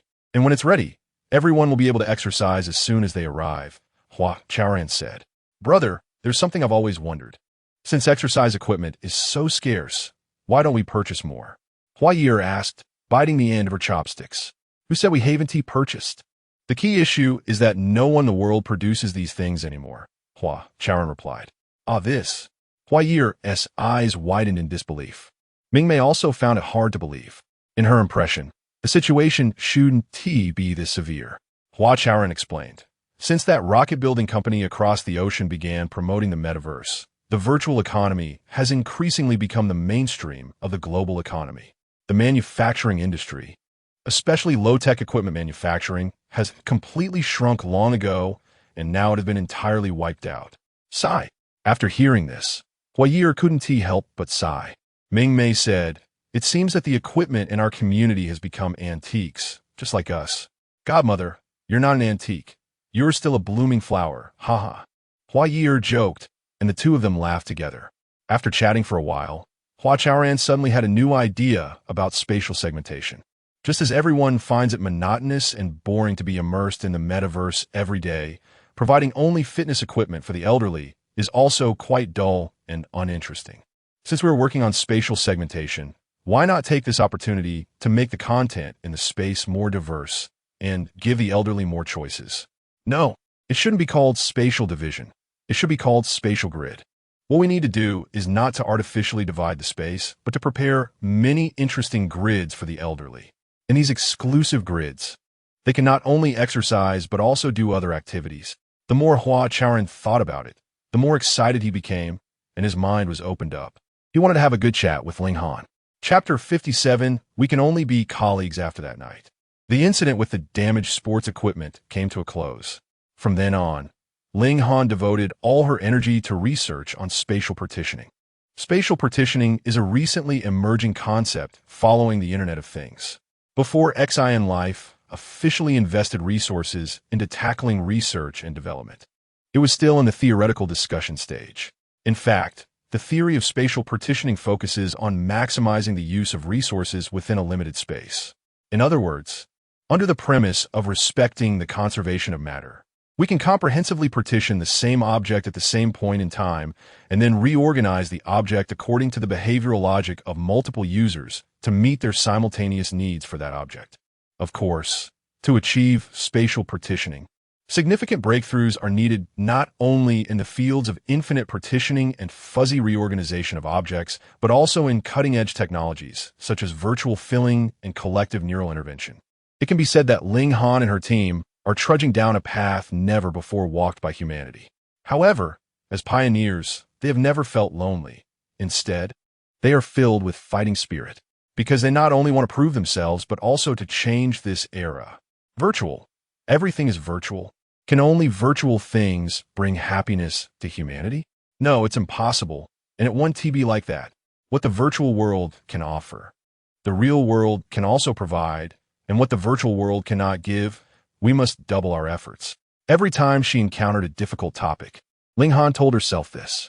She had repeatedly emphasized the mission that the technical team bore to everyone. Is it difficult? Very difficult. Does that mean we want to do it? How could that be? It is precisely because of their strong fighting spirit and indomitable belief that Ling Han and her team have overcome one technical mountain after another, getting closer to the goal of turning spatial partitioning from theory into reality. President Ling, someone is looking for you. That night, Ling Han was focused on testing in the laboratory when Han Xiao whispered in her ear. Who is it? Ling Han. Research work relies on full immersion, which she values greatly. Therefore, she is very annoyed by interruptions while working. It's your admirer. Han Xiao's lips curled into a smile as she deliberately made a joke. Not seeing them, Ling Han said decisively, as she was most bothered by those admirers. Since the pilot phase of Xin Life's second phase began, she had rejected 3 to 4 people every other day. After doing this many times, a person becomes numb, but it is still a significant waste of time. Therefore, since the day she decided to charge into spatial partitioning, she had become too lazy to even refuse admirers. As long as someone told her there was an admirer visiting, she would only say 2 words. Not seeing. Not even Hua Chaoran. Han Xiao Huklid. Him? How did he come? Ling Han's expression became a bit unnatural as she turned to ask, where is he? He has been waiting for you in the hallway for half a day. Han Xiao pointed toward the door and leaned closer to Ling Han, lowering her voice, sister. If you want to refuse a whole forest, there is actually a method. Announce to the world that you have fallen in love with a tree. Nonsense. Ling Han shot her a glare, paused the equipment operation, turned off several holographic screens, tidied her messy hair, and walked out of the laboratory. Did I interrupt you? Seeing Ling Han walk out of the laboratory, Hua Chaoran's anxious face immediately broke into a smile. Not really, Ling Han replied lightly. After several days without seeing her, Hua Chaoran seemed to notice that Ling Han's complexion was a bit pale and her lips were chapped. Had you been too busy? Hua Chaoran smiled and pointed to the double chair in the hallway. Why don't we sit down and chat for a bit? Yes, very busy. But it's almost coming together. Ling Han nodded, glancing at the lunchbox Hua Chaoran was holding. They then sat side by side in the double chair. Even if you're busy, you should drink more water. For some reason, Hua Chaoran seemed a bit nervous. I will drink when I remember, Ling Han replied vaguely, unsure of what he was trying to say. That's good, that's good. Hua Chaoran looked elsewhere, placing the lunchbox between them. These are 2 dishes and pork rib soup I cooked myself. You should try them. As he spoke, he opened the lunchbox and laid out the steaming dishes and pork rib soup. My cooking isn't great, so just bear with it, but I can guarantee this is all homemade. Hua Chaoran kept his head down, seeming as if he were stealing something, not daring to look into Ling Han's eyes. Meanwhile, a fresh aroma wafted through the corridor. Ling Han stared at the dishes, then at Hua Chaoran's lowered head, silent for a moment before taking a deep breath and saying seriously, I can't accept it. Why? Hua Chaoran looked up puzzled. One of the main reasons he had come to see Ling Han tonight was to confess his feelings. He hadn't expected that the carefully prepared words would be rejected before he even had a chance to say them. Because we are not suitable, Ling Han said, trying to remain calm, although her eyelashes trembled uncontrollably. Hua Chaoran didn't say anything, but the 2 dishes and the pork rib soup already said it all. We haven't even started anything. How can we be unsuitable? Hua Chaoran's stubbornness finally surfaced. Over the past 6 months, he had suffered from lovesickness, often staring out at the bright moon and listening to the rain until dawn. It was time to confess to Ling Han. You don't understand me, Ling Han said. Hua Chaoran was taken aback, confused. We've been working together at Xin Life for more than half a year. How else can I get to know you? That's just the surface, Ling Han replied again. But, Hua Chaoran opened and closed his mouth, finally saying, you have to give me a chance to understand you.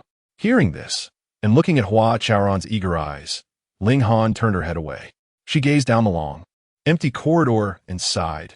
Chaoran, you will meet a better girl, not me, Ling Han. But I think you're the best girl in my heart. Hua Chaoran said excitedly, looking at Ling Han. I fell in love with you not just because of your beauty, but because of your resilience, your pride, and the light in your eyes. If I, Hua Chaoran, were to get married in this lifetime, it must be with you. Besides you, I can't imagine loving anyone else. Ling Han, let us take this opportunity to get to know each other better. And you really need someone to take care of your daily life? You can't keep. We can only be colleagues. Ling Han interrupted Hua Chaoran. Why? Hua Chaoran asked. Ling Han, do you look down on me? Do you think Hua Chaoran, if you respect me, please don't say anymore. I think I have made it very clear. I, Ling Han, and you, Hua Chaoran, can only be colleagues. Do you understand? Ling Han's attitude was very firm as she suddenly stood up. But why? Ling Han, you have to give me an explanation. Give me a reason to give up. Hua Chaoran's head buzzed. He felt both confused and somewhat helpless. Chapter 58. The old people are all sick. I have no feelings for you. Ling Han hesitated for a moment and uttered a disingenuous remark. Hua Chaoran was stunned for several seconds and finally nodded helplessly. I brought the things over. Let's just consider it a colleague's concern. Please eat before you leave, okay? Hua Chaoran's heart was sour, but he still wanted to extend this care to Ling Han. Ling Han turned halfway, staring blankly into Hua Chaoran's eyes. After a moment, she said, all right. She surprisingly sat back down on the 2-person chair. This action was something she couldn't even understand herself, because logically, having already rejected Hua Chaoran, she shouldn't accept his kindness again. Yet she made this contradictory choice. Perhaps she felt he was a bit pitiful. Years later, when Hua Ye'er asked about that day's situation, Ling Han said this. Actually, I came to find you today for something serious.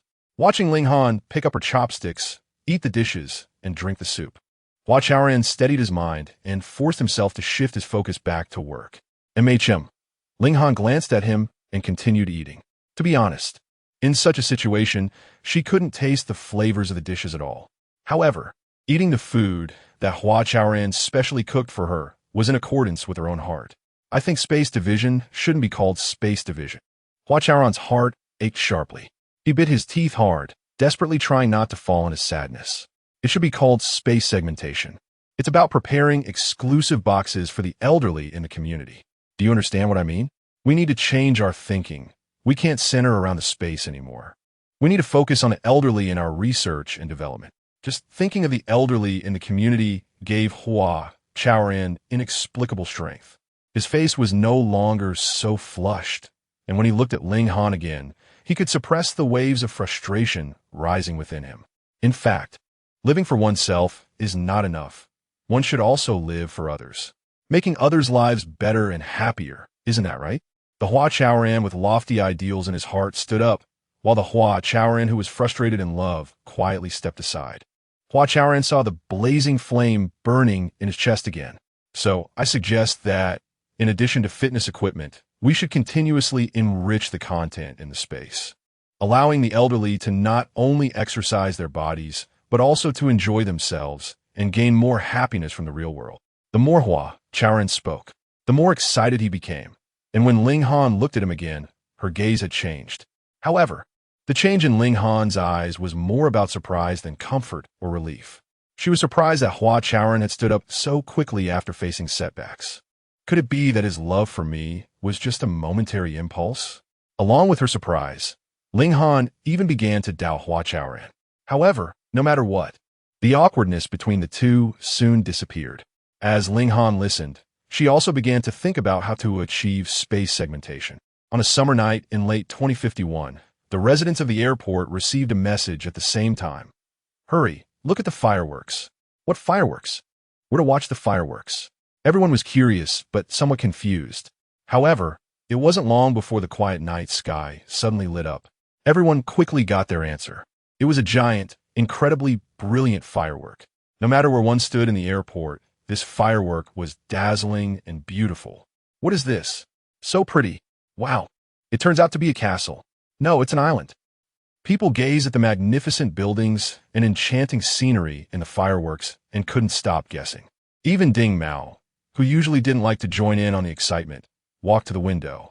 He held a small black cat and was just about to see clearly what was floating in midair when the brilliant night sky suddenly darkened.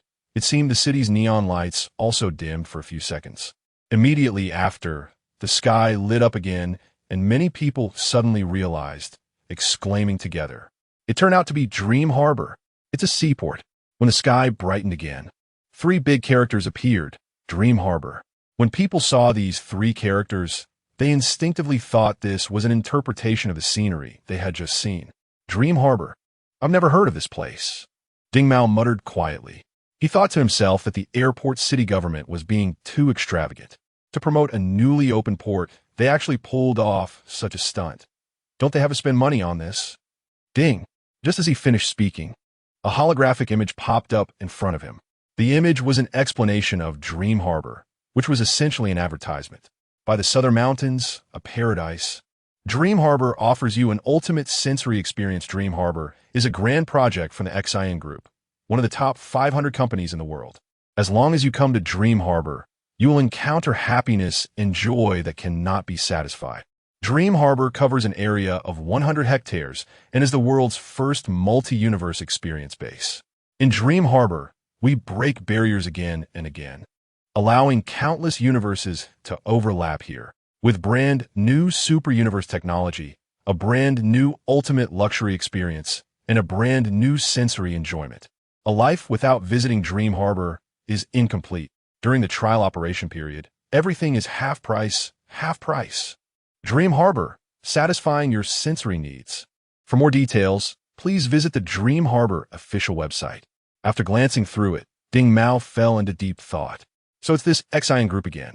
What do they really mean by launching this Dream Harbor? Hua Chaoran, Xin Yang, and Ling Han were also deep in thought.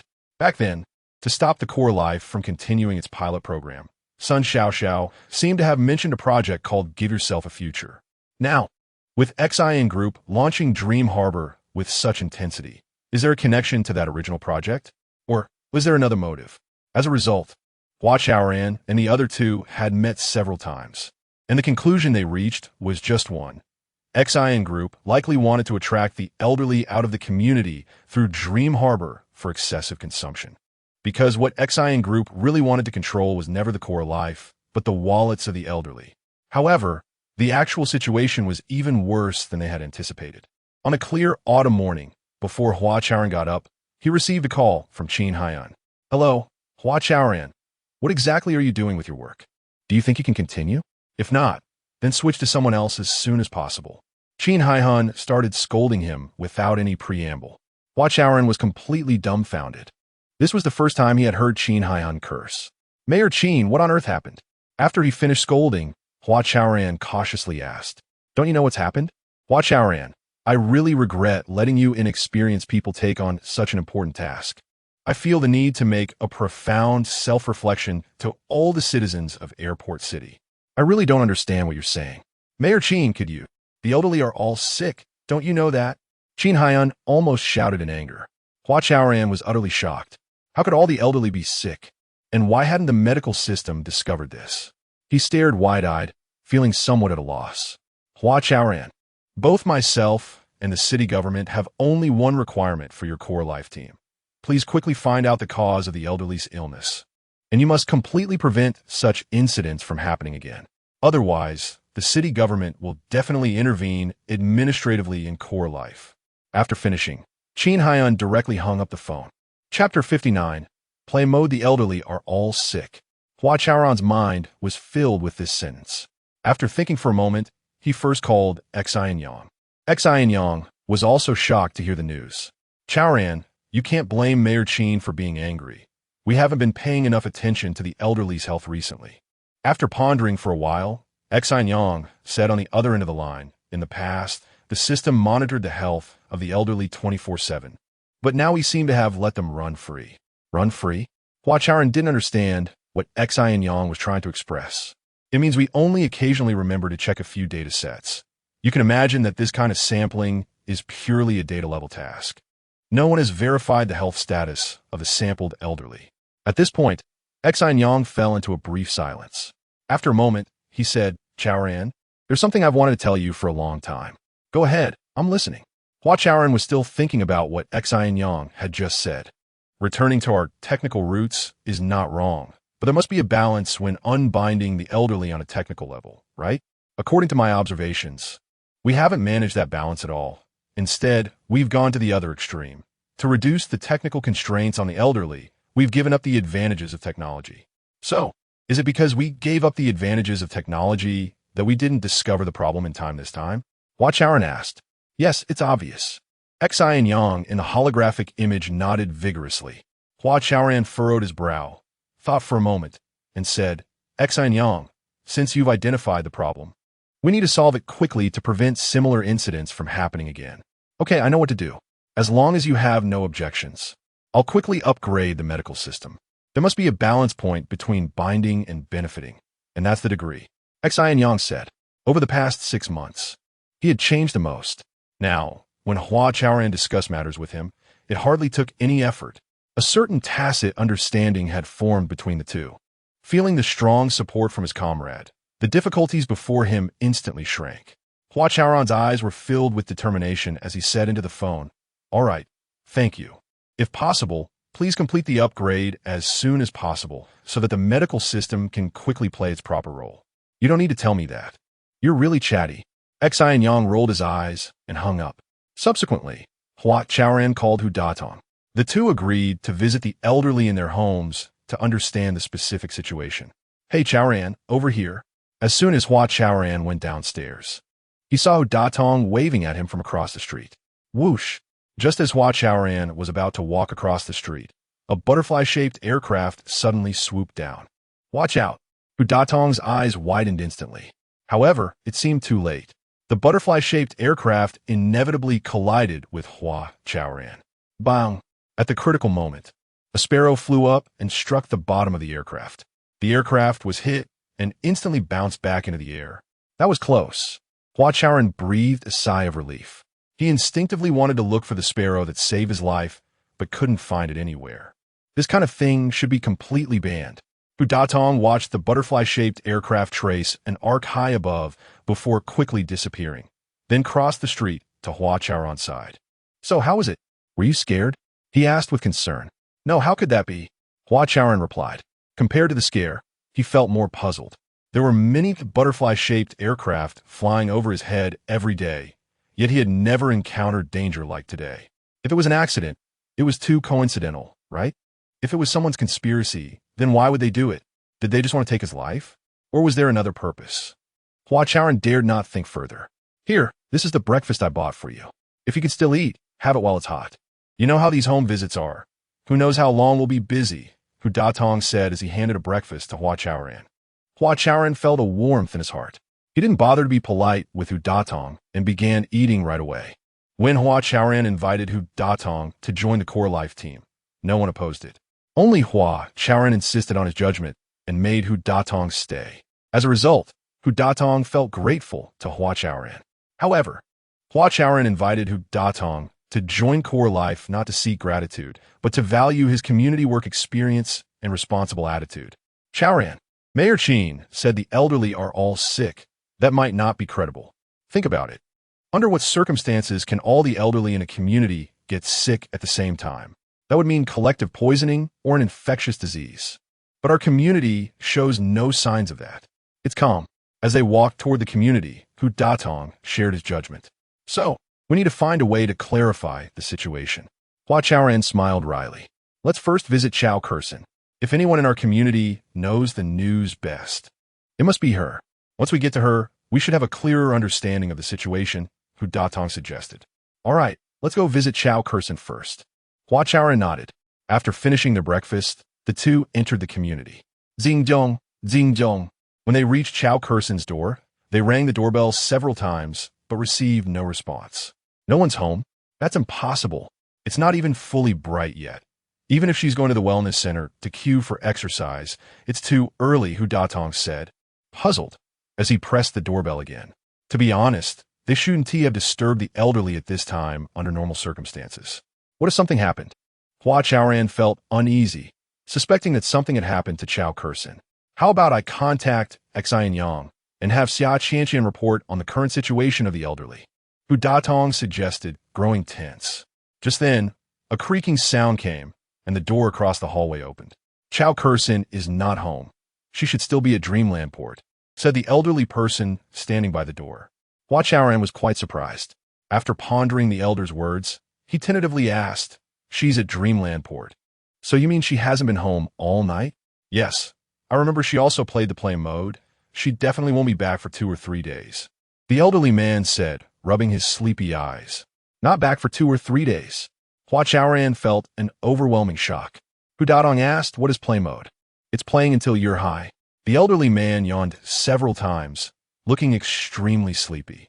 You just came back from Dreamland Port? Hu Datong asked, staring at his panda eyes. Yeah, do you have anything else? If not, stop ringing the doorbell. I want to sleep.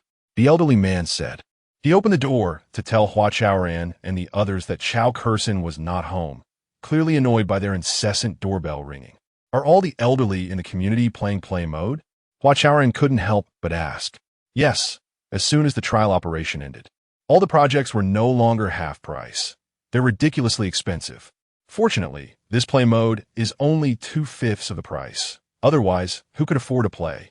The elderly man said, dozing off uncontrollably, almost falling to the ground. Heavens! Hua Chaoran and Hu Datong exchanged glances, both gasping in shock. This isn't playing. This is clearly risking the lives of the elderly. Go to sleep quickly. Don't be greedy for convenience. Health is important, Hua Chaoran said to the old man. Bang! The old man didn't respond and shut the door.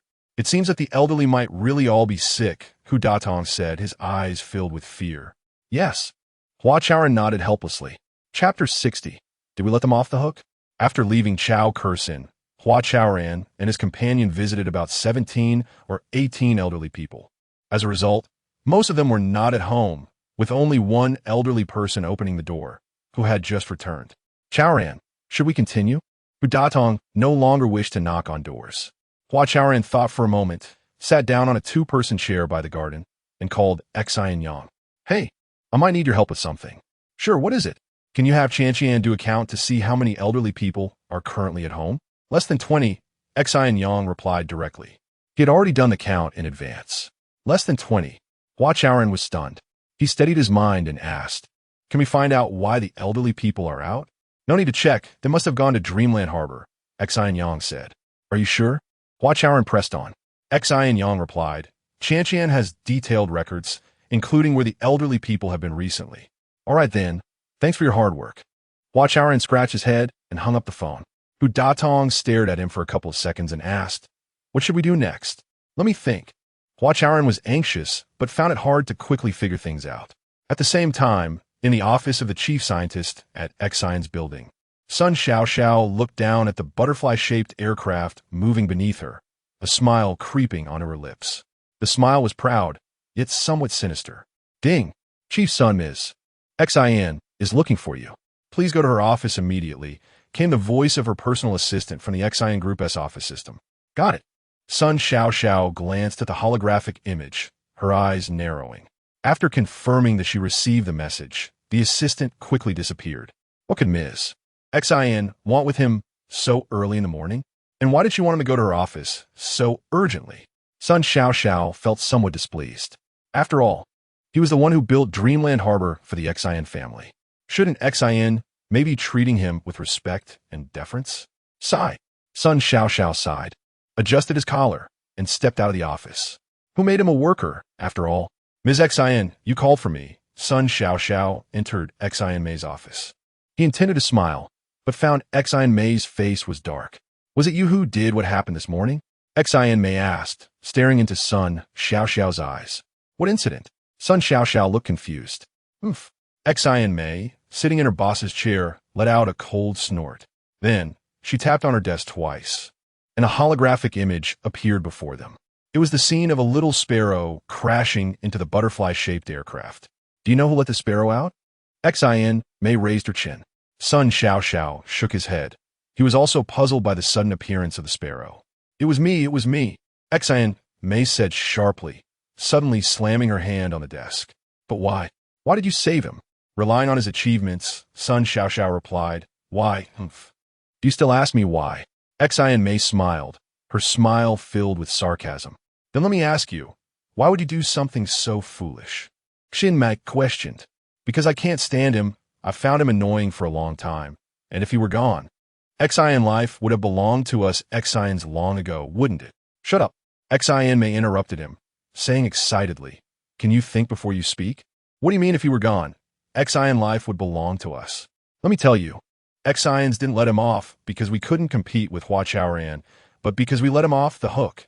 Did we let them off the hook? Sun Xiaoxiao said ambiguously. Xin retorted, Isn't that so? If it weren't for giving my brother Xin Yang a chance to showcase his ambitions, if it weren't to fulfill him, would I hand over Xin Life so easily?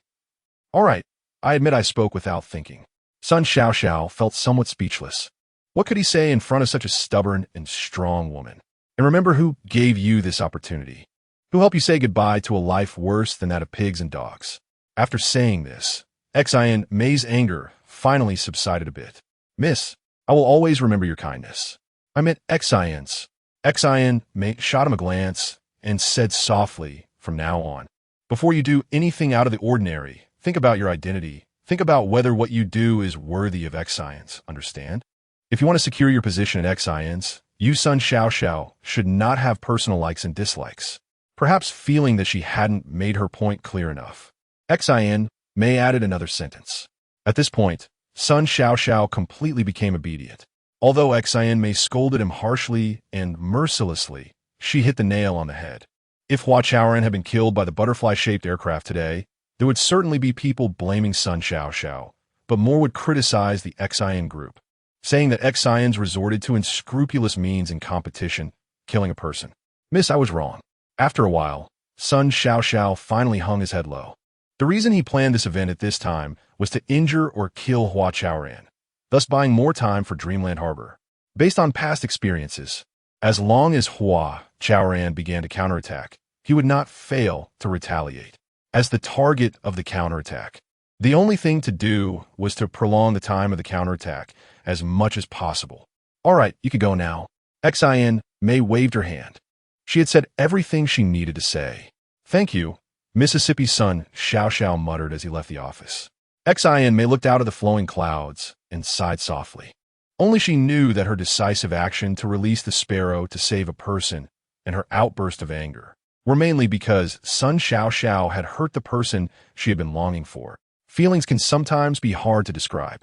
The more vague and obscure they are, the more they baffle one and the harder they are to break free from. At Xin Life, in front of the garden, Hua Chaoran thought for a long time and stood up. How about we gather everyone together for a meeting? He said. That's good, gathering ideas and brainstorming together. Hu Datong replied, then asked, still in a large conference room? Let's do it here. We can see every building and every window, making it a place for us to be clearer, Hua Chaoran said. All right, I'll call everyone over now. Hu Datong nodded and operated on his smart bracelet. In less than 10 minutes, all members of the Xin Life team gathered in front of the small garden. To ensure everyone could see him, Hua Chaoran stood on the two-person chair. I think everyone already knows what has happened in our community, right? Hua Chaoran scanned the crowd and raised his voice. All the elderly are sick. Really, not a single one is left out. Yet even so, they still go to Dreamland Harbor day and night. I want to ask everyone, can't we keep the elderly in Xin Life? How is that possible? This is their home. Someone said. Yes, this is their home. Others echoed. That's right. You are all correct, but the situation is right before our eyes. The elderly don't even want their own home. They have thrown themselves into the so-called metaverse. I ask you, what has made them make such a crazy choice? Hua Chaoran posed a new question. Chapter 61, No Matter What. It's not core life hearing these words. Everyone fell into a brief silence. Soon after, they began to whisper among themselves. After a while, everyone quieted down again and simultaneously looked at Hua Chaoran. Chaoran, why don't you explain it to everyone? Hu Datong urged. All right, let me explain it well. Hua Chaoran tried to force a smile, but couldn't, so he maintained a serious expression. Does everyone remember how Qian entered the community? Someone blackened her online, and then we launched the Meet the Little Cutie activity. Pets went missing, and Qian helped find them all, which is how she got into the community. Xiaoyang raised his hand and said, That's right, that's basically what happened. But have you all thought carefully about why? Why did the elderly, knowing that Qian might threaten their safety, still open their hearts to her? Hua Chaoran posed a new question. Because Xiaoyang's voice faltered, and he quickly withdrew his hand. Forget it, I didn't think it through. He waved his hand. What about the others? Hua Chaoran scanned the crowd, his eyes filled with anticipation. Because she brings warmth to the elderly. Han Xiao said quickly, not waiting for Hua Chaoran to look at her. Warmth, do we all agree? Hua Chaoran asked noncommittally. Xiaoyang and Pan Daio exchanged glances and said in unison, agreed. Xiao is right, we agree. Agreed. Qian indeed brought warmth to the elderly. Just like their family. The crowd seemed to be ignited, and everyone spoke excitedly. Once the crowd quieted down again, Hua Chaoran's expression became even more serious. Now everyone understands why the elderly spend day and night in Dreamland Harbor, right?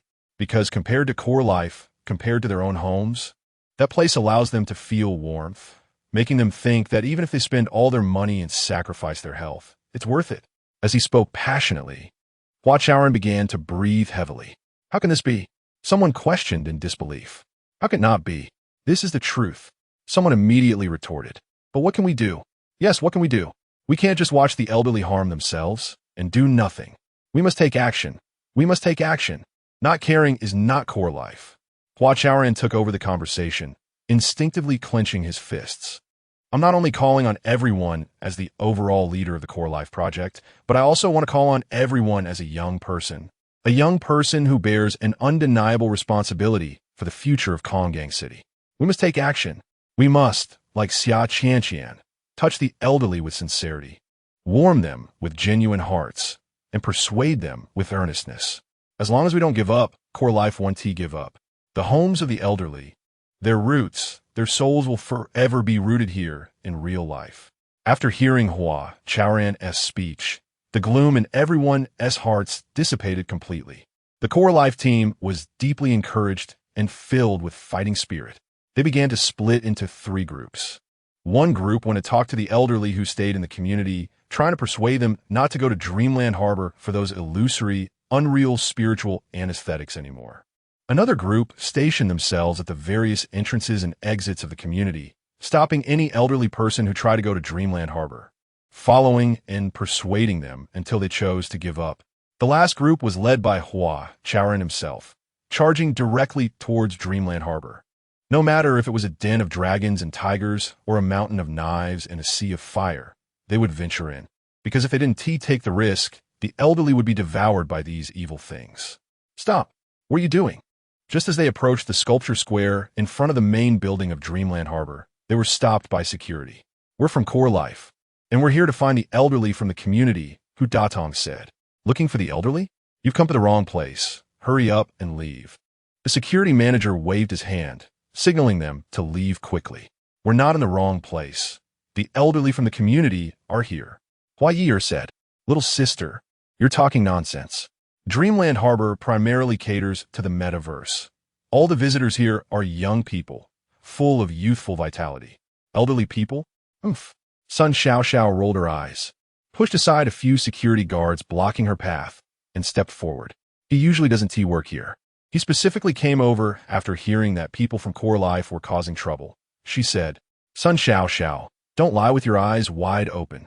If it weren't for you luring out our community's elderly, would you have built Dreamland Harbor at the foot of Tiannan Mountain? He Fanqing questioned harshly. As Xin Yang's assistant, he recognized Sun Xiao and knew that she was the designer and person in charge of the Dreamland Harbor project. Is there anything wrong with building it at the foot of Tiannan Mountain? We Xin family needed a suitable place. and this place was more suitable. So we chose it. Sun Xiao rolled her eyes. Executioner, vampire.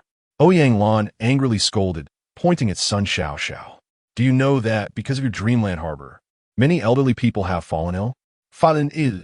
Sun Xiao smirked coldly, looking up at the clouds in the sky, and said softly, that only means the living conditions of your core life are too poor, and the medical equipment is too outdated. You're a bad person. Ouyang Lan was so angry she stomped her feet, looking at Sun Xiao as if she saw death itself, a devil. Sun Xiao, are you sure you won't let us into Dreamland Harbor?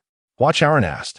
The group had worn themselves out trying to persuade Sun Xiao, and Hua Chaoran was too lazy to waste more breath on her. Did I say that? Everyone is welcome here. The doors of Dreamland Harbor are always open to all consumers. Surprisingly, Sun Xiao did not obstruct them. She stepped aside and even made an inviting gesture. Manager Sun, isn't it inappropriate to let them in? The security manager cautiously said to Sun Xiao. What is inappropriate about it? I'll let them in. What else do you want to say? Yes, I was being too talkative. The security manager awkwardly smiled and gestured to the 30 security guards behind him. Then, the security guards cleared the way. Hua Chaoran, listen to my advice. Don't waste your efforts. Core life isn't something that a background-less social worker like you can handle. As Hua Chaoran walked past her, Sun Xiao whispered in his ear, whether I can handle it or not, that's up to the elderly to decide, right? Hua Chaoran countered, yes, you're right. Then let us see what the elderly choose, Sun Xiao said meaningfully, narrowing her eyes and twisting her neck like a snake, revealing a strange and venomous smile. He knew exactly what would happen to the elderly who entered Dreamland Harbor. He didn't believe Hua Chaoran could persuade them to come back. Because the metaverse was a new type of drug. No, it was a more sophisticated method than drugs. It didn't require a long growth period, nor bloody supply channels. And its manufacturing cost was incredibly low, even requiring just a few kilowatts of electricity. Most importantly, it was a legal business and all business activities were protected by law. Cultural industry, creative industry, a spiritual habitat for humanity. Watching Hua Chaoran and the others' backs, Sun Xiao wanted to laugh out loud. What a ridiculous era this was. Even decadence was so grandiose. Sun Xiao thought, suddenly feeling that everything happening before his eyes was full of irony. Chapter 62. Hell of Azura. As Hua Chaoran and the others stepped into the square, the ground tiles began to move. Soon, a curvaceous and exquisitely beautiful virtual person appeared before everyone. Welcome to Dream Harbor. I am your exclusive companion, Meng. The virtual person smiled brightly and greeted everyone with a bow. At the same time, the ground tiles flickered like fish scales a few times before parting to the sides. Then, over 30 space capsule-style, chairs slowly rose from the ground. Please take your seats in the teleportation chairs. Our exclusive dream journey is about to begin. While speaking, the virtual person glanced at Hua Chaoran and the others, making an inviting gesture towards the teleportation chairs. Chaoran, are you sitting? Hu Datong asked, looking at these strange chairs. He felt a bit apprehensive. Of course, why not? This is how the elders entered Dream Harbor. We have to do the same, Hua Chaoran replied without hesitation, being the first to sit in the teleportation chair. But just now, Sun Xiao and those security guards were so arrogant. I'm worried it might be a trap. If we fall into it, it could be troublesome. Hu Datong still hesitated. In fact, he wasn't the only one. Many others were murmuring in doubt. What is there to worry about? Think about the elders.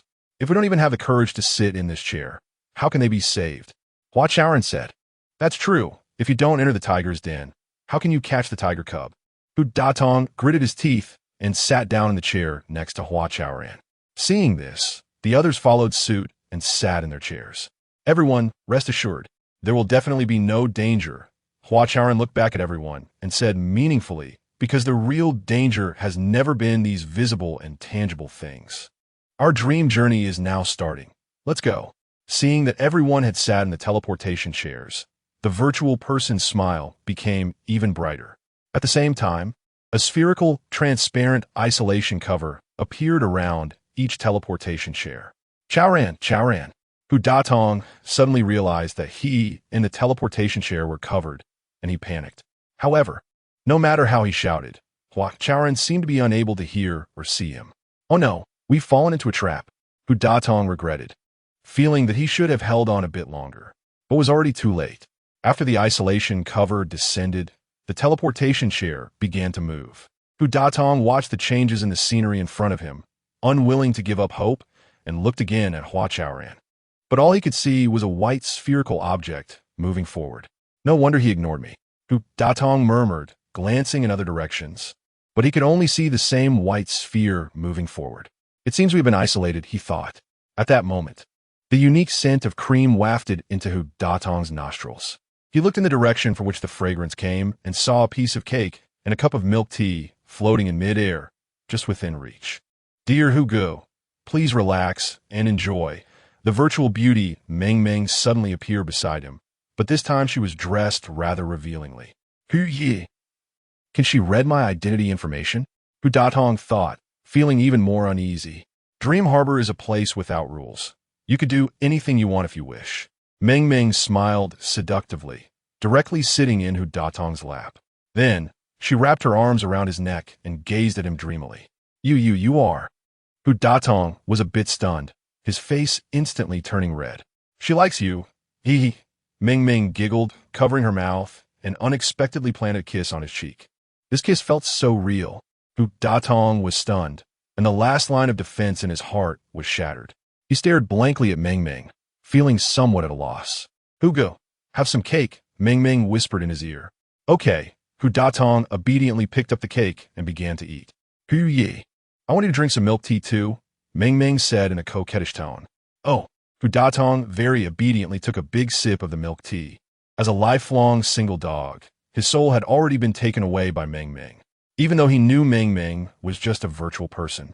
Even though he was very clear that everything in front of him was just a fleeting dream.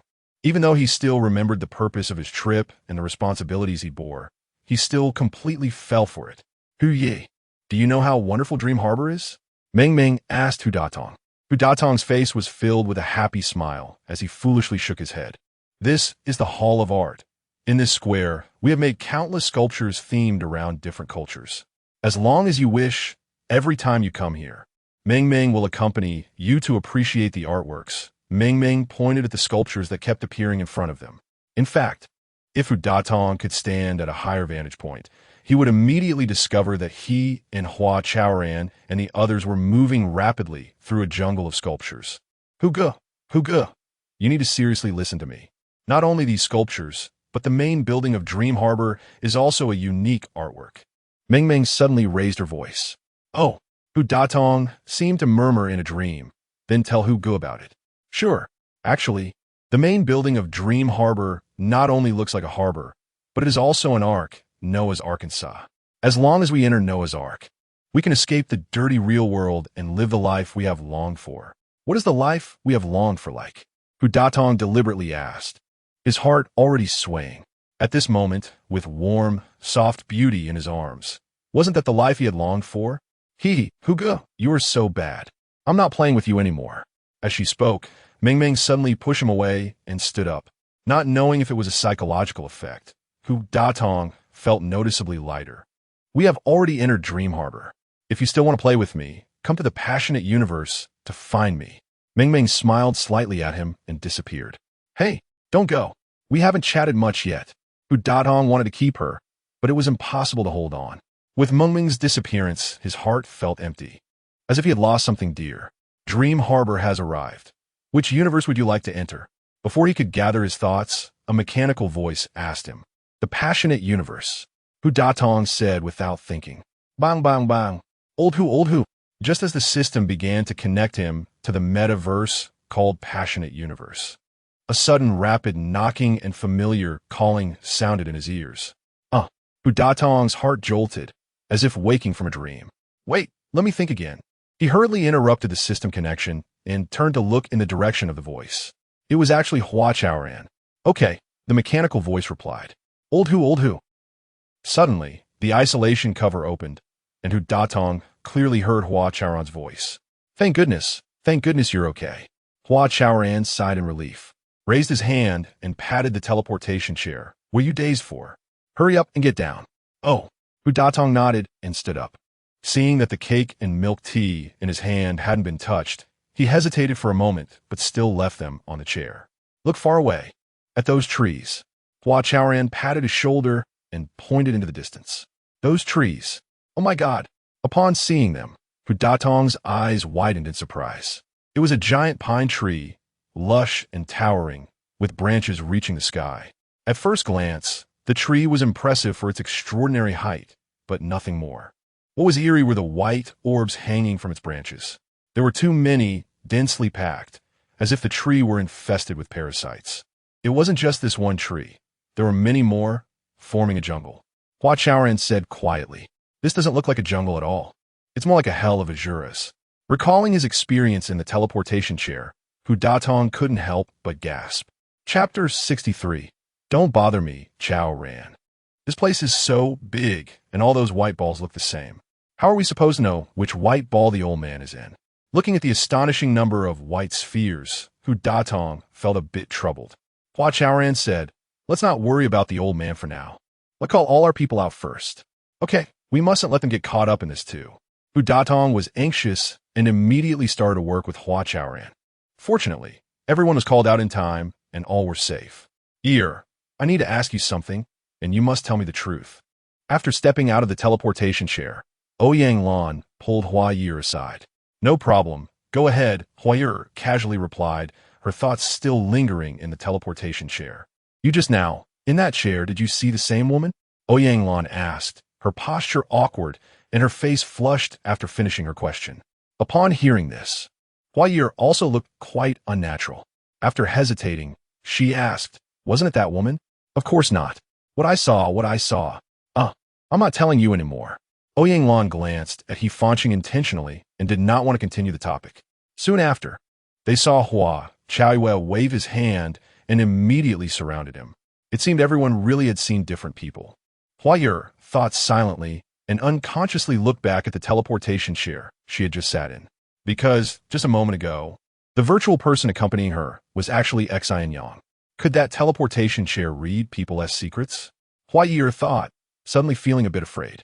She no longer dared to look at the teleportation chair again and almost ran away. "Everyone, listen to me. The old folks are in those white balls on the tree.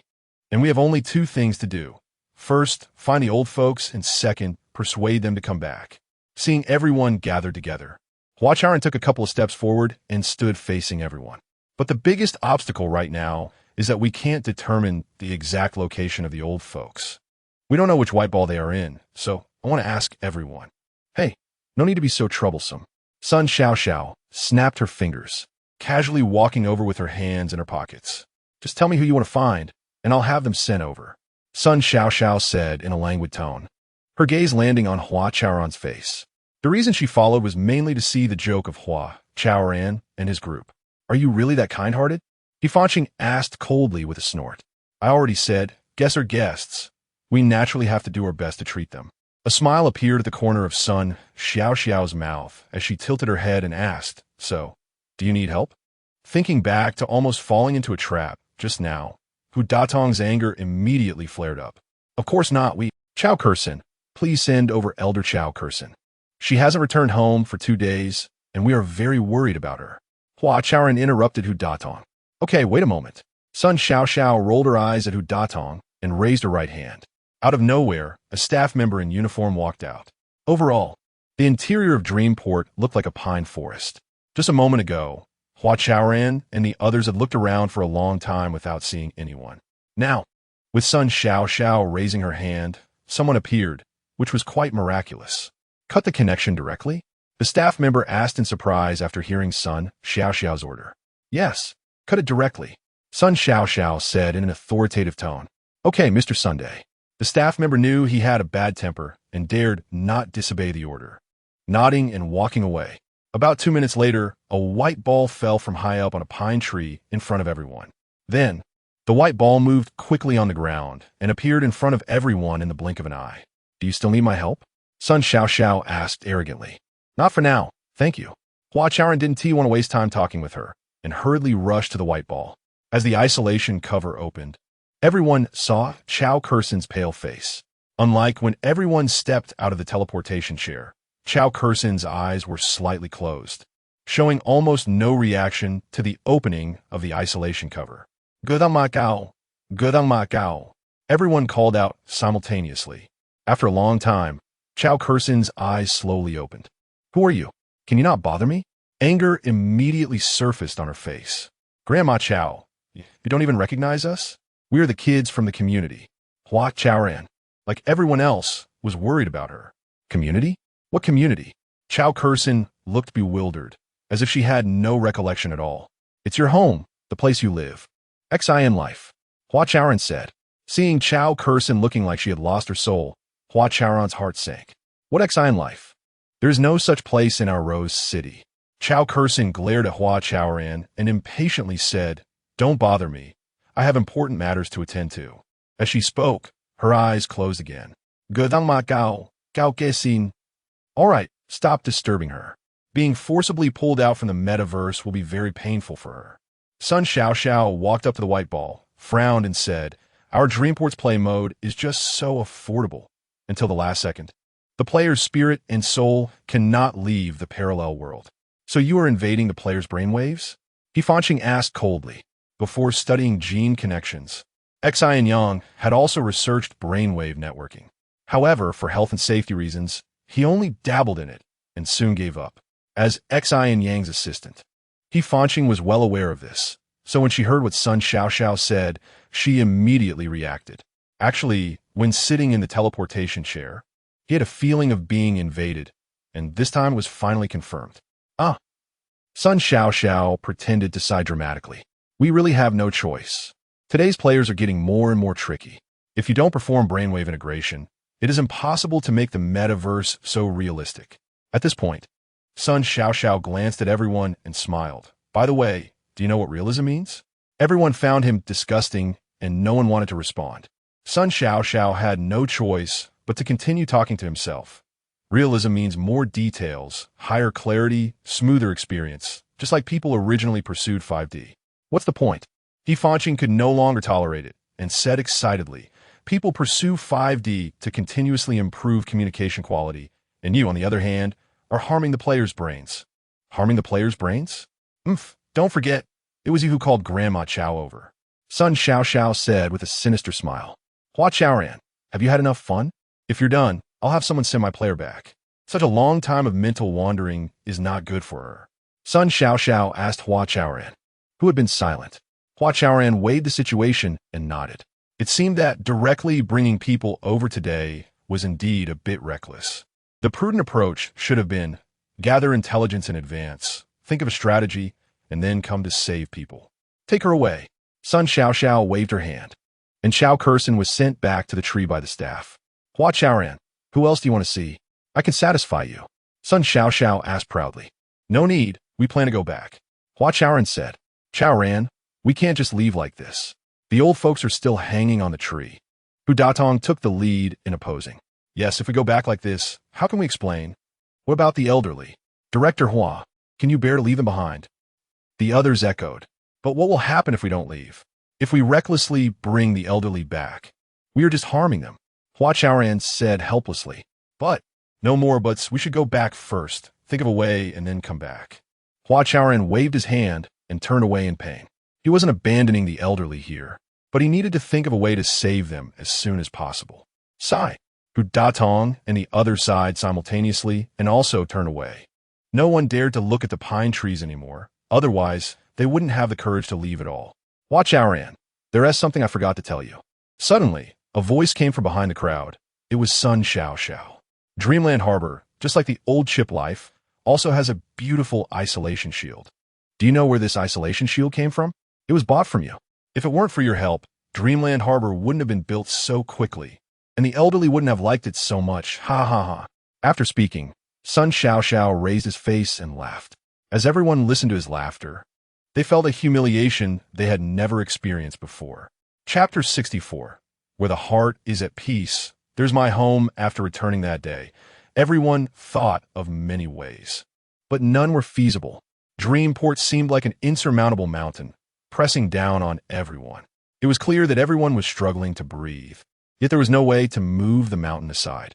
However, Sun Xiaoxiao's laughter from that day echoed in everyone's minds at all times. The team of the Core Life project was burning with a fire in their hearts. No one wanted to give up. Therefore, everyone's morale and fighting spirit remained intact. That afternoon, Hua Chaoran was sitting in a double chair where he could see all the windows, lost in thought. Ding Mao walked over with the little black cat. The only ones in the community who hadn't experienced the metaverse were Ding Mao, Jing Shanwu, Ming Mei, and a few elderly people like the newly arrived mayor of Konggang City, Xin Han. How's it going? Has the situation improved? Ding Mao asked with a smile. He was also worried about the playful old folks in the community. Ever since he heard that the community was splitting into 3 groups to persuade the elderly, he had been very concerned about the progress of the situation. Well, it has indeed improved. You know that Xin Yang upgraded the medical system, so we can now keep track of the elderly's health conditions in a timely manner. We can basically achieve early detection and early treatment now. Moreover, for those with more serious illnesses like Chao Kursin, things have improved a lot, but it still doesn't solve the root of the problem, right? Ding Mao smiled and sat down beside Hua Chaoran. Meow. The little black cat seemed to agree with its owner's viewpoint, looking at Hua Chaoran and meowing. Got it, hee. Hua Chaoran stroked the little black cat's head, finally smiling. Teacher Ding, as an old resident, can you tell me if there's anything bad about Core Life? Anything bad? Ding Mao gently rubbed the little black cat's belly, instinctively looking up at the sky. People often say that autumn is crisp and clear. The autumn sky carries a sense of depth.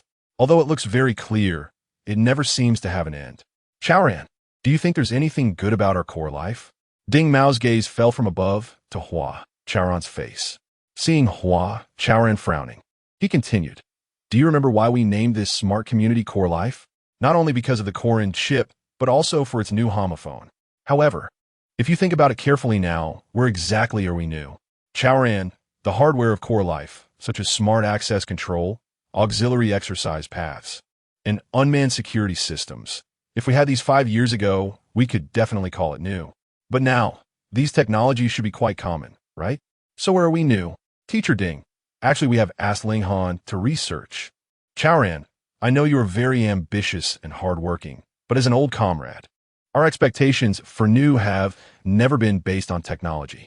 Ding Mao finished speaking, looking meaningfully at Hua Chaoran. Meow. The little black cat, understanding its owner's thoughts, meowed again.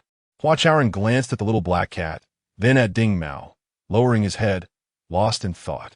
After a while, his face lifted. Teacher Ding, I can't imagine where the new would be without technology. This was the truth. Both his education and life experience after entering society told him that to be new, one must first innovate technologically. Chaoran, there's a term that is rarely mentioned now, but when we were young, it was often on our lips. Do you know what that term is? Hua Chaoran shook his head, waiting for Ding Mao to give the answer. Generation gap, Ding Mao said. Generation gap? Hua Chaoran had some impression of it, but wasn't quite clear on the exact meaning of this outdated term.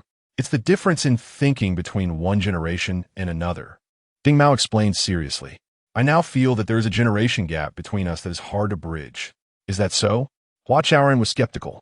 I remember when I was your age, my relatives, friends, classmates, and colleagues all liked to go to economically developed coastal cities or the capital where there were more opportunities to develop and seek a better future for themselves.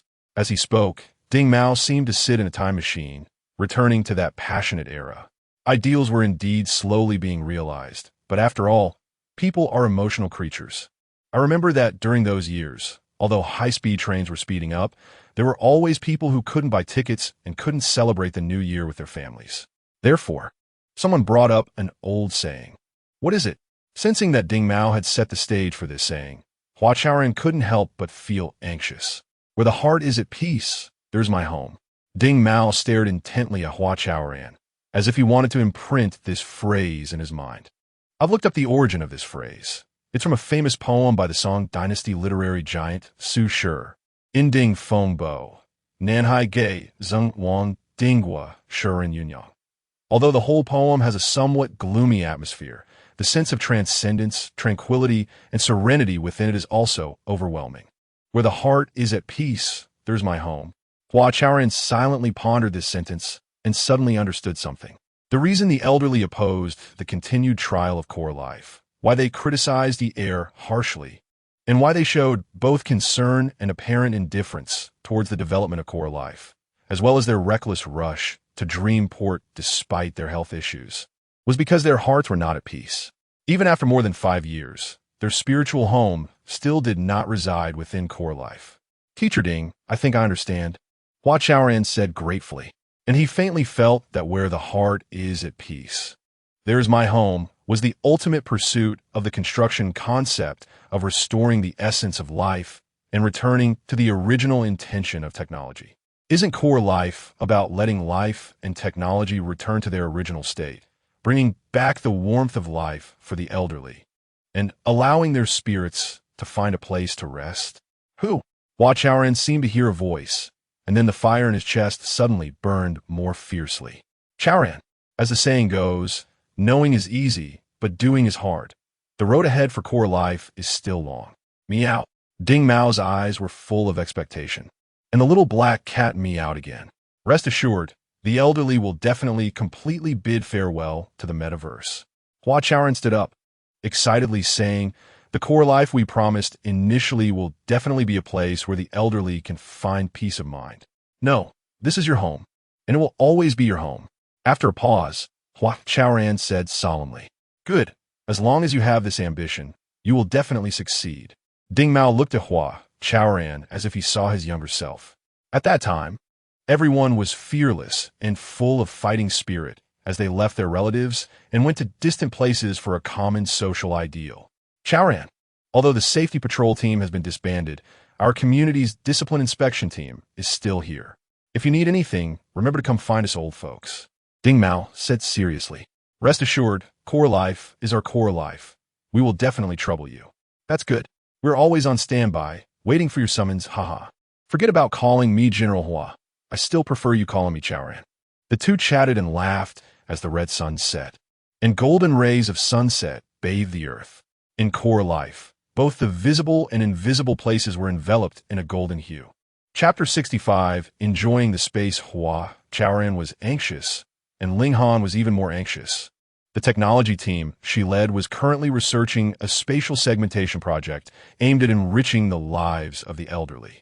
One important reason why the elderly were so reluctant to leave Dream Harbor was precisely because the development progress of spatial segmentation had slowed down. Of course, no one said these words, but Ling Han knew it very well in her heart. Ling, why don't we try it out first?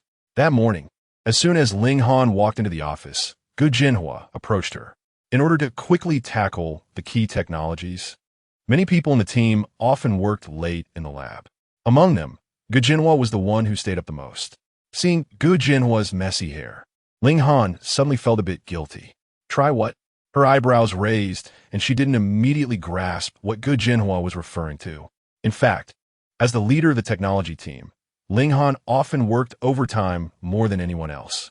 However, she was always low-key, and others did not pay special attention, so they hardly noticed. It's the spatial segmentation. We discussed it last night and thought we could try it out first, Gu Jinhua said, looking eagerly at Ling Han. Yeah, Ling Jia.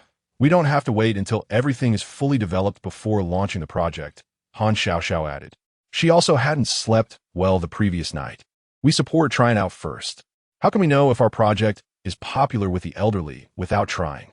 Besides, the community really needs such a project right now. Other members of the tech team also came forward. It turned out everyone had reached a consensus and was just waiting for Ling Han to give a nod. Sighing at the weary faces before her, Ling Han couldn't help but feel a pang of emotion. She had never been a sentimental person, but suddenly seeing the familiar faces changed so much was still somewhat touching. Sometimes, the difference between 0 and 1 is just 0. 0, 1. If we don't make up that 0, 0, 1 gap, 0 will always be 0, and no matter what, it can't become 1. She wanted to share with everyone the principle of going from 0 to 1, encouraging them to hold on just a little longer. But under the current circumstances, such words were hard to say. Looking at dozens of swollen, murky, bloodshot eyes, Ling Han reluctantly nodded. Great! Han Xiaoxiao cheered first. Soon after, everyone jumped up in excitement. Watching them leap and land, Ling Han realized they were still a group of young people. About a week later, Xin Life launched the Enjoying Space. This was the first attempt at spatial segmentation technology. Everyone felt quite nervous, not just the tech team. If Enjoying Space received a good response, it would solve the pressing issue at hand and could bring the elderly back from Dream Harbor. However, if it failed, it would be a complete disaster. Everyone knew that Enjoying Space might be Xin Life's last card. To promote Enjoying Space, Xin Yang specifically made an advertisement featuring Hua Chaoran as the first user. Having a great time. Even her signature smile turned into laughter again and again. The advertisement aimed to convey that Enjoying Space could bring joy to people. In addition, the service team led by Hu also came up with many ideas. They first made a lot of snowballs to throw at people. These snowballs were actually instant, precise holographic information packages. Anyone hit by a snowball could see the user guide for Enjoying Space just by holding it. After throwing enough snowballs, they organized a play companion team. As long as an elderly person was willing to experience Enjoying Space, they would accompany them throughout the entire experience. With such a large promotional effort, Enjoying Space attracted quite a few elderly people. However, attraction was just the beginning. The most important thing was whether they could maintain the heat and create stickiness, turning Enjoying Space into a part of the elderly's lives, a habit. Chaoran, have you tried Enjoying Space? That afternoon, the Hua siblings took a day off together, and Mingmei came to Hua Mei's apartment as a guest. Hua Chaoran cooked a table full of dishes. Just as the three were enjoying their meal, Mingmei suddenly asked, "I played a few times. What's wrong, godmother?" Hua Chaoran was a bit surprised. His godmother usually didn't discuss community-related topics. Whenever she did, it was usually serious. "Do you find it interesting?" Mingmei asked, staring at him. "It's okay. I've been in a play. It's just a small amusement park with everything you want to play," Hua Ye'er chimed in from the side. Their parents passed away early, and her brother had always been financially constrained to raise her. Ever since she could remember, Hua Ye'er envied her peers playing in amusement parks. Especially the carousel. She had dreamed of it many times but had never experienced it. The launch of Enjoying Space actually helped her make up for that childhood regret. However, she never mentioned it, worrying about her brother's feelings. It's not just a small amusement park. There are also complete fitness facilities, Hua Chaoran added. "So, Enjoying Space is like a small amusement park plus a sports square?" Mingmei asked again. The Hua siblings exchanged glances and nodded simultaneously. "No wonder I feel more and more awkward going there. It seems they treat us like children." Mingmei muttered and continued eating. Hua Chaoran's expression changed slightly as he tentatively asked, "Do you think the experience of Enjoying Space is not good?" "Not that it's bad. It's just average, a bit lukewarm." Mingmei thought for a moment and said, "Lukewarm." Hua Ye'er pondered with her chopsticks. "So it lacks distinctiveness?" After a while, Hua Ye'er asked him, "Not only is it lacking, but it's also devoid of human touch." After a pause, Mingmei added, "Of course, I'm quite picky and don't like socializing. So my feelings are just for your reference." After Mingmei finished speaking, the three continued eating. Hua Chaoran wanted to defend Enjoying Space. But what was the point of defending it? Just as Mingmei said, her opinions represented only her personal views. Whether Enjoying Space could be popular with the elderly would depend on the actual situation. However, from that day on, Hua Chaoran had a very bad feeling. He always felt that Enjoying Space seemed unable to achieve the expected effect. Sure enough, after just half a month, no one came to Enjoying Space to play anymore. The vast majority of elderly people, once the novelty wore off, rushed back to Dream Harbor.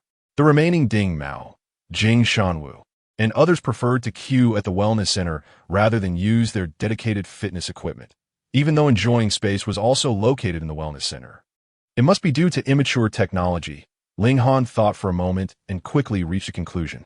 For someone as meticulous as her, without that 0.01, Enjoying Space was not spatial segmentation at all. What if it matures?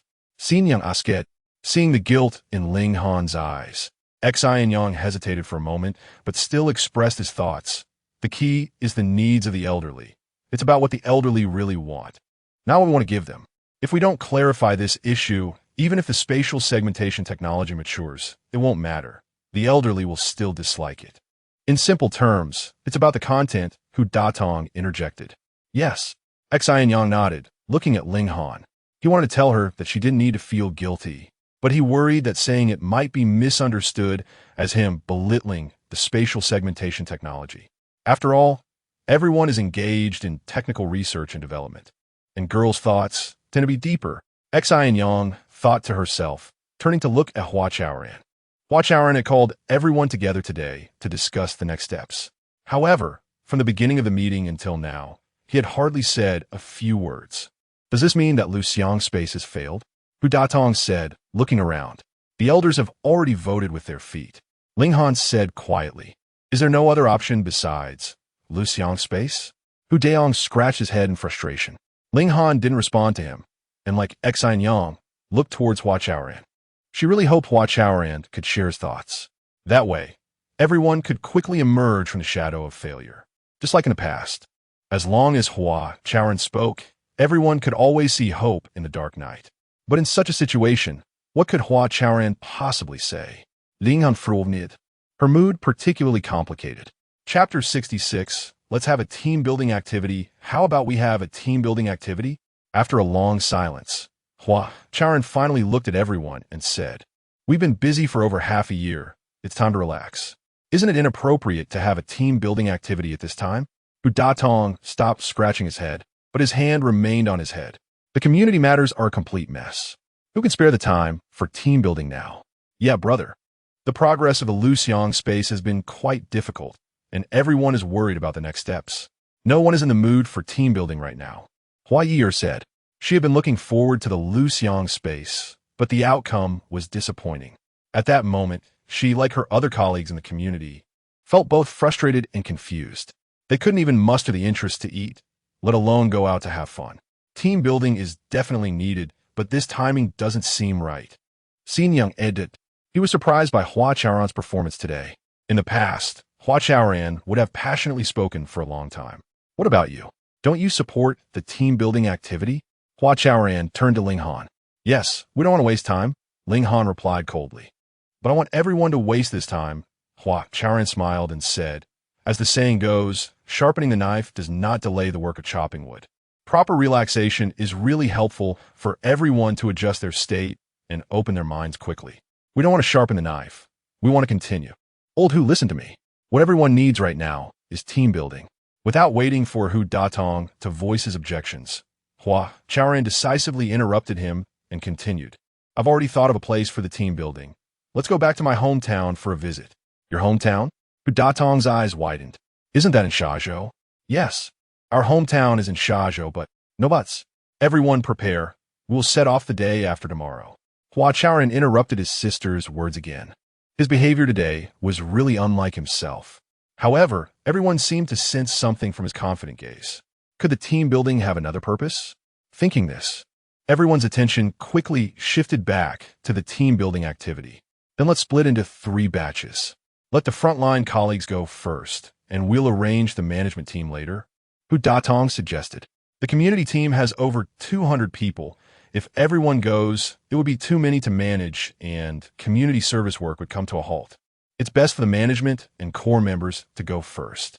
Hua Chaoran, going against his usual behavior, made a decision without consulting others.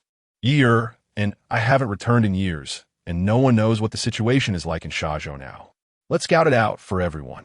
Okay, then the management and core members will go first, and the other colleagues will follow in 2 batches. Hu Datong thought Hua Chaoran's reasoning was valid and nodded in agreement.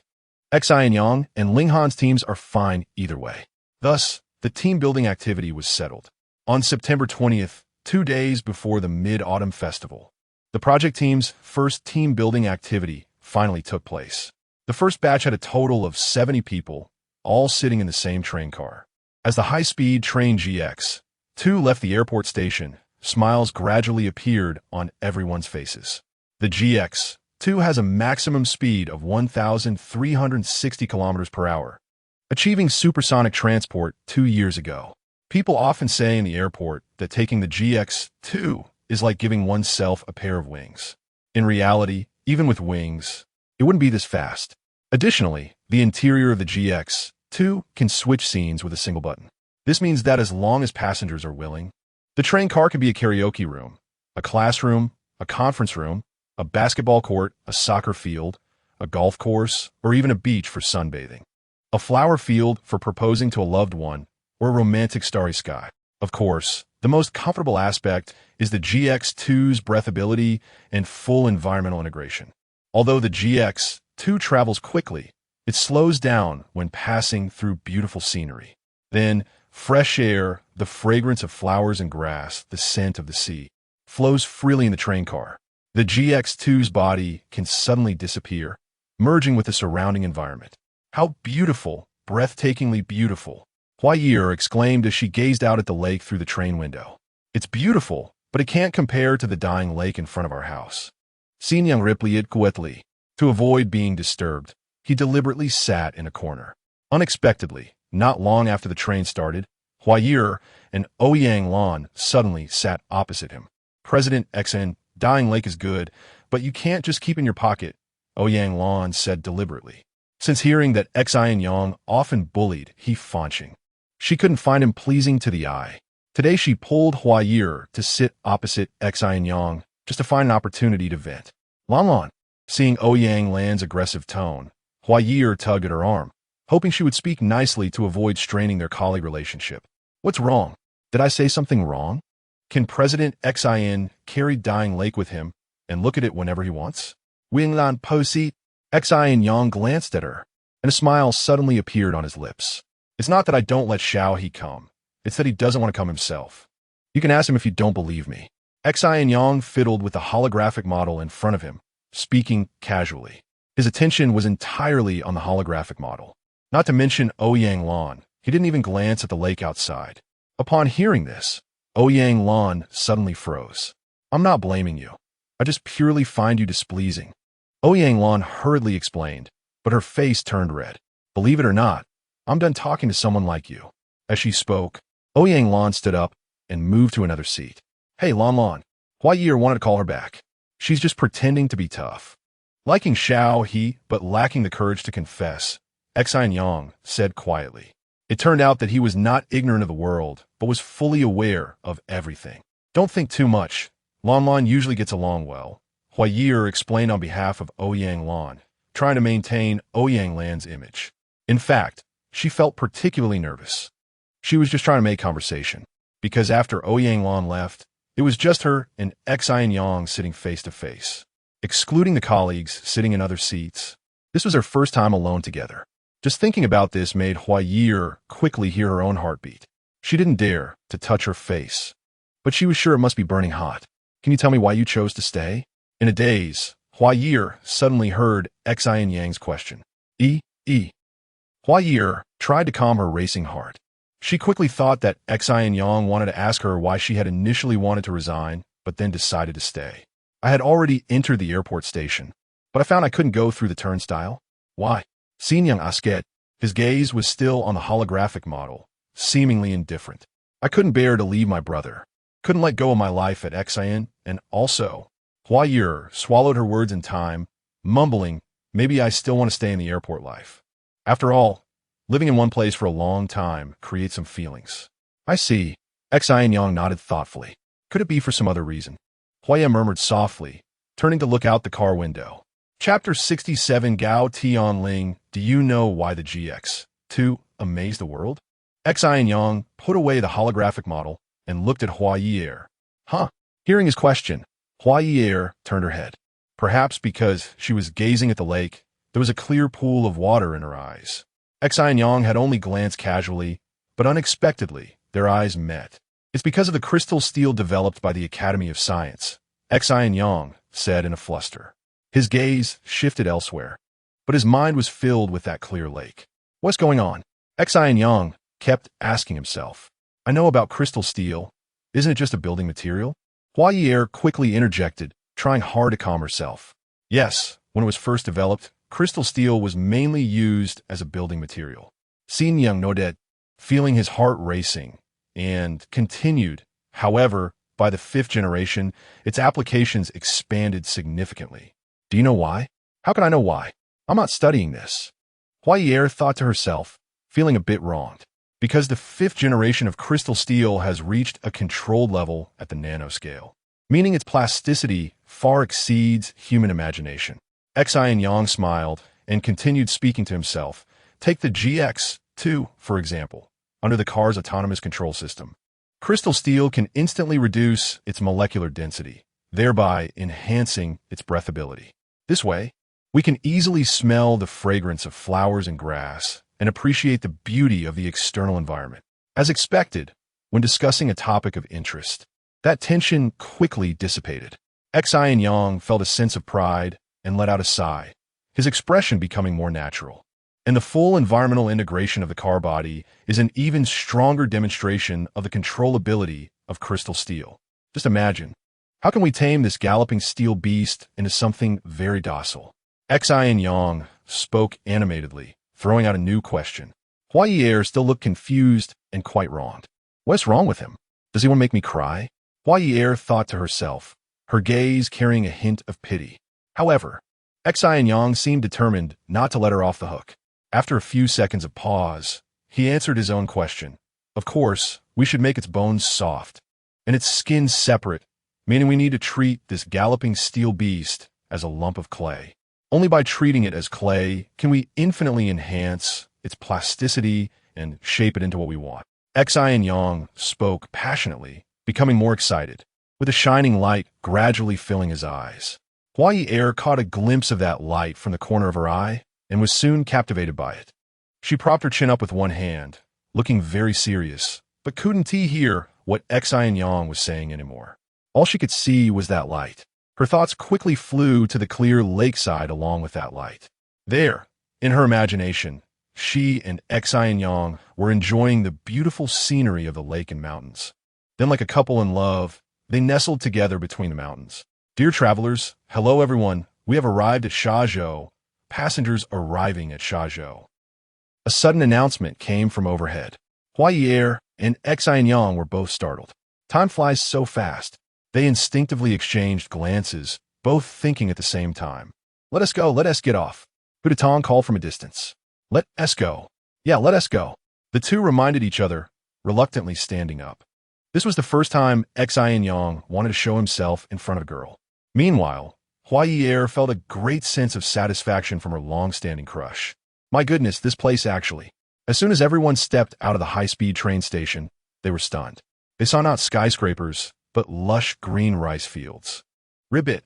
As if mocking the outsiders for never having seen the world, a frog croaked. Soon after, countless frogs croaked in chorus. Chaoran. I remember Shazhou used to be a famous Gobi desert in the west, right? Hua eyes were wider than those frogs. Exactly, I remember it too. They said the wind only blows once a month, and when it blows, it lasts for 30 days. It seems they were talking about your place. Panda, you added. It smells so good. What is this scent? It's so fragrant. Before Chaoran could answer, Ouyang Lan exclaimed. Everyone perked up their noses. This is the fragrance of rice, the fresh scent that comes when rice flowers bloom. Hua Ye'er slowly opened her eyes. Being a local from Shazhou, she was very familiar with the fragrance of rice. In fact, since she could remember, the ecology of Shazhou had been changing. At that time, the country advocated that green water and lush mountains are invaluable assets, and it had been many years. The people of Shazhou, inspired by the country, returned home to engage in greening efforts. Things like returning farmland to forests, desertification control, and grid management. Hua Ye'er still remembers them clearly. It was precisely because of the joint efforts of several generations of Shazhou people that there were today vast fields and intoxicating rice fragrance. Is it a gobi? Just look with your eyes. Hua Chaoran made no explanations. He pointed to a distant mountain range and said, My home is at ago.Ling. We will have a place to stay when we arrive at ago.Ling. Upon hearing this name, Ling Han's eyes narrowed. She had heard of this place, and it was related to that person. Let us go. Let us walk a bit further and see if we can catch a ride. Hua said. After admiring the rice fields, he had been looking around for a while, but found no modern transportation. As the logistics manager, he was a bit worried. The saying goes, looking at the mountain makes the horse tired. ago.Ling looked indeed not far, but carrying luggage to walk over might not be so easy. Once we arrive in Shazhou, why take a taxi? Everyone look over there. There is a place to rent horses. Let us ride horses to ago.Ling. Hua Chaoran pointed to the front left. It turned out that his suggestion to come to Shazhou for a team-building activity was not a spur-of-the-moment decision, but rather well-prepared. But I can't ride a horse, Han Xiao said shyly. What is there to worry about? Brother Pan can ride. He can take you with him, Panda Yu said proudly. He was also a single man. If things went well, he might even solve his lifelong problem on this horse ride. Don't worry.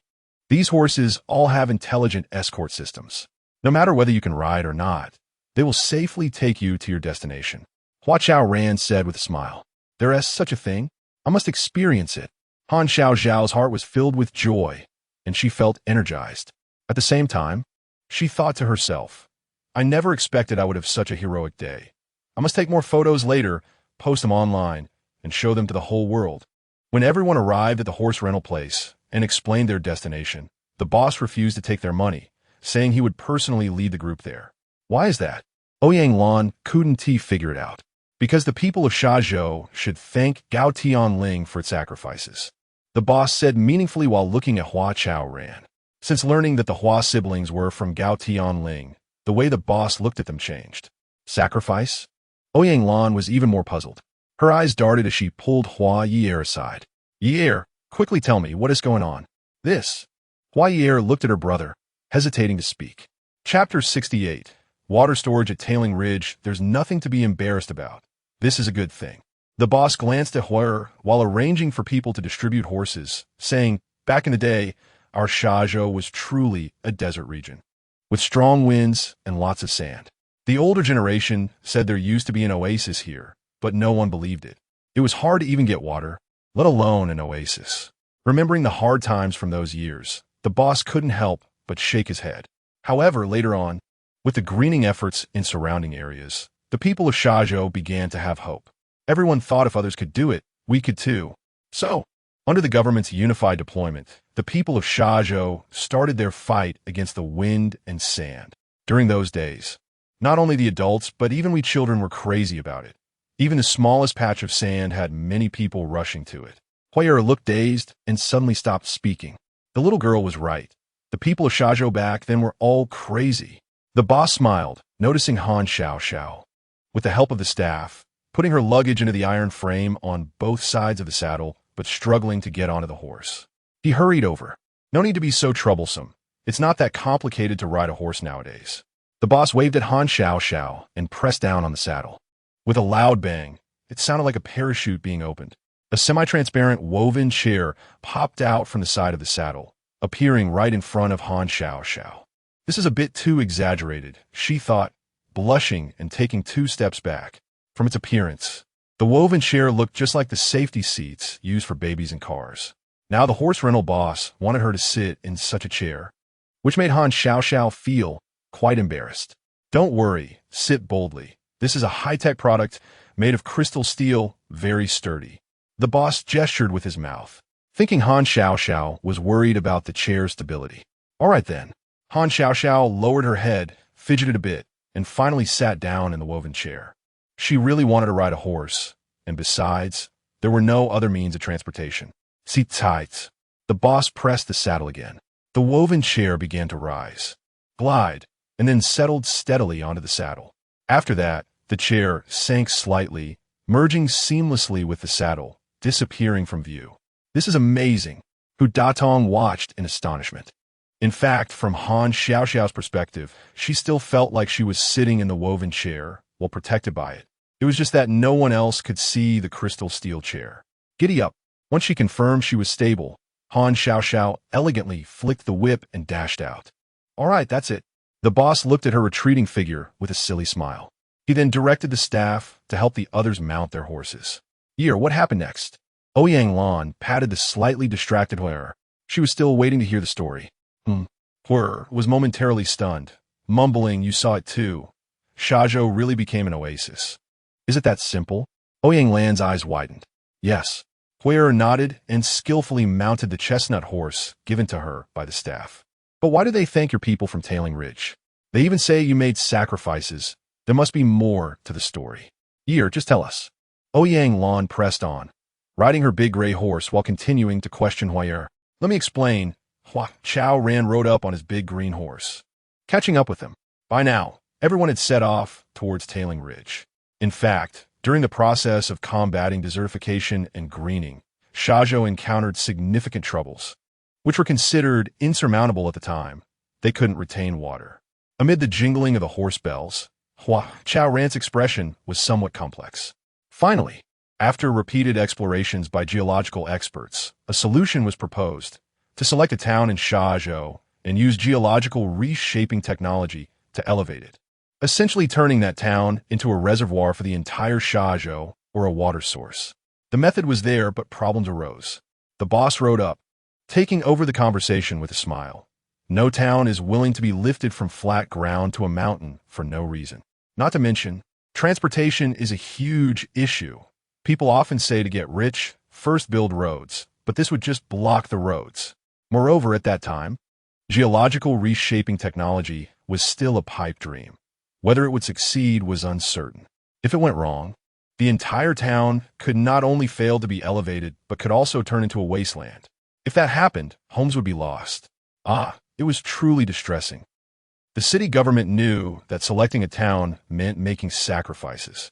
Hua Chaoran took a deep breath, looking at Tailing Ridge, and said, but still, some people stepped up. Yes, speaking of this, you have to admire the former town mayor of Tailing Ridge. I remember now. He seemed to... The boss suddenly widened his eyes. That's right. His surname was Hua too. He is our father, Hua Ye'er. Hua Chaoran spoke proudly when mentioning his father. Yes, Hua Ye'er. So you are indeed the children of the great hero, Hua Ye'er. I thought so. There aren't many families with the surname Hua in Tailing Ridge, you. Brother, let's not talk about that person, okay? Before the boss could continue, Hua Ye'er interjected softly. The boss's eyes shifted, and he awkwardly said, well, yes, I. He then flicked the reins and ran to the front of the horse team. Isn't your dad a great hero? Why can't we mention him? Curious Ouyang Lan seemed determined to dig deeper. I already said not to mention it, and you're still asking. Hua Ye'er shot her a resentful glance, her eyes pleading. Hua Chaoran looked at his sister and said lightly, actually, it's nothing. Brother, Hua Ye'er called out, angrily turning her head away. So many years had passed. There was no need to hold it in anymore. Hua Chaoran took a deep breath and let out. He gazed at Tailing Ridge, which rose high as if it were about to pierce the clouds, and slowly said, as the mayor of a town, my dad mobilized the people of Tailing Ridge to do their part, and that's how everyone agreed to turn the town into a water source. He was not only the mobilizer, but also the most enthusiastic one. It was that enthusiasm that caused Mom's death. Hua Ye'er shouted, as if accusing, tears streaming down her face. No matter how great her father seemed to others, in Hua Ye'er's eyes, he was the murderer who caused her mother's death and the one who tore the Hua family apart. The depth of Hua Ye'er's longing for her mother was matched only by her hatred for her father. Yeah, I'm so sorry. Ouyang Lan felt immense regret. If she and T insisted on asking, would she have upset Ye'er? There is nothing to be sorry for. Ye'er misunderstands my father. Hua Chaoran tugged at the reins, bringing his big green horse to a stop. On the eastern side of the town, there was a geological collapse, and scientists were trapped in a pit. Mom, as the village doctor, went with the rescue team to save them and unfortunately got hit by a rock rolling down from above.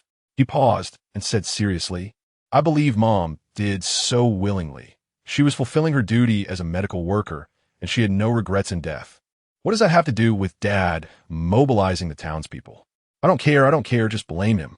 If it weren't for him, we, the people of ago.Xin, wouldn't have to get involved in those nonsensical matters, and my mother wouldn't have to go out in the middle of the night to save people.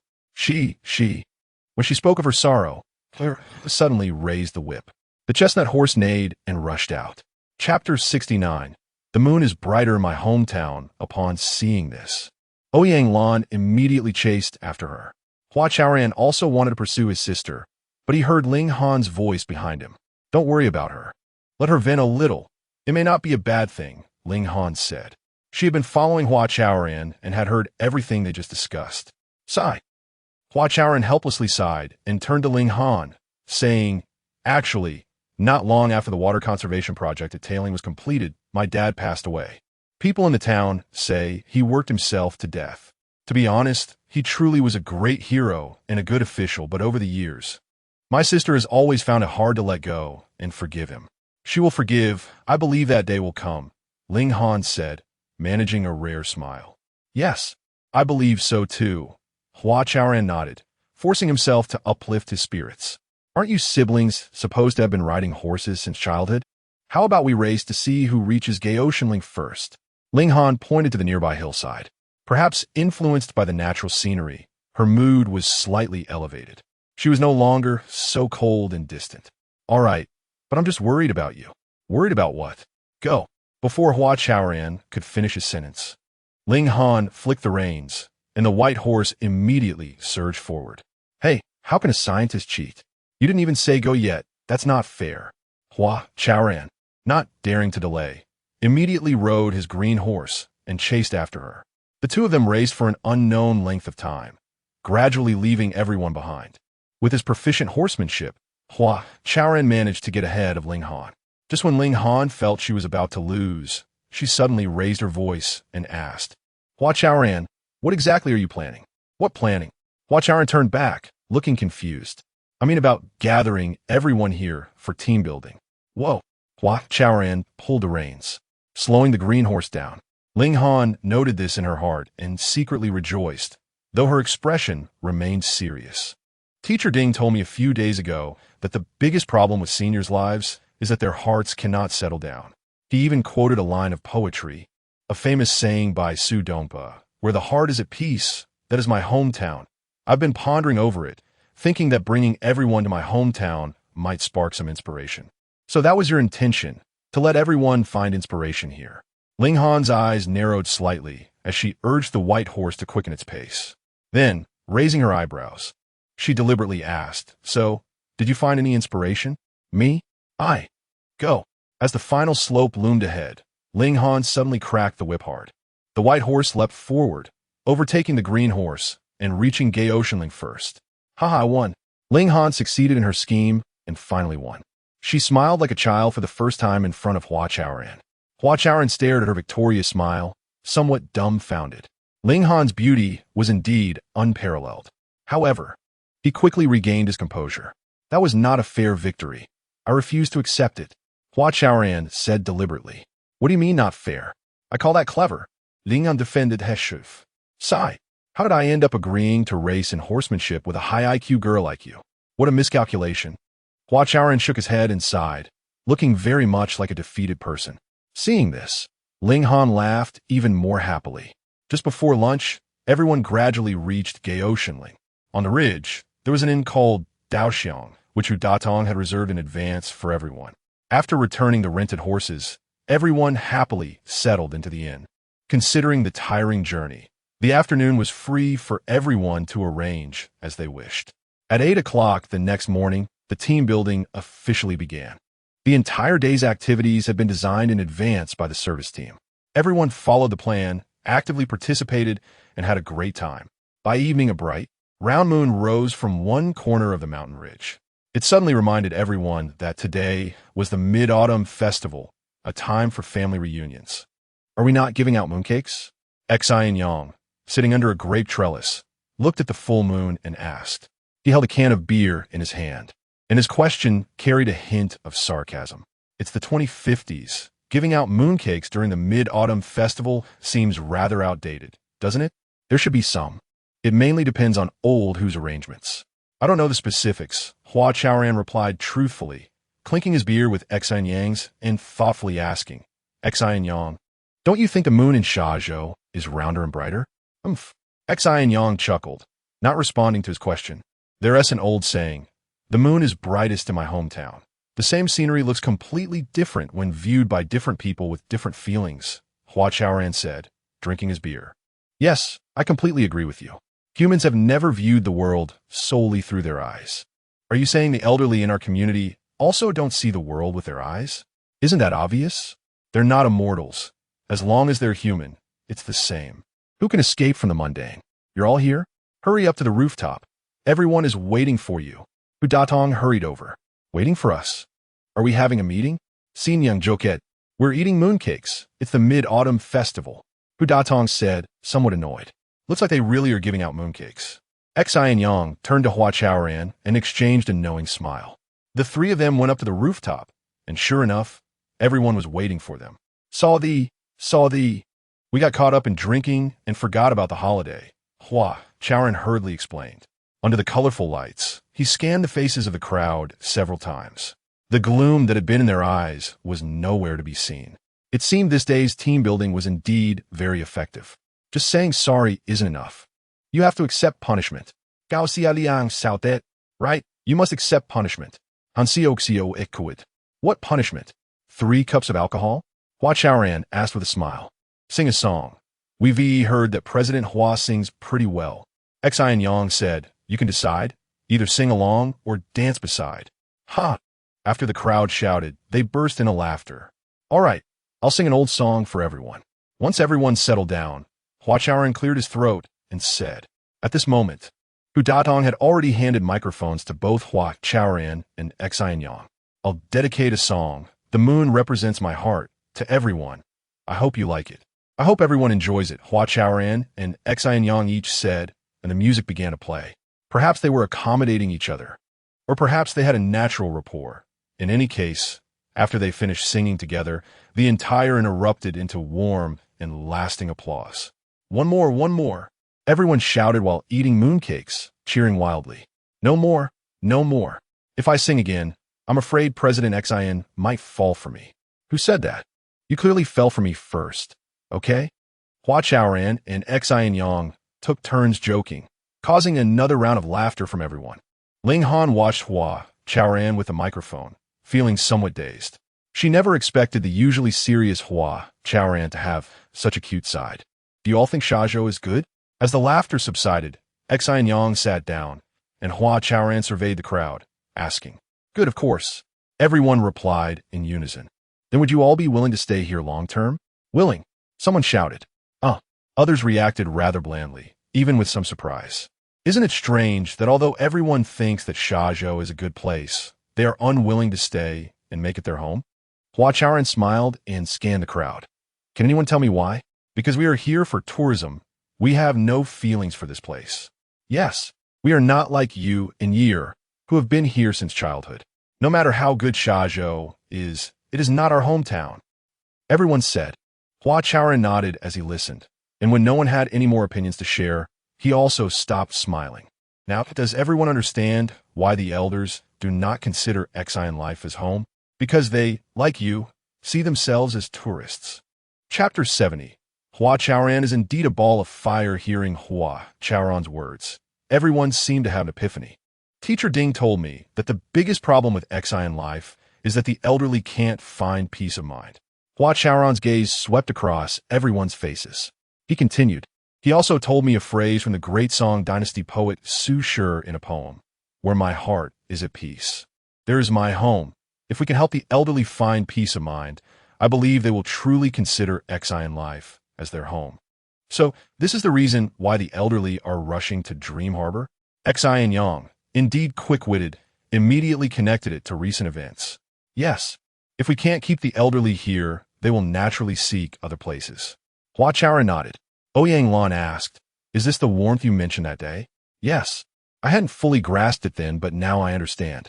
The best warmth always comes from home. If Xin Life wants to make the elderly feel the warmth they are seeking, it must find a way to help them settle their spiritual home. After Hua Chaoran finished speaking, everyone fell into deep thought. Sigh. Hua Ye'er suddenly let out a sigh. What's wrong, you know? Are you still unhappy? Ouyang Lan asked with concern. No, I was just thinking, what methods can we use to help the elderly find peace of mind? Hua Ye'er. Hua Chaoran glanced at his sister and smiled at everyone. This is also the assignment I want to give everyone. I hope you all can actively think during this team-building event and help Xin Life find a way to break the deadlock. So that's the purpose of the company's team building. Everyone finally understood. They also understood Hua Chaoran. If they stay in the community and continue to compete with Dream Harbor, it will only lead to greater trouble and they won't be able to break free from the deadlock. Only by changing the environment and mindset and thinking positively can they overcome difficulties. There's hope to call the elderly back from Dream Harbor. Everyone, keep eating mooncakes. We can think while we celebrate the holiday. Feeling the atmosphere had become a bit serious, Hua Chaoran called out a couple of times. Then, He picked up the microphone and started singing. After Hua Chaoran finished, Chao Xiaoyang took the microphone and sang a song in a ghostly voice. After Chao Xiaoyang's antics, the festive atmosphere returned. Everyone was happy and laughed until 2 in the morning. Considering everyone was tired, the next day's team-building activities were canceled. It was another day to relax and enjoy freedom. That noon, after lunch, Ling Han found Hua Chaoran. Can you take me around? Where do you want to go? When did the icy beauty Ling Han become so proactive? Hua Chaoran was pleasantly surprised. This was an invitation for a solo outing. Let's go to the places you lived in. Ling Han thought for a moment and said. For some reason, she was very curious about Hua Chaoran's past. Okay, I'll take you to see, but many places have turned into fields, Hua Chaoran said with some emotion. Then, the two walked out of the rice country homestay and onto the small path in the fields. Do you see that small hill? That used to be an elementary school where I studied for 3 years. Ye'er didn't catch up, but she really likes to go play at our school. Time really changes everything. Ling Han looked at the small hill, unable to imagine it was once a school.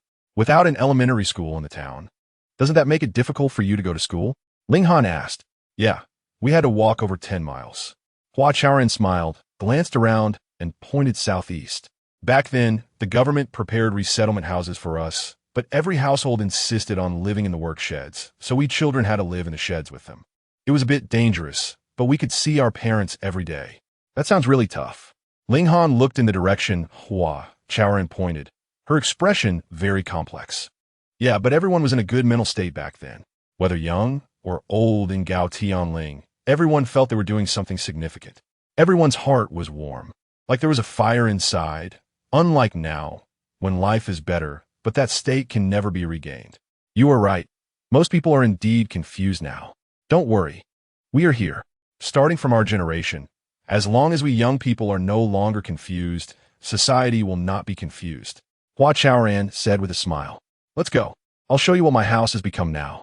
He pointed to the northwest. Hua Chaoran is indeed a ball of fire. Ling Han couldn't help but sigh in her heart.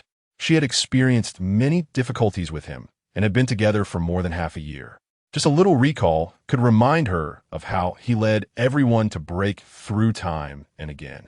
Does Hua Chaoran ever feel down? A strange thought suddenly surged in Ling Han's mind.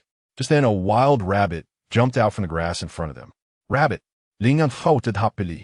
Since childhood, her favorite animal has been rabbits. Now she actually saw a rabbit growing in the wild. She was ecstatic. Rabbit, wait for me. Ling Han seemed to transform into another person and started chasing the wild rabbit. Hey, be careful, don't fall, Hua Chaoran casually reminded. Then he suddenly widened his eyes. Oh no, that place can't be approached, Hua Chaoran exclaimed, hurriedly turning to chase after Ling Han. However, it was still too late. Oh no! Just as he grabbed the corner of Ling Han's clothes, both of them suddenly felt the ground give way beneath their feet and rolled down the cliff together. This was a cliff hidden behind tall grass, and it was not visible to locals at all. Protect your head, don't be afraid. Ling Han had never experienced anything like this and was unusually at a loss. She only heard Hua Chaoran shout at her, and then her body continued to roll. Bang! After an unknown amount of time, with a muffled sound, the rolling stopped. Ling Han wanted to raise her eyes to see the surroundings, but felt a sharp pain. Then, gritting her teeth, she carefully felt around and touched the sticky blood on the outer side of her right leg. Is my leg injured? Ling Han thought to herself, trying to muster the strength to get up, but no matter what, she couldn't gather the energy. Could it be that it's not just my leg? Her face changed dramatically, and cold sweat broke out on her forehead. Are you okay? Hua Chaoran's voice came from a distance, seemingly echoing. Hearing Hua Chaoran's voice calmed Ling Han's panicked heart. Almost at the same time, her innate stubbornness surged up. I'm fine, how about you? Ling Han controlled her tone and speed, trying to make it sound like she was really okay. I'm fine, are you really okay? I'm also helpless. As the words fell, with a bang, Hua Chaoran fell from above. It turned out that after he rolled down the cliff, he got stuck in a small tree, which happened to be slightly above Ling Han. Therefore, Hua Chaoran could see Ling Han's injury more clearly than she could. Chapter 71. The more you avoid. The harder it is to escape, Hua Chaoran took half a day to ask Ling Han how she felt. Partly because Ling Han had rolled down the cliff for a long time before slowly opening her eyes. On the other hand, It was because he had struggled for a long time to break free from the entanglement of a small tree before falling from a height. Don't move. Wait for me to take a look first, Hua Chaoran shouted as soon as he landed on the ground. He was really worried that Ling Han would exert too much force and tear her wound again. I'm really fine, see, I'm okay, Ling Han insisted, still trying to appear strong. Don't move, you absolutely must not move at this time, Hua Chaoran urged again. He was anxious and didn't want to climb up. Taking a deep breath, he lunged toward where Ling Han was lying. He intended to land beside her, but unexpectedly, he exerted too much force. Their lips unexpectedly touched. I'm sorry, Hua Chaoran said in a panic, quickly turning his head away, caught off guard by this sudden turn of events. The little deer in Ling Han's heart instantly came alive, darting around in all directions. After a long time, Ling Han's mood finally calmed down. This was her first kiss. She never expected to give it away in such an unprepared situation. Are you hurt? To ease the awkwardness, Ling Han asked softly. I should be fine. Hua Chaoran felt carefully, and aside from a burning pain all over his body, there didn't seem to be any obvious issues. Your right leg is injured. You need to stop the bleeding immediately. Gritting his teeth, Hua Chaoran stood up. He then lifted his shirt, tore a strip of cloth from the hem of his shirt, and squatted down again. Also, it seems like you're stuck between these stones. I need to figure out a way to get you out, Hua Chaoran said while bandaging his wound. After rolling down the cliff, Ling Han had perfectly wedged herself into a narrow stone cave formed by several large stones. Now, her upper body, from her chest down to her hips, was completely stuck in the cave, with only her head and limbs exposed outside. No need. I can get out myself. Ling Han gritted her teeth, but still couldn't muster the strength. Weren't you supposed to promise me not to move? Hua Chaoran glanced at her, finished bandaging his wound, and began moving the stones. Although these stones were not particularly huge, it was still very strenuous for Hua Chaoran, who was already injured.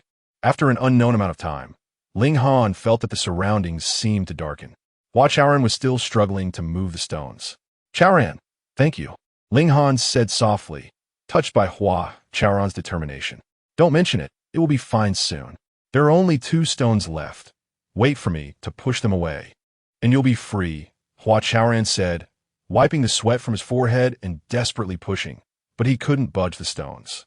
How about this? Feel around my waist on the right. There's a leather pouch. Take out the big capsule inside. I have a way to use it to get free, Ling Han suggested after thinking for a moment. She had had this idea for a long time, but the stone pressing on her waist had just been moved. Okay, I'll feel around. Hua Chaoran nodded and reached out to touch. However, the first thing his fingertips touched was Ling Han's skin. I'm sorry. It was as if he had been electrocuted. Hua Chaoran quickly withdrew his hand. It's fine, you can continue, Ling Han said softly, her face turning red again. This was the first time a man had touched her body. Was it fate? Why did it always lead her to have such contact with him?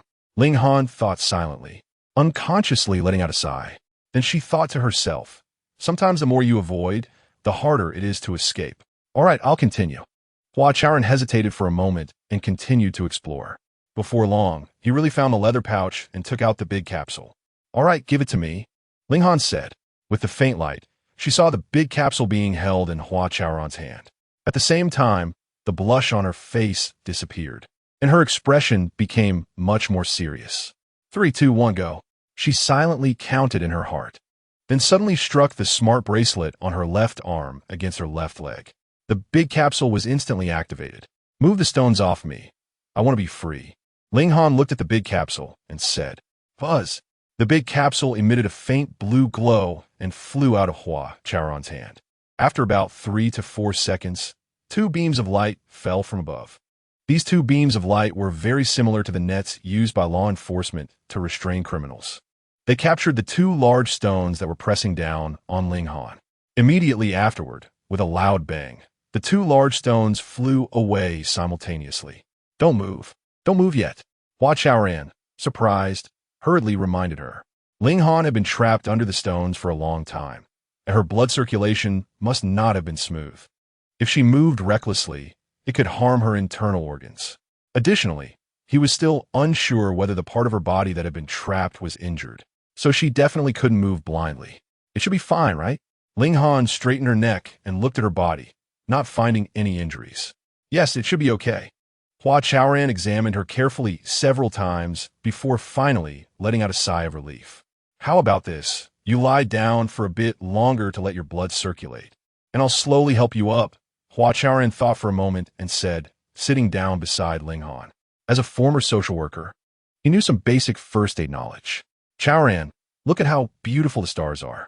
After a long while, points of stars appeared in the sky. Ling Han gazed at the stars, gradually forgetting the pain in her body. Yes, so beautiful. Hua Chaoran carefully helped Ling Han sit up, still quietly sitting beside her. I remember my dad once told me that no matter how bright and round the moon is, it can't overshadow the brilliance of the stars, just like us. Even if we are ordinary, we still have our moments of shining. Yes, the moon and the stars each have their brilliance. Ling Han said thoughtfully. Unintentionally, she recalled that person.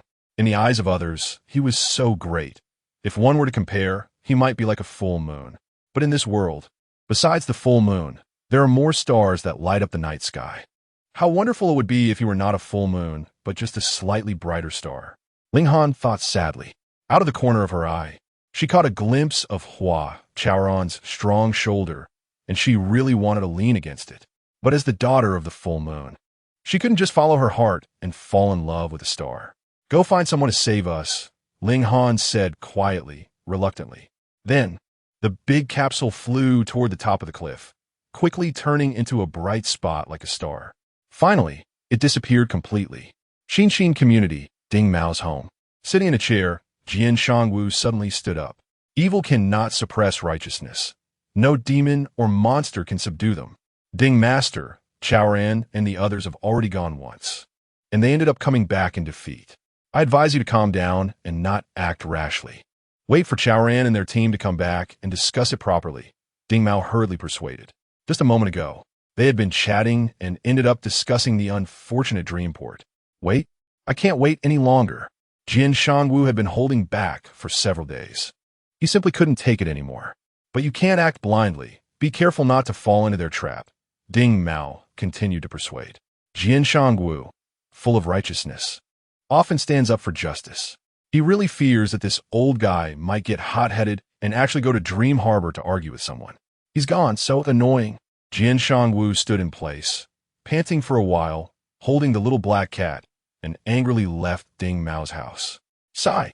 Chaoran, you guys need to hurry back, or something big is going to happen in our community. Ding Mao looked at the tightly closed door, recalling Jian Shangwu's furious expression, and his heart was anxious to the point of distress. Chapter 72, it's just a festering sore. Let's deal with it tonight. That evening, everyone realized that Hua Chaoran and his companion might have encountered trouble. It was already past mealtime, and they still hadn't returned. Hua Ye'er first called Hua Chaoran, but the call wouldn't go through. Hu Datong then called Ling Han, but the result was the same: network connection failure. Since humanity entered the 10G era 10 years ago, communication networks have become very stable. Such communication barriers due to network connection issues no longer exist. The only possibility is that Hua Chaoran and his companions' communication devices have suffered a serious malfunction, which is why they cannot connect to the network. Let's search for them.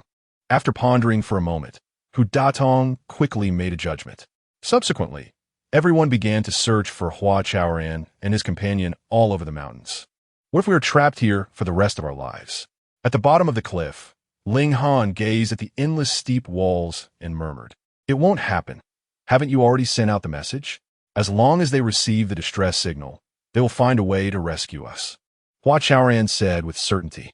He was also surveying the cliff, but after looking for a long time, he couldn't see a way to climb up. All around were steep, jagged cliff walls. Apart from the occasional, crookedly growing, unknown small tree, it was basically bare. The two of them seemed to be trapped in a dry well surrounded by cliffs. Hua Chaoran had already looked several times when the light was good. Now, at the bottom of the cliff, it was pitch black, and it looked even steeper and harder to climb. Hua Chaoran, I'm a bit cold.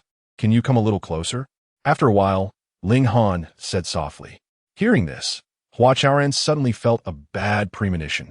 He tapped on his smart bracelet several times, and it finally lit up. Using the limited light, he shone it on Ling Han's face and couldn't help but feel his heart sink. Ling Han's face was pale. Her lips cracked, and her forehead seemed to be glistening with cold sweat. You're not running a fever, are you? Hua Chaoran hurriedly took off his outer jacket and draped it over Ling Han. He reached out to touch Ling Han's forehead, and indeed it was hot. No, I'm fine, Ling Han said, but her voice was very weak. Let me see your wound. Maybe. No need, I'm just a bit cold. As she spoke, Ling Han leaned weakly against Hua Chaoran's shoulder. Ling Han had always been cold. This was their first intimate contact. Hua Chaoran first stiffened, then softly said, Can you tell me your story? From Ling Han's condition, it seemed her wound had already become infected. Checking or not, the result would be the same. What mattered now was to keep her awake until help arrived. I'm just ordinary. There's really nothing to say. Ling Han's voice was much lower than before, as if she were talking in her sleep. I see you really like rabbits. Can you tell me why? Hua Chaoran continued to try. This was the only help he could offer Ling Han. Because on my 4th birthday, my father gave me a little white rabbit as a gift. It was so cute and full of life. At the same time, in the Xin living community, Jian Shangwu lay in bed, tossing and turning, unable to sleep.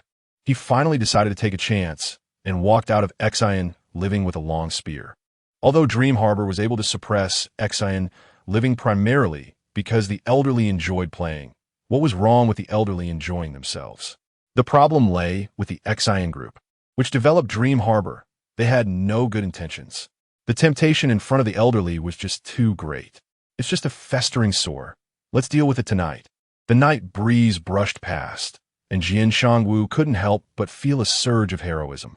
He shook the long spear in his hand and involuntarily recalled the famous general Zhao Zilong from the Three Kingdoms, who bravely entered and exited Chao's camp, causing chaos among the enemy troops. At the sandbank, at the bottom of the cliff, Ling Han's eyelids grew heavier, and she could no longer keep them open. The childhood story of Snow White that she was telling was only halfway through. Ling Han, you mustn't sleep. You absolutely mustn't sleep. Feeling her consciousness fading away, Hua Chaoran shouted excitedly. He grabbed her shoulders and shook her hard. Ling Han replied dreamily, struggling to open her closed eyes. I'm fine, just very sleepy. Ling Han, you. Brother. Faintly, Hua Chaoran heard his sister's call. Soon after, many people shouted, Chaoran, Ling Han, are you down there? The surroundings were silent. Although the calls sounded distant, they were particularly clear. Yes, we are here. Hua Chaoran's spirit lifted, and he used all his strength to respond. Then, he shook Ling Han's shoulders excitedly and said, Hurry, Ling Han, listen, they are here to rescue us. About half an hour later, a rescue helicopter specifically for outdoor emergencies rose from the bottom of the cliff. Hua Chaoran and Ling Han were both rescued, escaping their predicament. Another half hour later, in the corridor of the First People's Hospital of Shazhou, Ling Han was pushed out of the emergency room. Doctor, is she okay? Hua Chaoran immediately rushed over. She is fine. I'm no longer cold. Without waiting for the doctor to answer, Ling Han murmured a reply. After saying that, her eyes closed, and she fell into a deep sleep. Doctor, is she really okay? Hua Chaoran, still worried, grabbed the doctor's arm and asked. The patient's infected wound has been treated and is completely out of danger now. The doctor took off his mask and said solemnly, Thank you. Hua Chaoran was overjoyed and finally felt relieved. It was at this moment that he suddenly leaned back and collapsed to the ground. Quick, hurry, save him. The doctor called out, put his mask back on, and got busy again. Around 3 a.m, Hua Chaoran was also pushed out of the emergency room. Doctor, what happened to my brother? Hua Ye'er asked with red eyes. The patient has 2 broken ribs, but they have been reconnected. The doctor said weakly. He actually broke 2 ribs. Hua Ye'er widened her eyes, unable to believe it. Yes, it's the first time we've encountered such a situation. His body was so severely injured, yet he was so resilient. It's also our fault for being negligent. We saw that he was in good spirits, so we didn't conduct further checks and discovered it a bit late. The doctor said apologetically. If Hua Chaoran hadn't collapsed in front of the doctor, no one would have noticed he had broken 2 ribs. What? Have you verified this matter? Hu Datong had not yet reached Hua Chaoran when he suddenly received a call from Xiaobai. However, before he could say much, he became agitated. Tell everyone not to act rashly. Wait for my call. Leaving this, Hu Datong decisively hung up. Hua Chaoran had just been rescued, and his body was still recovering. Even if there was a huge problem in the community, he couldn't let him know. Datong's decisive call was, in fact, out of concern for Hua Chaoran, not wanting him to worry. But how should the community's issues be handled? No matter how much Datong tried to hide it, he still felt like an ant on a hot pan. Just now, Xiaobai said on the phone that Jian Shangwu was surrounded by people from Dream Harbor. After some commotion, he was forcibly stuffed into the teleportation chair. It was said that the order came directly from Sun Xiao, putting him into a fun mode. Moreover, this fun mode was different from before, as it could turn the elderly into dementia patients. Xiaobai verified this shocking news through his connections and reported it overnight to his direct superior, Datong. In addition, Xiaobai informed him that this news had already spread within the community. Now, community staff and elderly individuals like Ding Mao were clamoring to go to Dream Harbor to rescue people. Why did this have to happen at this moment? It was truly frustrating. Datong looked at Hua Chaoran lying on the hospital bed, feeling anxious. The only person left to consult was Xin Yang, but Xin Yang was, after all, a member of the Xin family. Was it appropriate to discuss ways to deal with the Xin group with him? Datong glanced at Xin Yang, feeling uncertain. Chapter 73, Let Me Give It a Try. It was around 7 in the morning when Datong struggled for a long time before finally calling Xin Yang to the hospital courtyard. Xin Yang, there is something I'm not sure if you've heard about. What is it? Xin Yang felt boozlet. However, he was more confused about why Datong had called him out so mysteriously. It seemed that Xin Yang really had high standards and was completely indifferent to community matters. Datong thought to himself, smiling awkwardly. Last night, probably in the late hours. Oh, so you want to talk about Master Jian? Before Datong could finish, Xin Yang immediately reacted. You know about this? Datong was very surprised. Xin Yang said, I've already thought it through. Chaoran and Ling Han can stay here to recover. I'll head back to talk to Sun Xiao. The Xin group shouldn't be like this. Are you willing to take the lead personally? Datong couldn't quite believe it, feeling a bit unexpectedly delighted. At the same time, his perception of Xin Yang changed significantly. Yes, you take good care of the others who are staying here. After a pause, Xin Yang looked at him seriously and said, Consider it my request on behalf of Chaoran. Hey, don't worry. Taking care of my colleagues is what I should do. Datong nodded, gritting his teeth, and said, How about I go with you? We can look out for each other. What do you think? No need. Xin Yang said decisively, glancing at the rising sun, and walked straight out of the hospital. What a character he is, this young master. Datong shook his head helplessly and returned to the hospital. Just past 11 a.m. in Konggang City at Dreamland Harbor, Sun Xiao was sitting in a deck chair, leisurely staring at a pine tree in the right front. On a branch about 5 meters high, there was a round ball. The elderly man imprisoned inside the round ball was Jian Shangwu. Although Konggang was a place that upheld the rule of law, the brilliance of the law did not necessarily reach every corner. Besides, who could clearly define the boundary between imprisonment and entertainment? Hey, where's that long gun? Bring it to me. Sun Xiao suddenly shouted as he stroked his chin. Moments later, a staff member handed him the long gun used by Jian Shangwu. Sun Xiao set down his coffee cup, held the long gun, and gestured a few times, a smile creeping onto his face. He remembered how Jian Shangwu had waved the long gun in front of him yesterday. Professional, indeed quite professional, but what era is it? Still playing with cold weapons. It's really asking for death. Sun Xiao sneered inwardly, and as he looked at the long gun, an inexplicable feeling of disgust washed over him. Put down the long gun. Just as Sun Xiao was about to break the long gun, he suddenly heard Xin Yang's voice from behind. Mr. Sunday. The staff member wanted to explain to him. Sure. Xin Yang made a shushing gesture. Turning on the lounge chair, Sun Xiao said, Young master, what brings you here? Aren't you supposed to not interfere with the Xin group's business? While speaking, Sun Xiao stabbed the long gun into the ground. I'm not here to interfere with the Xin group's business, but to advise you not to commit too many evil deeds, Xin Yang said coldly. Evil deeds? Ha, evil deeds? Are you saying that the Xin group launching Dreamland Harbor is an evil deed? Sun Xiao laughed so hard he almost fell off the lounge chair. even excitedly clapping his hands. Isn't that funny? Xin Yang narrowed his eyes, his gaze fixed on the pine tree behind Sun Xiaoxiao. From the moment he walked into the sculpture square of Dreamland Harbor, he had activated the search function. Now he had finally found the imprisoned elderly man. There's a bit of truth in that, but young master, do you want me to directly demolish Dreamland Harbor? This is a major project of the Xin Group, with a total investment of at least over 100 billion. Do you think your sister, Miss Xin Mei, would be willing to bear such a significant loss? Sun Xiaoxiao directly brought up Xin Mei. He was very clear that the only person who could suppress Xin Yang was Xin Mei. Don't say it's 100 billion. Even if it's a trillion loss, our Xin Group can afford it. Xin Yang was too lazy to waste words with him, saying in a deep voice, "Release the old man. I want to make it too difficult for you today." Release? Release whom? Which one? 80% of Dreamland Harbor's clients are elderly. Do you want me to let them all go? Sun Xiaoxiao became even more arrogant. He knew Xin Yang was a person who understood boundaries and wouldn't act recklessly. Furthermore, Dreamland Harbor was Sun Xiaoxiao's territory. No matter how capable Xin Yang was, he would stir up much trouble. Sun Xiaoxiao felt invulnerable. You know who I'm talking about. Xin Yang wanted to give Sun Xiaoxiao one more chance. Oh, I remember now. You're talking about that old man with a gun, right?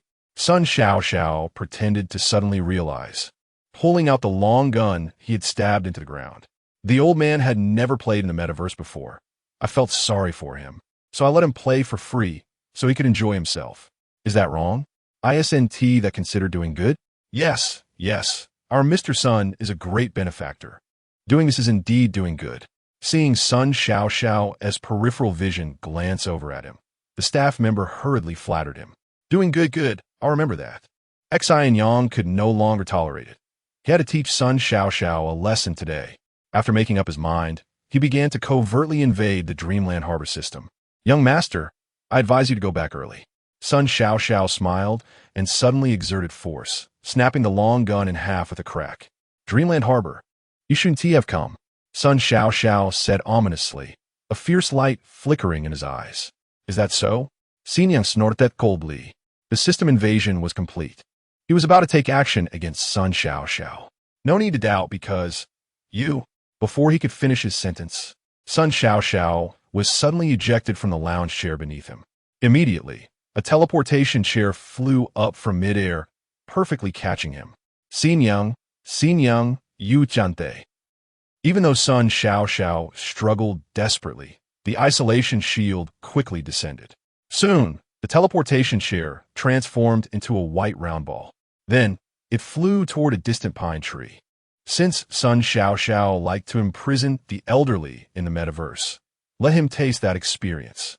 After doing all this, Xin Yang's gaze fell on the staff member's face. Let them go. Let them go. I'll release them right away.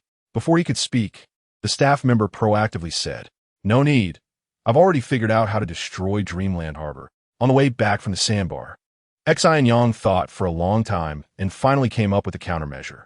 If he wanted to rescue the elderly from the enjoyment mode, there was actually another way. He could connect all the metaverses the elderly were playing in to his own brain and then use his brain as a buffer zone to complete a stable disconnection of the neural pathways. But with so many metaverses connecting at the same time, could his brain handle it? Xin Yang felt a bit uncertain.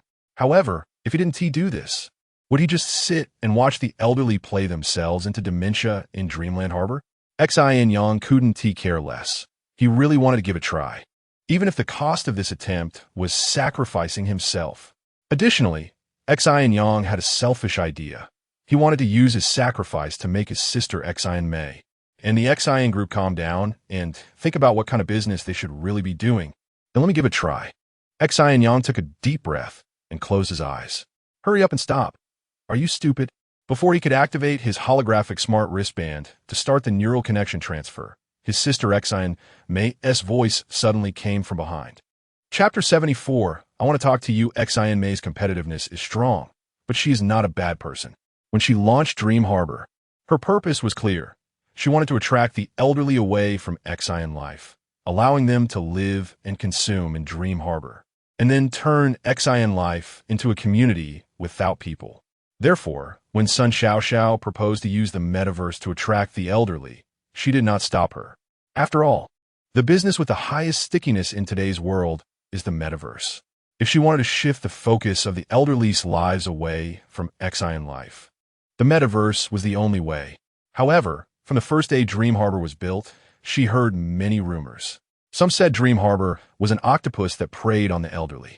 Of course, this octopus was the terrifying one from the photo released by the Haijiao Forum when it was blackening Xiaqian, the one with countless knives eating people's brains. Others said that although Dream Harbor was filled with various themed art sculptures, it was actually a demon hidden beneath art and culture.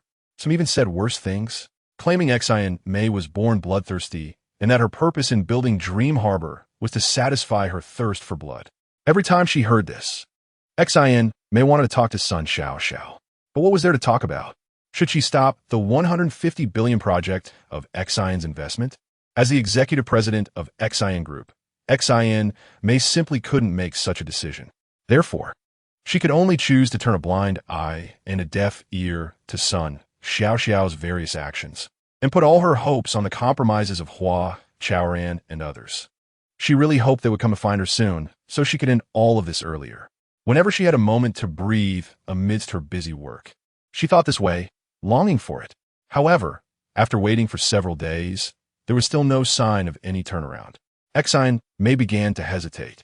She started to doubt her judgment. It was at this moment that the incident of Sun Xiaoxiao illegally imprisoning the elderly occurred. Thus, Xin Mei overloaded herself to complete her morning work and hurried over. China had long been a law-based society, and if some of Sun Xiaoxiao's actions violated the law, without you needing to lift a finger, I would definitely be the first to report her to the law enforcement department. Xin Mei looked at her brother and took 2 steps forward. Sister, do you understand what kind of project Dream Harbor is? After hesitating for a moment, Xin Yang temporarily gave up his attempt. He wanted to take this opportunity to have a good talk with Xin Mei, because he believed Xin Mei still had a conscience and a moral bottom line. Xin Mei nodded. Then she turned to the staff. Can we release everyone? Dream Harbor will temporarily cease operations for rectification. The staff appeared very troubled and subconsciously glanced at the pine tree where Sun Xiaoxiao was imprisoned. I believe you know who I am.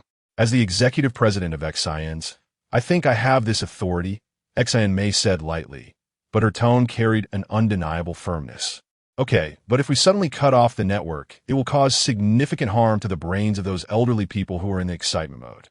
The staff reported truthfully. Better a short pain than a long one. Execute it, Xin Mei said, not looking at him anymore. The staff did not dare to disobey the order and hurriedly left. Xin Yang, why don't you come back and help me? I have limited energy, and I can't manage some things too closely, Xin Mei said, looking at her brother. Sister, you know I'm not interested in Xion's business. Xin Yang shook his head and said softly, if I were you, knowing my energy is limited, I wouldn't launch too many projects. Yes, you're right. I regret it. Xin Mei forced a smile, her face suddenly turning elsewhere. At the end of her line of sight, Sun Xiaoxiao was angrily walking toward them. If you're willing to come back to help, I'll hand Dream Harbor over to you. If you don't want the elderly from Xion Life to come here to consume, I will let you. But since you are unwilling, there's nothing I can do. Xin Mei's face was filled with regret. Then she gestured with her chin behind Xin Yang. The elderly have all come out. You take them back. As for Sun Xiaoxiao, I will take her to the law enforcement department to turn herself in. Xion's has never been a place for harboring dirt. Leaving these words behind, Xin Mei walked towards Sun Xiaoxiao. After that day, Dream Harbor indeed ceased operations for half a month. Moreover, the Konggang Daily reported the news of Sun Xiaoxiao being administratively detained for 15 days. When Dream Harbor resumed operations half a month later, although Sun Xiaoxiao was still in charge, the original excitement mode had been canceled. However, this did not affect the enthusiasm of the elderly to enjoy the metaverse in Dream Harbor. Without the excitement mode, it merely increased their entertainment costs. Being able to gain a moment of joy was what they truly wanted. Watching the elderly rush to Dream Harbor day and night, Xin Yang felt conflicted. He didn't know if he had won or lost. Perhaps he should have insisted a bit longer that day. Perhaps perishing with Dream Harbor would have been the wisest choice. Xin Yang, What are you daydreaming about? After work that day, Hua Chaoran suddenly walked into Xin Yang's office. Nothing, why are you here? Aren't you supposed to be resting at home? Xin Yang was surprised to see Hua Chaoran. Since returning from Shazhou, Hua Chaoran had been recuperating at home and hadn't come to work for several days. Resting? I've already worked a whole day. While speaking, Hua Chaoran placed the beer he was carrying on the desk. Oh, you're just not someone who can sit still. Xin Yang shook his head and took out a bottle of beer, drinking it himself. I heard that your sister wanted you to come home to manage Dream Harbor. Hua Chaoran also opened a bottle of beer. Xin Yang wanted to stop him when he saw this, but then thought better of it and gave up. Alcohol is the courage of heroes. People like Hua Chaoran and him cannot be away from it. Yes, I refused. Xin Yang replied honestly, raising the can in his hand as a toast to Hua Chaoran. Why? I want to hear your most genuine thoughts. Hua Chaoran said. Why? Xin Yang fell into a brief contemplation. In fact, besides keeping his promise not to interfere in Xion's business, there must be other more important reasons. Otherwise, he wouldn't have refused so decisively. Maybe it's because I inherently dislike placing my hopes on others. After a while, Xin Yang said thoughtfully. So, compared to returning to Xion's, you'd rather stay in Xin Life because you think you can better realize your ambitions here and have more hope to change the status quo? Hua Chaoran nodded and asked with a smile. Yes. Xin Yang took a sip of beer, looking at Hua Chaoran with some surprise. He didn't expect the person who understood him the best would be Hua Chaoran. In fact, when I visited your home with Ye'er, I had this feeling. Xin Yang are not a person who is content with loneliness. Of course, I don't mean that you can't stand loneliness, but that you won't face unreasonable things, numbly ignoring them. Yes. Xin Yang's gaze became somewhat distant. Ultimately, he and Hua Chaoran are of the same kind of people. They are both the type who want to change the status quo. Xin Yang, I have an idea. Buzz. Just as Hua Chaoran was about to finish his sentence, his smart wristband suddenly vibrated. It was actually a call from Xin Mei. Hello, Miss Xin Mei. Glancing at Xin Yang, Hua Chaoran directly answered the call. Soon, Xin Mei's holographic image appeared before the two of them. Due to the limitation of her perspective, Xin Mei could not see her brother Xin Yang. Do you have time now? I want to talk to you, Xin Mei said. Chapter 75, thank you, 20 minutes later. At the Micro Blue CAF. This is the most upscale and expensive CAF in the airport city. Soft music flows gently in the background. The limited number of tables are arranged quite loosely. The distinguished guests, sipping coffee, mostly whisper to each other. Occasionally, someone lets out a harmless laugh. This is the first time Hua Chaoran has entered such a high-end place. He looks up at the countless dimly lit blue crystal chandeliers overhead. Then he glances at the floor that reflects his own image. Suddenly, he feels a bit unable to take a step forward. Here, just as he hesitates, he suddenly hears Xin Mei's voice. She is sitting at a table to his left, having been watching him for a while. One downside of Micro Blue is that the floor is too dazzling. Looking at Hua Chaoran sitting across from her, Xin Mei smiles. It's okay. I guess it's my first time here, so I'm not quite used to it. Hua Chaoran says. He notices that Xin Mei seems to have dressed up, looking particularly charming. Maybe. Xin Mei doesn't argue with him, raising her hand to call the waiter over. An Americano, or something else. Picking up the menu, Xin Mei looks at Hua Chaoran. Anything is fine. Hua Chaoran rarely drinks coffee, so it doesn't matter to him. Then let's go with Americano. Xin Mei makes the decision for him and tells the waiter, 2 Americanos, please. Sure, Miss Xin. As a regular at Micro Blue, the waiter recognizes Xin Mei. Leaving with a sweet smile, the waiter takes the menu away. Xin Mei looks at the waiter's curvaceous figure and says softly, do you know why Micro Blue's consumption level has always been the highest in the airport? Hua Chaoran shakes his head. He hasn't paid attention to this issue and certainly can't provide an answer, because they use a lot of human labor. And most of it is high-quality labor, just like that girl who helped with the ordering earlier. I think she must be one of the most beautiful women in the airport. So that's how it is. Hua Chaoran nods thoughtfully. He recalls that many chain CAFs nowadays are either unmanned or all run by robots. It's indeed rare to find a place like Micro Blue with human servers. Xin Mei is right. The most expensive thing now is human labor. Human labor, especially high-quality labor, is undoubtedly a scarce resource in our time. And Micro Blue's success lies in their possession and full utilization of this scarce resource. Xin May glances at Hua Chaoran and continues. Actually, everyone understands this principle, but very few can actually do it. Have you thought about why? Why? Hua Chaoran retorts. He knows that since Xin May brought up this topic, she must have an answer. Because of strength. No matter how good the idea is, if you don't have enough strength, you can't realize it at all. After finishing her sentence, Xin May gazes intently at Hua Chaoran, as if trying to see through his thoughts. That's right, strength is very important. But the advancement of society has never relied solely on strength. Understanding the purpose of Xin May's words, Hua Chaoran deliberately replies, Are you saying it also depends on luck? Xin Maish Eilechish Flutter. She is also being deliberate. No, what I mean is courage, determination, and dreams. Courage, determination, dreams. Xin May laughs, as if she has heard a great joke. Hua Chaoran you. Seeing the beautiful waitress bringing the brewed coffee over, Xin May stops her train of thought. Please enjoy. If you need anything, I'm right here.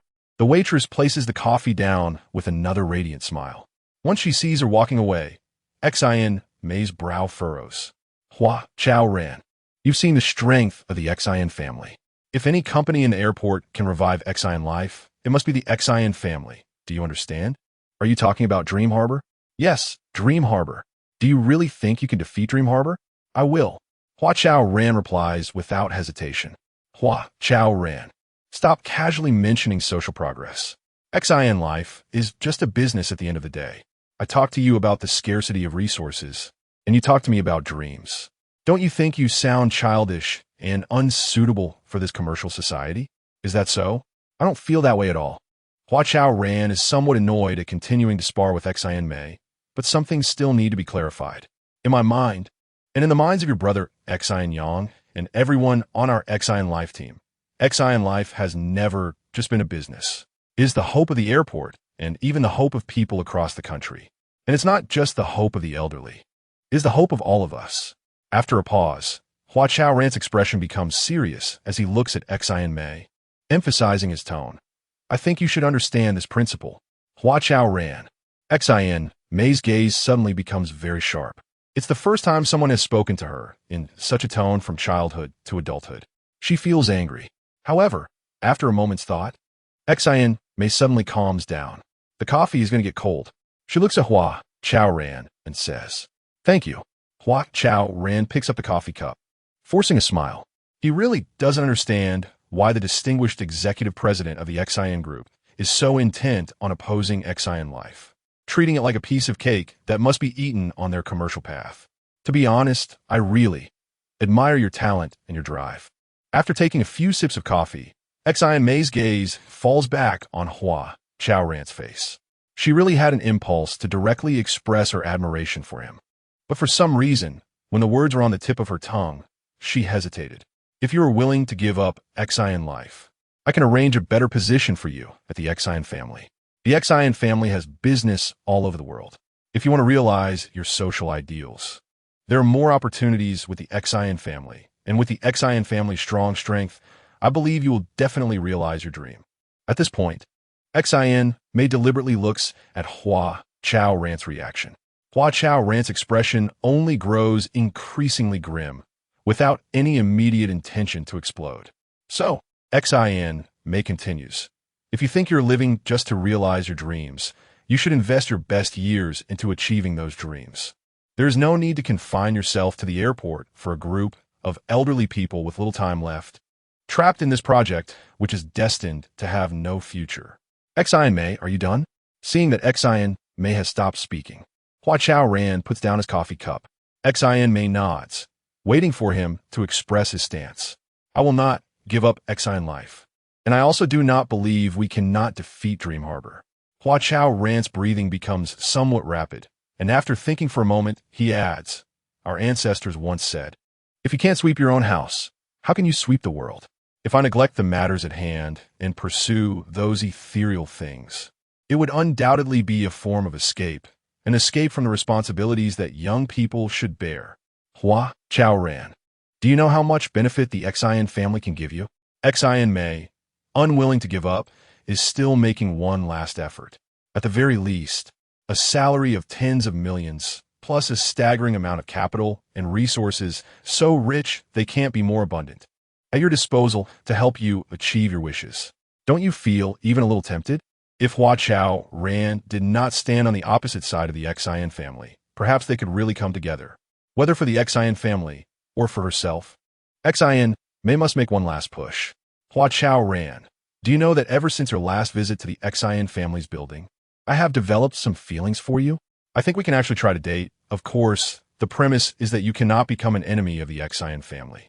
After hesitating for a moment, Xian Mei also used her love for Hua Chaoran as a bargaining chip. Although this was somewhat despicable, she spoke very frankly. After all, her love for Hua Chaoran was genuine and not just a simple exchange of interests. Besides, she had long been accustomed to sacrificing herself for the Xian family. You said you have feelings for me? Hua Chaoran was taken aback. This was unexpected for him. That's right. What I said is what I've been thinking in my heart. Thank you.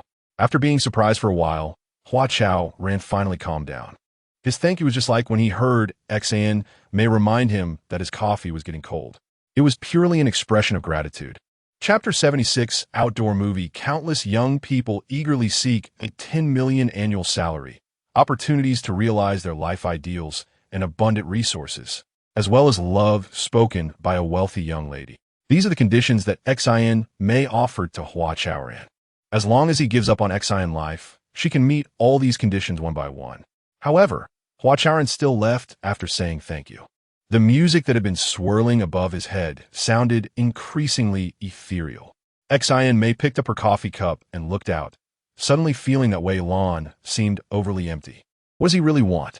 She thought to herself, her gaze somewhat dreamy. She became more and more curious about this inscrutable man. At the same time, she quickly made a decision. She would no longer come to Wei Lan for coffee. Unsurprisingly, as soon as Hua Chaoran returned to his residence, he received a call from Xin Yang. So soon it ended. Is my sister not charming enough? Xin Yang joked. From his limited perspective, he saw a corner of Hua Chaoran's living room. It's not that she isn't charming enough, it's just that we didn't hit it off. Hua Chaoran said truthfully as he poured himself a glass of water and sat on the sofa. The holographic image of Xin Yang frowned. The conditions she offered you should be quite good, right? Xin Yang asked. He was very familiar with his sister's style of doing things. Basically, if you can't win, you pull people over. Xian Life can hold on for a few more months, and then the pilot program will have been running for a year. At this point, what should be done has been done, yet Hua Chaoran was not knocked down. Isn't it time to pull people over? The female president of the Xian group personally stepping in, with conditions so good that I couldn't refuse. So you're saying you agreed to her? Xin Yang asked anxiously. He, who usually didn't care much about anything, finally seemed a bit nervous. No, how could I abandon the elderly? Hua Chaoran said lightly, as if suddenly remembering something and changing the subject. Xian Yang, what did you gain from this trip to Shazhou? Gain? You just want to ask my thoughts. Yes, that's what I mean. Do you have any ideas on how to help the elderly settle in Xian Life? What ideas could I have? At most, I could update Xianxian's system to make her more approachable, and also invest more energy in the construction of the recreational and cultural centers. Xian Yang said. In fact, he had thought about it seriously for a long time, and these were all he could come up with. After all, some issues can be solved by technical means, while others may not be. I actually have an idea. After a while, Hua Chaoran, sipping water, said thoughtfully, I think we should do more work on the phrase return to simplicity. Return to simplicity? Xian Yang thought for a moment and said, does returning to simplicity mean removing all technical means? If necessary, that can be done too. Hua Chaoran, do you know what a smart community is? Xian Yang's emotions suddenly became agitated. What we need to do is technological innovation, not technological regression. Okay, I know all this, but don't forget, our purpose in building Xian Life has always been one, to serve the elderly and explore a new path to solve aging problems. Yes, this purpose has always been clear, to find ways in technological innovation, and then, while serving the elderly well, explore methods and paths to solve aging issues. No, Xian Yang, your understanding is wrong. Technological innovation is not the key. Solving aging problems is. Moreover, according to my idea, if technological innovation impacts the solution to aging problems, we can actually step-by-step abandon technological innovation. What? Xin Yang was stunned. He widened his eyes in shock for a long time, and finally said, Hua Chaoran, don't always bring up your ideas. I, Xin Yang, solemnly tell you that your ideas are out of touch with reality. After saying that, Xin Yang angrily hung up the phone. After being colleague for so long, how could he not understand me? Hua Chaoran was very puzzled. He thought that by expressing his ideas, he would surely gain Xin Yang's support. Unexpectedly, what he received was his anger. This was not hard to understand. As Xin Yang lived for technological innovation, he couldn't imagine what meaning Xin Life would have without technological innovation. Moreover, Xin Yang joined Xin Life to showcase his technical talents. Now that Hua Chaoran planned to abandon technological innovation, it was simply driving him away. That night, Xin Yang couldn't sleep. The next day, he didn't come to work at all. By evening, Xia Qianqian suddenly sent a message to the elderly. At 8:30 tonight, there will be an outdoor movie screening in the large garden of the Xin Life living area. The movie is called The Bridges of Madison County, filmed in 1995, telling the story of housewife Francesca, who meets National Geographic photographer Robert Kincaid during 4 days when her family is away. Xin Yang actually intended to use outdated projection technology to screen a 2D movie filmed over 50 years ago in an outdoor environment. After receiving this news, the elderly were in an uproar. Many elderly people even painfully exited the metaverse. On one hand, they were curious about what Xin Yang was up to. On the other hand, they all wanted to experience a nostalgic feeling. In the 2050s, outdoor movies had long disappeared, and being able to watch one was indeed rare. Ding Mao was even more excited, rummaging through boxes and finally finding that old tape and the old recorder he had treasured for many years. When the familiar melody played again, tears streamed down his face uncontrollably. At 7:00 p.m., the technical team had just hung up the screen. The elderly people gathered in front of the large garden immediately cheered. Xin Yang looked around and found that the crowd seemed endless. In front of the screen, under the street lights, on the balcony, and in the farthest distances, all were elderly people. Their faces were full of anticipation, and some even kept wiping tears from the corners of their eyes. Can we start the movie early? We can't wait. Someone said. Yes, everyone is here. Let's get started. Others urged. Xin Yang's intention to show an outdoor movie was originally to satirize Hua Chaoran. He wanted him to know that leaving technological innovation was a regression in history. The elderly would definitely not buy his argument. However, the reality gave him a resounding slap in the face. Did none of these people watch The Bridges of Madison County? Had they never seen a movie? Was a movie more enjoyable than the metaverse? Did they not realize it was late autumn and very cold standing outside at night? Xin Yang's mind was filled with questions. Meanwhile, the elderly people standing in the autumn wind became increasingly restless. Director Xin, can we start now? He Fanqing looked at him eagerly. The technical team and the elderly people were all looking at him expectantly. Let us start. Xin Yang Sigit. Perhaps Hua Chaoran was right. Xin Life really didn't need technological innovation. Xin Yang Sudinli Compromiset, Failing Somelhat Dishiartenet. Chapter 77. The time reproduction plan. I only realized today that my wandering is a way of getting closer to you. When the classic lines from the old movie were spoken again by the male and female protagonists, they still carried a strong emotional impact, even more moving than back then. The elders fell silent, but their hearts trembled. Soon, someone sighed, and others quietly wept. After a while, applause erupted. All past events became memories. Only this moment, the present, could be called an artistic enjoyment. Of course, it was also a cleansing of the soul. The film lasted 127 minutes, and all the elders stood for 330 minutes without exception. They were paying tribute to the great classic and reminiscing about the old days. Many people repeatedly thought about the classic lines from the movie, constantly asking themselves, after wandering for so long, what am I really seeking, and who am I trying to get close to? Originally, it was just meant to be a parody, but unexpectedly, it led to such a result. Xin Yang, immersed in endless frustration, was equally shocked. In order to touch the elders, the community changed the access control, replaced the caretaker, upgraded the medical system, enhanced the security system, and launched space partitions developed using cutting-edge technology. However, at best, these measures became just a part of the elders' lives. They couldn't truly reach their hearts. Unexpectedly, such a simple outdoor movie achieved effects that were previously unthinkable. Were all those previous efforts redundant? Or were we, like those who participated in the first pilot, also heading in the wrong direction? Xin Yang interestingly doubted himself. He vaguely felt that the transformation of this era might need to start with technology. Despite being the initiator and organizer of the event, Xin Yang was somewhat gloomy.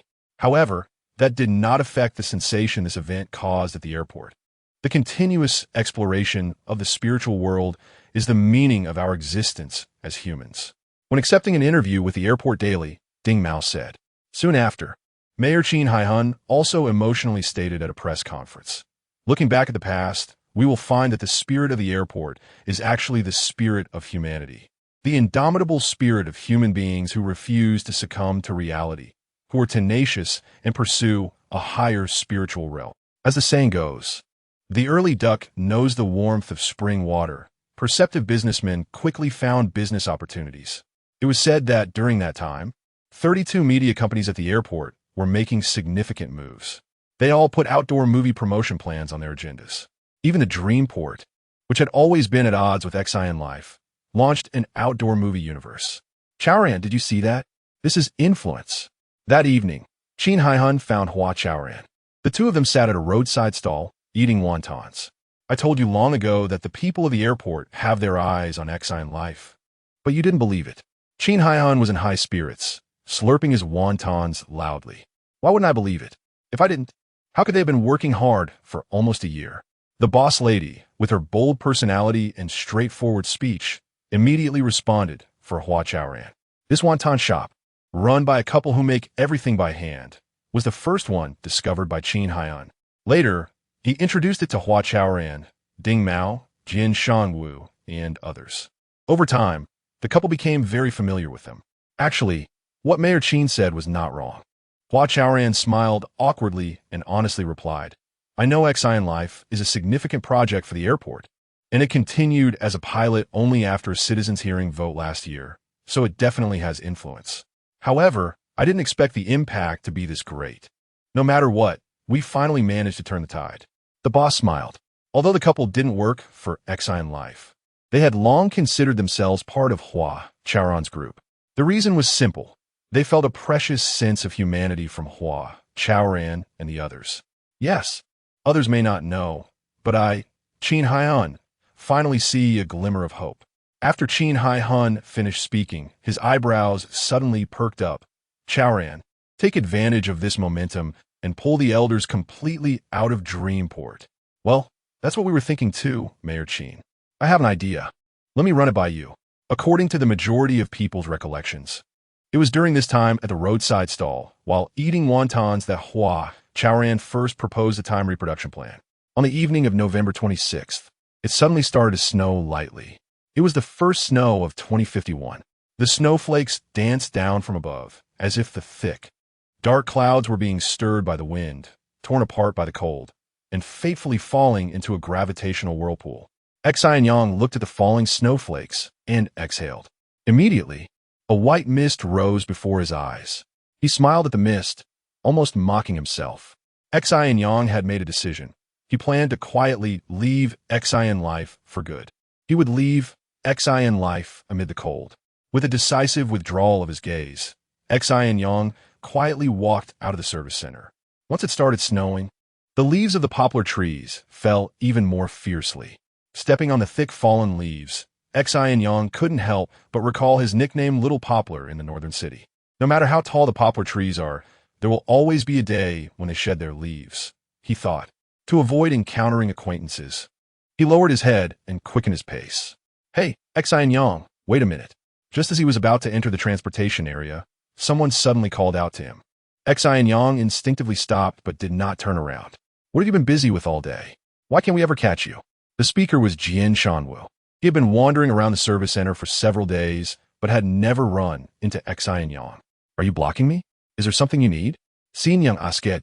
In order not to let his departure affect the normal operation of Xin Life, Xin Yang had locked himself in his office these past few days, almost in the same state as when they were developing gene pets. Therefore, it was understandable that Jian Shangwu couldn't find him. Can we continue showing that outdoor movie? Show a few more sessions. The elders are looking forward to it. Jian Shangwu said somewhat apologetically. He had brought this request up to He Fanqing several times. But He Fanqing always deferred to Xin Yang, who kept putting him off and never agreed. Jian Shangwu guessed that Xin Yang already knew about this, but simply did not want to handle it. So when he said this, he felt a bit shameless. All right, I'll talk to Chaoran. Xin Yang said. Why are you passing the buck to Chaoran again? Jian Shangwu suddenly got a bit angry. Is it that difficult to let you show a few movies? No, Jian Master, you misunderstood. I'm leaving Xin Life. So this matter still needs to go through Chaoran. What? You're leaving Xin Life? Jian Shangwu was quite surprised and excitedly said, If you leave, what will Chaoran do? And everyone can't do without you. You're a technical expert, and without you, Xin Life can't function. While speaking, Jian Shangwu took 2 steps forward and accurately grabbed Xin Yang's wrist. At the same time, he clicked a couple of times on his smart wristwatch with his free hand, sending out the message about Xin Yang's departure. Jian Master, let go, listen to me. Xin Yang tried to pull his arm back, but couldn't. So he could only explain with a somber expression.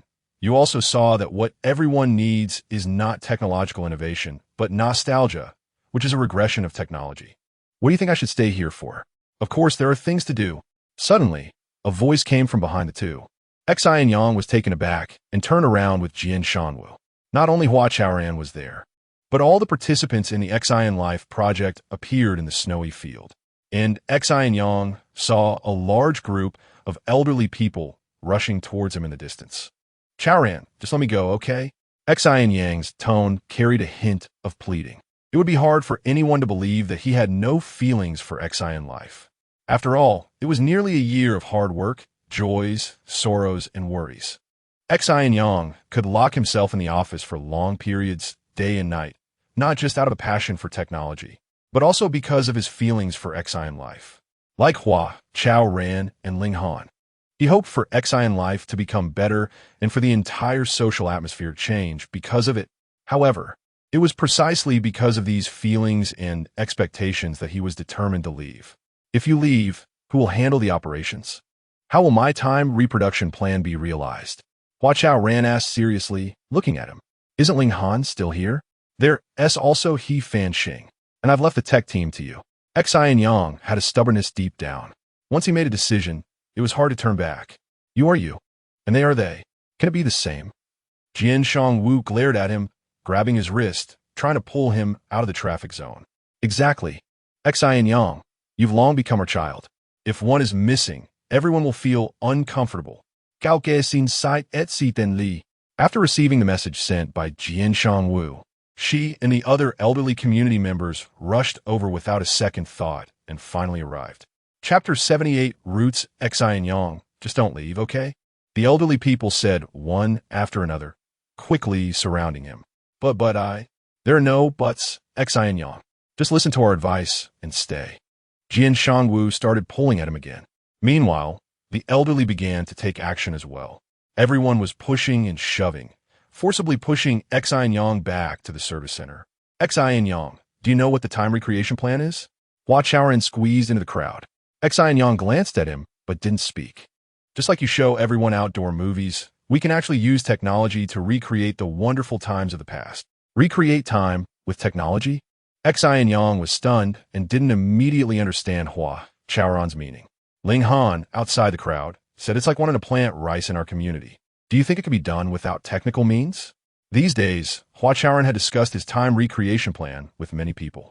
He actually wanted to talk to Xin Yang, but the door to Xin Yang's office was always closed. As the first conversation partner, Ling Han naturally knew best. Leaving aside technical means is indeed a bit difficult, but we can still undertake some large projects. Xin Yang was moved, but still hesitated. Hu Datong said, our community is close to Tiannanshan, but it is surrounded by tall buildings. What large projects can we do? Build irrigation ditches or construct dams? That's true. It can't be achieved through conventional means. Xin and Yang seemed to be pondering. At this moment, the elderly people surrounding Xin and Yang finally reacted.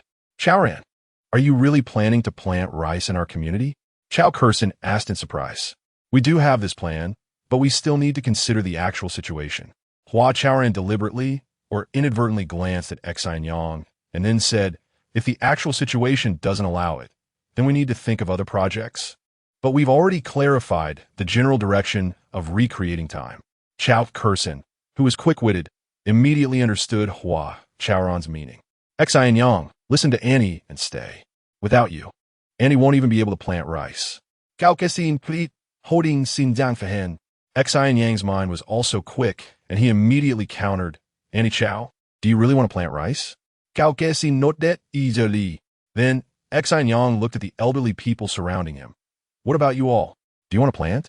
When you say planting rice, do you mean actually planting rice in the community or something virtual? Ding Mao asked on behalf of everyone. Of course. It's the real deal, planting seedlings in the water. Hua Chaoran said seriously. After visiting the sandbar, he had this idea. If the elderly actively participated, he was confident that the core life could become an urban countryside. We also want it, everyone wants to, the elderly said in unison. Their blood was boiling, as if they were looking forward to being reborn.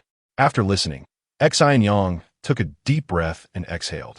Then I'll stay and help everyone fulfill their wishes. That's right. Don't always think about leaving. Core life is your home. Chao Kursin blurted out. Hearing this, both Xin and Yang and Hua Chaoran were momentarily stunned. It turned out the elderly people had gradually changed their minds. Roots. Xin and Yang and Hua Chaoran both thought of this word at the same time. For many years after that day, Xin and Yang never mentioned wanting to leave again.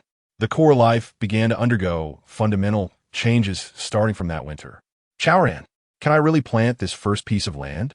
Looking at the freshly turned rice field in front of her, Chao Kursin felt like she was dreaming. Absolutely. You're lucky. You won the draw among all the elderly in the community. Hua Chaoran said with a smile. To open this first experimental field, everyone had worked hard for an entire winter. Fortunately, in the season of March, when everything revived, the experimental field could be planted. Ah yes, huh? Chao Kursin let out a hearty laugh. She was the one with the strongest internet addiction in the community, and giving her this experimental field was precisely Mayor Qin's intention. Where are the seeds? I want to plant them now, Chao Kursin said impatiently, rubbing her hands together. They're right at your feet. Hua Chaoran pointed to the bag beside the rice field. I heard that rice has to be cultivated into seedlings before it can be officially planted. Is it appropriate to let me scatter seeds directly now? Chao Kursin hesitated after opening the bag and looking at the rice seeds. It's just right. Hurry up and scatter the seeds.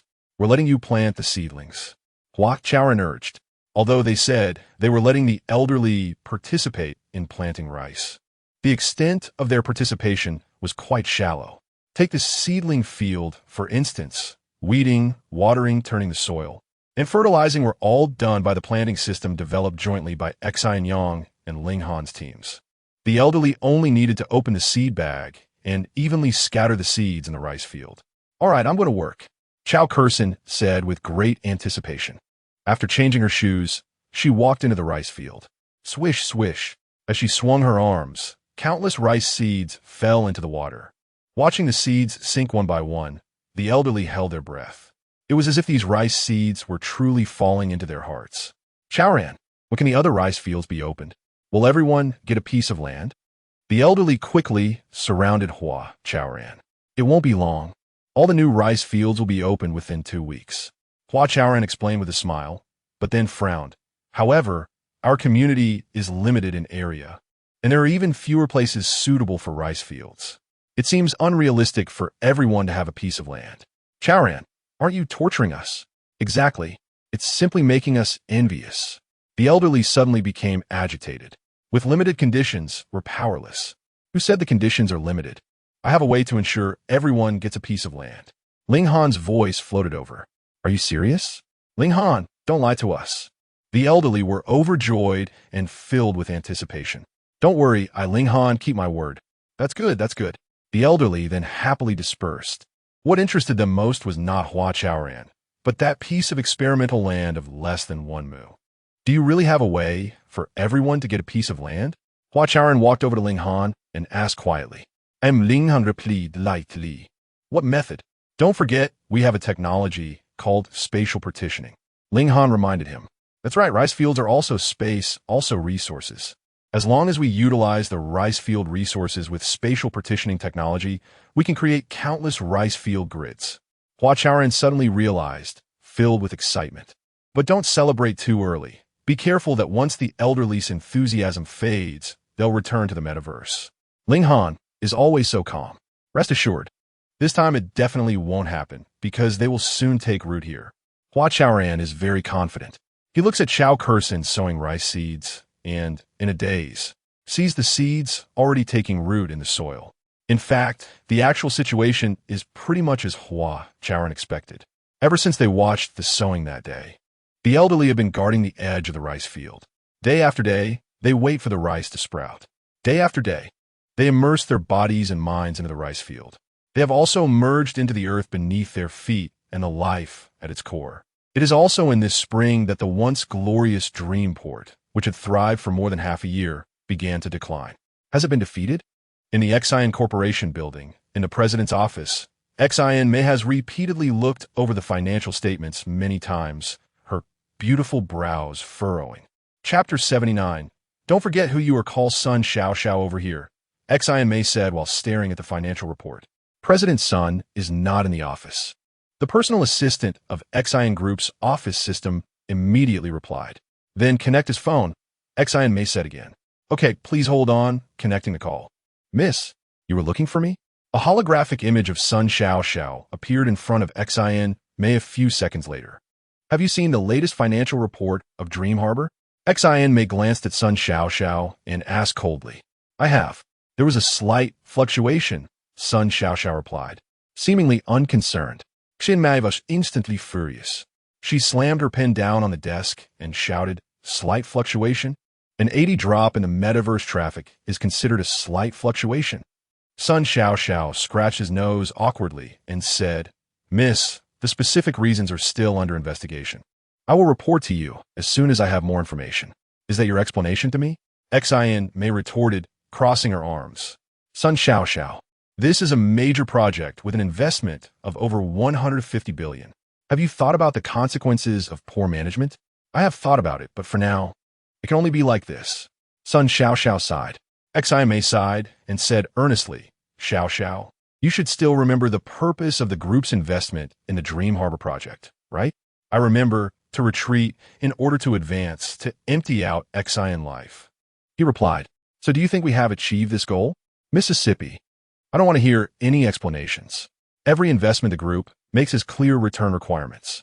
If we can't meet them, not just you, but even I, ago.Xin May, won't be able to stay in this position. You should be very clear about that. Yes, Mississippi.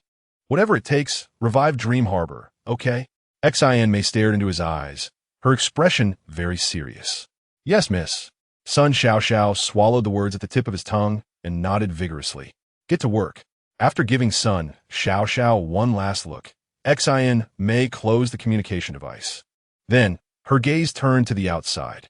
After a winter of silence, eagles were soaring in the sky again. ago.Xin May looked at the distant Tiannan Mountain. Her eyes moved. Suddenly, a thought surged up. Can't put all hopes on Dream Harbor, she thought, standing up involuntarily and walking to the window. Once the rice field grid was launched, it was snapped up by the elderly. By the end of May 2052, most of the elderly in ago.Xin Life had received a piece of rice field. The elderly were busy working in the rice fields from dawn to dusk. By mid-August, all the rice was blooming at the same time. The fragrance of rice, indeed, wafted throughout ago.Xin Life. Goo-goo. Starting from a certain night, the sound of frogs croaking could be heard in the community. The elderly listened to the croaking and went to bed early. Everyone was tired from a long day and had to wake up early again tomorrow. No one could hold up if they didn't sleep on time. Thus, the night owls of ago.Xin Life were completely eradicated. The elderly were in good spirits, and their mental state was enviable. At this time, if someone talked about the metaverse or Dream Harbor, they would surely be scoffed at, because the hottest topic in the community recently was stealing rice. The idea of stealing rice was proposed by Hua Chaoran. He said he remembered that his father used to play a game called something like a farm. In any case, everyone was trying to find ways to cultivate land and grow vegetables and then steal each other's crops for fun. Once the method of stealing rice was introduced, the spirits of the elderly were even higher. Their minds were immediately divided into three parts. One part to take care of their own crops to ensure a bountiful harvest, another to think of ways to steal others' rice, and the last to find ways to prevent their rice from being stolen. Everyone was having a blast, both busy and enjoying themselves. At this time, the advantages of large and medium-sized hunting dogs stood out. As long as they were placed by the edge of the rice field, regardless of whether they bid or not, no one would dare to approach. Among these people, Xin Yang was the most pleased, because the large hunting dog he adopted was an unwanted dog named Ahuan. "Hey, Rider Ding, is that little guy of yours reliable?" Seeing Ding Mao also following his example, placing his little black cat by the rice field, Xin Yang immediately showed a face of disdain. This little black cat was definitely good at being cute, but to let it guard the rice and scare away thieves? That was hard to say. Reliable or not, we have to give it a try. Don't underestimate our little black. It may be small, but at crucial moments, it won't back down. It's definitely first-rate in terms of clawing and scratching, Ding Mao said earnestly, even patting the little black cat on the head. Meow. Little Black raised its head and called out, as if to show its determination. The more Xin Shangwu looked, the funnier it seemed, and he couldn't help but shake his head. "Master Jian." At that moment, Xiaobai and Yi walked over from a distance. Upon seeing Xin Shangwu, Xiaobai greeted him lightly. However, Yi turned his face away as if electrocuted. These two guys must have something on their minds. Xin Shangwu quickly sensed the abnormality. "You two come here." With a thought, Xin Shangwu waved them over. "Hey." Xiaobai and Yi exchanged glances and slowly walked over. These two former wasteland youths had now become the elderly of the Xin Life service team. Moreover, Xiaobai had helped the elderly many times without fear of danger. The community's elderly had long regarded them as their own children. Encountering difficulties? Xin Shangwu asked quietly. He and these two had formed a bond through their past encounters. If it weren't for their initial attempt to ambush him, Xiaobai and Yi wouldn't have been caught by Hua Chaoran and the others. They wouldn't have later turned over a new leaf and become part of the Xin Life team. "No, we're doing fine," Yi said, glancing at Xiaobai subconsciously. "Don't look at others' faces. Are you okay or not? Don't you know in your heart?" Xin Shangwu said somewhat angrily. "Ah, who doesn't have a few secrets? Master Jian, please don't ask, okay?" Xiaobai was the one who could speak and block Xin Shangwu's mouth with a single sentence. "Yeah, we all have personal privacy." Yi added. "Personal privacy? You too. Fine, fine. Old man will respect you this time. Remember, don't treat us as outsiders. If you encounter difficulties, don't hesitate to speak up," Xin Shangwu said very seriously, and Ding Mao next to him nodded with a smile. Yi's face suddenly changed. He looked at Xiaobai, wanting to reveal the secret he had been hiding in his heart. "Rest assured, we won't be polite with you," Xiaobai said, forcing a smile. Although he felt uncomfortable inside, what could he do? "Then you all get busy. We'll leave first." Xiaobai patted Yi's shoulder. The two hurriedly left. These two kids, why are they getting more and more dull-witted? Xin Shangwu shook his head as he watched their departing figures. Ding Mao said, "Isn't it good for young people to be a bit dull and sincere? Think about how they used to be. They seemed very shrewd, but look at the things they did. Yes, as the saying goes, a prodigal son returning is worth more than gold. I hope they can also become ambitious and responsible young people like Chaoran." At the same time, by the small garden, Xiaobai looked around and confirmed that there was no one else before the two of them sat down in the double chair. "Don't feel any psychological burden. We're just forced into this," Xiaobai said. "Yeah, but I always feel sorry for them," Yi said, blushing and lowering her head. "There is nothing to feel sorry about. Didn't they promise? After it's done, they arrange for us to leave the airport. And we want come back here again. Who will remember who?" "True, it's not like we don't have dirt on them," Xiaobai replied. "Yeah, we must never forget who we are and what we've done," he said, squinting his eyes. As he spoke, he gritted his teeth and clenched his fists. Chapter 80. Core Youth. New model The Core Life aims to return to simplicity as a short-term construction goal, promoting rice planting experiences in the community. It successfully brought the elderly back from the dream port and has very clear, directly applicable value for society in combating internet addiction and resisting the constant encroachment of the metaverse on human living spaces. This was part of the award speech when the city of Konggang awarded the Hua Chao team a special prize. To call on the entire society to learn from the Hua Chao team, the city government specifically organized a Core Life Learning Month. At the launch ceremony of the Learning Month, Mayor Xin Life personally presented a banner to the Hua Chao team, inscribed with 6 characters: Core Youth, New Model. The Learning Month was initially planned to last only 30 days, but the enthusiasm for learning across society was exceptionally high. Everyone felt that Core Life might truly have found a new way to address the issues faced by the elderly. Consequently, not only Konggang City, but people from all over the country came to visit and learn from Core Life. By the autumn of 2053, 13 social organizations from the Northwest region came together to visit. By this time, even Sun Xiao, no matter how foolish, realized why the business at Dreamport had become so bleak. At the same time, he read from the government's award speech the attitude toward the metaverse business, akin to how they treated the tobacco industry back in the day. Although not explicitly prohibited, the message promoted by society was that smoking is harmful to health. Watching the business at Dreamport decline day by day, Sun Xiao had grown too lazy to go there. Defeat is defeat. What could be done about it? As the saying goes, a dead pig is not afraid of boiling water. Sun Xiao felt unwilling but accepted it. He spent his days sitting in his office, smoking Havana cigars, waiting for Xian Mei's reprimands and expulsion while making other plans. However, he waited a long time without Xian Mei seeking him out. After making some inquiries, he learned that Xian Mei had been busy visiting geological experts recently. Why would the young lady visit geological experts? Could it be that the Xian family had a larger project? Sun Xiao was puzzled. In his boredom, he decided to implement a plan he had long thought out. From the spring of 2052 until now, Xian Mei had visited no fewer than 50 top geological experts both domestically and abroad. However, the results of these visits were not very optimistic. All she wanted was a definitive answer, but no geological expert was willing to provide one. As autumn approached, Xian Mei began to feel anxious. Through various channels, she released a statement that as long as a geological expert could clearly demonstrate the topic she proposed, the Xian family would be willing to sponsor $200 million in research funding. $200 million. This temptation was immense. About 2 months later, an expert from America specializing in glacial geomorphology finally took interest. He agreed to complete the topic demonstration before the summer of 2054. At this point, Xian Mei finally let out a sigh of relief. The subsequent tasks were all within her area of expertise.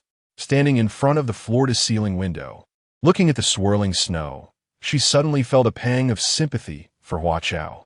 If her plan could be successfully implemented, would Hua Chao be able to withstand the impact?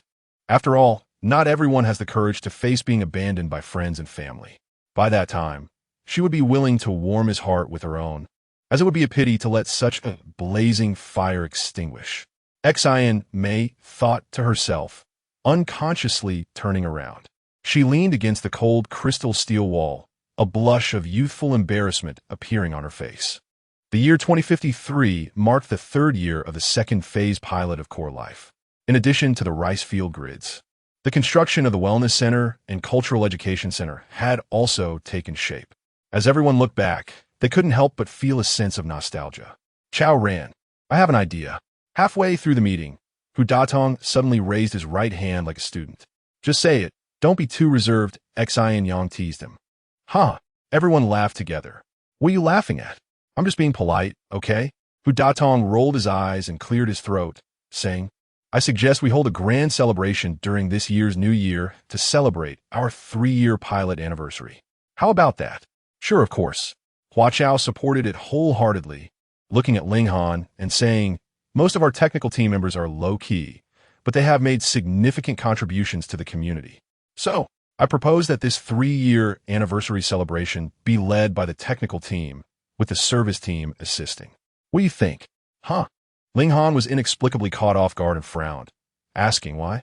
Chaoran wants the technical team members to step into the spotlight and let their colleagues show their faces more, Hu Datong explained. This arrangement is just what I wanted. At least I won't have to think about the program. Oh, Ling Han replied.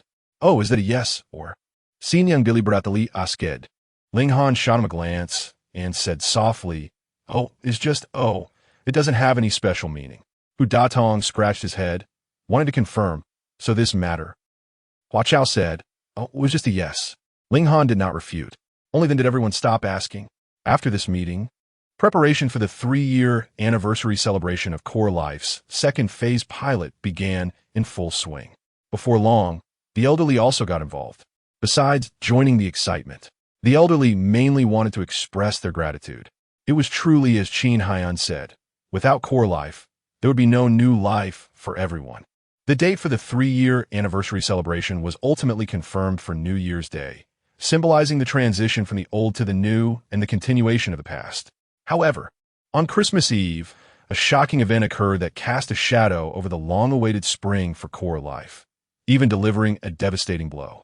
After the incident, some conducted in-depth interviews and investigations, determining that the exact time the events began was December 24th, 2053 at 8:46 p.m.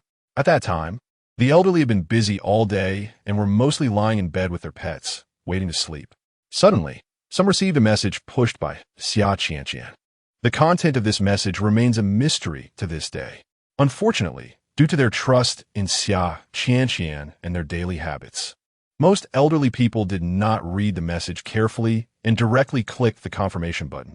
The next morning, around the time they were about to start their daily activities, the elderly simultaneously let out screams. Some even howled in despair. It's empty. All the savings in the account are gone. Subsequently, the elderly rushed to call the bank. The bank staff stated the fund transfer was authorized and confirmed by the elderly. What on earth is going on?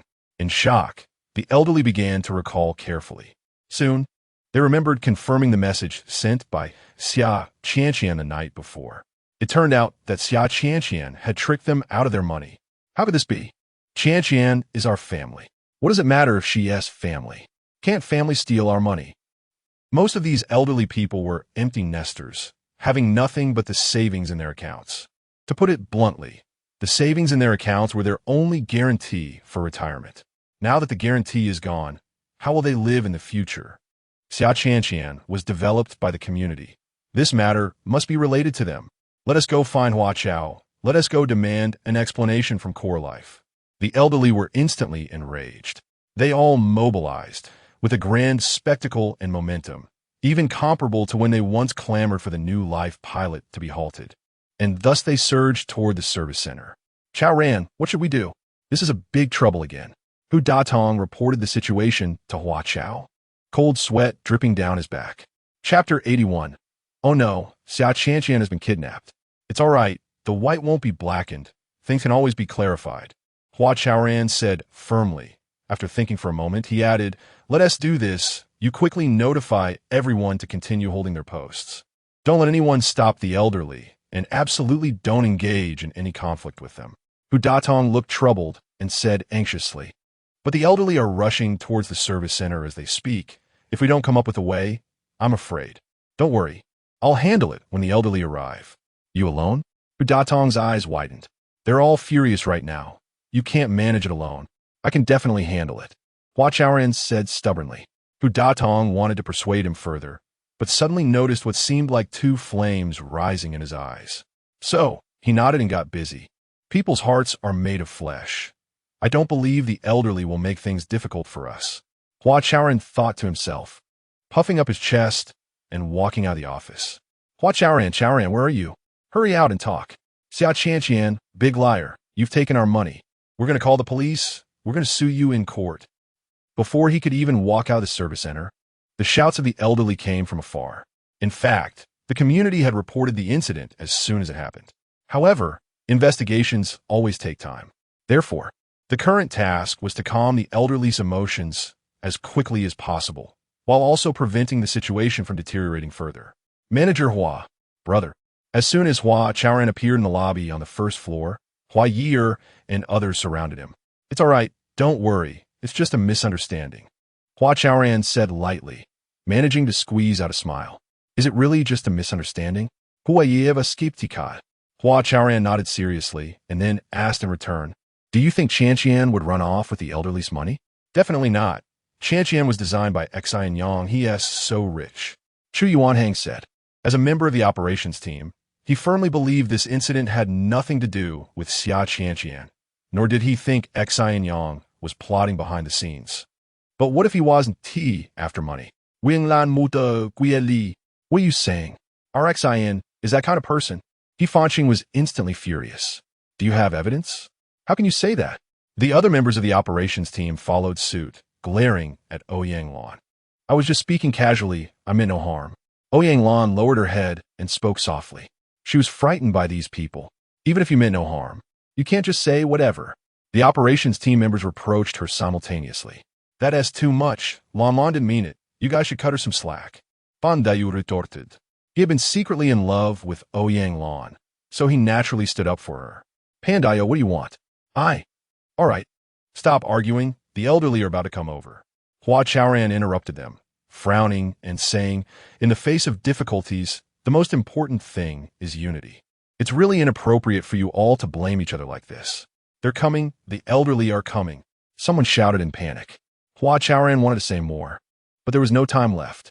His gaze quickly shifted toward the entrance, and he walked out briskly. He Fanqing, Pandayo, Ouyang Lan, and the others exchanged glances, all turning red in the face. Hua Chaoran was right. What was needed now was mutual support.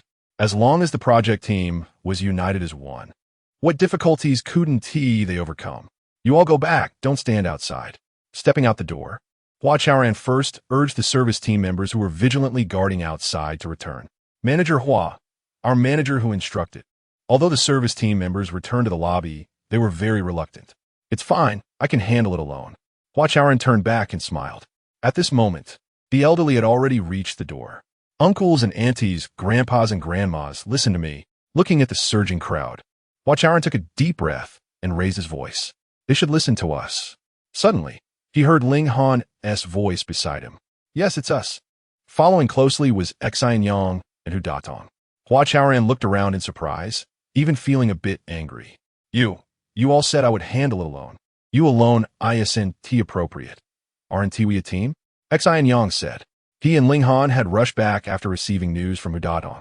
Having been busy cooperating with the investigation since the community reported the case. Otherwise, why would they let Hua Chaoran face the situation alone? Exactly. We need to bear it together. Hu Datong chimed in. Although Ling Han didn't speak, his gaze was even more resolute. All right, then let us bear it together. Hua Chaoran nodded and turned towards the elderly. Seeing that the three of them did not avoid the issue, the elderly gradually quieted down. However, this silence was not a good sign. It was the calm before the storm. Hua Chaoran, where is our money? What happened to our money? Seeing Hua Chaoran falter in his words, Pai Gui was the first to challenge him. The money definitely hasn't been lost. Xin Yang quickly answered. It hasn't been lost, huh? Pai Gui snorted coldly, squinting his eyes and asking, so it's all with you? If it's not with him, he wouldn't say that without basis. Ling underplead. What basis? Are you continuing to deceive us? Sun Gongyi asked coldly. Although he and Pai Gui were rivals, they naturally stood together to protect their common interests. They just returned from the law enforcement department, so they must have some basis for saying that. Hu Datong added. Whether Xin Yang had any basis for his claims, he wasn't sure, but he believed in Xin Yang. Sure enough, Xin Yang continued to explain. This is the preliminary conclusion drawn from the investigation by the law enforcement department. The state has been monitoring the flow of large amounts of funds. The money will not be lost. Hearing these words, discussions arose among the elderly. Soon, someone called the law enforcement department. After hanging up, someone asked, the money really won't be lost? Xin Yang and Ling Han both nodded seriously. Then some elderly began to hesitate. It didn't make sense to keep causing a ruckus. After all, it was Xia Qianqian who deceived everyone. The community had to give an explanation. Exactly. Where there's one, there's another. Who can guarantee she won't deceive us again in the future? Outside the crowd, two people coordinated to shout a few phrases. Then one of them shouted harshly, boycott Xia Qianqian. Make her get out of Xin Life. Yes, Where there S1, there S another. There must be an explanation. The elderly, who had finally calmed down, instantly became agitated again. They all began to shout in unison. In an instant, the scene was out of control again. Hua Chaoran felt that the voices of those two people were somewhat unfamiliar, yet familiar. But when he stretched his neck to see who it was, the crowd had already surged forward. What to do? Hu Datong wiped his sweat again. It's all right, I'm here. Hua Chaoran glanced at him and raised his voice. People's hearts are made of flesh. For 3 years, Xiao Qianqian has been living with everyone. What kind of person she is, isn't it clear to us. In my opinion, she has been used by others, or she is ill. Uncles, aunts, grandfathers, grandmothers. Everyone think about it. If our family members are sick, what should we do? Should we treat her, or abandon her, and let her fend for herself? Of course, we should treat her, because we have feelings for Qianqian. Hua Chaoran asked, and answered himself, and the noisy crowd gradually quieted down. Xin Yang saw that the timing was right and planned to call Xiao Qianqian out to formally apologize to everyone. However, after several attempts, he was unable to do so. Oh no, Xiao Qianqian has been kidnapped. Xin Yang gasped in shock, his eyes filled with disbelief. Just a moment ago, at the law enforcement department, Xiao Qianqian had behaved normally. He never expected that she would be kidnapped now, and it was done without his notice. Xin Yang found it hard to believe, but had to accept it. There are actually people in this world who can technically defeat him. Chapter 82. Crisis of trust. Having feelings is not wrong, but she can't let us down. Qianqian has been with us every day. She got sick, and you didn't notice it? It's not that we are hard-hearted, but mainly that we don't dare to trust her anymore. The elderly spoke one after another. Once they finished expressing their thoughts, Hua Chaoran smiled and said, I understand everyone's concerns. Our immediate priority is to do 2 things. As he spoke, Hua Chaoran raised 2 fingers. What are the 2 things? The elderly stared at his fingers and asked in unison. First, we need to recover the lost money as soon as possible. Second, we need Xin Yang to treat Qianqian's illness quickly so she can return to us healthy. The money must be recovered quickly, but whether Xiao Qianqian can return to us is uncertain. Pai Guruye added. Sun Gongyi said angrily, once bitten by a snake, 10 years afraid of a rope. Everyone understands this principle. Yes, old Sun finally said something sensible. ago.Xin. Sun Gongyi looked proud, but then thought something seemed off. All right, no matter what, everyone should agree with what I'm saying, right? Given the current situation, it seems inappropriate to continue insisting that the elderly accept Xiao Qianqian. Hua Chaoran had no choice but to seek common ground while reserving differences, trying to find consensus among the elderly. Yes, what you said about the 2 things is indeed the case. A voice suddenly chimed in. It was Ming Mei, who usually did not get involved in community matters. But today, she stood among the crowd. Yes, what the best actress said is correct. That's the reasoning. The elderly, seeing Ming Mei's stance, immediately followed suit. Ming Mei was the wealthiest among the elderly, and thus had suffered the greatest loss. She didn't want to entangle with the community any longer. How could others dare to do so? Chaoran, let's do this. We will continue to trust you, and please don't let us down. Jian Shangwu stepped forward, standing between the elderly and Hua Chaoran. As for the lost money, please cooperate with the law enforcement agencies to recover it as soon as possible. As for whether Qianqian can continue to be our housekeeper, let's discuss it later. All right? Okay, no problem. Hua Chaoran replied on behalf of the Xin Life team. Jian Shangwu turned to the elderly. If I heard correctly, Xin Yang and Ling Han rushed back from the law enforcement agencies. If everyone really wants to recover the lost money soon, heed my advice and go home, give the kids some time. What if they run away? Sun Gongyi muttered. Run? Why would they run? Jian Shangwu didn't understand. Sun Gongyi's gaze was evasive as he said quietly, It's not that I'm speaking harshly, but given the current situation, there is another possibility. They might be in this together. What? Jian Shangwu was stunned.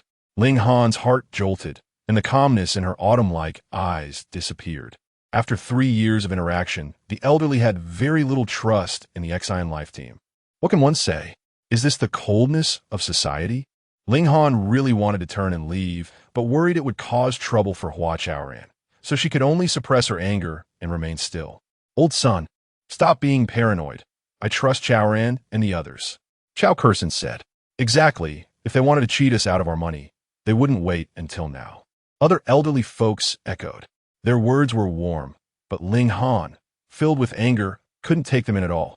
Of course, Sun Gongyi was not an exception. He represented many elderly people. These elderly folks had strange expressions and deliberately looked elsewhere. They clearly shared Sun Gongyi's thoughts and were very afraid that Hua Chaoran and the others would run away. How about this? Stop worrying. Chaoran is my godson. If he runs away, I'll pay you back. Mingmei raised her voice. That's too embarrassing. The elderly who had been looking elsewhere finally turned their faces back. And it doesn't have to be Mingmei alone.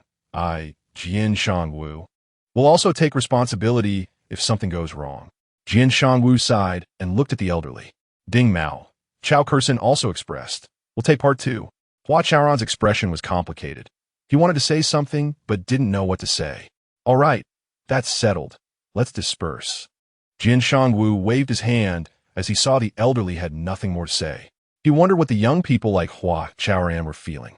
In any case, after hearing Sun Gongyi's words, Jian Shangwu felt quite disheartened. How could there be so little trust between people?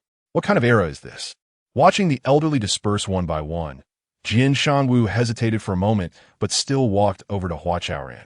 Everyone is angry. Some things were said, and they were said. Don't take them to heart. I understand, Master Jian. Thank you, Hua Chaoran said sincerely. If it weren't for Jian Shangwu, Mingmei Ding Mao, and Chao Kursin helping to persuade, the elderly wouldn't know how long things would have escalated. Don't mention it. It's a matter of mutual trust. I believe in you. As he spoke, he patted Hua Chaoran on the shoulder, waved, and walked away. Not far away, Mingmei and Ding Mao also nodded at them. This was a silent comfort, equally touching. Xin Yang, what are you thinking about? Noticing Xin Yang seemed distracted, Hua Chaoran called out to him. Nothing. Before finding out the cause, Xin Yang didn't want to mention the matter of Xia Qianqian being kidnapped. Then I'll ask you to cooperate with the law enforcement agencies and quickly treat Qianqian. Treat her? Xin Yang was taken aback and immediately said, Oh, okay. I will quickly check and fix the system vulnerabilities. Not just fixing the vulnerabilities. I think we should give Qianqian a major upgrade to enhance her security as much as possible. Otherwise, if something similar happens again, it will be troublesome. Yes, I understand. Xin Yang nodded. Looking at Hua Chaoran, he felt uneasy. The problem with Qianqian right now isn't about upgrading. It's about regaining control. But how could he explain this to Hua Chaoran? All right, then you go ahead and be busy. After patting Xin Yang on the back, Hua Chaoran began to look for Ling Han in the crowd. However, after searching for a long time, he couldn't find her. Did she return to the law enforcement agency alone? Hua Chaoran thought to himself. He suddenly realized that Ling Han seemed a bit off as well. After that day, everyone's energy was focused on the two things Hua Chaoran mentioned. The elderly were in a bad mood, and the rice fields quickly went unattended. Fortunately, it had already entered the winter season, and there was basically no farming work in the rice fields. Letting them go to waste was somewhat normal. However, unexpectedly, a week later, one night, all the money in the elderly's accounts suddenly returned. The elderly thought the law enforcement agency had made progress in their investigation. When they called to inquire, they found that the law enforcement agency was even more surprised. Everyone then thought it was the credit of the Xin Life project team. Who knew? Hua Chaoran and the others were also confused. In the end, after asking around, no one could figure it out. The money vanished mysteriously and returned mysteriously. Only Xin Yang knew what was going on. It was the kidnappers of Xia Qianqian who returned the money through her. However, up until now, Xia Qianqian was still in a state of being kidnapped. No matter how hard he tried, he couldn't regain control. What did the kidnappers of Xia Qianqian want? Did they just want to compete with me technologically? Xin Yang couldn't make sense of it no matter how he thought. All he could do was to cover up the fact that Xia Qianqian had been kidnapped as much as possible. Then, he continuously checked for vulnerabilities, upgrading and disinfecting her time and again. However, all his efforts seemed to be a waste of time. Xia Qianqian was still the same Xia Qianqian. She no longer belonged to Xin Life. Xin Yang felt an immense sense of frustration. It was like raising a child with all his effort, only for that child to call someone else dad. After another chaotic half-month, Xin Yang was on the brink of losing his mind. He really wanted to muster the courage to tell Hua Chaoran that Xia was already lost. Chapter 83. Our Xin zone seems to have a mental problem without Xin Mei's constraints. Sun Xiao has been living quite comfortably lately. So comfortable that it feels a bit reckless. At 9 o'clock in the evening, at G Bar. The real nightlife hasn't started yet. Although the music is as explosive as ever, the bar still looks a bit deserted. How was it last night? Sun Xiao casually asked, staring at the sexy woman shaking her hips on stage. It was okay. What about you? Isn't this your type? Sun Xiao glanced at Xiao Bai, her greedy gaze returning to the woman's hips. Not really, Xiao Bai answered bluntly. The three of them were sitting in the central booth of the bar, each with a glass of strong liquor in front of them. Tired of playing? Sun Xiao raised his glass and took a sip, asking casually. Yes, we want to leave the airport as soon as possible. Didn't you promise us? Yi trailed off. Xiao Bai took over and said, Brother Sun, while they haven't suspected us yet, leaving the airport would also be beneficial for you. Is that so? Sun Xiao turned his head and smiled. It definitely is. It's best for you to take us away now. Yi added, I think you two are feeling guilty, right? Sun Xiao said, his eyes sweeping over Yi and Xiao Bai's faces. What we have to feel guilty about? We did it, we own it. Ayamut did it. Brother Sunday. Xiao Bai took a deep breath, seemingly ready to lay everything on the table. Enough. Stop stalling in front of me. Does anyone not know what you're thinking? Sun Xiao interrupted him, swinging his crossed leg a couple of times, and casually said, You've done the deed. Do you think there's a chance to turn back?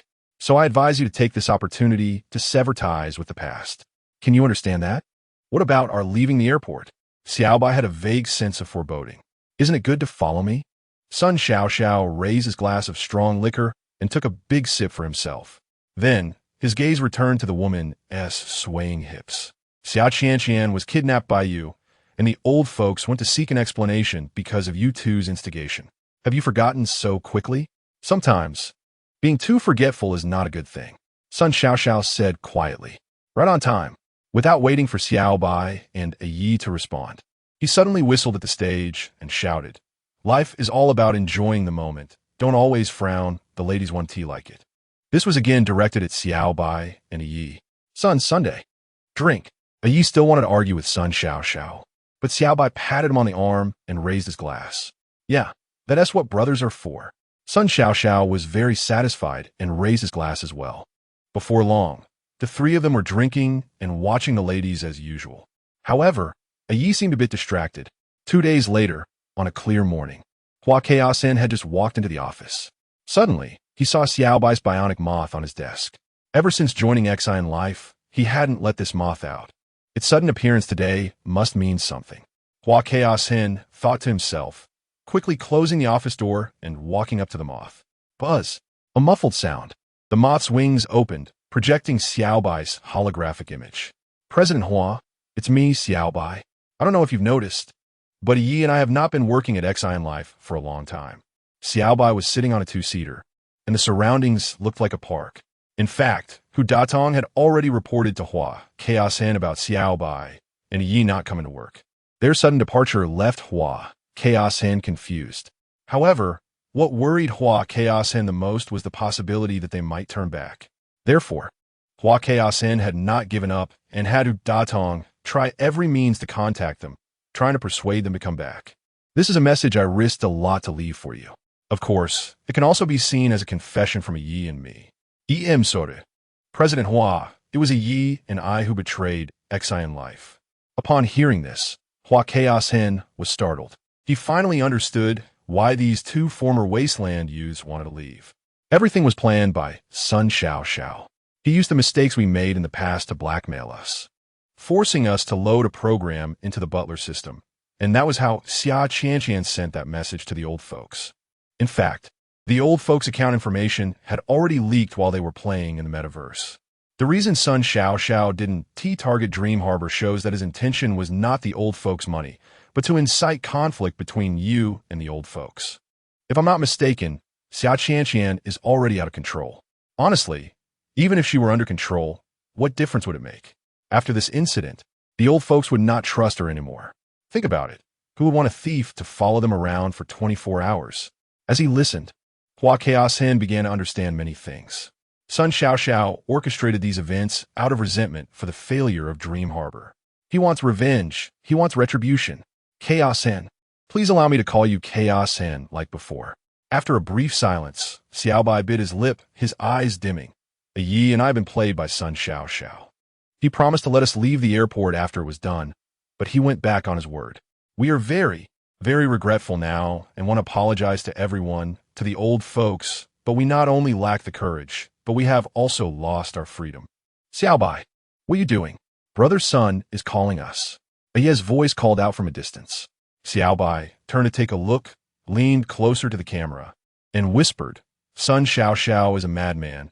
He will definitely not return Xia Qianqian to you. You all need to be careful. After saying this, he immediately sat up straight and raised his voice to respond.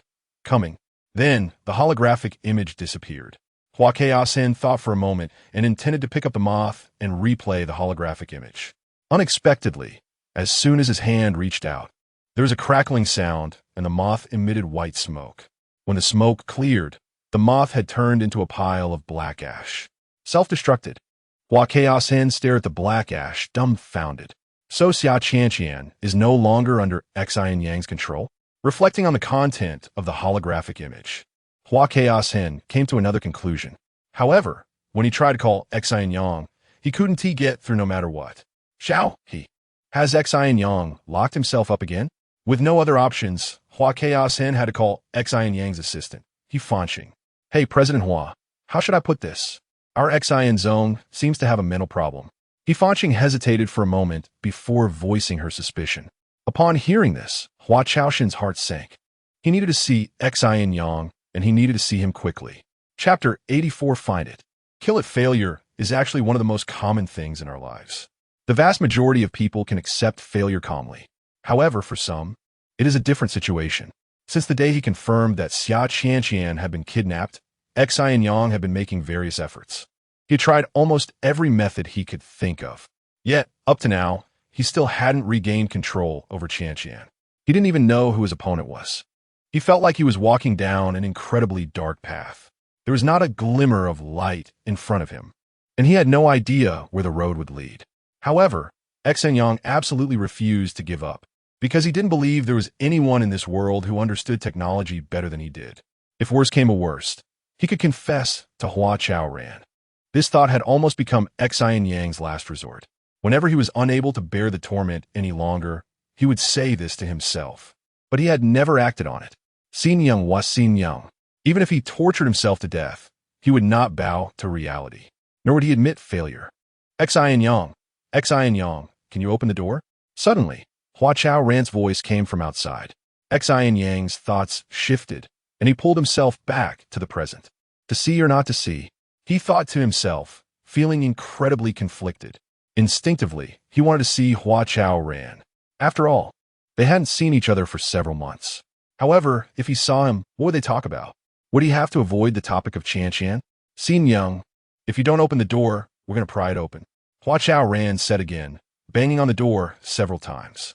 Each knock felt like it struck Xin Yang's heart, causing him immense pain. To see or not to see, he asked himself again. Yet, he couldn't find a middle ground between the dilemma. Xin Yang felt a splitting headache, wanting to hold his head and shout. Hurry, pry open the door. Outside? Hua Chaoran ordered. No, don't pry the door, no, please don't. Xin Yang finally shouted in a frenzy. There was silence outside. After a while, Hua Chaoran softly asked, Xin Yang, are you all right? I'm fine. Xin Yang said painfully. For some reason, a wave of nausea struck him, making him gag. I will open the door for you. Xin Yang breathed heavily, as if he would suffocate otherwise. Xin Yang, it's okay. You don't need to open the door. I'm just sitting outside, and we can chat like we used to through the door. Hua Chaoran said gently. Xin Yang Bao said, stopping his gagging. I sent Xiao He and the others away, so now there are only the two of us in the office. Hua Chaoran said lightly, as if he were holding a few cans of beer, wanting to invite Xin Yang for a drink. I already understand the situation, seemingly worried that Xin Yang might overthink.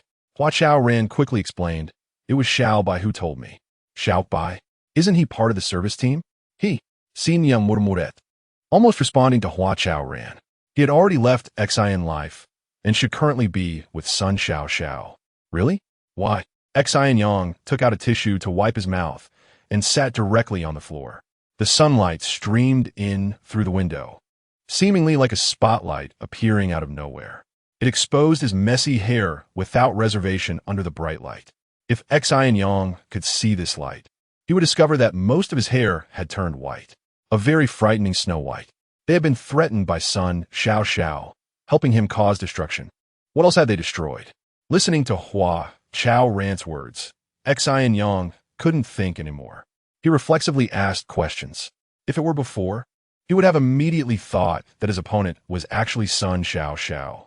Xian was what they had destroyed. After thinking for a moment, Hua Chaoran still said this sentence. He had been careful with his wording earlier, fearing to provoke Xin Yang. However, some questions were unavoidable no matter what. They destroyed? He said that they loaded a piece of code into the management system, which is why Xian was kidnapped. Xian wasn't kidnapped, no. She's fine. Xin Yang first slammed the ground and shouted. Then his voice choked, mumbling, She didn't. Xin Yang, admitting failure isn't such a terrible thing. After a long time, Hua Chaoran said softly, and all failures are only temporary.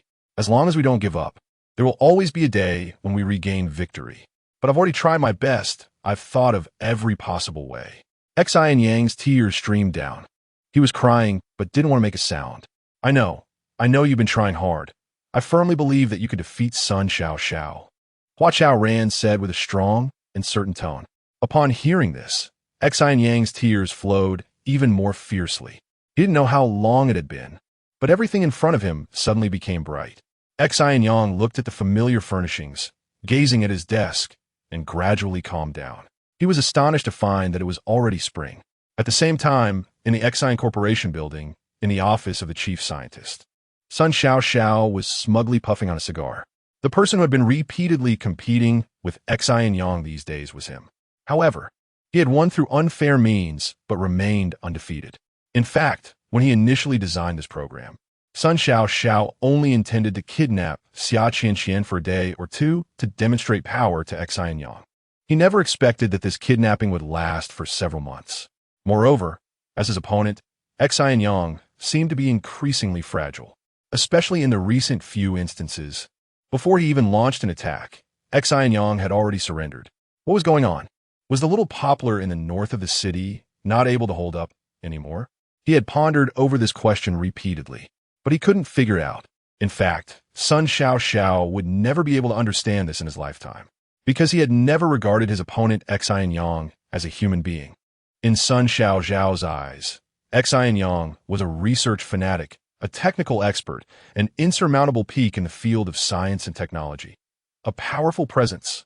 Yet he never considered that Xin Yang was also a person with flesh and blood, with feelings, a person who would hesitate, waver, and shrink back when faced with difficulties. I'm going to crush you, haha. Just thinking about the repeated crushing of Xin Yang over the past few months filled Sun Xiao with wild joy. He puffed on his cigar fiercely, thoroughly enjoying the pleasure of revenge. Indeed, the reason Sun Xiao wanted to kidnap Xia Qian was not only to deal with Xin Life, but more importantly, to use the resources of the Xin family to take revenge on the Xin family, because he knew better than anyone that he wouldn't be able to stay in the Xin family much longer. After all, rolling up his bedding and leaving was only a matter of time, so why not enjoy it before he left? Sun Xiao was racing against time. He cherished time more than anyone else. Mr. Sun, the president is looking for you. Suddenly, the voice of his personal assistant came from behind, causing Sun Xiao's body to tremble instinctively. It's over. That day has finally come. Xin Life, operations team office area. After waiting for a long time without hearing Xin Yang speak, Hua Chaoran became anxious. Are you feeling better? Hua Chaoran asked tentatively. He could only ask this. From Xin Yang's performance today, it was clear that his mental state was not good, and he really did seem like what he said, almost going crazy. Yeah, much better. Xin Yang's tone had normalized considerably. Hua Chaoran's heart eased slightly. He thought for a moment and said, I don't understand technology. I'm just talking nonsense. You see, Rather than saying that you and Sun Xiao are fighting for Qianqian's control, it's more accurate to say that you're helping Qianqian get rid of a virus. Get rid of a virus? Xin Yang didn't understand. Aren't we getting rid of a virus? The reason Qianqian is out of control is precisely because she's infected by that piece of code. As long as we find that piece of code and eliminate it, won't Qianqian return to her previous state? Find it, eliminate it. Xin Yang murmured. Hua Chaoran noticed that his tone had changed back to the original one, and he couldn't help but feel nervous again. Xin Yang, are you okay? He asked anxiously. Chapter 85. The land cannot be abandoned, it's fine, Xin Yang replied. After a moment of thought, he added, I'm really okay now. Good, I believe you, Hua Chaoran said from outside the door. Xin Yang looked at the warm sun of early spring and was momentarily stunned. Then, he got up from the ground and opened the office door. Look at me. I'm really okay, Xin Yang said, forcing out a smile. But when Hua Chaoran saw him, his eyes suddenly turned red. Not only his hair, but also his eyebrows and beard were almost completely covered in frost and snow. And his face, except for most of it obscured by wildly growing hair, was basically skin over bone. Xin Yang originally had a handsome face, but now it was nowhere to be found. Hua Chaoran really wanted to talk to Xiao He, who delivered food and drinks to Xin Yang every day. Didn't he notice that Xin Yang was tormenting himself to the point of being unrecognizable? He hated himself even more. Busy all day long, he hadn't even properly cared for his closest comrade. Xin Yang, you've suffered. Hua Chaoran felt a surge of emotion and stood up to tightly embrace Xin Yang. I've suffered? Have I suffered? No. Xin Yang felt so bewildered. Being hugged by Hua Chaoran made him feel very awkward. You've endured so much for the community. It's really. Hua Chaoran's voice choked up. Xin Yang's indomitable spirit moved him and filled him with pride, but it also made him feel deeply indebted. Have you hugged enough? After letting Hua Chaoran hold him for a while, Xin Yang finally couldn't stand it anymore. Although I appreciate you, my orientation is quite normal, he joked. What are you talking about? My orientation is even more normal. Hua Chaoran was amused and quickly let go of him. Xin Yang, we are colleagues and comrades who fight together. In the future, if anything happens, don't hide it in your heart. Let's face it together, okay? Hua Chaoran took a few steps back and said seriously, Okay, I'll think about it. Xin Yang replied flatly, turning his head to look elsewhere. In fact, he was very touched, but unwilling to express that feeling. Especially Hua Chaoran's serious expression made him feel uncomfortable all over. I've come up with a way to deal with Sun Xiao. To ease the awkwardness, Xin Yang changed the subject. He had gained inspiration from Hua Chaoran's earlier persuasion and regained his confidence. Don't rush to deal with Sun Xiao.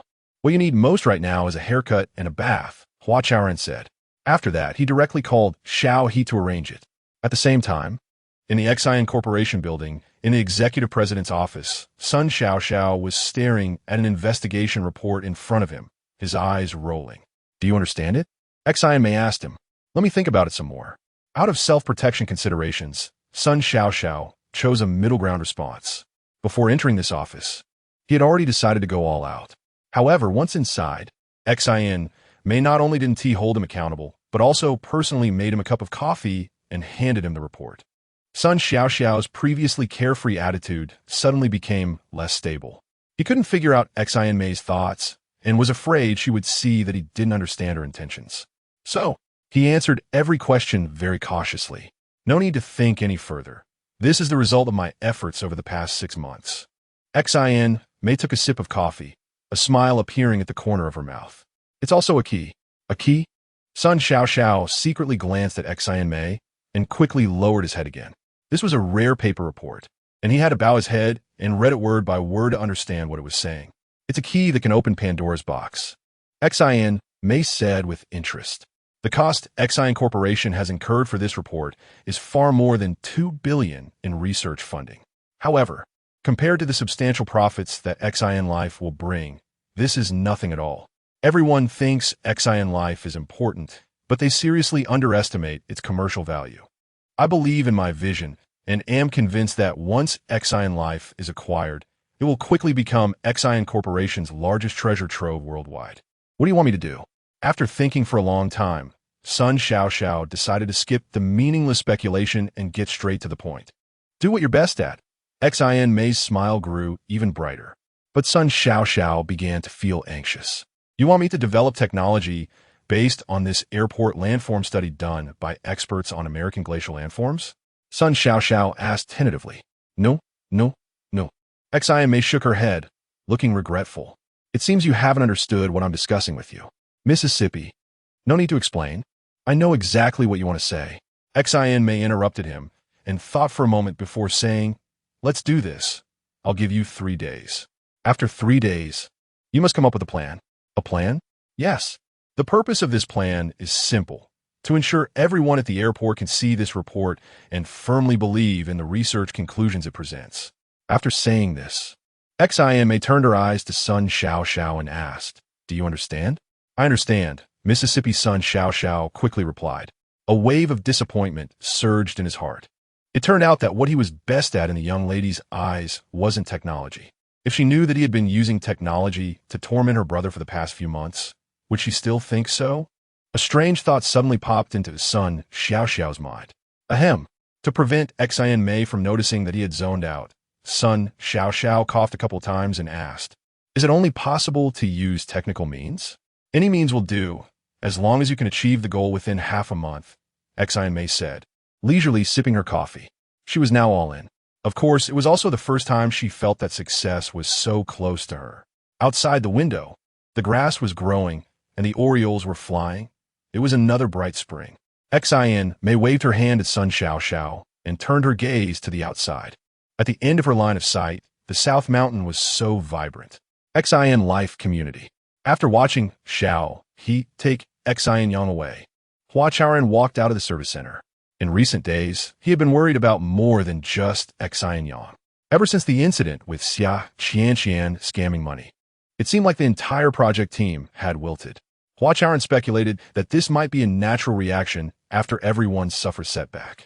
So, he took many opportunities to encourage everyone in various situations. However, everyone still seemed the same, like deflated balloons. How could they not feel deflated? After finally entering every household, Xia Qianqian was driven out again. Moreover, after so many months, she still hadn't been able to return. The butler system reverted to the old system, and the elders' lives were once again bound by technology. The vision of restoring the essence of life and returning to the original intention of technology, as Hua Chaoran had said, seemed increasingly distant. After 3 years of effort, everything appeared to have returned to square one. Where was everyone's hope? Sigh. In addition, now that Xia Qianqian was gone, the elders' genetic pets kept getting lost. After losing them repeatedly, some elders became too lazy to look for them and simply abandoned them. Hua Chaoran walked through the community courtyard, his thoughts rising and falling. Raising his eyes, he saw the vast rice fields again. Given the current situation, the rice fields were likely to be completely abandoned. He grew worried about the rice fields, furrowing his brow even deeper. Woof woof. Suddenly, a dog barked nearby. Hua Chaoran was startled. He instinctively turned his head and saw Jian Shangwu busy in the rice field. Master Jian, are you sowing seeds? Hua Chaoran asked knowingly. Just wanted to chat with Jian Shangwu.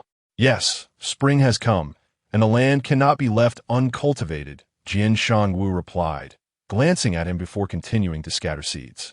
Yes, spring has come, and the land cannot be left uncultivated. Hua Chaoran suddenly had an epiphany. He really wanted to talk to Ling Han. Chapter 86. Late Spring Chill Chaoran, Don't Rush to Leave. This time, it was Ding Mao who called out to Hua Chaoran. Mr. Ding, you called me? Hua Chaoran paused and looked into the distance. It turned out that he wasn't the only one sowing seeds in the rice fields. Yeah, come here. Let us talk. Ding Mao waved his hand and walked out of the rice field. Talk about what? Hua Chaoran thought to himself as he walked up to Ding Mao. Meow. When Xiaohe saw Hua Chaoran, he called out first and then started circling around him. Ding Mao smiled at Xiaohe, his gaze landing on Hua Chaoran's face. Chaoran, how has the weather been lately? It should be fine. Hua Chaoran answered casually, just expressing his own feeling. He had been too busy lately to even check the weather forecast. What's good about it? I heard there's a cold wave coming soon. Really? Hua Chaoran was a bit incredulous. The weather had been clear, and temperatures rising for the past few days. Even the wind blowing was warm. It didn't seem like a cold wave was on the way. There is no need to doubt it. It's called late spring chill, quite common. Before long, Jian Shangwu also walked over. His big dog sniffed around Xiao He and stood beside it, wagging its tail. It seemed that hunting dogs weren't always fierce. Late spring chill? Hua Chaoran pondered for a moment, his eyes widening. So you guys are still sowing seeds, right? Ding Mao smiled, his expression becoming serious. Are we supposed to stop sowing crops just because of the late spring chill? If we don't plant, the land will be completely barren. And if the land is barren, then there is truly no hope. There is no hope if the land is barren. Hua Chaoran murmured, his gaze a bit distant. Jian Shangwu added, Chaoran, a bird leaves a trace when it passes. There is no such thing as a free lunch in this world. Are you saying this specifically to me? Hua Chaoran suddenly realized. Ding Mao said, it's time to say these things. Yes, if we don't point out the reasoning to you, we're afraid you might feel disheartened. Jian Shangwu nodded, looking at Hua Chaoran earnestly. Actually, you've done most of what needs to be done. It's now time to protect the results. Protect the results? Hua Chaoran didn't fully understand the statement. Ding Mao explained, Xia Qian, a phone, the medical system, the security system, and other systems I can't even name have basically been updated. Moreover, from practical application, the upgraded systems are indeed better and more like seeing Hua Chaoran's expression was a bit complex. Ding Mao quickly added, as the saying goes, a flaw does not detract from the brilliance. Recently, although some systems haven't been functioning properly, everyone remembers their merits. Not just the systems, but the community garden, genetic pets, outdoor movies, the rice field grids, the new plans and construction progress in the recreational and cultural education areas. And your sincerity towards us old folks are all valuable results achieved in the second phase of the core living pilot project. Chaoran, having these results is already enough. Because they have defeated the metaverse, defeated the illusory online world, allowing us elderly to truly and sincerely return to reality. In love real life, you've done what you can, and though you may not realize it.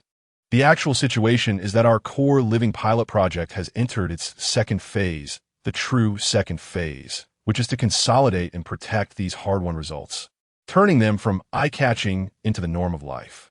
Only by making everything the norm of life can we truly say we won this battle.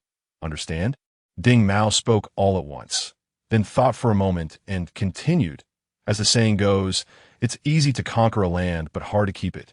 Compared to the past, the future may be even tougher, but as long as we grit our teeth and pull through, core living will really become a reality. Chaoran, Mr. Ding's words are heartfelt. You must listen to them. Jian Shangwu urged, seeing Hua Chaoran silent. After a while, Hua Chaoran nodded, letting out a long sigh. I understand. Thank you. What is the use of thanking us? If you really absorbed it, you should quickly think of a way to get the kids to perk up. The battle has come this far. We can't back down. Jian Shangwu said excitedly. He was genuinely anxious for core living, and even more so for Hua Chaoran and the others. Don't worry, we won't back down. Hua Chaoran said solemnly, sounding more like a promise.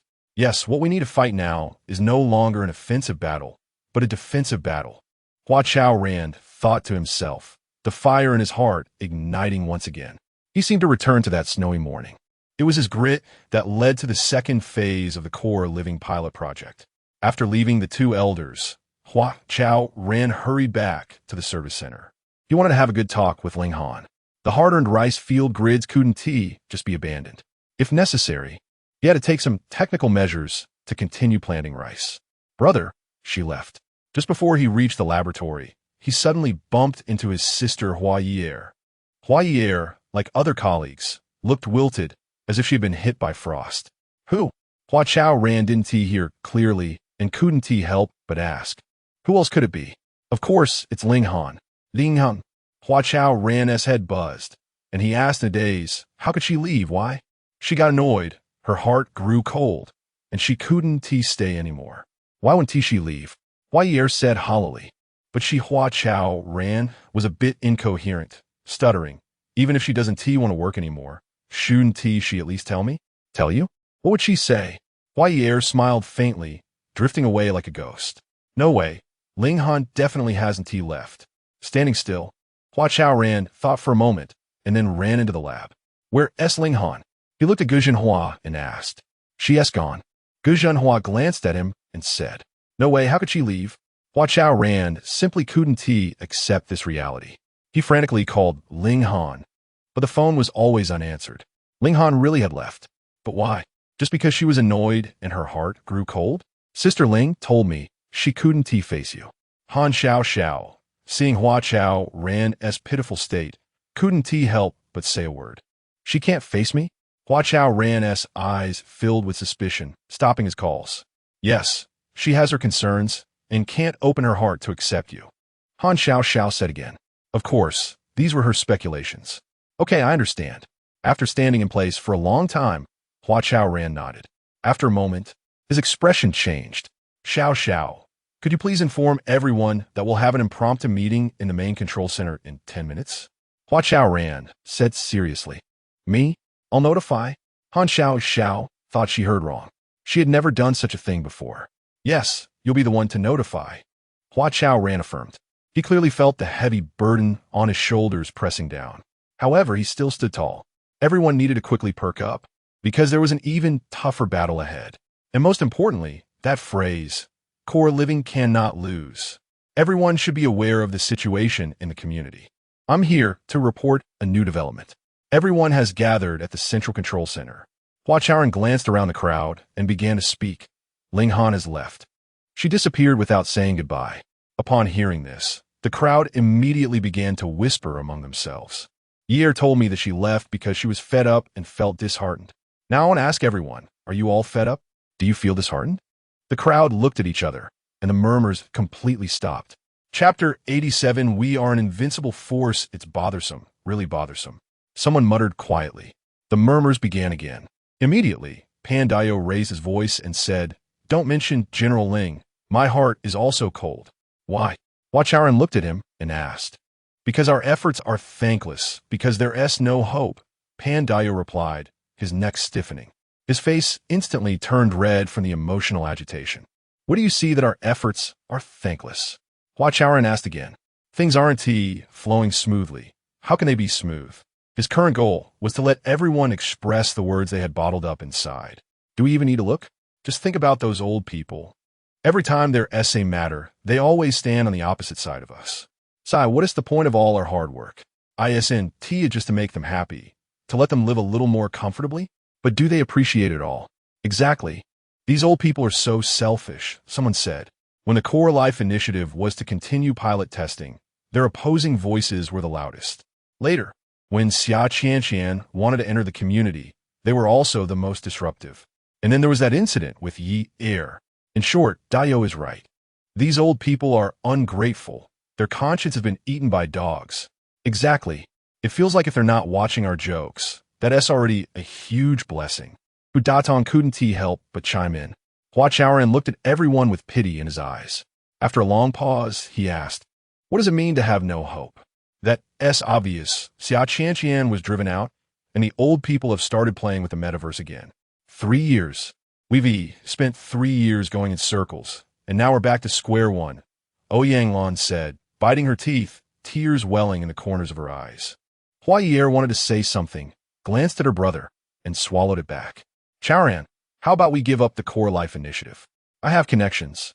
I can help everyone find a better community, and we can still work together. What do you think? Hudatong hesitated for a moment and shared the results of his hard work over the past few days. Exactly, let us quit. Those old people love watching jokes. Let them watch. We've been too good to them. It's time for them to see reality. Everyone spoke one after another, most supporting giving up the Core Life initiative. I understand now. Everyone is admitting defeat. Once everyone calmed down a bit, Hua Chaoran took a deep breath and said, Admitting defeat. Hudatong and others were stunned. Hua Chaoran said, ISNT giving up the Core Life initiative now equivalent to admitting defeat? What everyone said is correct. We have indeed put in a lot of effort over these 3 years and done quite a bit. But has anyone thought about how the old people view our efforts? They of course, think we owe it to them. They treat us like fools, someone said irritably. It seems everyone has quite a bit of resentment toward the old people. Is there nothing else? Hua Chaoran looked at the speaker and asked. What else could there be? They're guarding against us like we're thieves, Xin Yang said. Yeah, think about what that old man's surnamed son said the other day. He said everything was planned by us. Isn't that treating us like thieves? Shun Erdong said angrily. After listening, Hua Chaoran suddenly laughed. Chaoran, what are you laughing at? Hu Dadong asked on behalf of everyone. I laugh because everyone has no confidence in themselves, Hua Chaoran explained. This isn't a matter of confidence. It's a matter of conscience. Conscience. Hu Datong said.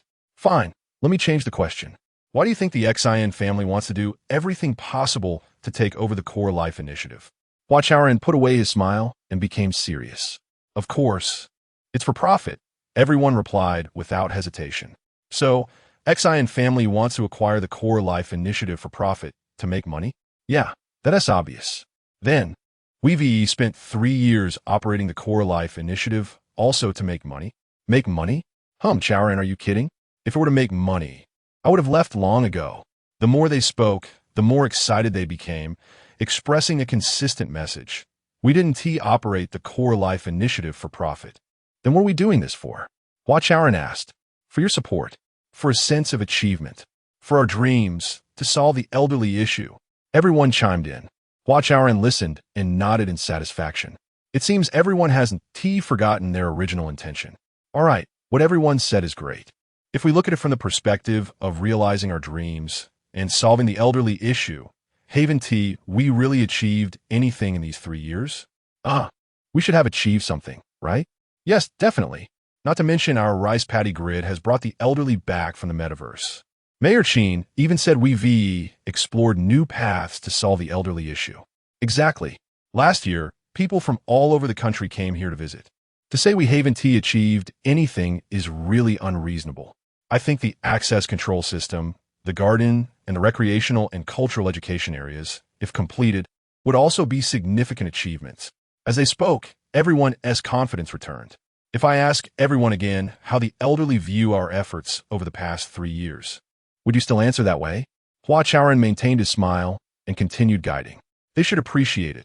Without us, they couldn't live the way they do now. Yeah, the facts are there. They can't deny it. Everyone said excitedly. Good. So everyone also believes the elderly want to deny our efforts, right? Right. They can't deny it.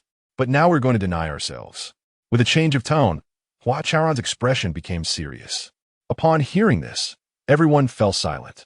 If we give up the core life initiative now, doesn't that mean we're completely denying the achievements we've made in the past?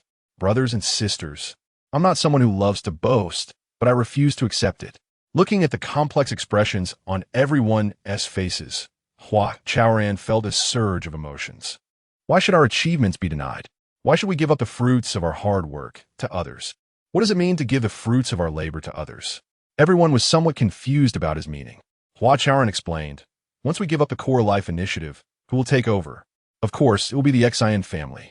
By then, won't our achievements just be handed over to them? Sigh. Upon hearing this, everyone sighed simultaneously. So I urge everyone to lift your spirits and continue to fight. We are not only protecting our labor fruits, but also striving to solve the elderly issue. Brothers and sisters, the road is still long. We have just taken the first step. Giving up now is truly not right. What I want to say is one thing. We cannot bow our heads in the face of suffering. What we need to do is grit our teeth, face challenges head on, and forge ourselves into an invincible force. Only when we become an invincible force can we have the ability and courage to protect the fruits of our labor and truly and thoroughly solve the elderly issue. Good? Well said. Everyone felt enlightened. The pride in their hearts surged once again. In fact, from beginning to end, everyone's struggle was not just to serve a core life initiative, nor was it to try to please those old people, but for a more ambitious and grand cause. That is, to solve the elderly issue. We are an invincible force. At the same time, everyone secretly thought to themselves and unconsciously clenched their fists. The combat effectiveness of the core life project team not only returned, but also became even stronger. It was at this moment that an astonishing piece of news began to circulate in Konggang City. Chapter 88, A Greater Storm, is coming soon since the outbreak of the largest global oil crisis at the end of July 2036. The mineral resources available for human exploitation have gradually depleted. By 2045, significant progress had been made in the excavation plan led by our country's scientists. Humans discovered abundant minerals on the fifth major planet in the Kepler 90-star system. In 2048, our country, with the first spacecraft for extraterrestrial resource mining, the Beiming 6, returned the first batch of scarce minerals from the Kepler 90-star system. From then on, humanity began the process of mineral cosmicization. By 2050, the mining and utilization of extraterrestrial resources had become the norm. However, high transportation costs, enormous extraction risks, and the potential ecological damage to Earth have always been insurmountable drawbacks of mineral cosmicization. Therefore, while engaging in extraterrestrial resource mining, humanity has simultaneously implemented strict environmental protection policies, continuously restoring Earth's ecology in hopes of slowing down the depletion of mineral resources. On the other hand, exploration of Earth has deepened, attempting to find new mineral sources.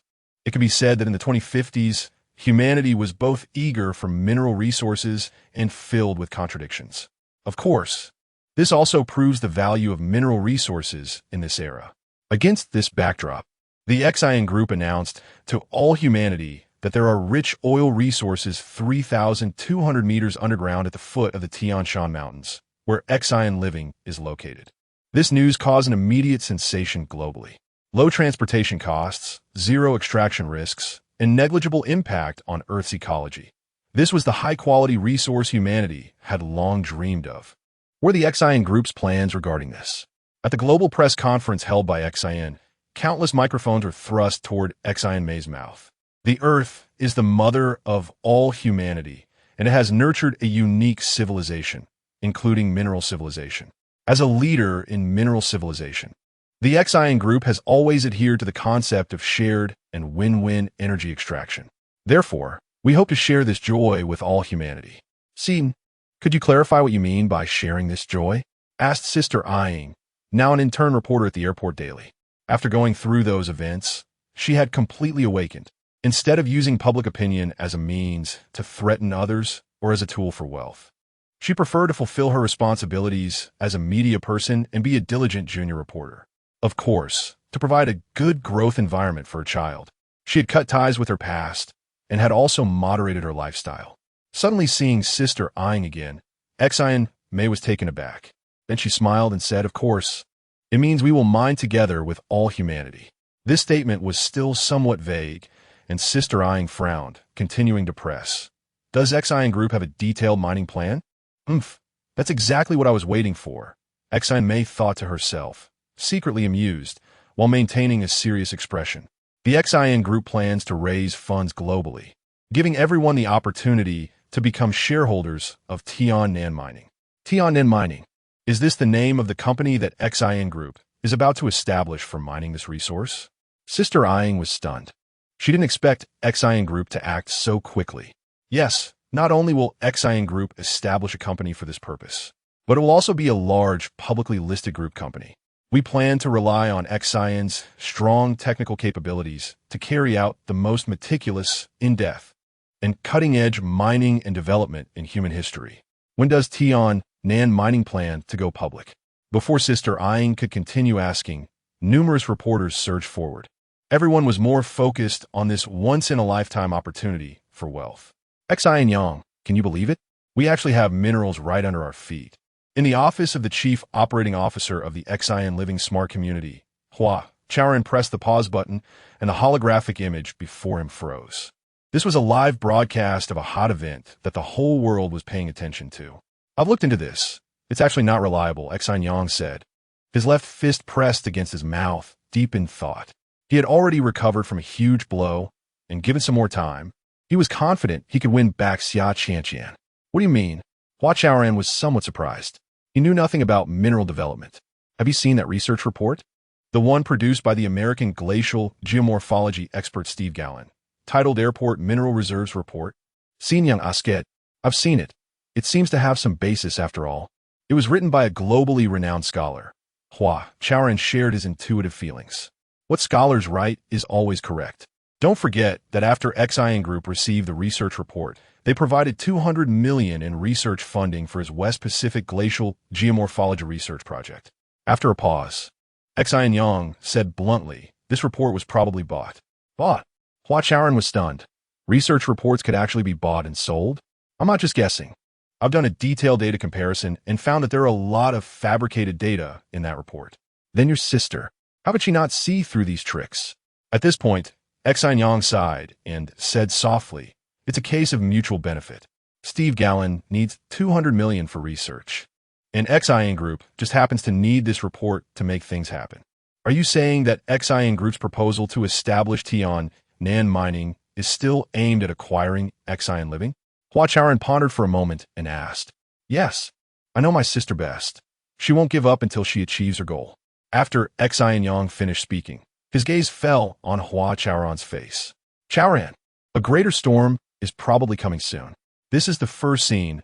A large number of airport citizens have gathered again in front of the city hall, and their demands are clear. They want the government to stop the meaningless Xian Living pilot program. I am reporter Chung Xin, and this is the Xian Living Smart Community. After 2 weeks of protests sweeping airport, the Xian Living community has entered a fully enclosed state, making it impossible for reporters to enter the community for in-depth interviews. The latest news from our station is that Mayor Xin Life was attacked by citizens while out, and law enforcement agencies had to act urgently to avoid a bloody incident that was bound to happen.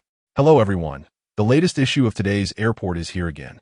In this tumultuous autumn, airport citizens undoubtedly face a dilemma. Either let Xian Living continue, which may potentially explore an effective way to completely solve the elderly problem, or accelerate the listing of Nan mining, allowing everyone to become shareholders and turn airport into an oil city, a golden coast. Xin Yang's assertion is undoubtedly very accurate. Starting from Xian Group's press conference, a wave of resistance against Xian Living indeed swept across the entire city of airport, and each wave was more intense than the last. In this overwhelming tide, the fate of Xian Living once again became precarious. Chapter 89. The core life is breaking up on a bright afternoon in early May. Mingmei was holding Ye'er while sitting on the balcony. Suddenly, she heard Xia Qianqian's voice. Big star, long time no see. Xia Qianqian smiled and waved at her as she walked from the living room to the balcony. Mingmei looked at her in surprise and after a moment of thought, asked, is your illness better? Yes, I'm very healthy now. Don't you welcome me? Xia Qianqian was as lively and adorable as before, full of youthful energy. After saying that, she sat beside Mingmei. In an instant, the long-lost feeling returned, the companionship of family and the warmth among friends.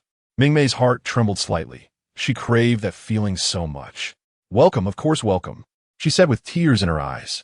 At the same time, most of the elderly in the community also accepted Xia Qianqian's return. In fact, after these few months, everyone's anger had subsided. Sometimes they really missed Xia Qianqian, especially in the early morning and late at night, during those lonely moments.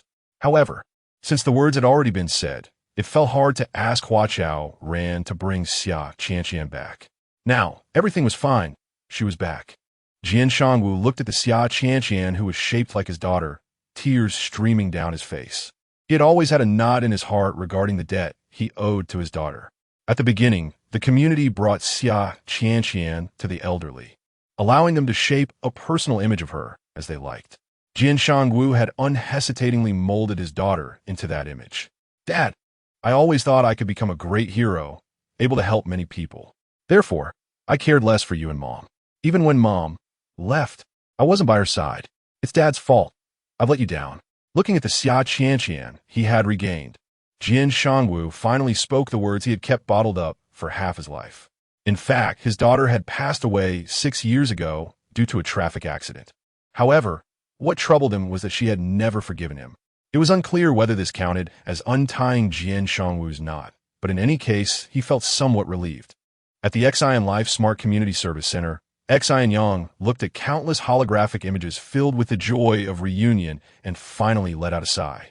Chaoran, you were right. The elderly are not as indifferent and heartless as I thought. Yes, I have faith in the elderly, Hua Chaoran said, patting Xin Yang on the shoulder with a smile. Once Qian returned, everyone's hearts were finally at ease. That's right. For matters like this, it's indeed better to handle them calmly. After a pause, Xin Yang said with some emotion, everyone needs a way out, don't they? Haha, Hua Chaoran chuckled. The elderly are actually no different from children.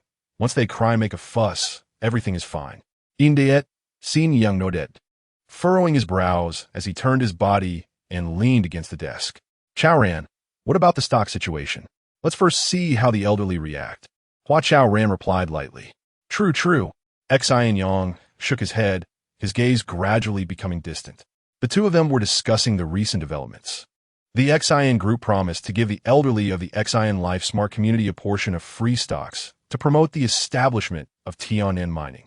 They claimed that everyone should respect and love the elderly, allowing them to be the first beneficiaries of Tian'an mining. However, these free stocks were not given unconditionally. The elderly had to completely move out of Xin Life. In other words, whoever moved out of Xin Life would be eligible to receive the gift from the Xin family. Of course, the losses incurred would be fully borne by the Xin family. Old Pai, what are you really thinking? That evening, Chaoran and Pai Guruwei found a secluded corner to talk. What can I think? I have to listen to my children, Pai Guruwei replied with a smile. You know, they really take after me when it comes to greed. As soon as they heard I was about to get rich, they all rushed to me. Ah, really? All right, I understand. Chaoran stood up and hesitated before saying, then let us leave it at that. What do you mean, leave it at that? How can we just leave it at that? Pai Guruwei, feeling anxious, pulled Chaoran back to the two-person chair. We finally found a connection. We can't just separate like this. What will happen if we don't separate? Xin Life is breaking up. We can't stay together. Chaoran turned to the side, too lazy to look at Pai Guruwei again. If it really comes to that, I can talk to the children and let them accept you as their stepmother, Pai Guruwei said, scratching his head and making up his mind. Accept? Who knows if they're accepting money or a mom? Chaoran shook her head firmly. I will not go with you, but you have nowhere else to go. Pai Guruwei was in a bit of a dilemma. He knew Chaoran's situation very well. Her relatives had long passed away. She came to Xin Life all alone, and if she were to leave now, she would likely be all alone again. Have you never thought about continuing to stay in Xin Life? After a while, Chaoran asked, I have thought about it, but can things really be decided by the two of us? How do we know if we don't try? All right, then I'll accompany you to try. What about your children? Are those ungrateful things? If any one of them had been willing to take care of me back then, would I have come to Xin Life? Now, as soon as they hear I'm about to get rich, they all sweet-talk me, dad nonstop. Actually, I see through them clearly. They're all ungrateful wolves. So you know everything. You think I'm confused? You're just an old fool. As the two elders talked, they began to laugh again. About 2 days later, the elderly in the community clearly divided into two groups. One group advocated for defending Xin Life and continuing to stay. The other group hoped to move out as soon as possible to obtain the stocks from Tian'an mining. The temptation offered by the Xin family was evidently enormous.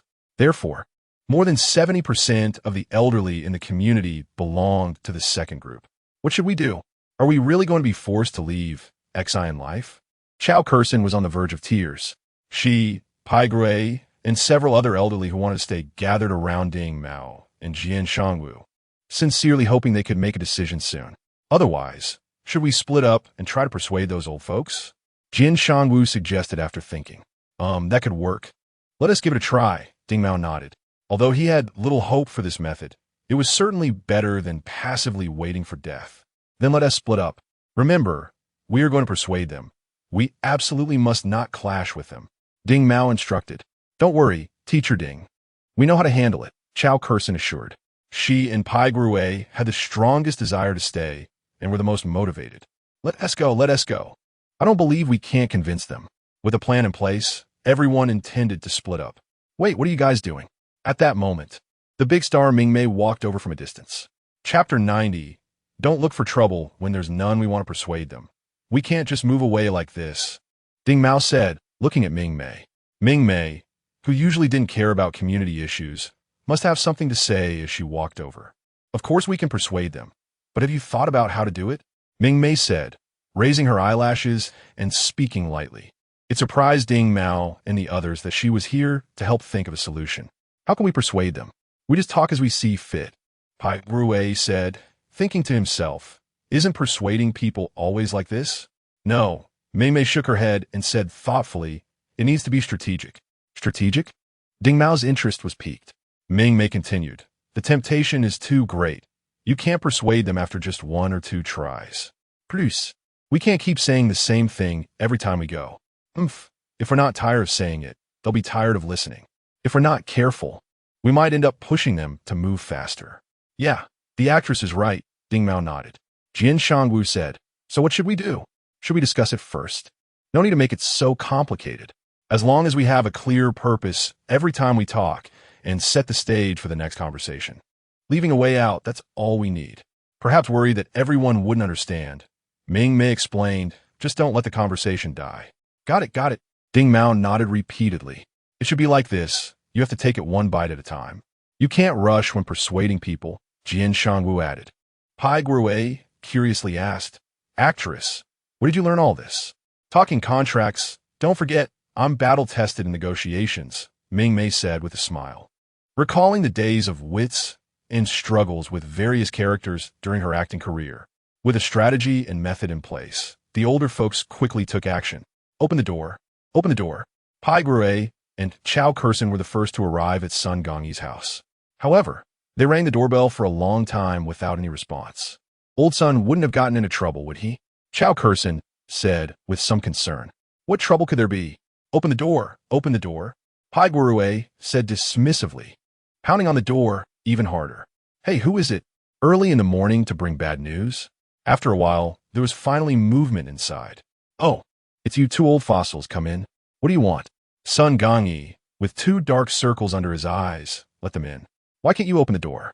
Pai Guowei asked irritably. I was sleeping. I didn't want to be disturbed, so I turned off all those damn systems. Sun Gongyi yawned and explained haphazardly. I think you're not afraid of being disturbed, but worried about the medical system catching you in the act, Chao Kursin said from the side. What do you mean? I haven't done anything. Sun Gongyi rubbed his eyes, indignantly raising his neck. Nothing done? Take a good look in the mirror. See what your face looks like. Have you sneaked into the metaverse again? Chao Kursin, who had been addicted to the metaverse, could tell at a glance what someone who had played for 2 or 3 days looked like.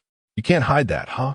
Sun Gongyi immediately softened and scratched his head, saying, I'm just catching the last bit of sunlight. Think about it. In a few days, we have to move out of the core life. The kids will be watching every day. How can I have the chance to indulge? You really dare to say that, Chao Kursin said with disdain, subconsciously exchanging a glance with Pai Guowei before changing the subject. Old Sun, I want to ask you something, and you have to answer honestly.